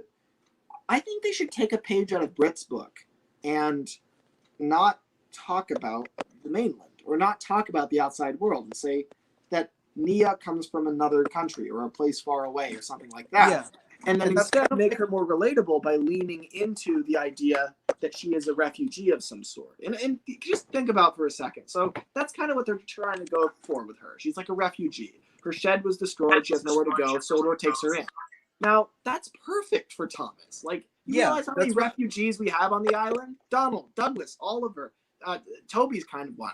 You got tons of characters that are just like this. Absolutely, and that's kind of what disappoints me the most because Nia, she has such high potential for having such good stories. Like they could talk about what her, like the reason why her shed was destroyed, or like why her controller or railway didn't need or want her anymore. Right. But like they don't really address that enough, and so it kind of like we don't know enough about her character. Yeah. So that's kind of the reason that I don't really like her as a character in the show. I think we know enough about her, but they're just not seizing those opportunities. Like, there's enough about her that you could have a lot of really entertaining stories, but a lot of the time they don't make the right connections. I think writing characters is all about making the right connections between different characters and concepts and places. If you tie Nia to Gordon in an episode, they have nothing to do with each other. But if you tie Nia to Oliver, or tie Nia to Donald and Douglas, now you're getting somewhere. But they don't make those connections. They don't realize what they've got, you know. Or like you could tie Nia to Hero in a way, because like coming from another country, being helped by the Northwestern Railway. Or you could tie her to Victor. Like you have that whole episode where Nia counts, and I don't think trains can or need to be able to count or read, but just taking that on the face of it, say that she can't count in using English letters. Well, Victor had to go through the exact same thing when he came to Sodor. So imagine, and Victor works, and Victor's at the works. It's so easy. Just have Nia blow a cylinder, and then she goes to the works, and then the two of them can relate over that. But you don't see Victor in that episode. He's not involved. Instead, you've got Nia with, I think it was Nia with Annie and Clarabelle, which was cool. Yeah, it was. To see her with those two. But it's still, Lemmy doesn't sleep, says TC Tugs. No, I sleep. What time is it over there for you? It's 5:08 p.m. So. Oh. Yeah. It's 1 a.m. for me. Yeah. What is it for you? Gabe? For me, it's 7:09 p.m. Which is still early. It's still early for me, but like I'm in California, so naturally, Oh, that makes sense. Yeah, I was thinking like for you, it was somewhere like closer to like 7 or 8. I thought, I'm confused. Would you look at that? Taj is waiting in the wings. Look at that. And let's see, who else is waiting in the wings? Okay, I should probably bring in another person. There've been only 3 of us for a long time. Yeah. May I discuss one line that's always bothered me in Sure. Wubba. So Timothy in the fucking big song, he has literally one in the entire film and you see of him. But anyway, not my point. But he goes, "Or get stuck up." That's a bad voice. But anyway, he's like, "Or get stuck up on a ridge." I've always been confused on what the fuck that meant. Like Stuck the up on a wiki says ridge. it's like is Maybe that maybe like Blue Mountain Mystery. yeah, that's what the wiki says. But like, how the fuck does Timothy It's know not about very it? specific. Well, maybe Magic Railroad. Yeah, but again, how would Timothy know that? Well, how would he know any of it? I mean, he hasn't really been here for any of the major Thomas crashes. I think he's probably heard through the grapevine, I would say. For what? The grapevine.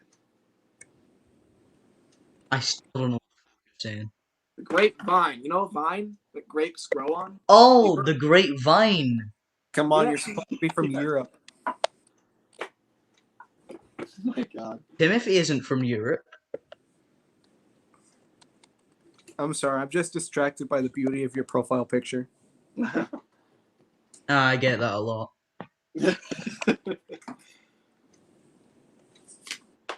Maybe Timothy is just like really into getting stuck up on a ridge. Like it's his dream.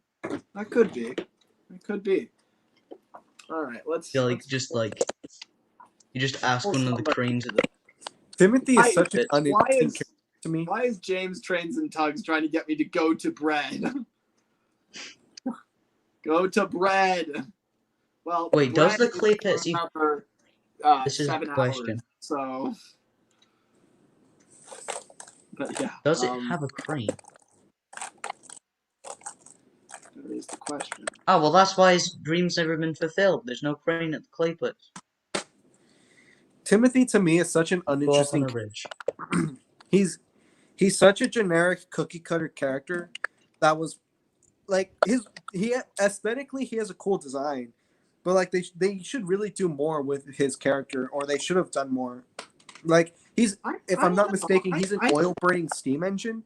There's so much potential there, and I don't really think he's been fulfilled too much. I mean, I think they did a lot with him. I mean, like, he's. I mean, they had Bill and Ben make fun of him for it, and then that really deflated him, and he had to go, go to the harbor and kind of get over it, and hang out with Porter and kind of get his mojo back, and it's like that. I thought that was pretty good, and also the fact that like it's interesting to see somebody who actually enables Bill and Ben. We never see that. It's always like everyone's rolling their eyes at them, but Timothy actually just falls for a lot of their pranks and just goes along with them. And it's interesting. It does a lot for Bill and Ben because it paints them almost as villains in a lot of ways, which you don't usually see with them. Usually they're just, oh, that's harmless Bill and Ben. But they're finally actually doing some damage on Timothy. And when they realize that, for once in their life, they have to be mature and realize that their actions are affecting somebody else. Timothy, like one of the first thing Timothy does is like one of his first lines in Tale of the Brave is like, "Got to admit, it was a funny one." Like he literally says that to Thomas. Yeah, like he's just like going along with it. He's like, he excuses it. Like, and it's interesting. It's this dual-edged sword where it's nice that he can cope with it, but it's also not good that he's like so readily just accepting that treatment. So I think there's a lot of depth in his relationship with the twins. I think it is interesting. It's in a way, it's kind of how I feel Edward would be with like the big engines and the others at Tidmouth, where he like kind of tolerates a lot of their bullshit when he really shouldn't. And I see that with Timothy. I see kind of he's not a fighter. He's willing to reconcile. But anyway. Let's see. Lenny is your Timothy next is one of live those stream characters Saturday or like Sunday? Neville that like I just like for no reason. Hold on. But Trey's Train says Lenny is your next live stream Saturday or Sunday. I don't know what my next live stream is. Are we assuming that there's a next live stream? Is this gonna? This is it. After this, Lemmy is leaving the YouTube for another 3 years. Of course, yeah, naturally. Hey, he's hibernating. Let's see. So, who do we bring in here next? How about Creative Master 5 is in here twice? How is that possible? All right. How about this? I'll bring in Creative Master 5. Hello, Creative Master 5. But which one? Are you alive? And also, please discuss how you are actually creative. Alright, I think after Creative Master 5, from this point onward, it will only be people that I know. I dare say. Yeah, that seems fair. Appears. Okay. So people Lemmy doesn't know gets the frick out of here. You're not welcome. Oof. Alright, there we go. Alright. Hello, Creative Master 5. I think that was his evil twin. Oh, I see.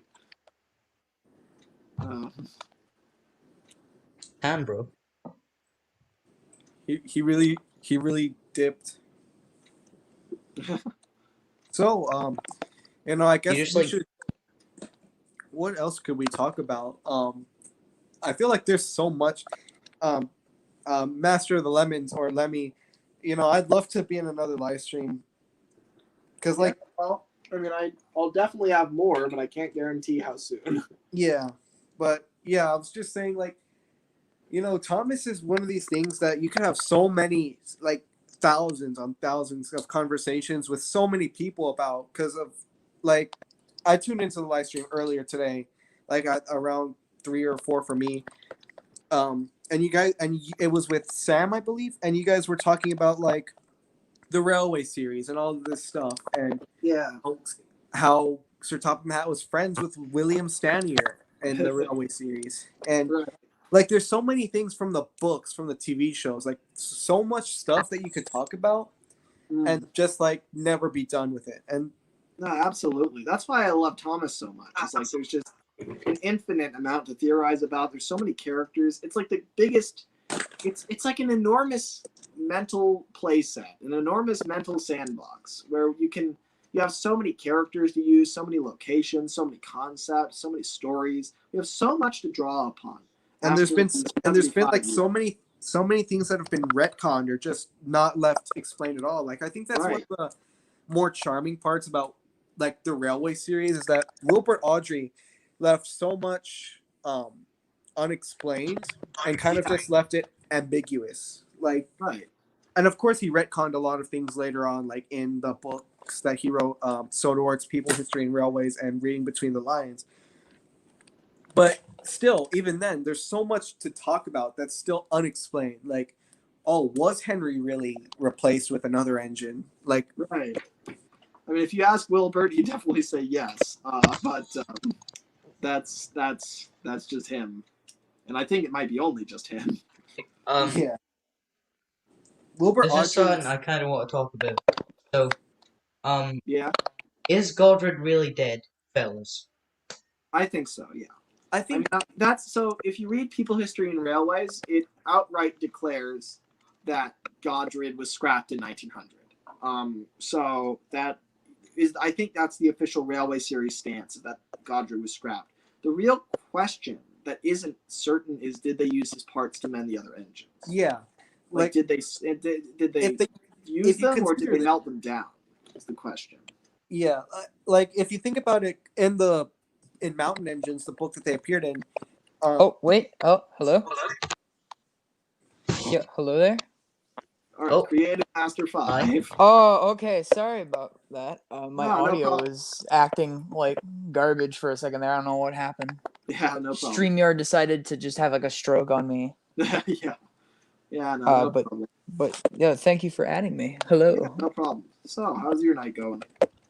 It's been pretty good. The last 3 hours have been watching the stream, and then an hour before that was sleeping, and then the hour before that was watching the stream. That's awesome. I think I saw. Eat, sleep, watch stream. I saw a comment by Turtles earlier. He said he took a whole nap while this was going on. One trait I share with him is I can just take a nap and then something will just be continuously going on. Right. Yeah, I think I made a joke earlier in the private chat that was like, for over 20 years, this stream has been consecutively running over and over. For over 20 years. For over 20 I haven't heard years. someone make a for over 20 years joke. Yeah, it's like a... It's such like a 2016 thing. Jay Louvier really came back to the community after being gone for like 3 years and then left again. I love that. Like the hype was there. That's something Lemmy just would gone. do. Wait, that is something Lemmy does. Yeah, wait a minute. The thing is though that Lemmy is like he's gone, but he's not gone. He's still working on stuff. Yeah, yeah, that's the thing. He's actually working on stuff. He's just taking his time. Yeah. Jay Louvier keeping in touch with somebody here. Like, okay. Now. Yeah, he says he's working on. Now I actually have a question because I've been curious about this, and I don't know what this answer is because I found this piece of merchandise just in a bucket somewhere, and I don't know what it is. So, can someone tell me what this is? Yeah, I'm curious. That is a Thomas. Oh, I know what that is. What is it? Please tell me. Could you show me from the? Could you like show more angles of it? So I bought this like Dollar General. Like, that's a take along talking James. No, I think that's the pump blower. Huh.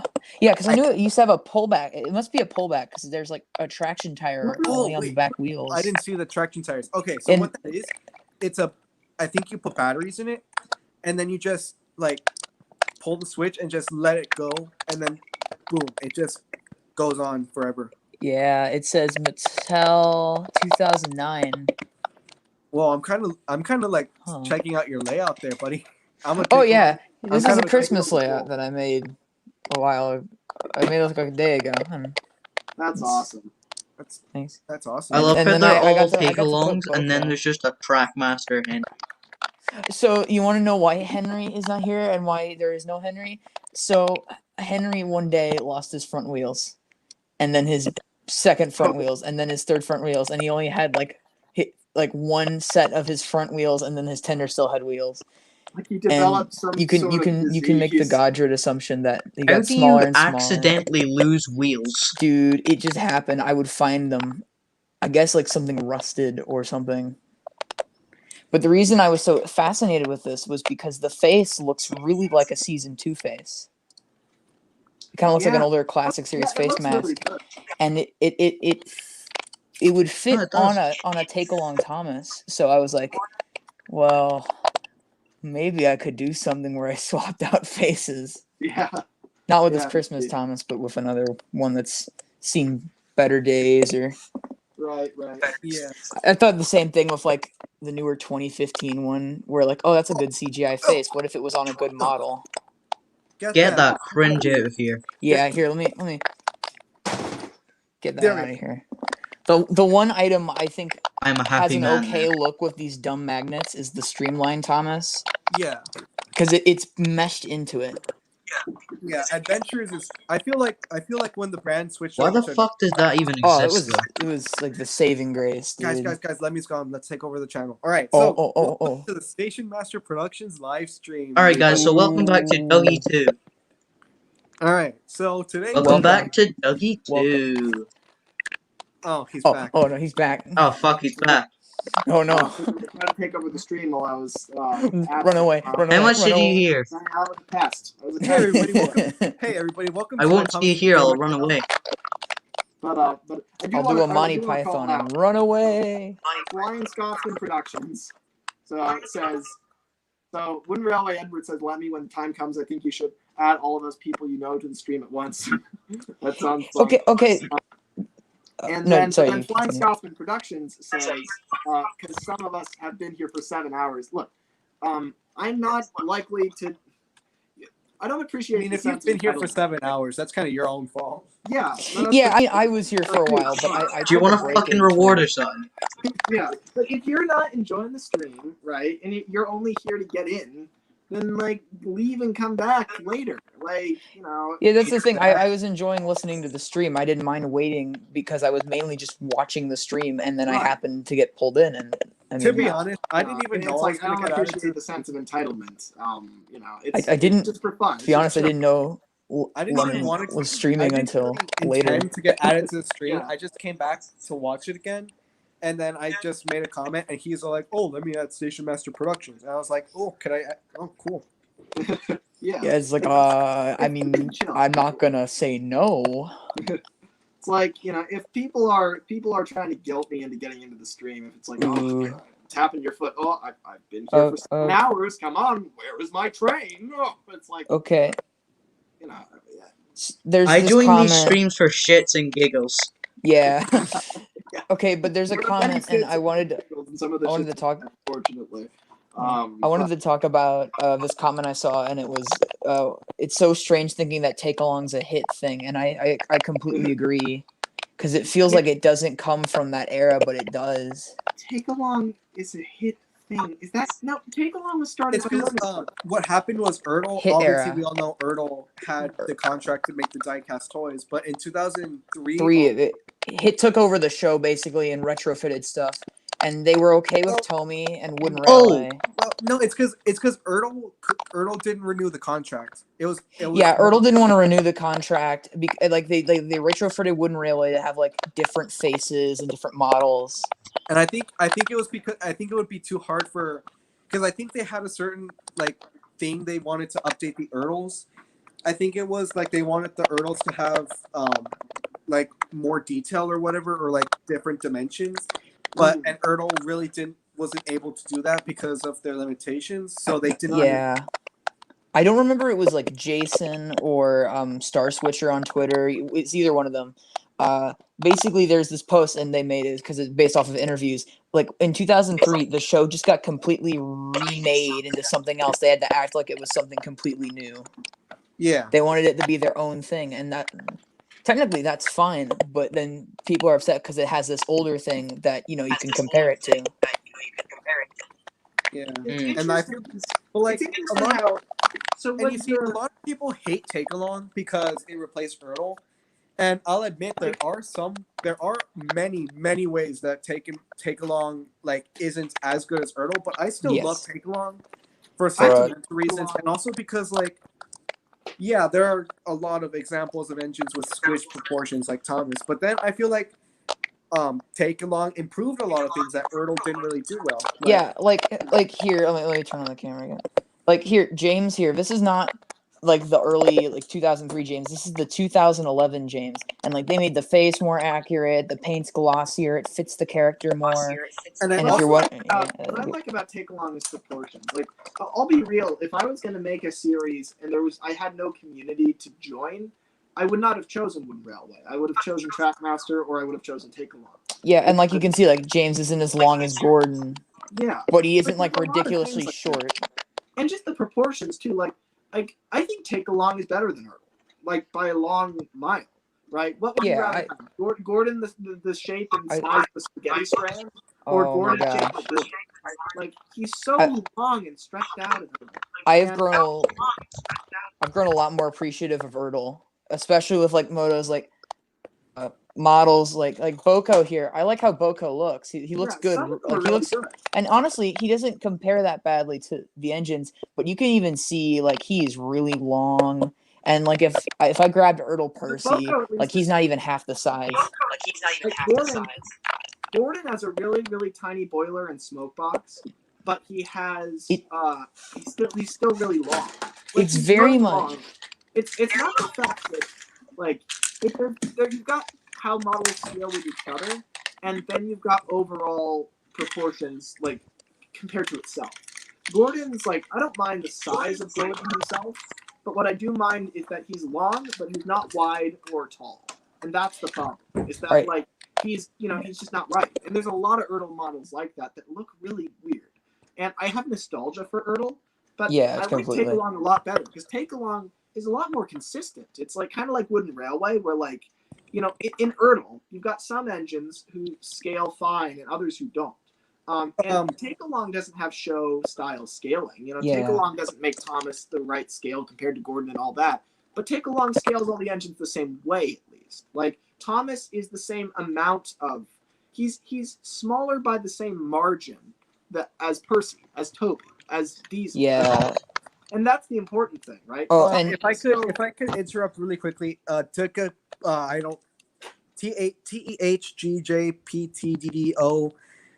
He's in the chat. He makes a really good point. Take Along models are great. Take Along sets not my thing. Oh, I was gonna actually talk about that comment. Because you see, the thing is with Take Along, if you compare Take Along sets to like Erdl or Wooden Railway sets, Erdl or Wooden Railway sets didn't have a gimmick. They were just like a collection of track and a destination. Sorry, Erdl's. I didn't even grow up with any Take Erdl Along. track. Every single Take Along set had a gimmick. Here's the thing. Most kids actually didn't grow up with Erdl track and sets. It's impossible, it seems like, to find sets and stuff and track. Yeah. So like, even if the sets are, I can't even think of what an Erdl set looks like. I know there's that one really cool. There's this guy who does Erdl remakes. I don't remember his name. It's like Sudrian something. But he uses Take Along track, and that's what most Erdl users do because Take Along track's so easy to find. Yeah, and it's like, and the Erdl track isn't great either. It's basically like a road. Like, it's very wide. It's very, because it has to be wide, because the tenders don't disjoint. And that's another thing that Take Along Here's the thing. I love Erdl Boko, but when I filmed the Brendam trilogy from season 2, and Boko would derail so much, and it was not funny. Hey, so I'm gonna have to here. I have to go eat. Oh, food's good. You should probably eat. Yeah. But before I go, I just want to say, Lemmy, again, thank you so much for having me on the stream. I've been kind of a fan for you for a while, so it was really cool just getting to hang out. And it's been a blast. I'm glad to have you on. Yeah, and I think in a way I made a lot of new friends today, like Dougie, Will when he was here, you. It's been really cool. So, hopefully we get the chance to do it again. Hopefully I could come on a live stream again in sometime in the future. Hopefully. And it's been fun. It's been a blast. So I'll see you guys later. I'm gonna go now. But it was great talking to you and meeting you and all of you guys. It was super fun. I really loved the conversations we've been able to have.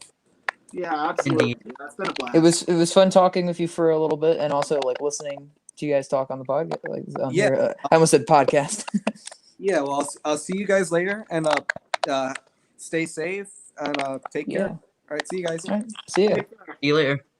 Bye. All right, we've got room for somebody else now. Yeah. Let's see. So, Technically, they all leave so fast. I think it's finally time for. I think. Let's see. I think it's finally time for. How do I choose? We've got Eddie. We've got Useful. We've got Todd. While Lemmy's deciding. Waiting as long. Dougie, while Lemmy's deciding, I bought 2 Trackmaster 2 models because I was bored and I didn't have these characters, but this bothers me so much and I didn't realize it until recently. So there's Gordon, and then I looked, and then look how big Edward is compared to Gordon.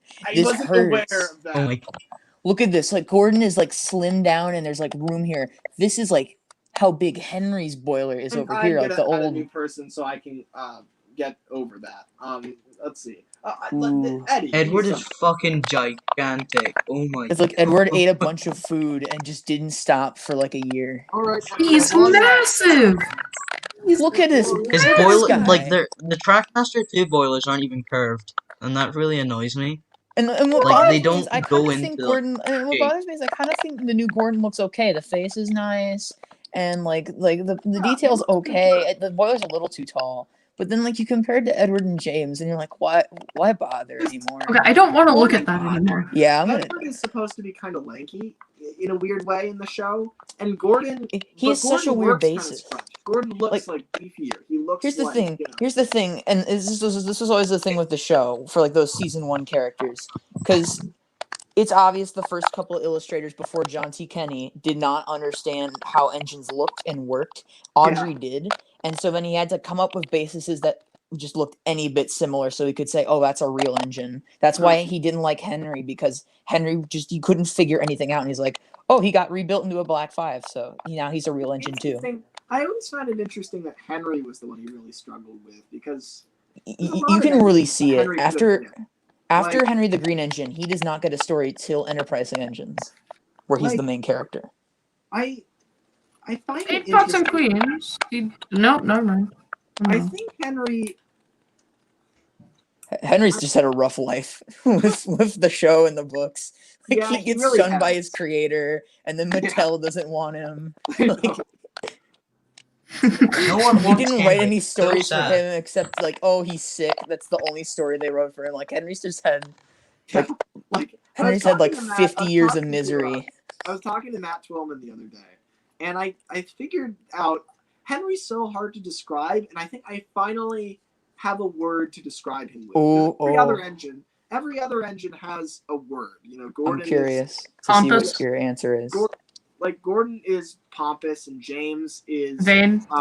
Vain, and Thomas is cheeky, and Percy's kind of the younger one. Like every character has their thing. Okay, what's Henry? What's Henry? And I think Edward is wise, and if you call Toby wise, then I think that kind of undercuts Edward. I called Edward wise, and then I called Toby Brown Edward.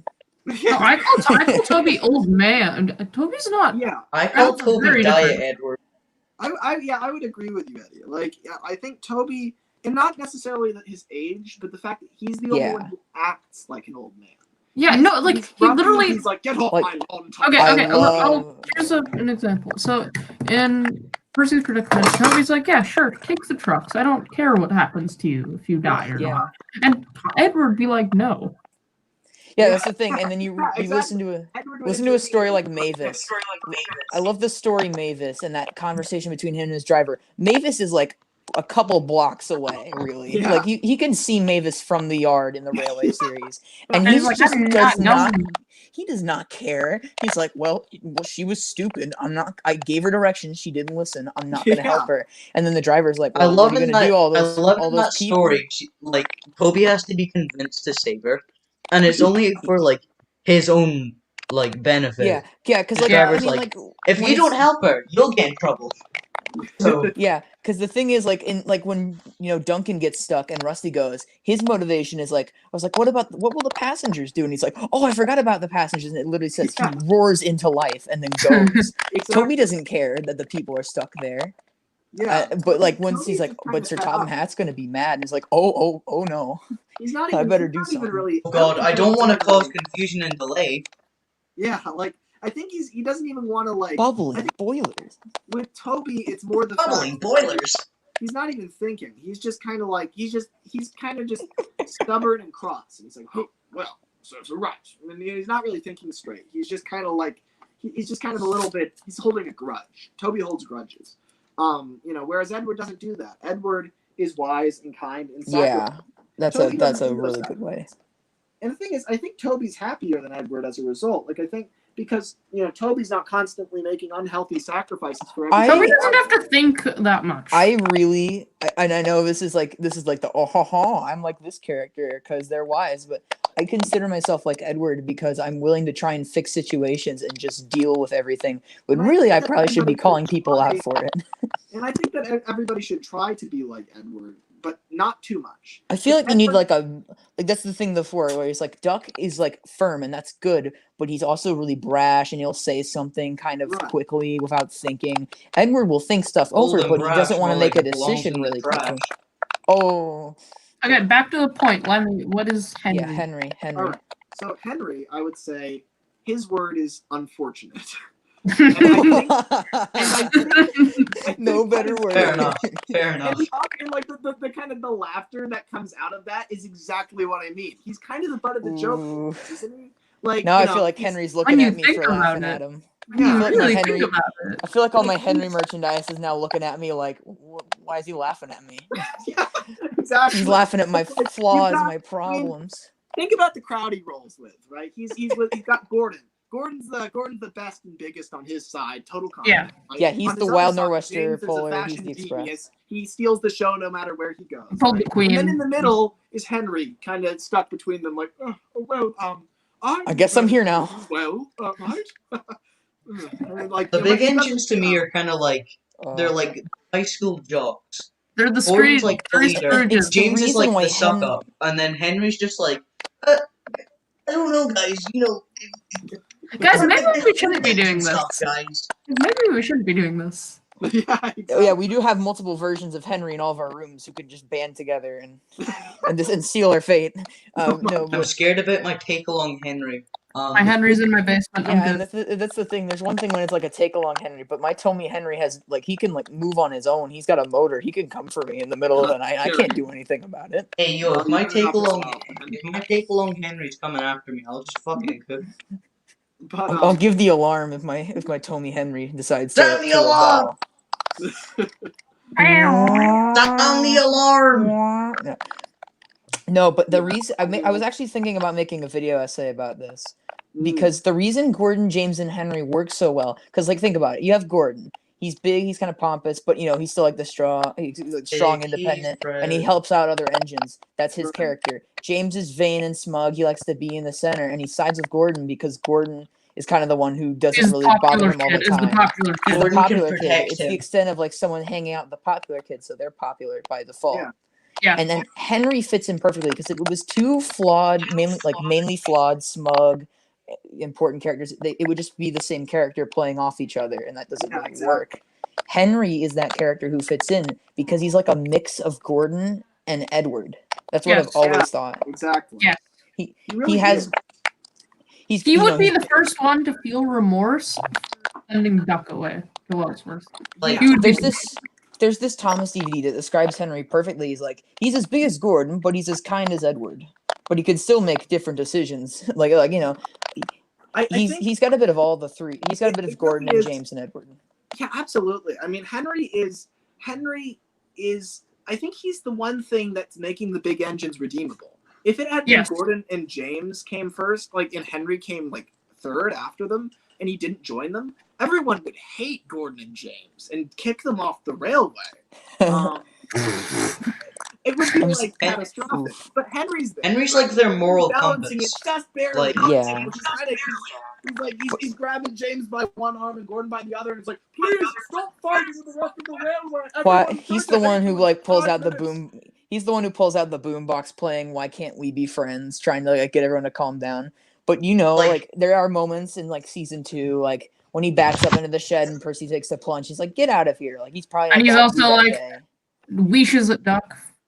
He can be kind of rude. He can kind of go with the crowd. But if anything, if you were in a group situation, you'd go with the crowd too. It's not his character. He doesn't want that. And that's the thing. And I feel like the problem with Henry, and this is also how I feel about Percy, they watered him down too much. Henry in season 3 has amazing episodes like Henry's Forest, where he's shown to be really gentle and kind, but he still acts like season 2 Henry sometimes. But after season 5, he just became the sick, kind one. And Percy, after season 5, he didn't have any more of that spunk, that kind of, he can kind of tell someone off. He becomes I don't agree with that. One. Okay, so Henry isn't just some nice character in Series 6 like you described. For example, Edward the Very Useful Engine. In that episode, he is siding with Gordon and James and saying Edward's some fucking weakling. No. But then there's the problem of there's other episodes too that kind of show him maybe a little different. And then again, Henry didn't have much going on in season 6. Henry doesn't. I don't think he wants to be mean. He's just trying to look good in front of Gordon and James. Right. Yeah. I would say that. I would say his motivations are very. And that kind of shows you how the writing team worked in season 6, because some of them were people who still knew what the show was about, and then they brought in a lot of new writers, and they stuck mainly with Thomas, Gordon, James, and Percy, because those were the characters that everyone knows and that they kind of knew. Why was it Thomas? And then you have an episode like Twin Trouble, which was just shit, and I hate. Yeah, they didn't understand Donald and Douglas. Donald and Douglas arguing, that happens, but that's not their only character. Twin Trouble and that Bill and Ben episode are the same thing. Okay, right. I'm gonna go on a massive rant now because they don't argue. I hate the whole concept of Donald and Douglas going at each other's throats. They're alliance. That's not them. It just feels that is they true. wrote Bill and Ben, but then went, "Hey, we already wrote a Bill and Ben episode this season. Let's and just they make literally it Scottish." copied everything from that. Really, And what bothers me is like Donald and Doug, and it's a situation where you can still argue with each other. Like Gordon and Henry they've been through a good amount of stuff together. They've been on the island together for yes, over they 100 can years. Pretty argue, much. but I don't want it to be like fucking The really only petty thing. shit. Like you pushed me. You pulled me. You pushed me. You mean? I fucking and then hated that. Yeah, because like Henry and Gordon, they've been around. They've been through a lot together for like over 100 years. Oh my God, he's gone. He disappeared. Oh, he's like actually. Oh my God. Oh, he's back. He's back. He's back to the past. It's the blast from the past. Who hates Steam? Oh. This is my stream. Oh. Okay. What do you do? Another thing I want to talk about: Twin Trouble and Buffer Brother are not. They're the same episode. They're not. I hate this. I hate people saying this. They're barely alike. Give me. Show me. Tell me. For one, Donald and Douglas in Twin Trouble are fucking like arguing with each other. Yeah. Bill and Ben are also arguing. Well, only for like a little bit of the episode. Bill is just they argue it like where like Ben's like they argue for like a minute, but like for the rest of the episode, it's just Bill going, man. And that's I'm the jealous main of Ben. issue. Bill cannot play off without Ben. He needs another character. No, the twins are the same character. I know, but still, having two of them is what makes them but Donald and Douglas are two different characters. Yeah, Donald and Douglas are clearly different people. Oh, he's returning. He's back. There aren't like. All right. Okay. Everyone hear me? I'll get into it later. Why Donald and Douglas have some different. My phone was making snapping noises. But that's weird. I was just gonna say like Gordon and Henry, they've been around for a long time, but they can still argue because they haven't been through what Donald and Douglas went through together. They're like great brothers, small brothers. Not only are they brothers, not only are they close brothers, but they went through a near-death experience. They went on a journey across. Think about it. No, they had to escape from. They had to escape from. Oh, I thought you were talking about Henry and Gordon. They just up and left. They just were gone. They didn't. Because Donald was supposed to go, but Douglas still had to go with him. Donald was meant to go, and like it's confirmed this in the missing coach. That it was always meant to be Donald, but Douglas. Okay, so we're not exactly told how they got the idea. I have a question about them. And everyone's series, it's like, no, I'm not leaving you here, Dougie, and it's like always Donald's decision, but was it really Donald's decision? What if it was just Douglas went without Donald knowing? Donald knew. Donald knew. They were couples. No, you have to find it before they get to Sodor. But, Donald wouldn't have left without. Douglas is secretly following Donald to Sodor. That would be an interesting idea, but I like to think that Donald would be really mad. Douglas was just accepting his fate of I'm just gonna work here for another year and then I'm gonna be a goner. But Donald's like, no, we're brothers. I'm not going to leave you behind. No, I don't think that's the case. Because Douglas, he wouldn't just say, I give up. I don't know. It depends on the situation. I think Douglas would be the one to say that. Okay, let me give my reasoning why. Douglas, literally in the missing coach, him worrying makes it seem like it was Donald's idea. Him going, oh, what's the fucking controller finds out I'm not meant to be here? That's true. It more seems like it was just Donald saying that. And I think what we can all agree on is it could be up to interpretation because we don't know anything really. We don't know a ton about their escape. We only get passing mentions. I'm actually glad we don't see the escape because it's. Wait. Then you can imagine what happened. I saw a comment. Oh, Gordon, James, and Henry what are you doing? Hasn't this been a thing for 6 years? I was first getting into I haven't watched any full episodes of Top Gear really. I have, but I watched a lot of clips of it a year ago. I know who they're talking about. I was thinking the exact same thing watching it. This is now the question is who's who. So I think I can. That's where I'm gonna be. So Gordon is Clarkson. James is Hammond, and then Henry is May. But Henry, no. For some reason, that doesn't make sense. I'm not like sure. Henry doesn't seem like James May. It's interesting to say, like, so the thing is, James May, in terms of like the rivalry he kind of has with Clarkson that they kind of play up, I feel like that's something only Gordon and James could kind of have going because they're both they're both the strong personalities, and then Hammond is kind of the nice guy in between. So like, I'd say so. If I was gonna cast the three of them, like as just to play the characters, I would say that Hammond looks more like a James. This is something he doesn't act like a James. He acts like Henry. So I would say, something that really Audrey should like. If Audrey clearly didn't have bias against Henry, which it feels like a lot. Who knows? Maybe he did. He just didn't write for him. Like clearly, he wrote the Colby Fell engines. He never wrote for them again. Christopher. Yeah, and honestly, they're his best stories. Yeah, like Henry. When Christopher writes about Henry or Gordon, they're usually his best stuff. Yeah.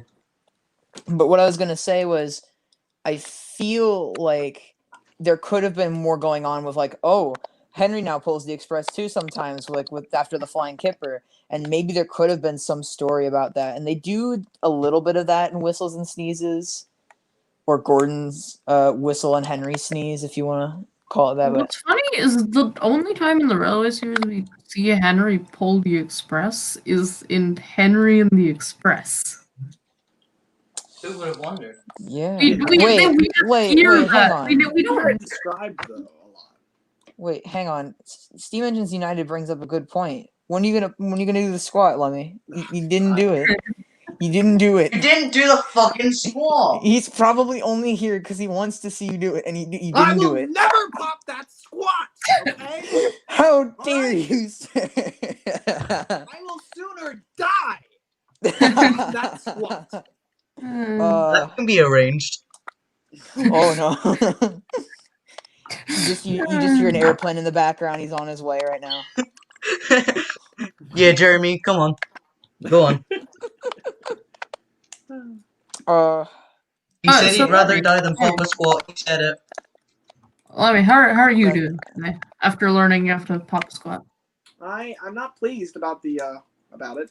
Okay, other than that, how are you doing? Yeah, like no one's asked you. No one's asked you. No, yeah. And I'm sitting in front of my shelf here, like, and I have another Trackmaster 2 item because I don't have any Harvey representation at all because I never got to take along one. They made Harvey and Trackmaster 2? They did, but it's gonna make you a little sad here. Okay, so it's kind of like Gordon, where if you look at him from the front, but then you look at the side, then it kind of ruins it. Here's Harvey from the front. Looks pretty cool, right? No, it's not. Like the branches. I can see why they did that. No, not the branches. Like he has a weird shape. Why is his? He looks fat. Yeah, his very goes fat. on for he's days. Very fat. Oh. No, I can see why they did. No, here's some cleansing for your eyes. Harvey to the Rescue, I feel like could have been a better episode if Thomas and Edwards had switched places. And like, I don't think Henry would have been like okay, I don't like the fact that they made Henry be the one to like. TC says, and I quote, "Don't squat unless you want to, buddy." Thank you. Right? Yeah. You know what? Lemon rights are absolutely necessary in this country, and lemons should be able to decide if they want to or not. Yeah, but Lemmy's name is Walter. That means he has no rights. Oh. Well then. Uno reverse card. No, but there's so many stories that could benefit from the swapping of characters. Like, I thought about this because someone tweeted about it. I forgot who. And season 7 just don't hit character. I know, but like, think about it. I love By George, and I love the scene where Doc is like he's like talking with George, and he's arguing with him, like, move out of the way. I got Chuck on the way. Lemmy, why was Flying Scotsman Productions blocked? Wait, yeah. Wait, what? Because Flying Scotsman Productions claims that he is being turn imposter into a verb for me, please. Imposter into a verb. Let me get my thesaurus out here. Hold on. Impersonating. Yes. None of you are fast enough. tisk tisk. Now we'll see if that's How true or dare not. you. Sorry, I usually carry a thesaurus and a dictionary on me, but they seem to have gone missing. But that being Henry said, probably stole them in rebellion for what I said about him. I don't know what the truth of the situation is, but what I do know is that it's far too complicated to be dealing with this far into the stream. So I just blocked him, and that's the correct response. I He's mean, the correct probably response is like whatever you choose. pissed off at you now. But well, I mean, dang. I'm gonna say this once, but and not so I don't sound annoying, but so Imposter, like it's Twitter. Among Us or something. But I was gonna say, and by George, I was curious about this before, but when someone tweeted it, I remembered it. I would be so curious to see what the replacement, like if Duck was not the one whose truck got hit by Gordon and by George, what if it was Oliver? Oliver would have killed George. Well, yeah, and that's the thing. What if instead of the action piece, this is what the guy said on Twitter. He said, "What if Oliver just pushed George out of the way because Toad's in the back?" So Toad's his life is on the line. So Oliver pushes actually, George wait, you out of bring the up way. a good point here. Why the fuck does Duck not have a brake van? Oh, he's a rule breaker. He's a rebel. Thank you. Duck of all engines would definitely have a brake van. He's like, the engines are gonna need brake vans in like 10 seasons. Nitrogen won't care. Why should I? No brake fans in season 3. Maybe it's because he's near the yard and he picked up a train and then just Or maybe he's brought some trucks shunting. back. Maybe he's shunting. Maybe he was. Or maybe that's why he's trying to get past George. Maybe he's just trying to get. Maybe Duck just doesn't care about brake fans. Nah, that definitely doesn't sound like Well, Duck. no. I definitely see Duck being one of those engines who'd like I think force you okay, to have by a the brake book. van. It's confirmed. Since he's the rule master. Duck is part of the anti brake fan gang. He goes to protest. Yeah, everyone's saying like Duck. He just Duck like could be shunting. every That time could he be sees true. Toad, he's like, "God, I really hate you." Or alternatively, Duck loves brake vans so much. We just confirmed that like when Duck was kicked out of the show, all the brake vans went with him. No. But there were no brake That's fans. the reason why they fucked up. I know this is really convoluted, but if someone was making a series and they wanted to adapt by George, they then could do a thing why Duck didn't have a brake van was because he had a heated disdain for them after a brake van caused him an accident that severely did something bad. Maybe he ate all of them. Ooh. I mean, or maybe he's just like Douglas came into the sheds and went, "Oh, that spiteful brake van." I kind of killed him. I kind of killed him. I just hate. No, this is before he fucking like. I like how Douglas just feels no Little remorse. bastard is just known for killing.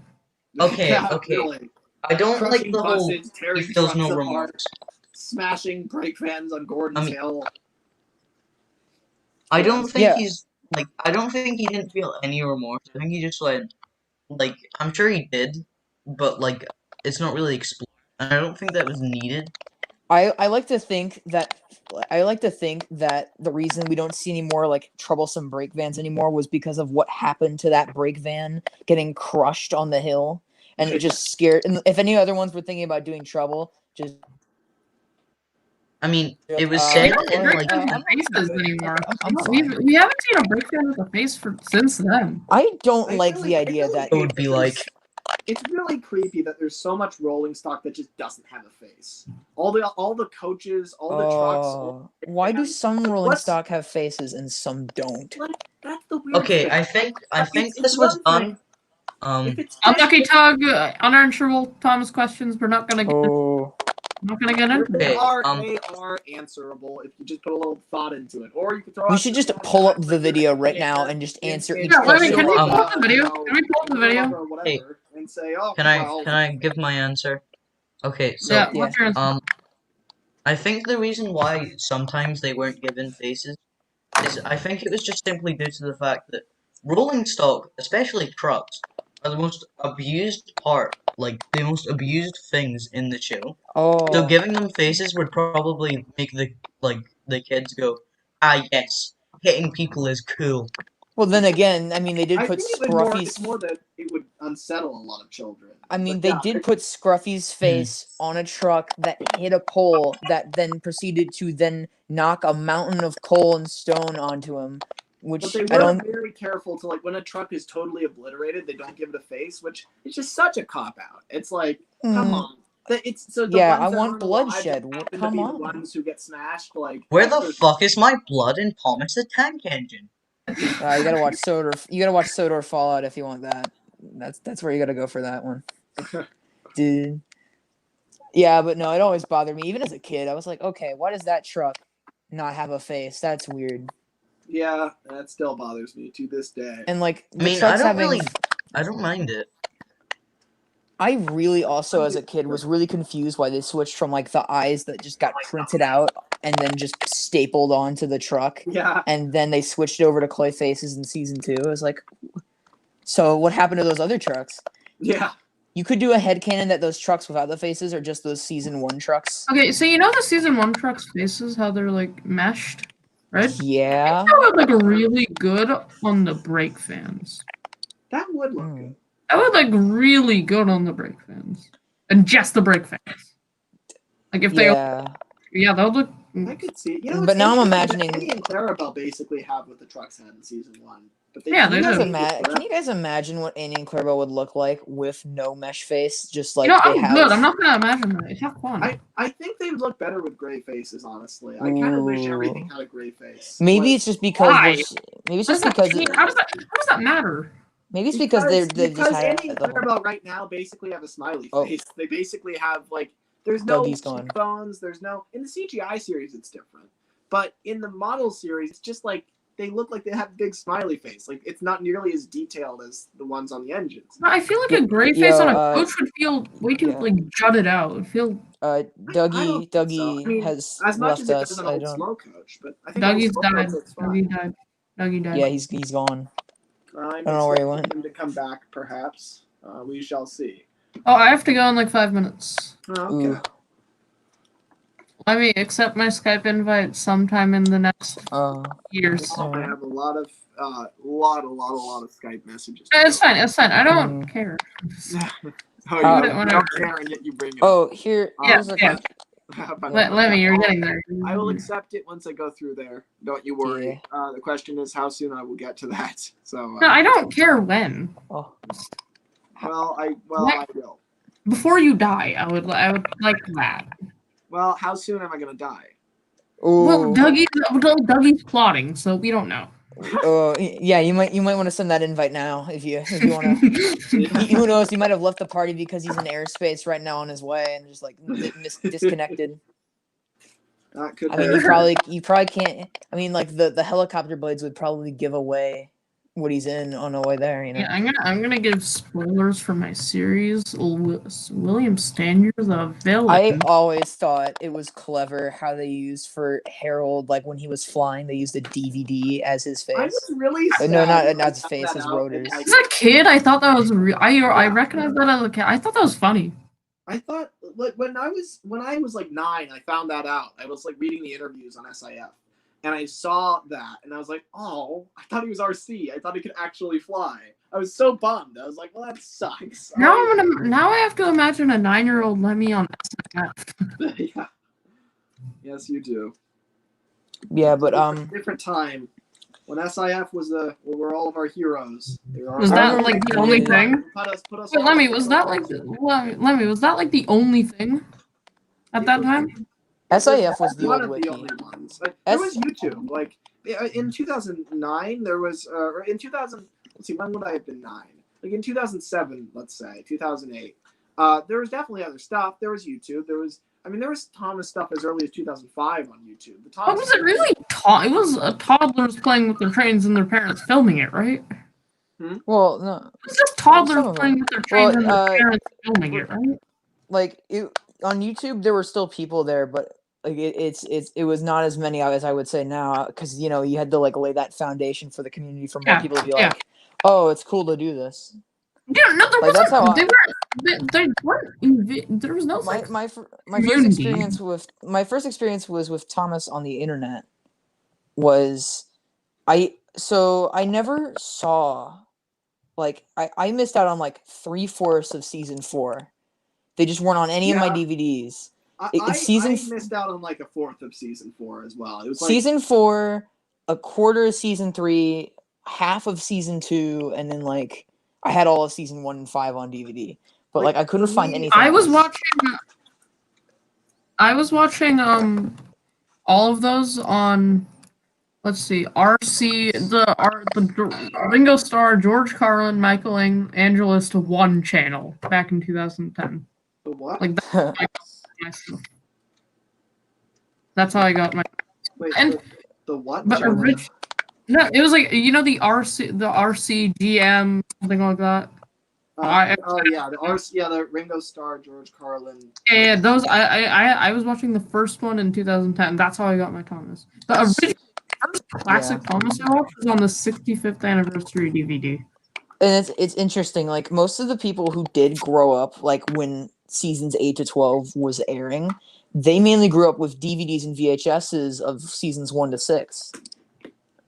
And I say 1 to 6 and not 7 because 7 was so hard to find stuff for.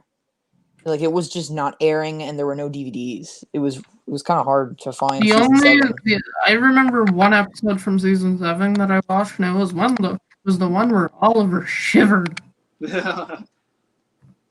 I'm a Great Western engine. I shouldn't have to shiver. Great Western engine. I shouldn't have to shiver. It's funny looking at Michael Brandon's season 7 narration because that was back when they still used a ton of characters. So you guys. Michael Brandon is awesome. I love Michael Brandon's narration. Yeah, me too. I like it half. I like Michael Brandon half because of how bad he is, but half of because he had some really good moments. The reason I like Michael Brandon is because the reason I like Michael Brandon's narration is because I hated Michael Angelis' narration from season 8. Do Angelis. From season 8 to 12, it was so boring. And I understand that Angelis passing away was recent, but I even like I never listened to his narration because I always thought it sounded like he was falling asleep. Yeah. George Carlin was my go-to. Depends on what I grew up with, right? So for me, like I love Michael Angelis, but really only in New Friends for Thomas, because that's what I'm used to is him narrating those. And then Michael Brandon, if I became aware of like a George Carlin reading of like all seasons 8 to 12, I would still listen to the Michael Brandon. Funnily enough, George Carlin died before season 12 aired, I think. He died long before. He was in 2008, I think. 2008 is when season 12 aired. That's why he was not Fillmore in Cars 2. Yeah. Apparently, there was rumors that he recorded lines for it, but no. He was Fillmore. Yeah, he was Fillmore in the Cars movie. What? Yeah. That's what was always cool to me because I found Jeremy that out, Clarkson and I was like, was that's the guy from Thomas. Jeremy Clarkson was and I was like, cool. That's. I mean, who's Lightning McQueen's like agent person? Harv. Yeah, Harv. Like Jeremy Clarkson played Harv in the UK. It's weird that they would change that and only that. Like, that's bizarre. It is. They wanted to find a role for for one of top celebrity presenters, but that's what they found. Like that's it. He doesn't even show up on screen. What is guys, Rytron 12 joined the stream. Oh my god, it's a fancy person. Hello, Ryan. Hey, Ryan. Hello. Yeah, but please don't say anything about Big Mickey, Ryan. Oh, well, now you said it. What are you gonna do? Now you mentioned it. It's like telling a kid, "Oh, don't eat this cookie. You come back later, the cookie's gone." What do you think happened? You brought attention to the cookie. I haven't heard back from Dougie. I hope it's just his internet or whatever. So I guess I will replace him, considering we're nearing the later. Remember like he would have been if he didn't make it to Sodor. Remember the Henry 3 gaming guy? Doncaster Pride. Yeah, Doncaster Pride is my favorite episode of the Fat Controllers Dungeons. Oh, the Sudrian's here. Okay. So you guys were talking about earlier. What's your favorite Railway Series story? And mine, your favorite book, like with the 4 stories in it. Mine's a little weird. I actually really like Tank Engine Thomas again. That is a weird one, but there are a lot of classics in there. I mean, It's got Thomas Terrence in the Snow, Thomas and Birdie, Thomas Goes Fishing, and then Thomas in the Guard. But I don't call that one a classic. I call it that one. Those are fun stories. But even then, Thomas in the Guard works because it's a slow story to get you started and like oh, remember, oh, this is Thomas, because there was a book in between where it was about James Gordon and Henry, and Thomas wasn't seen. Fun. Like they're not. There's no big goal thing. They're all just lighthearted. I kind of like the stories that are just slower paced and don't have anything really in them. Yeah. So, speaking of slower paced stories, but when I should probably bring somebody in. You should.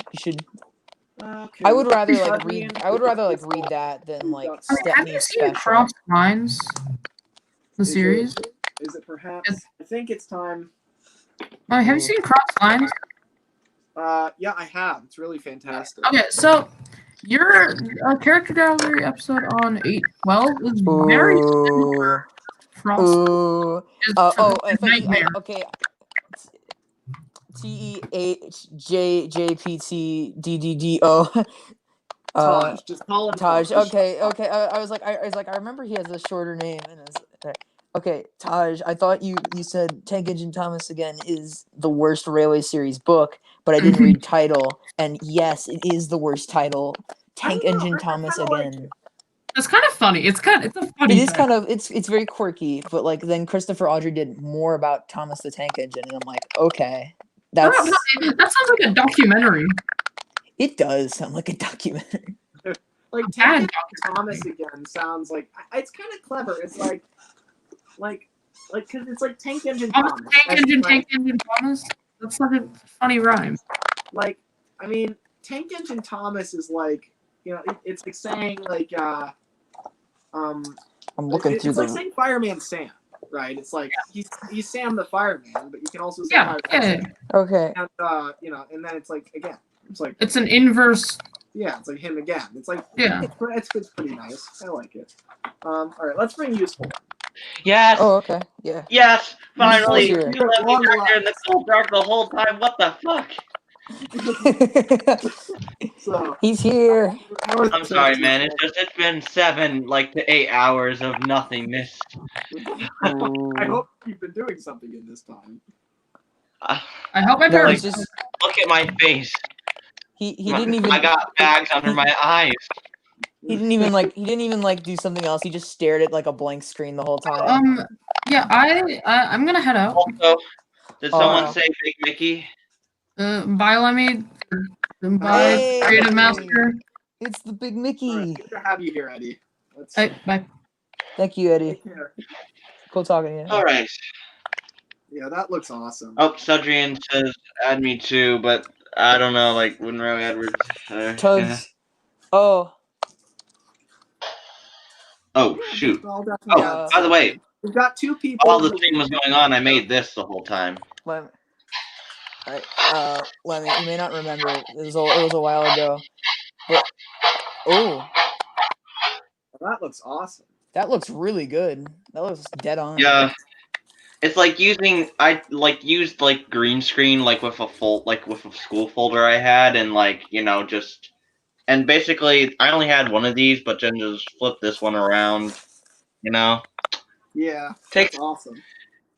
Yeah, I mean I'm excited for Bad Influence by Vincente, so that's kind of where the inspiration's coming from. Yeah, it looks like it's gonna be really good. Yeah. Oh. Roman. So I got a lot to talk about, but at the same time, I don't know what to do. Well, you'll find a topic. You always do. So let's pull somebody else in. Oh yeah, we need to get someone else in here. So. Well, okay, it's either. Yeah. Taj. I think Taj can wait. Yeah, I don't think he's gonna be. I don't think you'll back up for doing that to him. Also, I don't know if Steph is still backstage, but if he's is Steph still backstage, actually? Yeah. There's some people who've been there a little bit, so I don't know. Do whatever you want. All right. I think, let's see. Thus, Adrian. Hello, everyone. What's up, Lemmy? How are you doing, Sudrian? Hey. I'm doing right. I'm doing Do I good. call, I forget. Do I call you Sudrian or do you have Hey, look, a I name? turned off the lights without needing to move. Can you repeat that again, Lemmy? Sorry. So, I forget. Do I call you Sudrian or do you have another name or Most people call me Sudrian. So. Dude, you have no idea how much me and Sudrian talk all the time. I Dude, have a pretty good idea, yeah, the way that you both the chemistry between you two does betray the fact that you are definitely friends. Yeah. It took a crossover that brought us together. Yeah, when I was in like the waiting room with them, I'm like, oh, these two know each other. But I could tell. Right. Yeah. So here, I dug this out of like the garage because I found it about a year ago. I think I posted a picture of this. Yeah, I did. I made this big old guy. That's cool. 10 Oh, that looks cents. amazing, man. Wow. Thank you. But there was like Oh, a few nice. things. But I decided like, oh, okay, I want to make a smaller version. So I'm recently, so proud of you, Splunge. Thanks, man. I did a small guy who doesn't have a face. By the way, I already showed this off like the last time I was in a stream with Lemmy, but here's like my 10 cents. Oh, that's really good. It kind of reminds me of the Erdl a little bit. That's really good, actually. That's really nice. Yeah, that's what I was kind of going for because I know I won't have enough money to buy the Erdl 10 cents Sunshine. No one does. Erdl 10 cents and Sunshine are highly overrated. Very overrated. There are problems Sunshine with doesn't even them. look that good. There are problems with them. They're not perfect, and People are like, you know. I think the most interesting thing about them is the fact that there might be a top hat out in existence, but people still don't know. Okay, people are gonna hate me for saying Since this. like 2008. Oh, hot take. People are gonna hate me for saying this, but I actually don't really like Tugs that much. Get I out. hate you. Get out. I don't want to talk to you anymore. Get out. Get out. It's based on what they like. David Mitton is a genius, and you will appreciate it. Tugs is awesome. Disgraceful. Don't get me wrong. I like it. Okay, I like it. It's just I like Thomas more. Oh yeah, I think we all like Thomas more. Well, yeah, we all like Thomas more. I'm not. But yeah, I know a lot of people who like aren't that interested in Tugs. Tugs is a very different animal than Thomas. You have to. Like, if you're expecting something really like Thomas, you are going to be surprised, and it might not be in the good way. Yeah, It is a good way to put it. It feels like they almost weren't making Tugs for a kids demographic. It feels like they were making them for the older fans who appreciated Thomas at the time. Right. Like that, like Thomas doesn't have an on-screen death unless you want to count like the Spiteful Break van.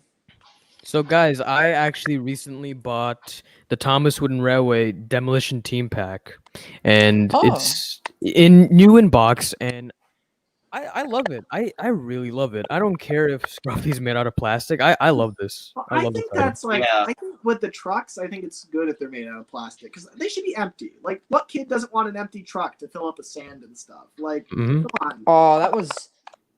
Yeah.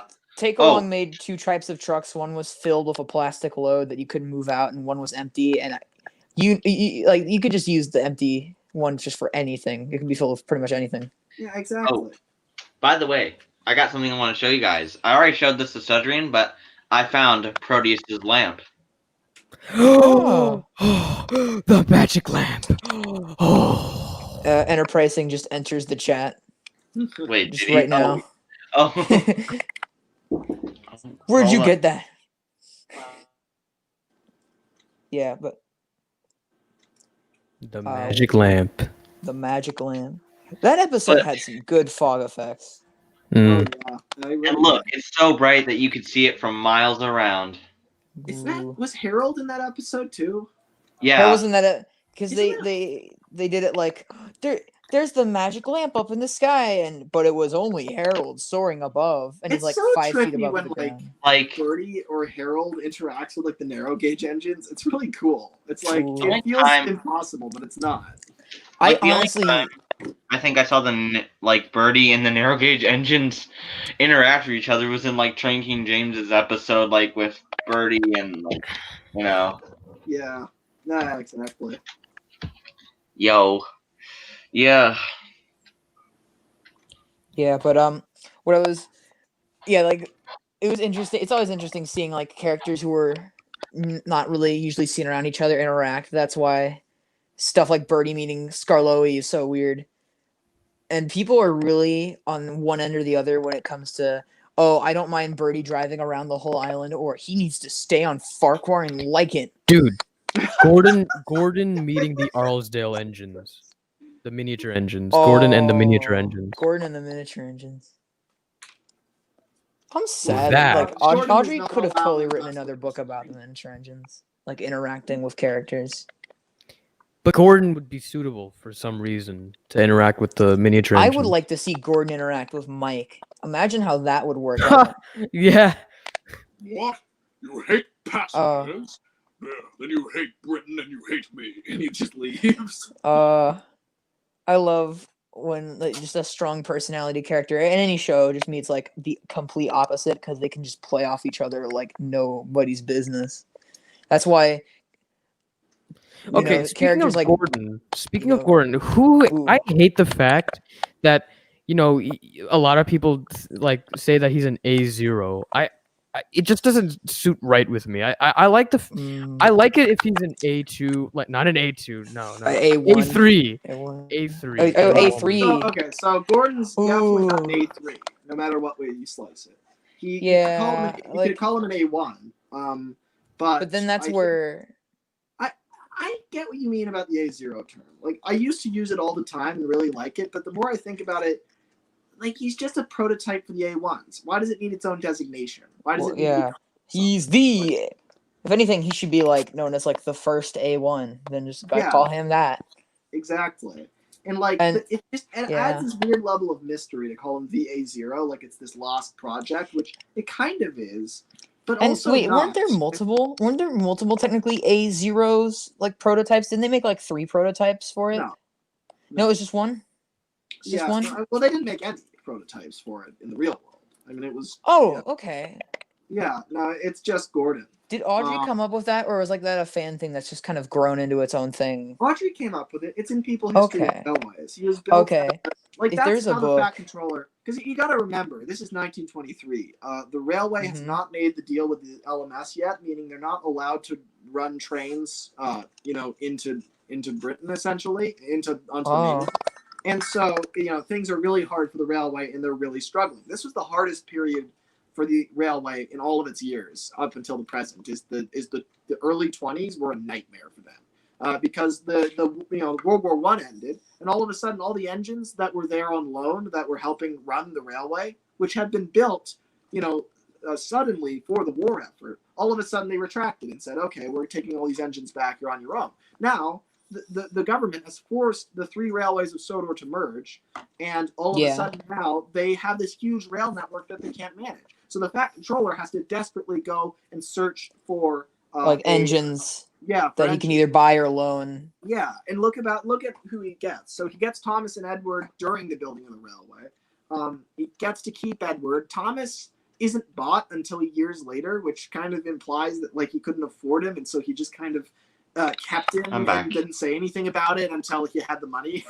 And then Henry, I mean, you're really desperate with Henry. I mean, there's only one railway in Britain who would buy him at that time. He bought Henry on the cheap because Henry was like the best option at the time. He looked the part of the big, strong engine, but they did not know what his problems were. Exactly, and it was a nightmare. I mean, it felt totally. He was totally swindled. And then finally, you get Gordon, and Gordon turns things around because Gordon is actually a steal.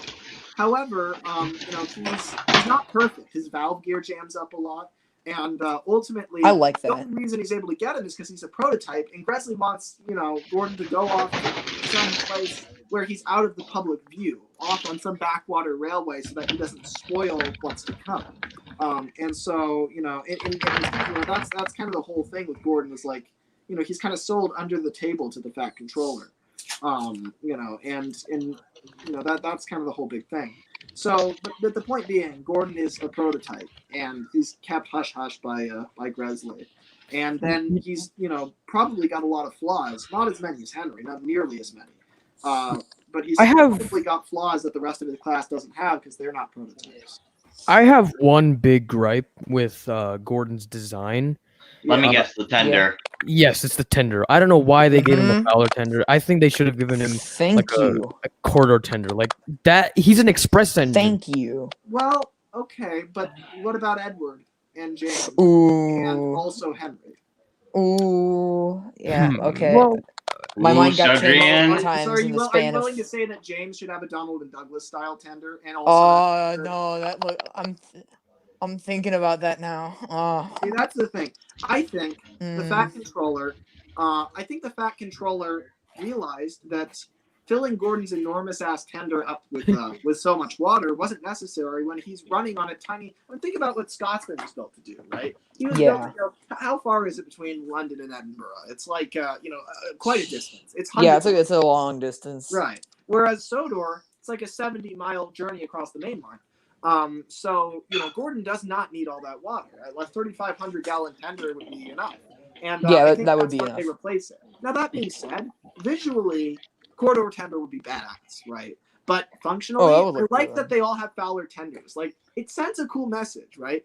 These engines all come to the island, and I'm kind of speaking in the Railway Series terms right now. Yeah, like substance. I imagine all their tenders are identical, right? So Yeah, like it's substance big over on- style. Yeah. Pretty so much. it looks big on James and Edward. It looks small on Henry and Gordon, but they're all equal. It kind of Yeah, I think that. controller's thinking. Like they're all on the level playing field. They all get the same tenders. Gordon doesn't get a big fancy tender. He's no better than the rest of them, which I think is cool. I like that visual storytelling that we never saw because it was Definitely. But yeah, I like it for that reason. But Gordon with a corridor tender, badass. It would look so Sprite good. It would look so artists cool. know what I'm talking about. It's like Yeah. looks really cool. He would definitely look Yeah. good with quarter tender. In all honesty, I prefer like TV series style like a lot better to the RWS. The reason why is just because I've grown up with the TV series, and if I'm gonna be honest, I didn't know what the RWS was until 2015 when the RGL engines were introduced in slot soul. Yeah, and that's a lot of people because like the show is the most well-known version of this world, and so it makes sense that that would be the case. But I it's don't. Like Gordon is really. I do like how the engines look in the show. Gordon has this huge tender that's like really wide and like really big and tall and almost as tall as his cab, and it's like just so like big and bulky. I love Henry's tender. Don't you just love how in season 1 when Henry pulls like the old coaches, they're just tiny compared to him. Like he's got this huge tender compared to him. That's why I love the shiny fish. That's part of the reason why I love fish. Here's like my custom old shape Henry that I have. It's basically the 2017 model and a 2001 Henry tender. Yeah, that looks great. That looks amazing. Correct answer, my friend. Oh, by the way, got some defusic gunpowder cars from Enterprising that he was selling on eBay. Oh, cool. Enterprising sells stuff on eBay? Yep, I guess he does. Everyone sells stuff on eBay now. It feels like. And I got the 2012 Sir Handle finally. Oh, awesome. Can I? Yep. I have an unpopular opinion when it comes to Sir Handle's Wooden Railway. I actually really like the 2003 era like hit Wooden Railway Sir Handle because it looks dead on like how he looked in the hit era. You mean like the 2008 one? Yeah, like I say 2003, yes. like 2003. Yes. That's the best. And people love the 90s one, and like it looks nice, but it looks more like Peter Sam, honestly.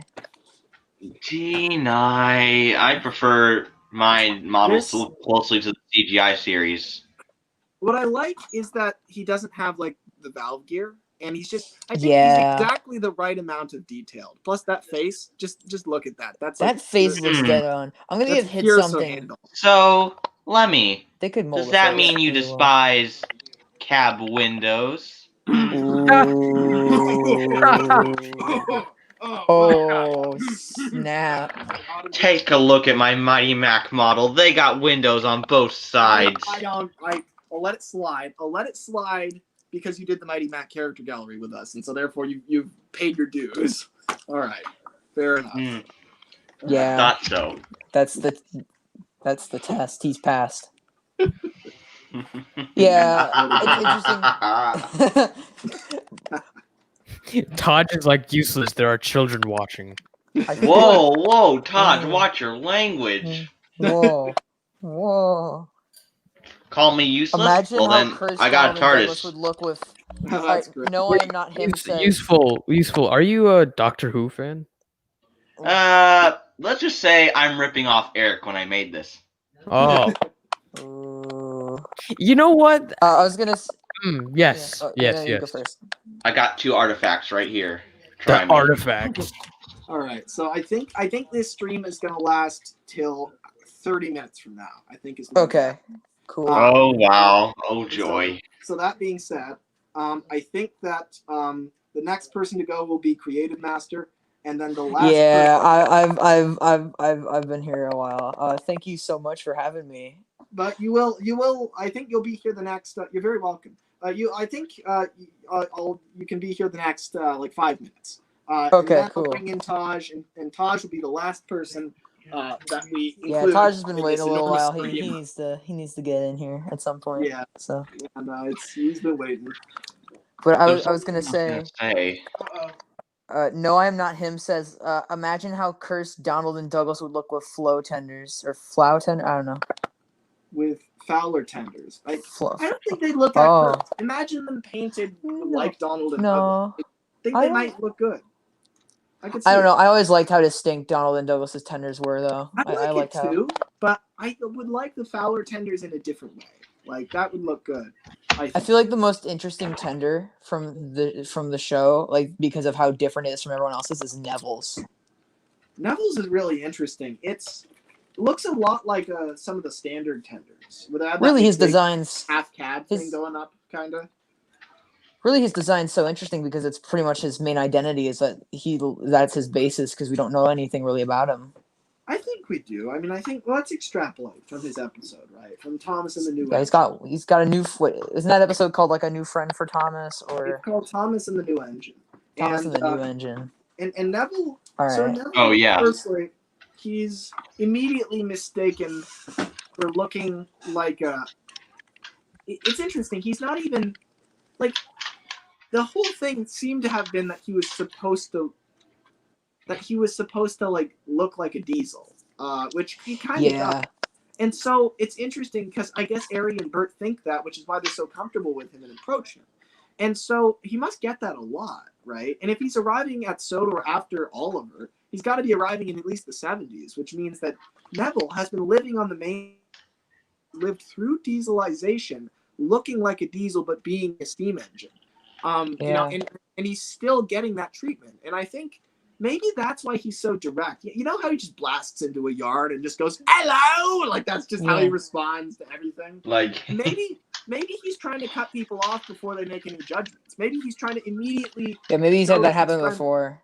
Yeah, if he rolls into a yard and he doesn't say anything, then everyone in the yard is gonna go, "Oh my God, Diesel, that's a Diesel." But if he's immediately like, you know, "Hello everyone, how you doing?" It's like he'll immediately show that he's a kind, friendly person. Yeah, and the so other they'll thing, all calm down. Maybe that's how he deals with environments. Because and the other thing that was really interesting about him to me is that his class was used during World War II, a good amount. Yeah, and you could do something with that. And it's interesting too because that would have been before diesels were really even a thing. And Yeah. so he would have been in that era. He would have been maybe revered because his ugliness, which I think he's a beautiful steam engine. But he looks fantastic. Yeah, absolutely amazing. Yeah, but the way that people say he's ugly, I think that ugliness would be respected. The uglier you are in the middle of the war, the harder you're working. You know, you're built for purpose. He's actually you're not gonna stand out. Yeah, and it's like, and it's all a good thing. But then the war ends, and all of a sudden now he's kind of. Neville is like the quintessential washed-up war veteran who isn't getting the respect from his country he deserves. It's like he's now like reduced to slow goods. Yeah, exactly. And it's like, and everyone just and something I always thought. You have just given me a great story idea for Neville. Awesome. Also, I have something that I would like to say about Neville. Like earlier, you guys were talking about like how like Boko is like how he's like brushing like James off, like, you know, just giving a little chuckle because he's not like it's nothing new. What if Boko and Neville work together? That would and be great. That'd be really great. Because Boko is gonna say gonna tell Neville listen, Neville, I've been through the I need to exact grab a same thing as notebook you. and a pen. There are some I engines need who to- will accept you, and some engines that will always judge you. But no matter what, you're really useful. That's awesome. That I love is that. another That'd be thing such I a always great thought. story. Another character combination that could have been really interesting is instead of Thomas calling out Neville, and obviously this had to be like classic series because they wouldn't use him. Duck would be way better as a character to call him out because he looks like a diesel and he's talking to diesels. That would be interesting. I mean, I think James. It depends on. It depends though, because Duck. I feel like Duck does not want to. He's gonna go out of his way to not admit that he has a prejudice against diesels. But when he's backed up against a corner and has to admit it, he's gonna be like, "Well, no, I don't trust them." But James will immediately go out of his way and be like, "That's a diesel. Get that diesel out of here. We hate diesels. That's one thing. That's one thing I'll credit is that Thomas tells James, and he only tells him not to start gossip, but because he just needs to vent. And then James, being James, obviously would just tell everyone, be like, "It's a new diesel." Practically, he's basically just a diesel. He's spying on them for us. That's who James is. Like a spy. That works for Neville too. He's all black, so he's kind of in covert mode. He's he looks like a diesel, but he's a steam engine. It's kind of this. It really is this kind of. Everyone is worried that he's. Neville would have played in really well in Calling All Engines. Imagine if they introduced him. As a middle ground character. Yeah, imagine if Neville was Imagine if he was the Stanley of Calling All Engines, the new character for that special. But Neville was, was that kind of he was kind of not sure which one to side with, and maybe the diesels actually like him, and that all the steam engines have been jerks to him, so he's like, maybe I should just go over to their side. Yeah, and then there's so many things that you could do with it. Yeah. But instead of I hate that Neville then takes Annie and Clarabelle on Thomas's branch because obviously big engines can't go there. But since we kind of Neville I guess is smaller. But what would be cooler is what if he was helping out on the Little Western and that would continue with Duck's thing and he had to take Oliver's train while Oliver was ill. Now that I think about it, Oliver was ill. And he takes Oliver's train. Duck doesn't know Oliver's ill, and he's like, "Wait, why are you taking Oliver's train?" And then Neville has to leave, and Duck misunderstands and just calls him out on it. So basically, Lemmy is not Lemmy. Why did I just say Lemmy? Neville, not Lemmy. Sorry. That's who I'm like. I'm like Neville. I'm Neville. No, I'm so sorry. That's the case, everybody. I don't know what the heck is wrong with me sometimes. I get confused with names for some reason. Oh, me too. Not Lemmy. Neville. Neville is disrespected from his country, and Neville is disrespected from the Steamies. All he has to do is join the dark side with the deep. Exactly. So, one thing that I wonder about Neville is that people would say that he looked like a diesel, but how can you not see that he's wheezing steam? Yeah, I always thought that too. I'm like, what the hell? I don't like the idea he is a diesel. I like the idea he looks like a diesel. Yeah, it's kind of like a suspicion. It's okay, we know he's a steam engine, but is he some weird hybrid? Is he clearly he produces steam, but he's not one of us. The episode that he was written in, it's a Sharon Miller episode. That's why the other engines and that's Really? Or Thomas I never and knew. Emily. Yeah, this is my problem with everyone bagging on Sharon Miller. Firstly, it ain't 2011, and secondly, Soda Express Studios. Hey. Oh yeah, he's back. He's back in business. Hey. Yeah, and of course he was the first person out of all of us in here. I think that Sharon Miller wrote a lot of great stories. I honestly think that. She was really good at writing a 3-act structure and a concept for an idea, but when it came to dialogue and choosing characters. Yeah, I think she chose some good characters sometimes though. Even then, I mean say what you will about Misty Island Rescue, but Whiff got rolled back into it. I like that and had this whole thing with and that's what makes it frustrating because then she can write some good stuff like Great Discovery or Blue Mountain Mysteries concept, and you're so excited. It's she could have written some good stuff, and she did write some good stuff, and then she wrote a good amount of bad stuff, and that's what makes it frustrating. I guess, yeah. But the thing is, imagine if you realize that Thomas used to work to like a 3-year gap between seasons. So imagine, I mean, think about that. We got a season every single year. That makes up for it, I think, right? It's like the fact that if like, you know, even if 2/3 of the Miller era were disastrous, well, that's 2/3 that are kind of free. Like we wouldn't have gotten those under Brit. So That's true. You know, when you think about it, I'm okay with that. You know, it's like you gotta take with the bad. And I mean, like I grew up with I grew up with like when season 13 was airing, and so I have nostalgia for it. And I feel like some stories were okay. Yeah, and it's like, you know, I think ultimately it had a lot of merit, and I feel like a lot of people forget that she was not the only She wasn't the only writer during that time. There were other writers who wrote bad episodes. Absolutely. I mean, she became the punching bag for that entire era, and it's because it was under her name as head writer, and so everyone assumed it's her pulling the strings. Likewise, Brenner gets all the credit for his era, and that's not necessarily. I think Helen Farrell deserves a ton of credit. She rates amazing episodes, and no one talks about her. I know that Roman's TWR Empire knows like all the writers of every episode. I don't know how he remembers it. For me, I don't know who wrote what. I have no clue. All I know is generally the eras, and but I'm sure that there's a lot of writers that constantly produce stories that I'm very happy with, and those writers deserve credit. Yeah, people forget like Davey Moore pretty much has written every Daisy episode, and those are fantastic. Yeah, no, they are. And Helen Farrell, I say Helen Farrell because she wrote episodes like Letters to Santa and Henry Gets the Express, just Lost Property, some amazing CGI era episodes. Right. All right, so without further ado, Creative Master. Yeah, thank you so much for having me. This has been fun. It's fun talking about Neville and belittling Henry. Yeah, but thank you all. Yep, it was nice talking to you, man. Yeah, have a good night, bro. Yeah, have a good night. You all too. I'm gonna go sleep for the next couple hours. All right, take care. Hey, see you later. All right, bye. See ya. All right. Well, see you in Shining Time. The very last person of the stream is about to be brought in. Taj, I can see your little tiny icon thing where you're kind of grayed out, kinda. Are you ready to join? All right, there we go. Without further ado,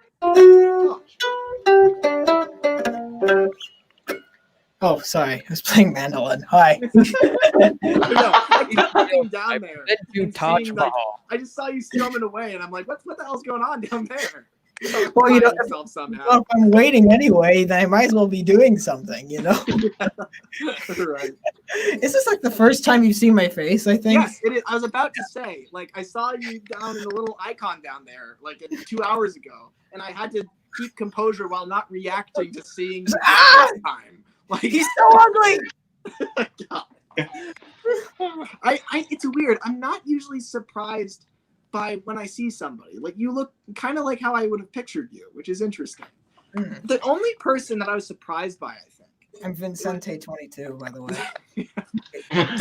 Turtles was I think the only person I saw him and I'm like, I didn't expect him to look that way.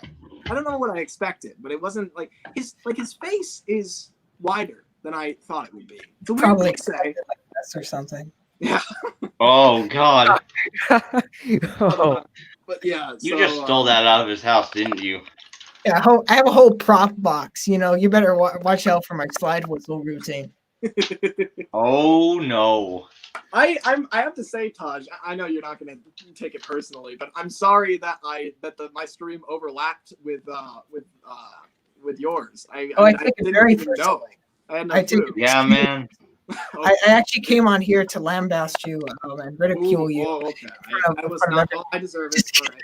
That's what the next 30 minutes of this is going to be, I guess. Hey, your live stream. Hey, look, you didn't come on our live stream now, but like I'm on here. The Sudrine's on here. I mean, it's like you just hijacked it, and I love it. I just hijacked it.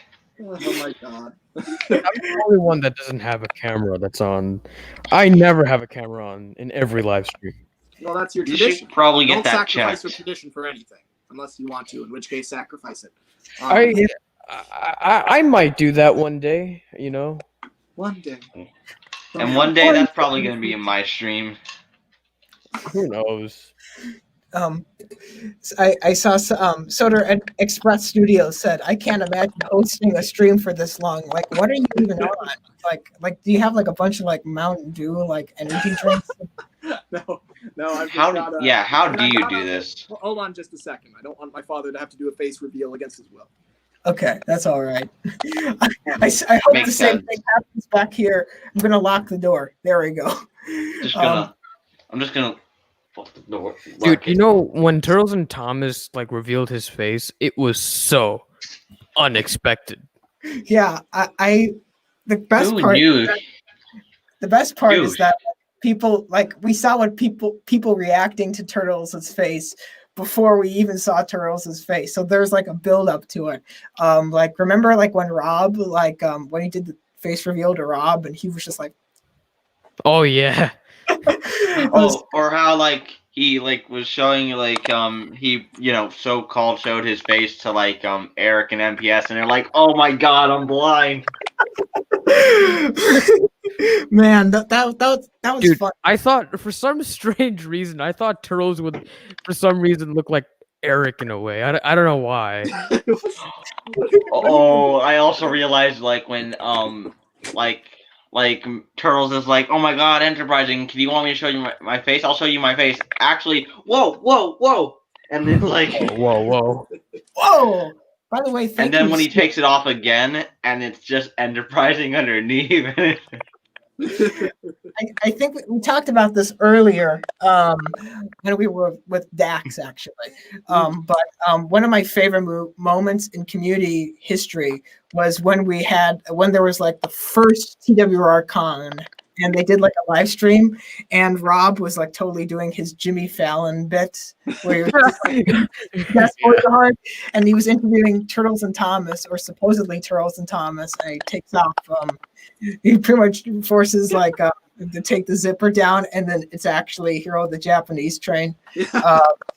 And then he put on the banana suit, and then the rest was history. Hello, everybody. This is Hero of the Japanese Train here. Any time that Matt is forced to create a public persona for himself, it never ends well. It never works out. Christ, Dude, you know, one of the funniest things Matt has ever said was if you look at the Sir Handel review, the second version of it, the one that Turtles made. At the end, that bit where Enterprising and Rob, they're just chasing down Hero, the Japanese train, and they're just calling him Train King James, stuff like that. And then afterwards, after it's revealed that it's Hero, the Japanese train, he's like, "Kids, go fast, go far. Don't end up like me." Kids, go fast, go far, don't end up like me. That's just so funny. Oh my god. By the way, thank you, Steam Engines United 3456, for asking how late in live went. It was great. It helped that I had such a wonderful guest on as well. So I'm like the first guest to reappear again. Ever since Taj, By the way, I'm gonna be going on soon. Ever since you instituted that new scheduling system, I forget to keep up. Like sometimes I look at it, other times I'm like I don't look at all, and then I'm like, oh whoa, something happened today. I didn't even see it coming. Yeah. And it's crazy because yesterday it was supposed to happen on Friday, but college is right. It's something else. But it worked out because I like Saturday. Saturday night's all right for fighting, and we didn't have fighting. You should rename. You should one day just rebrand and rename your show on community radio and just call it Saturday Night Live. Not live. Saturday Night with Todd. Saturday Do you Night want me with to Todd. change it to Saturday Night Live? Like the show was originally called Monday Night Live, and they couldn't. Saturday Night Live with Todd.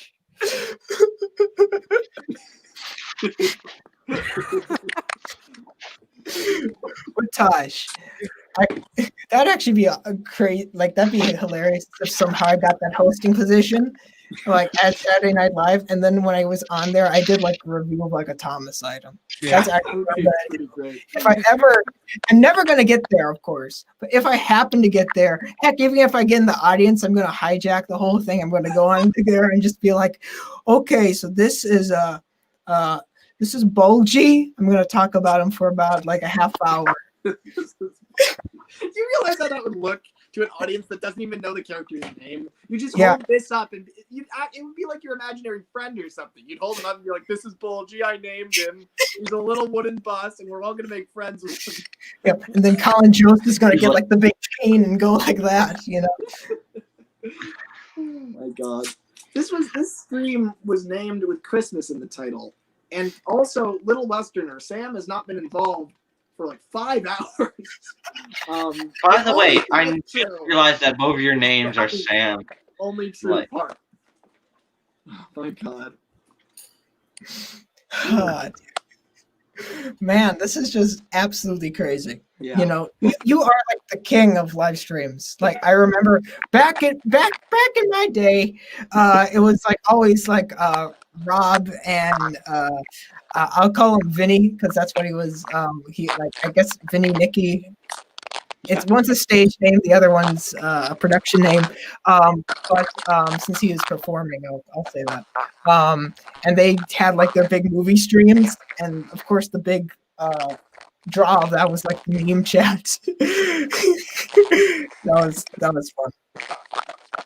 My phone is really breaking up. Yeah, it sounds like a bee got into my headphones. Here, I got an idea. Just I barely. got an idea.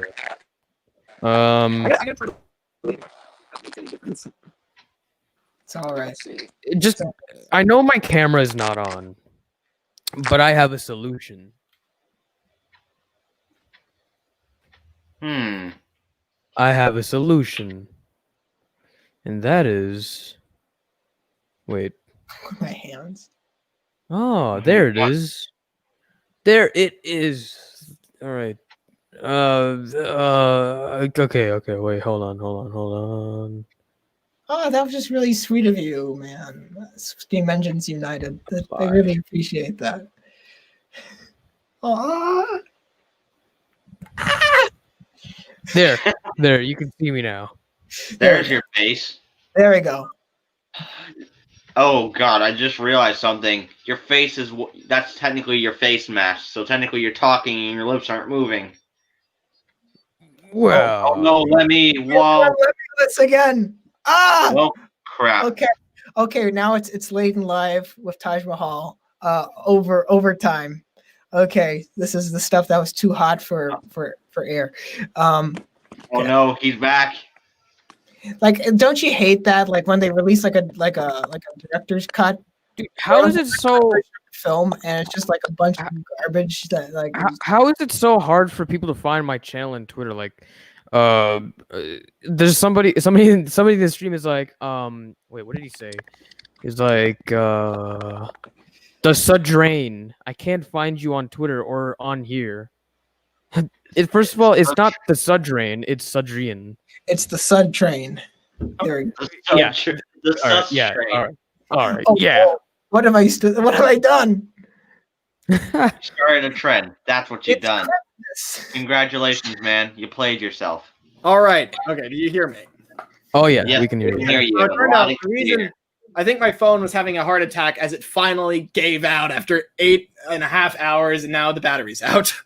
So Can you hear me? Man, it was a trooper. It was a trooper. Yeah, a real trooper. It was on like 20% all day. It was all plugged in. The poor creature. I feel so bad for it. What did you do? What? Oh no! You can't do that. Sadrian, don't do this. Don't do this. You know what? Look, I understand it's hard for people to find your channel, but Jesus, this is not the way to do it. Make it harder.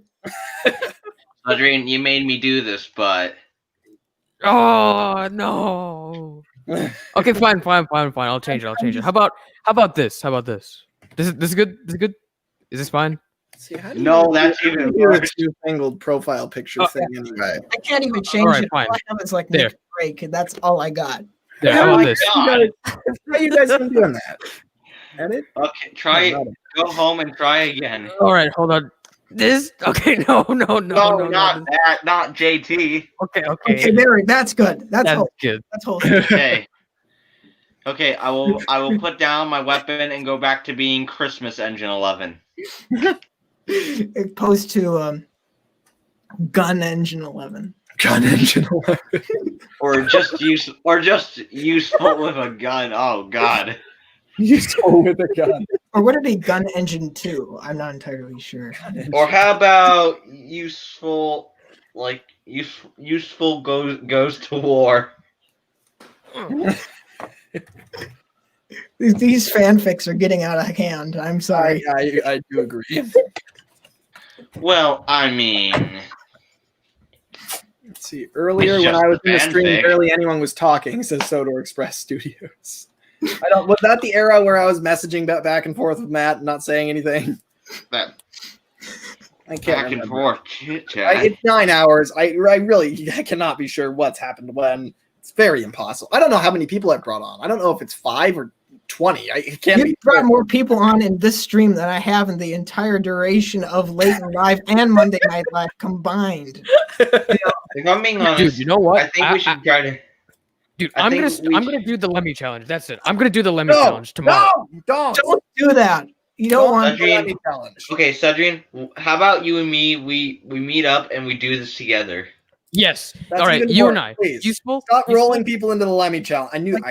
You know what? 14 hours stream. Dude, you're the one who. I just knew it. Dude, you're the one who started. You're the one who streamed for 14 hours. I did. The emphasis on the I did it, not everybody else.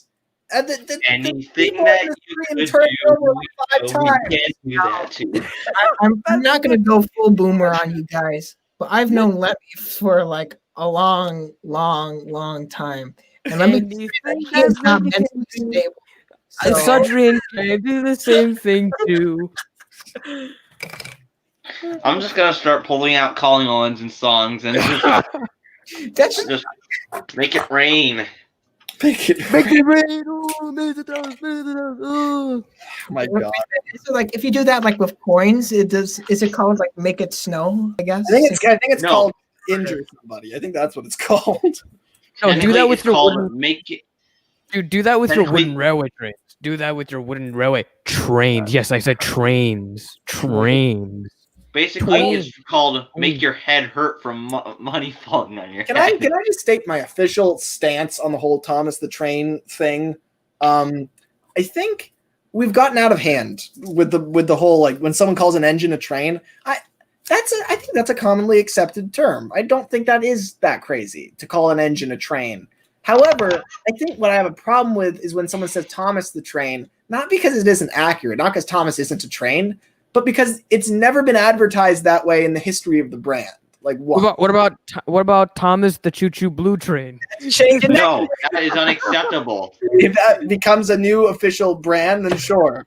But that's the problem. Is it's kind of inferring. It's like inventing a new name for him, which is just strange. It's like he's never been called that specifically. Thomas the Tank Engine, I think we take for granted how specific that name is. Like if you saw Thomas, right, and you had never seen Thomas before and you looked at that engine, you'd say maybe Thomas the locomotive, Thomas the steam engine, but tank engine is a term that has been so popularized, and yet it like we take it for granted like he would have always been called that. But it's like really when you think about it, we're very like it's what are the odds that he was going to retain that very specific railway terminology for this long? Like Thomas the Tank Engine, not just Thomas the engine, not just Thomas the steam engine, tank engine.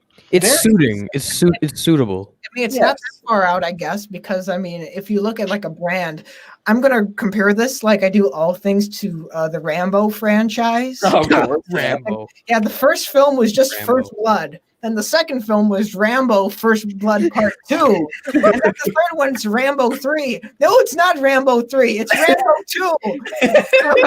Rambo 2 First Blood Part 3. It's what about Rambo Second Blood? Rambo Second Blood. That sounds like a bad like sci-fi original. Yeah. Wait, what about when people say Thomas the E2 or Thomas the Blue E2? Well, then that's at fine. least accurate. I feel like that's what the engines on Sodor all called him up until 1946. If it makes you feel any better, at least nobody else like messed up like the actual name. I got the tank engine correct, but I mixed up Thomas with Teddy, and that was very embarrassing for me, considering he was the main character in the series. Wait, so is that why you made those Teddy the Tank engine, like those Teddy videos, like Well, I did that originally just as a silent like project, just like I don't know, and then I just like I don't know, something happened to me. I snapped and I started putting Thomas in the show, and like We're gonna have to have a longer conversation one day, Taj, about what that even was. I really had a lot of. It was back in the day. I was always like, I would always go to your channel and then find stuff like that, and I'd be like, I feel like there's a deeper artistic meaning to this. I don't know what's Don't worry, it's like here. now. It's like 1970s, like discreet charm of the bourgeoisie, stuff. I'm just spouting out nonsense at this point. I'm sorry, dude. What if somebody just randomly just said Thomas the LBSCR 060 E2 class shunting locomotive? That's at random, but like they were on the subway and they've never heard of Thomas, and then they just spat that out while they were reading the newspaper. I would be very concerned. I would think there's some sort of possession going on. That's the thing I'm most proud of is I had like another parody channel. I was so dedicated to making Thomas content parodies that it got progressively worse that I actually created a channel called Sir Topham the Steaming Diesel 02. Sir What? Steaming Diesel 02. What? Sir Topham the Steaming Diesel 02. And I uploaded Me and my dog are offended by that. and it was there was a show on that channel called where only one episode was uploaded, which was called Thomas the Train and Its Very Good Friends. Oh, there you go. I think that's more accurate. I think Thomas's only real friend is Percy.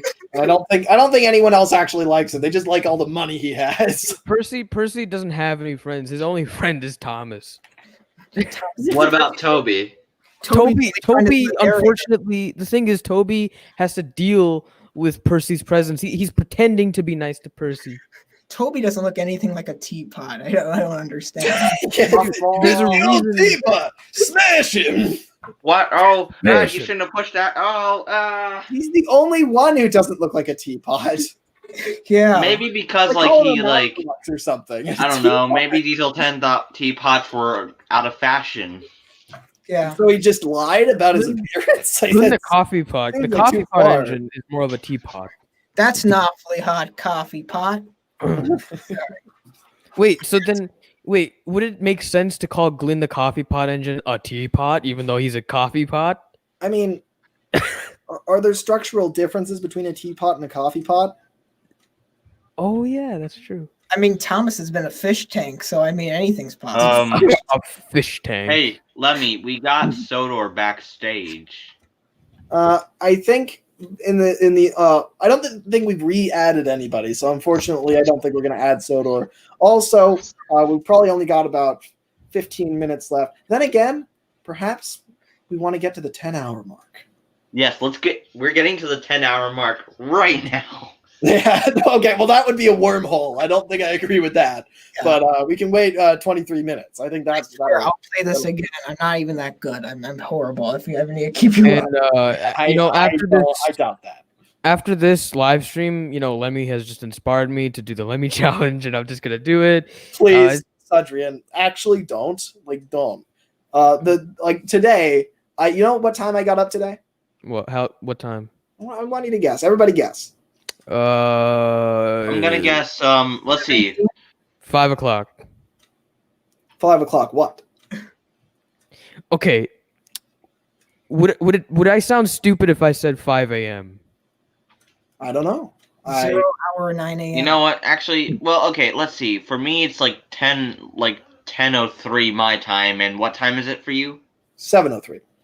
So 7. And we've been streaming for 9 hours, so technically, It's 10:03 p.m. where I live. Starts at 9. Like, Percy 2 o'clock. Okay. Okay. I forgot the answer. No, I know. I remember. 8:21 a.m. is when I got up. Well, I was not even close. Yeah. So, pretty decent time, right? And soon I will eat dinner like a normal person. So the point being, Sudrian, that 14-hour live stream, I should think, is a thing of the past. And if you want to do the Lemmy challenge, then you should get your schedule back on track. That's the Lemmy challenge from now on. Yes, you know what? Yes, I'm just gonna wake up and then just go onto StreamYard and then just like create a live stream and just go on for 2 days. Okay, well that part maybe is not the best. It could be a little insane, perhaps. Now, although I can't allow you to beat my record, so I'm gonna have to run you out of business. I have to beat your live stream, dude. I gotta be the one that goes the fullest. You have beaten Gordon's record. Well, I think there's something to be said that, quantity and quality are not the same thing. This is true. I'll be just drinking like that, but 50 cups of coffee. Jesus Christ. I have not been cripplingly tired in quite some time, which is nice. It's quite nice. It's a luxury that not everyone can afford. Single tier. Yeah, once a year. Once a year, that's right. Good boys. I don't know where you're going with this once a year stuff. Like this is I don't know about all of you. This has been like a really difficult year for me, but at the same time, I think this is the best year of my life. I gotta be completely honest. I would have to agree with that right there. I would have to agree with you with that. Because I think that too often we kind of equate like good things happening to like best year. I kind of feel now that like I've just cleaned house completely. I'm just completely comfortable with who I am. That's amazing. I about maybe like even in February, if someone told me like that I would be showing my face and doing stuff, and I could like visibly like people would know that I was turning the light off and turning the light on in my room, on a live stream, I never would have guessed. Hey. I'm just so happy for you, Taj. I mean, I remember when we first met, and you had a habit of putting yourself down a lot. And I always would tell you, I'm like, that's like you just always been such an excellent person. I'm a really pompous jerk now, so that's good. That actually reminds me of a certain person. I wonder who it could be. Don't say me. Adrian. Sorry for interrupting. But the point being, it really warms my heart, Taj, to hear that from you. And you really deserve that growth, really a lot. And all of you too. All of you do too, because if this year's been tough, and it's been a lot. It's been a lot.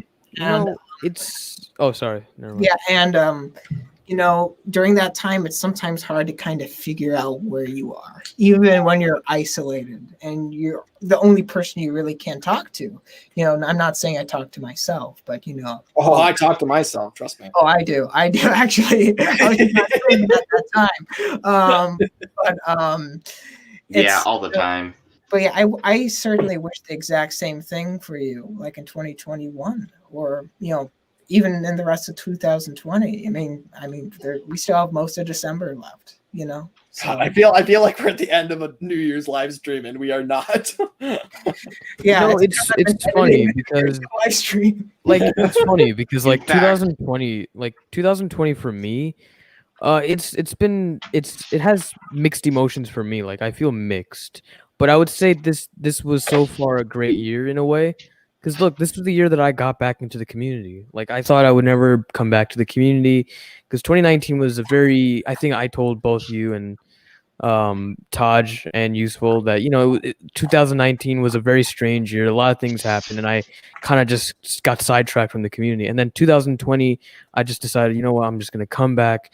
The coronavirus. Yes, it's everybody's in lockdown, but the fact that the coronavirus exists, it got like I stayed at home. I'm in homeschooling, right, because of the coronavirus, and it also gives me the time to like create content, and I'm just so glad in a way that that COVID-19 exists. I wouldn't be here. Actually, I wouldn't be in this live stream if it hadn't been for COVID-19. Yeah, honestly, I think that it's a mature thing to be able to acknowledge good byproducts from a bad thing. Yeah. And I think that there is, in a weird way, COVID has done a lot for our community. Now, that's really, if anything, I think it's good to acknowledge that at least a little bit of good in some way has come out of this. And a lot of tragedy has as well, an immense amount of tragedy, but that doesn't mean we discount the good things. And I think that, there are bright sides. Yeah, it's in the times of darkness. Yeah. That, the best of humanity shows itself. Absolutely. And I just am seeing in the comments right now, Station Master Productions. I just wanted to say that I wish you the best of possible Decembers. And if you need someone to talk to ever, just talk to Taj right here. All right. So, so I wish you the best of years as well. So, okay. But yeah, great things are forged in fire. Rudy Productions, man. I hope so. I really hope so. I really hope the community continues on, even if Thomas goes downhill. At least, I just want the community to continue on for I don't know how many decades. I don't know for how many generations. I don't know how long it will last, but I want it to continue on for as long as it. I think it will, because Thomas has been around so damn long. You have to remember, we're not even. It's like it's only barely over half of Thomas's history has even involved the show. Britt got involved halfway through. It's been around such a long time, and it's had a long history and evolved in so many ways, and people have loved it all this time. And I think that could only get stronger in a lot of ways, especially, and I think we might be the next step. I think we're waiting for what is the show going to evolve into? What is it? The show is on its way out. The show is about to stop being relevant. It's us now. We are the future of Thomas. And I think that, people in this community are constantly inspiring younger people of all ages to be creative, to push forward, to come up with new ideas, and to keep enjoying this in new and innovative ways. And I think ultimately this community will continue to prosper because it is built on a fundamental principle that isn't going anywhere despite the show. And it's the principle of creativity. It's the principle of looking at this world, looking at this huge sandbox of ideas that is Sodor and Thomas and all these characters and this immense history, and taking that and doing what you can with it. And there are infinite things to do with it, and it's not going anywhere. So ultimately, I think that this will last a hell of a long time. And I'm looking forward to what the community can do, and all of us coming together and making beautiful things. We don't need the show. It's nice to have it, but we don't need it. What we need is each other. And we're all still here, no matter where. Exactly. The show goes. So that's exactly. And everything goes through phases, and sometimes there's periods of great growth, and there's periods of dissipation. And I think right now we're in the middle, towards the end, to be honest, of a long, long decline. Right. Thomas. And I think even part of it is like the Brenner era, as much as I love it, I think it was almost from the beginning doomed to fail, because all of a sudden it was needing to, incorporate all these elements of things that were not Thomas. Right. Because the majority of the show by that point is not Thomas. The Brenner era was amazing, but it was almost kind of like a failing marriage going and getting counseling and then saving itself for a few years. Like it was great to witness. It was better in that time period, but the show has forgotten its roots, and it forgot them a long time ago. And I can enjoy all the stuff that has happened in the last, 20 years, but it's not a long time ago. It kind of forgot what made it great in the first place. And I think it probably forgot that. I don't want to sound cliche, but I think it forgot it like around Magic Railroad, probably. is where that happened. And I love Magic Railroad. I love the whole model series, CGI series. I love it all. But look out for my review then, okay? But I may seem like a nice guy, but just you wait. But, Yeah. you know, that's what I think. And I think, you know, in terms of a brand, right? There's so much that I adore about the new series and the CGI series and all of it. But if we look at it as a brand, look at what kind of took the world by storm and made so many people fall in love with it. I think it was the classic series. I think the models had a lot to do with it, honestly. I think that the stories and the structure of them and the way that it was, you know, marketed and just the way that, like, the vibe it gave off of this kind of English yet not English kind of, you know, like there's something so cozy about it and something so familiar and yet far away, and it's almost romantic, like in the classical sense of that term, right? You know, meaning that, you know, nature along with technological progress. Yeah, no, absolutely, and that's really what we saw in the classic series, and we don't really see that as much these days. They're it's out of balance. They're focusing on different things. But yeah, I think we all know what Thomas is and what made it great, and we all have vastly different perspectives, but I think we all tap into that. I think we all tap into what the kind of original spark that made it great was. And we focus on different parts of it, but we all get that and we can all carry it on. It would be tragic if what made Thomas great was forgotten. But with this many people here who all have different opinions, there's no way that anything about the show and what made it great has been forgotten, because there are just so many different people who are working together to make the future of Thomas.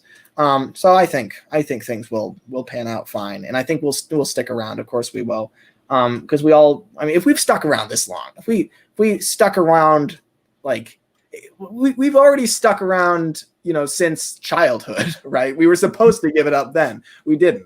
So I don't think we're going to give it up now. You know, I don't think that'll ever happen, frankly, at least for me. You know, it'll always have a lot of meaning to me. And dude, imagine the years like 2070, right? And we're still in the community. Yeah, that would be amazing, though, right? Yeah, and Percy number 6 is going to own that large, you know, skyscraper, you know, in downtown New York, you know. Yeah. Oh God. Yes. Honestly, that'd be awesome. That would be awesome. Like a pool, like on like the top roof, you know, like the top roof. What the heck? I don't know. Person number 6 in charge of a large multinational corporation. I'm frightened. Any of us in charge of a large corporation, frightening. He might be more like a Bond villain, you know, have like a lair inside of Mount Disappointment, you know, and stuff like that, you know, and have a bunch of yachts, you know, all with like copies of like the best of the doobies like available, just like on that yacht. Oh my God. That reminds me of something, actually. I'll turn my camera back on in a second. Well done. Like if the community continued on to like the 2070s, 80s, or 90s, like Thomas fans from that decade, what if they just look back at this live stream, right, and be like, huh? What? There were Thomas fans back then when the show was that way? What? We're gonna be like the original gays, like back when you know. Back when homosexuals were finally beginning to kind of come out of the closet. We're gonna be like we're gonna be a very different generation, which we're just slowly appearing from the ether, and everyone's like, "What? There are Thomas fans? I didn't know about this. I don't approve of this." And then, you know, 30 years from now, it's gonna be totally normal, and even perhaps it's going to be I don't want to say trendy, but you know, it's gonna be totally acceptable. And then they'll look back at us and be like, you know, wow, what were things like in those days? And it's like, you know, oh, we managed. Yeah. It's gonna be like when you go like to like the comment section of any classic rock song, and there's all those people who are just really angry that they like a bunch of kids discovered their song because it was in a movie or something. It's gonna be like that. Exactly. Yeah. Oh my God. Yeah. Yep, indeed. 8 minutes left. Doobies. All right, so time I think it's time for us to start rapid I'm gonna turn my camera back on. My phone revived itself, so I should finish this stream in fine style. Hold on. Let's do some alphabet aerobics. Yeah. Actually, tell some. I mean, hey, tell some jokes. I mean, you are George Carlin, aren't you? Oh, he left. What are you talking about? I'm George Carlin, the You dirty have comedian. No, I'm not going to say that. George Carlin, the Okay, dirty so comedian. let me think about it for a second. Certain words you can't say on Whether Lemmy's or not I'm stream. George Carlin is definitely a point of contention. Nobody knows for sure, and nobody will ever know for sure. 9 hours we spent. Yes, we have. Oh, good question. What do you think of the cover of You Might Think in Cars 2? Cover of I love it. I really love everything about Cars 2. There's I'm not a gonna single be thing honest. I don't love about Cars 2. I must used to like admit- Cars. I must admit, that was a big missed opportunity because, of course, they chose You Might Think because it was by a band called The Cars. Yeah. But they literally have a song called Drive. So, I mean, they could have done like Drive by The Cars for the Cars 2 soundtrack, and they missed it. I would have to listen to the lyrics. It would be really heartbreaking if the lyrics like fit really well too. I have no idea. But yeah, I always found that weird though. Like the song itself does not have any tie to vehicles. It's the band. Like it's really a little too layered. It's like a little too complex. But yeah, I love it. Every time I watch Cars 2, I think to myself, like around the year, I think to myself when I'm not watching it, I think do I just like it because I always say I like it, or do I like it because it's really like I enjoy it thoroughly? And then every time I watch it, I usually watch it on my birthday, and I did this year. And I was just like, every time I watch it afterwards, I'm just like, no, this is obviously my favorite movie. Like I have no doubt about it in my mind. Like it's my favorite, and I don't know why really it's my favorite. But yeah, I could give you a lot of reasons, but ultimately I just love it. Cars with guns is cool. I don't like guns, and I'm not even a car guy. But Spy Cars is amazing. I really like it. So that's why. Oh yeah, like. Just look at this grand picture in my profile. Look at this grand picture of Audrey. I should edit it so like he's like playing like a Rhodes keyboard or something. Yeah. All right. I should add Dax in here. Okay, it's gonna get a little crowded. I'm sorry, folks, but I can't believe he hasn't been in the stream yet. Yeah, let's add Dax. Let's complete. You know what? Let's just shoot for the 11-hour mark. Who cares? No, Lemmy. No. Okay, we're gonna call Dax, it what's up? But Dax. The sky is up. You should know this. Well, no dick. Honestly. Dax, I'm sure you can forgive me for not including you more thoroughly. Oh, of course. Yes. Maybe you and I, Dax, should do a live stream soon. That would be superb. It would be and now officially, Leighton Live has taken over Lemmy's live stream. Dude, literally, like oh me and no! Dax I just realized Dax and Sudging in touch. No. This is like if the Beatles reunited like 5 minutes after they broke up, you know? I want to show off something I'm working on. So like LCD sound system. That is cool.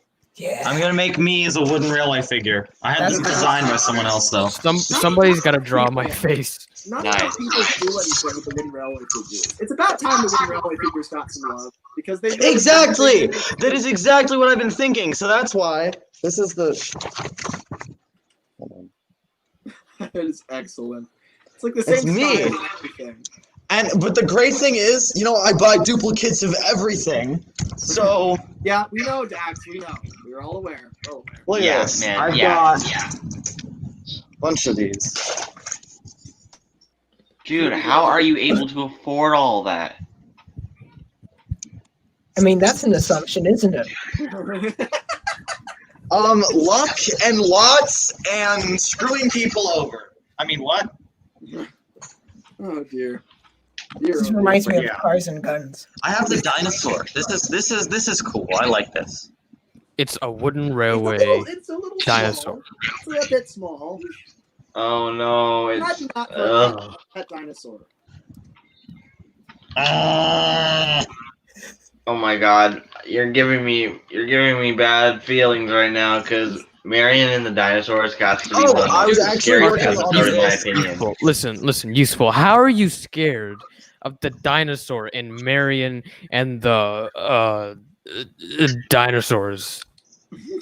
Sudrine, I'm gonna pretend I'm taking your shoulders and holding them, saying that dinosaur haunts my soul. It haunts my soul, man. I was working on this in your stream earlier. Oh, cool. You know, it's trippy. I never see somebody do that, like, do the lighter wood colors on Toby, but not do... It looks so much better! It looks cool, like, without the blue. I'm not used to seeing that. Like, you've got the, like, woodwork, but you don't have the... The thing is, so I was going to turn this into Railway Series Toby, but then I realized since I'm using an old-style Toby... If you look at a new style Toby, it's got the stuff on the back, but an old style one doesn't. So now I'm gonna have to start all over because I'm lazy and I'm not gonna paint it on. How many? I'm gonna regret asking this, Dax. How many wooden railway Tobys do you have? 11 and a half. Oh, that's how many I own. Okay. Look, see, I've got this one, and I've got this one, and I've got this one, and I've got these two. Dude. Do you need a ham? Can I ask why do you buy duplicates? And then, hold on. Well, I have like 5 copies of this baby, so Okay, it's my prop box. Bottle caps until I pour them all out over my head. Anyway, so. All right, here no, you don't understand. We have to end, guys. No, they're falling. 15 seconds left before the 10-hour mark. We have to end it right there. Oh. Guys, quickly. All right, well, hope you all enjoyed. Make sure to leave a like, comment, and subscribe. And we'll see you all next time. Bye, everyone. Have a good night. 3, 2, 1.